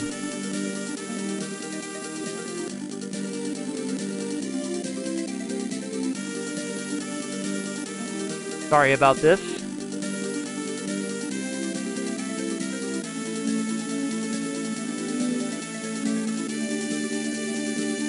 I'm not planning on doing the final summons. My plan for finishing up this game is I'll do up to the barrier tower, and I'll get access to Flare and Holy, and then I'm going to make sure I have a wall ring from the Phoenix Tower, and then I'm going to head in. So I don't think I'm going to do any of that extra stuff. So I'll do the 2 tablets. But the 2 tablets is all I'm really planning on going for. And it's not because I don't think this party can handle stuff. I'm planning on trying to do Shinryu and Omega. Depending on what kind of AP situation I'm looking at, I may be able to do one or both. Okay, that's enough of those for now. Let me make sure I have enough. Okay, 8 holy waters is good for the Exdeath fight anyway. Alright, I need to finally upgrade my armor. I don't think I'm going to go for the second Aegis shield, because again, I may be able to just completely avoid a Grand Cross if I can get enough damage on that top part. If I get the Dragon Spear and the Fumas, I may be able to just avoid the Grand Cross totally. My excess plan, I think, is pretty solid. I might be totally wrong, but I think it's pretty solid. So I'm going to upgrade a little bit here. Yeah, diamond armor I definitely want. Oh, not 3.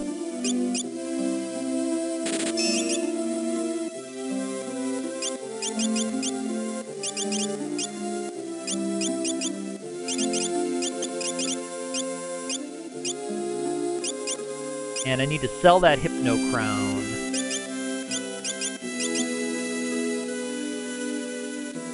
I'm going to steal the Dragon Lance from a Crystal Dragon.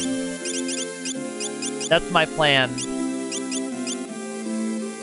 And I'll just use the Wonder Rod to reset the battle. So I'm going to try to set up my equipment to have the Ninja attack with the Thief Knife, and then to have the Black Mage use the Wonder Rod to reset the battle. And hopefully I can just keep rolling that die over and over again until I have it.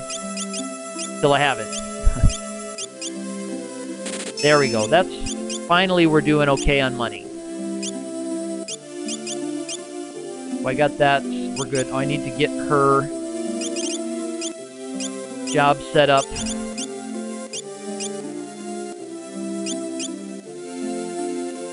I'm going to be using smoke a lot in Xdeath's castle.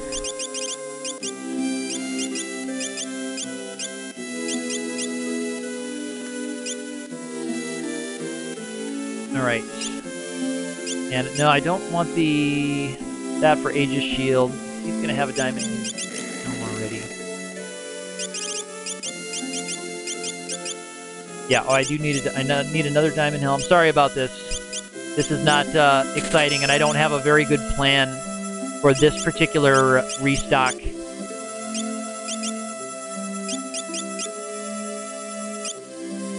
Alright, so I don't want to upgrade that shield.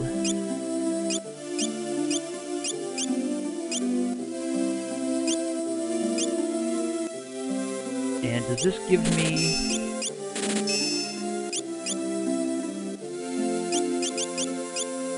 a little bit better... Yeah, that gives me the magic boost that I wanted. Yes. Oh, and the diamond armlet only for heavier... Oh, shoot. Well, I shouldn't have bought that, I guess. Okay. So, on to Xdeath's castle. Xdeath might take a couple of rerolls, because of the plan I have for Xdeath is not... That's one that I couldn't really make a watertight plan for Xdeath here at the top. So it might take a few rerolls before I get good enough luck with getting him through his first AI script more or less unscathed. And then I'd rather get, of course, with Image, hope to get more vacuum waves than nasty magic attacks, because I don't really have any way to defend against that. The magic stuff, that is, of course.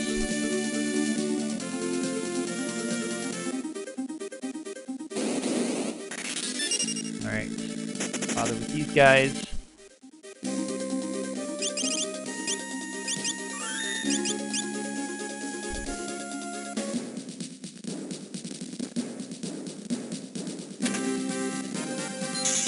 Alright, I'll get a save down here on the bottom floor.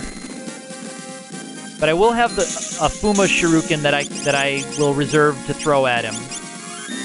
And can you throw Night Swords? I guess I don't know that. Can I throw that Flame Tongue at him? I wouldn't like to do that, but I don't know if you can throw those kinds of weapons.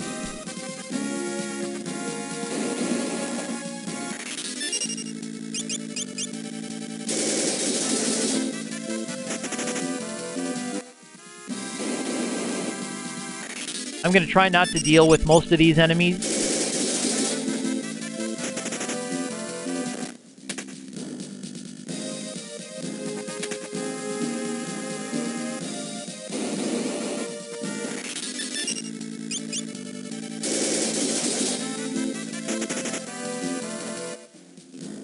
And yeah, I'm going to skip carbuncle and, you know, everything that I can do to just to try to avoid anything unnecessary.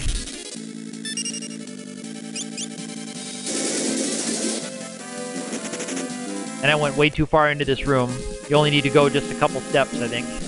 Or one step past that threshold.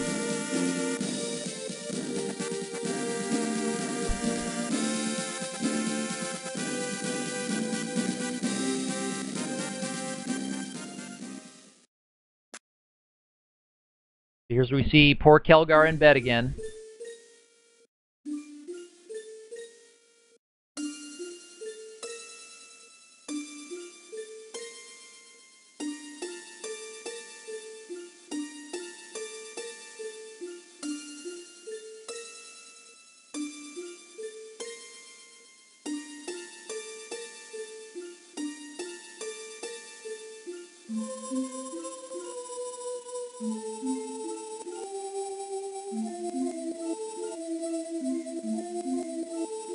Yeah, I would imagine X-Death's Earthshaker will probably be enough to take down almost everybody in the party.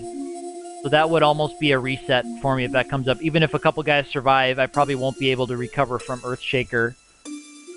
I'll have to watch my levels to make sure we miss the level 3 flare from him. Those are going to be the big ones in the first part. And then after that, it's going to just be a matter of surviving his magic attacks in the second part.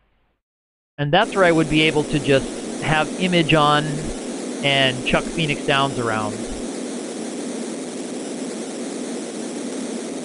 But once I get to that part of the AI script, I can just keep using Image and throw Phoenix Downs at the dead characters and not worry about damage, I think. I don't think he has any all-targeting abilities in that one, unless we run into an embarrassing situation like I did with, 11 Phoenix Downs should be fine for that battle. Kind of close, but should be alright.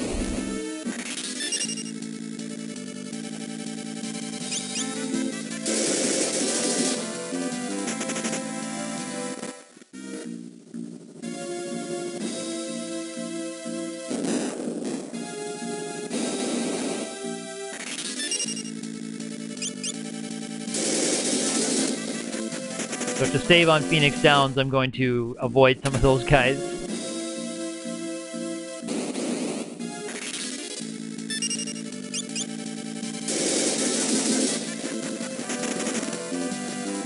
I should be able to avoid back attacks.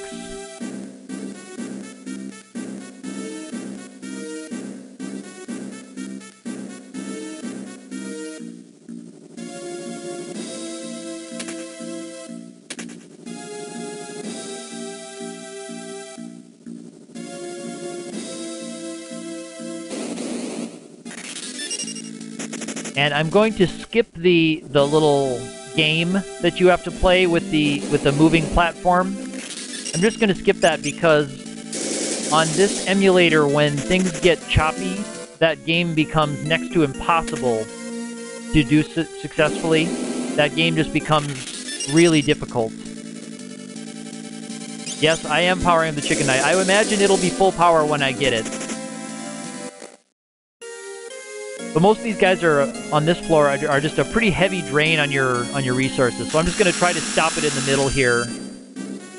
I'm going to skip the game for those things. I know there's a good bit of money there, but there's a Knight Sword and a Samurai weapon in there. Walk through walls code. I don't know a code to walk through the walls. I know there's some secret passages that I'm using.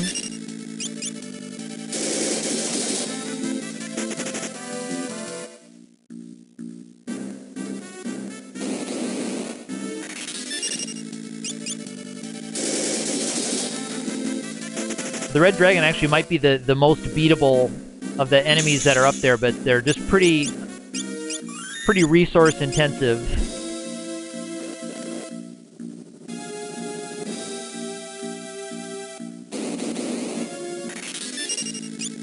And because I have smoke, I can go over here and get this extra chest, where a lot of times I'll skip that one.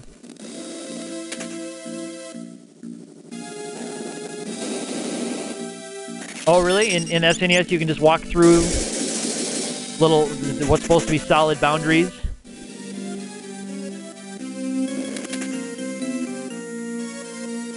Oh, Blue Dragon would be? Yeah. Yeah, you're right. Blue Dragon, you can break sword. All right. Well, if I run into, I don't want to get into that weird 3 Blue Dragon fight. That's a strange one. All right. So now this is the spot where I'm not able to overcome the damage floors, sadly. So I'm going to be sitting at 1 hit point. Although with smoke I can get away from battles, but I don't also have the thief's awareness ability to keep you from back attacks. I don't think the ninja's preemptive thing counters that, so I do that. Although when you have a thief, you can just use the innate no back attacks thing, combine that with flee to get an easy time on that. Alright, Twin Lance is going to be very important for my ninja, especially once the chicken knife pops up.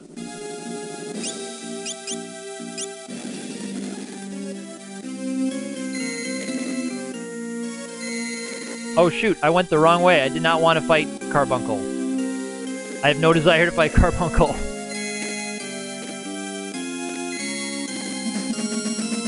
Whoops. My bad.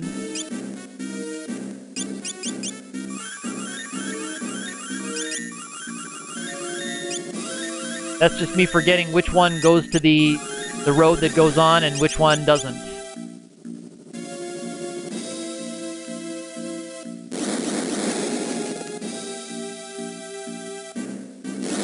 Thank you, Ark. Nailed it. Got it. Way to go.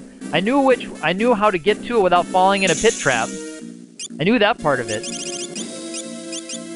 But I just forgot which one went on and which one went down to Carbuncle. Of course, I have no need for. And I can't steal the wall ring from him.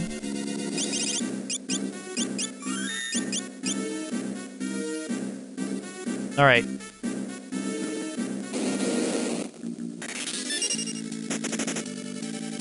And I know those black warlocks, you can break those guys.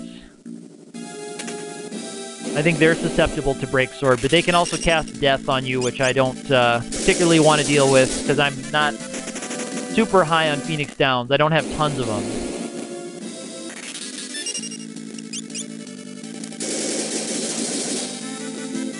And I'm anxious to get to X Death here.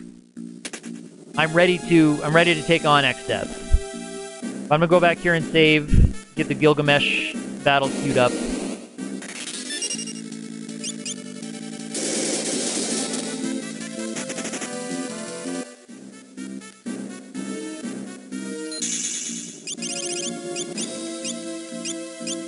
Well, I mean, going to... Well, I better leave smoke on that other one in case I run into a back attack with stuff.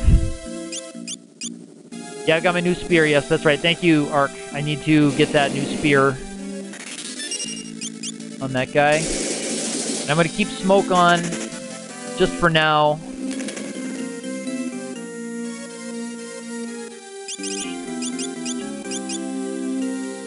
That's a nice boost.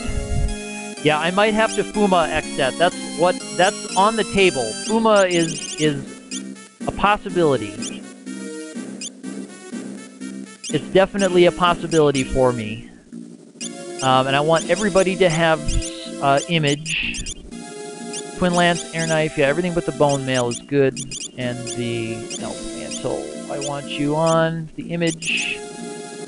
But do you have image also? Image. Alright, we all have image. Okay, so we're good. I don't think he has much threat for us here if we have image. He doesn't have an Enkidu with a super-powered vampire spell. We get that music one more time.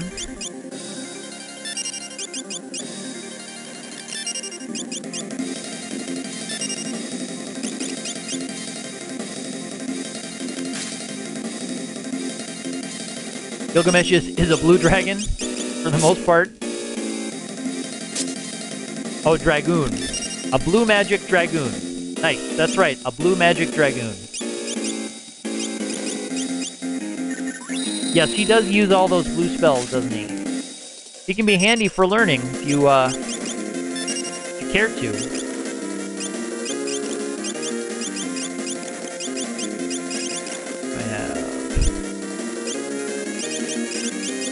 I want to hit you with the hardest stuff I've got, and that is boosted Firaga.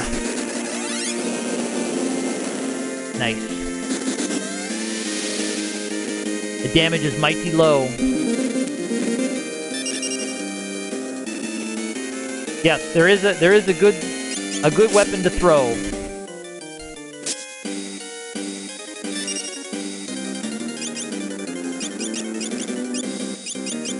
Yep, so if I do run into problems with Exed, I can throw the Fuma, and I can throw the Excalibur if I do run into major problems with Exed there. Alright, that's a little better damage.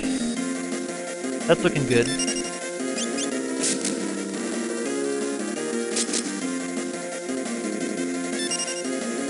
I can never remember how Gilgamesh's defense compares to Exed.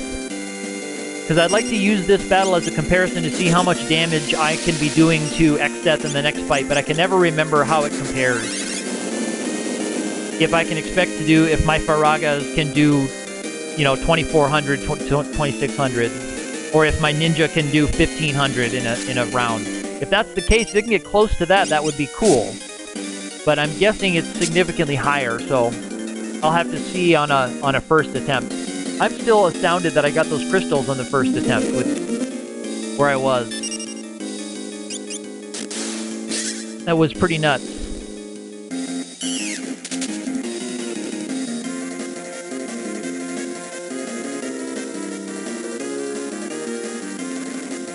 And sadly, there's nothing Genji we can steal from him. But I will try to get the Genji armor from the last one. Because that would be significant. The Genji shield I probably wouldn't use, because even on the last section of the X-Death fight, I'll want to keep the Aegis shield on, because I'm planning on keeping the back part of X-Death alive until the very end. And that can still use Delta attack, so I want to avoid the Delta attack with Aegis shield if I can. And I'll be using Image to get around the physical stuff from the front part anyway, so the Genji shield will not be of much use to me. I might still try to steal it just for fun from the second to last one, but the Genji armor I could use. So let's do it.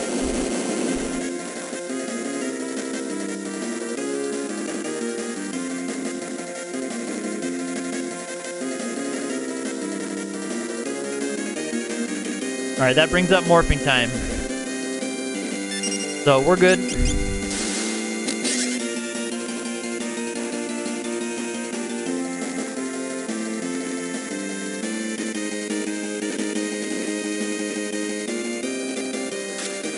Xset at 25. Okay, thank you for looking that up, Jonathan. So I can't expect to do significantly less damage. I can see already even that extra 5 is really making a big difference.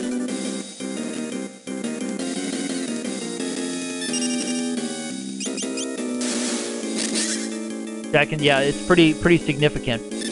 So that'll do even less than 300. My regular Drain Sword in the front row will do less than 300. So I'm thinking my Black Mage is going to be the primary damage dealer here.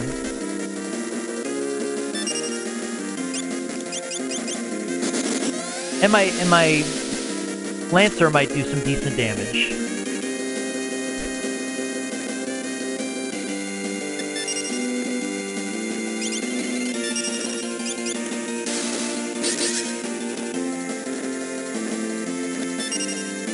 Yeah, I can do more than 1 hit point. That's right. I can throw it for a pretty massive hit if I need to.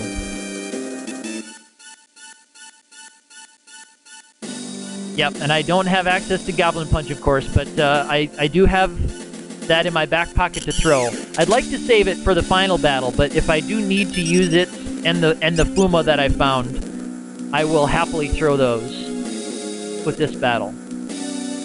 Because I actually think that the last battle is going to be less threatening than this one. So if I need to throw whatever I can throw...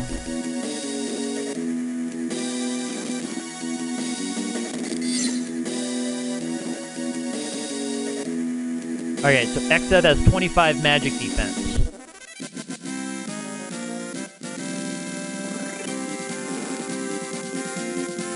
Yeah, that is weird that his magic defense is less. I don't think I cast any spells on him because I knew that the battle's over there. Yeah, Shahali, that is interesting. Yeah, Ark pointed out and called him a blue dragoon, which is quite fitting. All right, I'm gonna look at my final equipment and ability set here. It's gonna be the same for both of these fights. And I'm gonna take one attempt at Exdeath here, and then I have to take a break. Just a quick break after one attempt if I don't get him. But I'm going to see what kind of damage I'm doing with everything here. I'm going to move my Dragoon to the back row.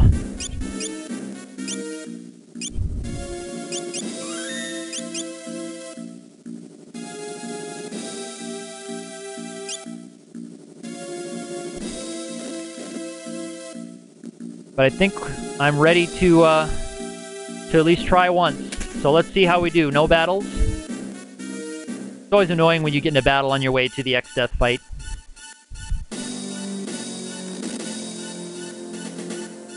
And I hope this battle's not too laggy on the stream. If it is, I'm sorry in advance.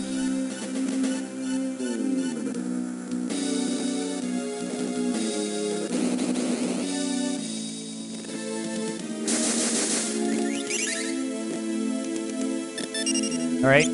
Not a bad way for him to spend his first turn.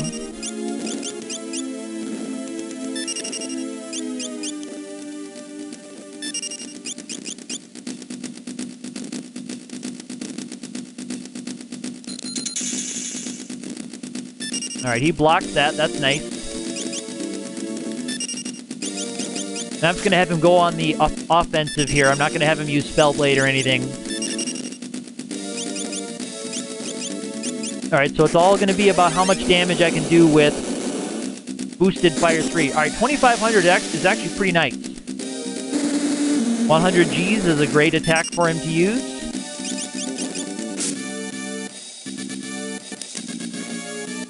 Okay, so about close to 1,000 there. Close to 1,000 on that one. Pretty piddly. Alright, Black Mage needs to get Image back on ASAP. Let me see what throwing a regular Shuriken does. Okay, 13, so a little bit more. So I'll do those. I'll start throwing those. And I missed how much here's Earthshaker. I wonder if does he have a tree in his AI? Where it goes from 100 Gs to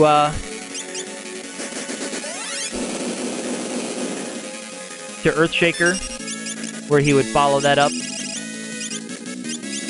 We got to start healing up.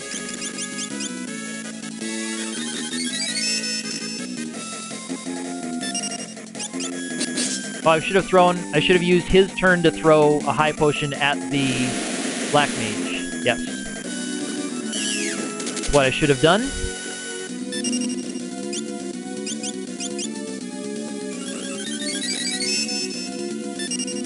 And that's what I'll use his turn for this time because he's got a ticking time clock. But it looks like damaging Exdeath is not a big deal. And he's gonna get to, it looks like, use a high potion on someone just before he croaks. So this is actually perfect. So he's gonna use that high potion. And then he's going to die.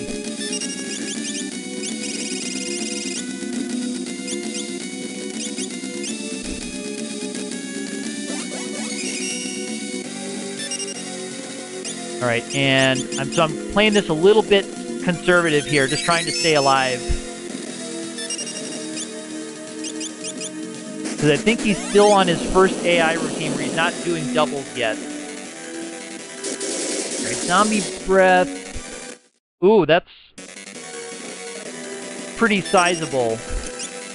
And he zombied 3 characters. Ouch. We've got 3 zombies.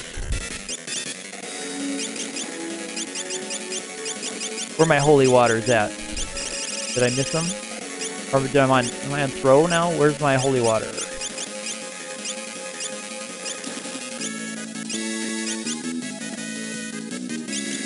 Yeah, that's bad. 3 zombies is pretty bad. And for some reason my holy waters are way down my list. Okay, that's strange. Yeah, you're right. Zombie Black Mage is the same. Okay, I'm glad she's dodging attacks. She's dodging attacks. That's good.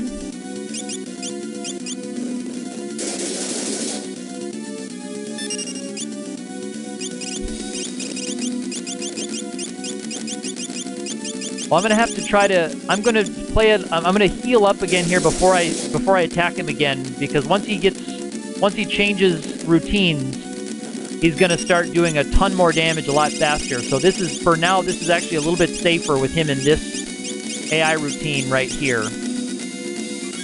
So I'll just start healing. All right, he's back around to Doom.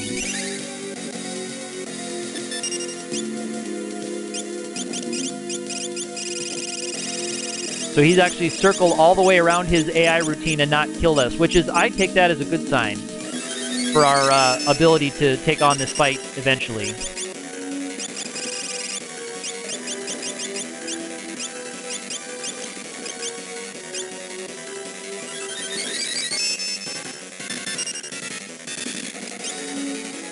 Yeah, I know Earthshaker is near. He'll probably do 100 Gs before Earthshaker.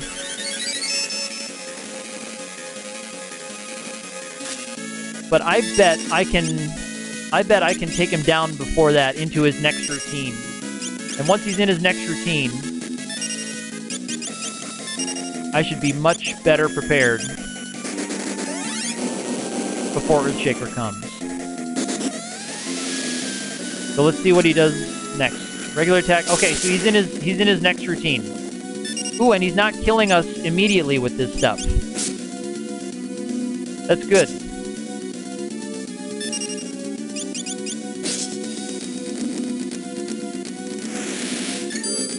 Alright, he's just so dispelled.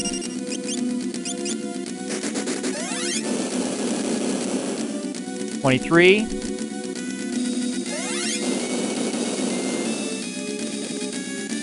Okay, so double. Oh, but he targeted them both at the Black Mage, which is good. That saves us from getting another character nerfed.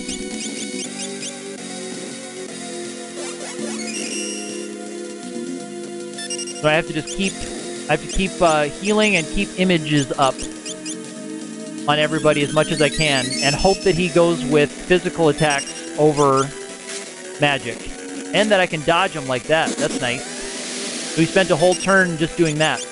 That's perfect.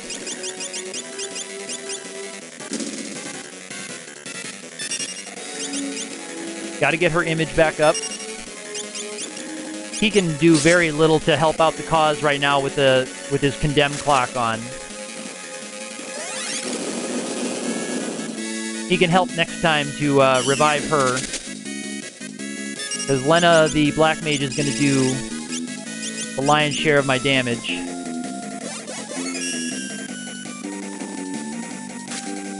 And actually, it appears that his magic stuff is doing more than enough that I can heal, so I can just kind of ignore healing and just, at least on those other guys. Seems like Bartz can dodge the magic because he's got the Aegis shield, but I think with my Black Mage, she can just go with image. Ah, he keeps going after her, and she's my big damage dealer. He keeps going after her with the big spells. And she has to spend a turn imaging, so she has to stay alive for at least 2 turns in order to do any kind of damage to him.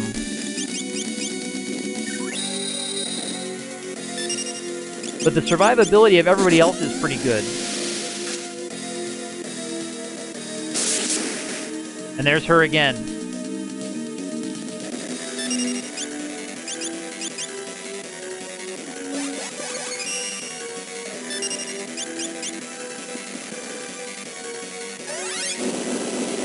Alright. Ooh, he can't quite survive the Firaga. But at least he ate them both this time.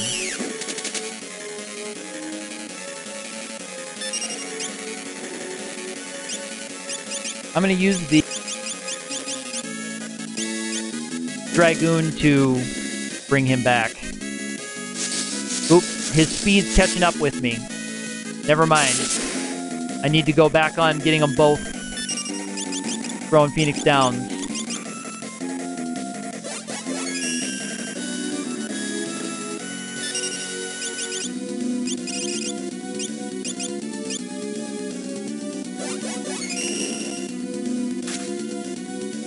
I need to get some more damage on this guy.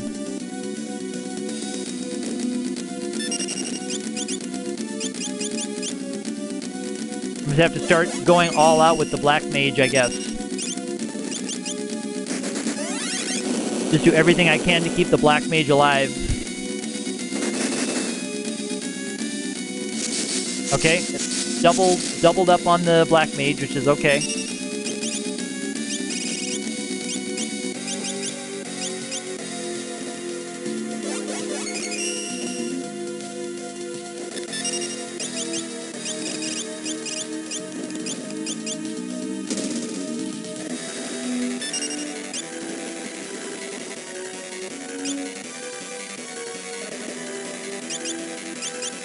I should have probably left him on the ground.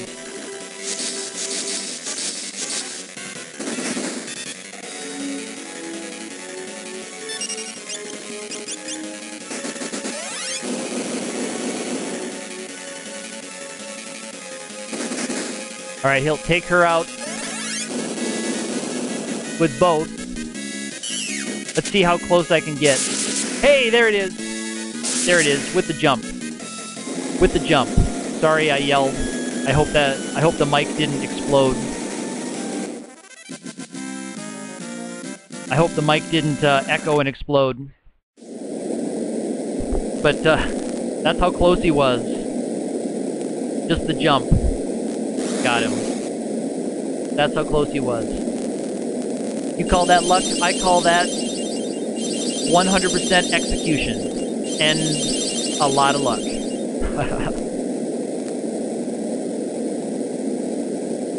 Well, I knew once I got low on the Phoenix Downs that it...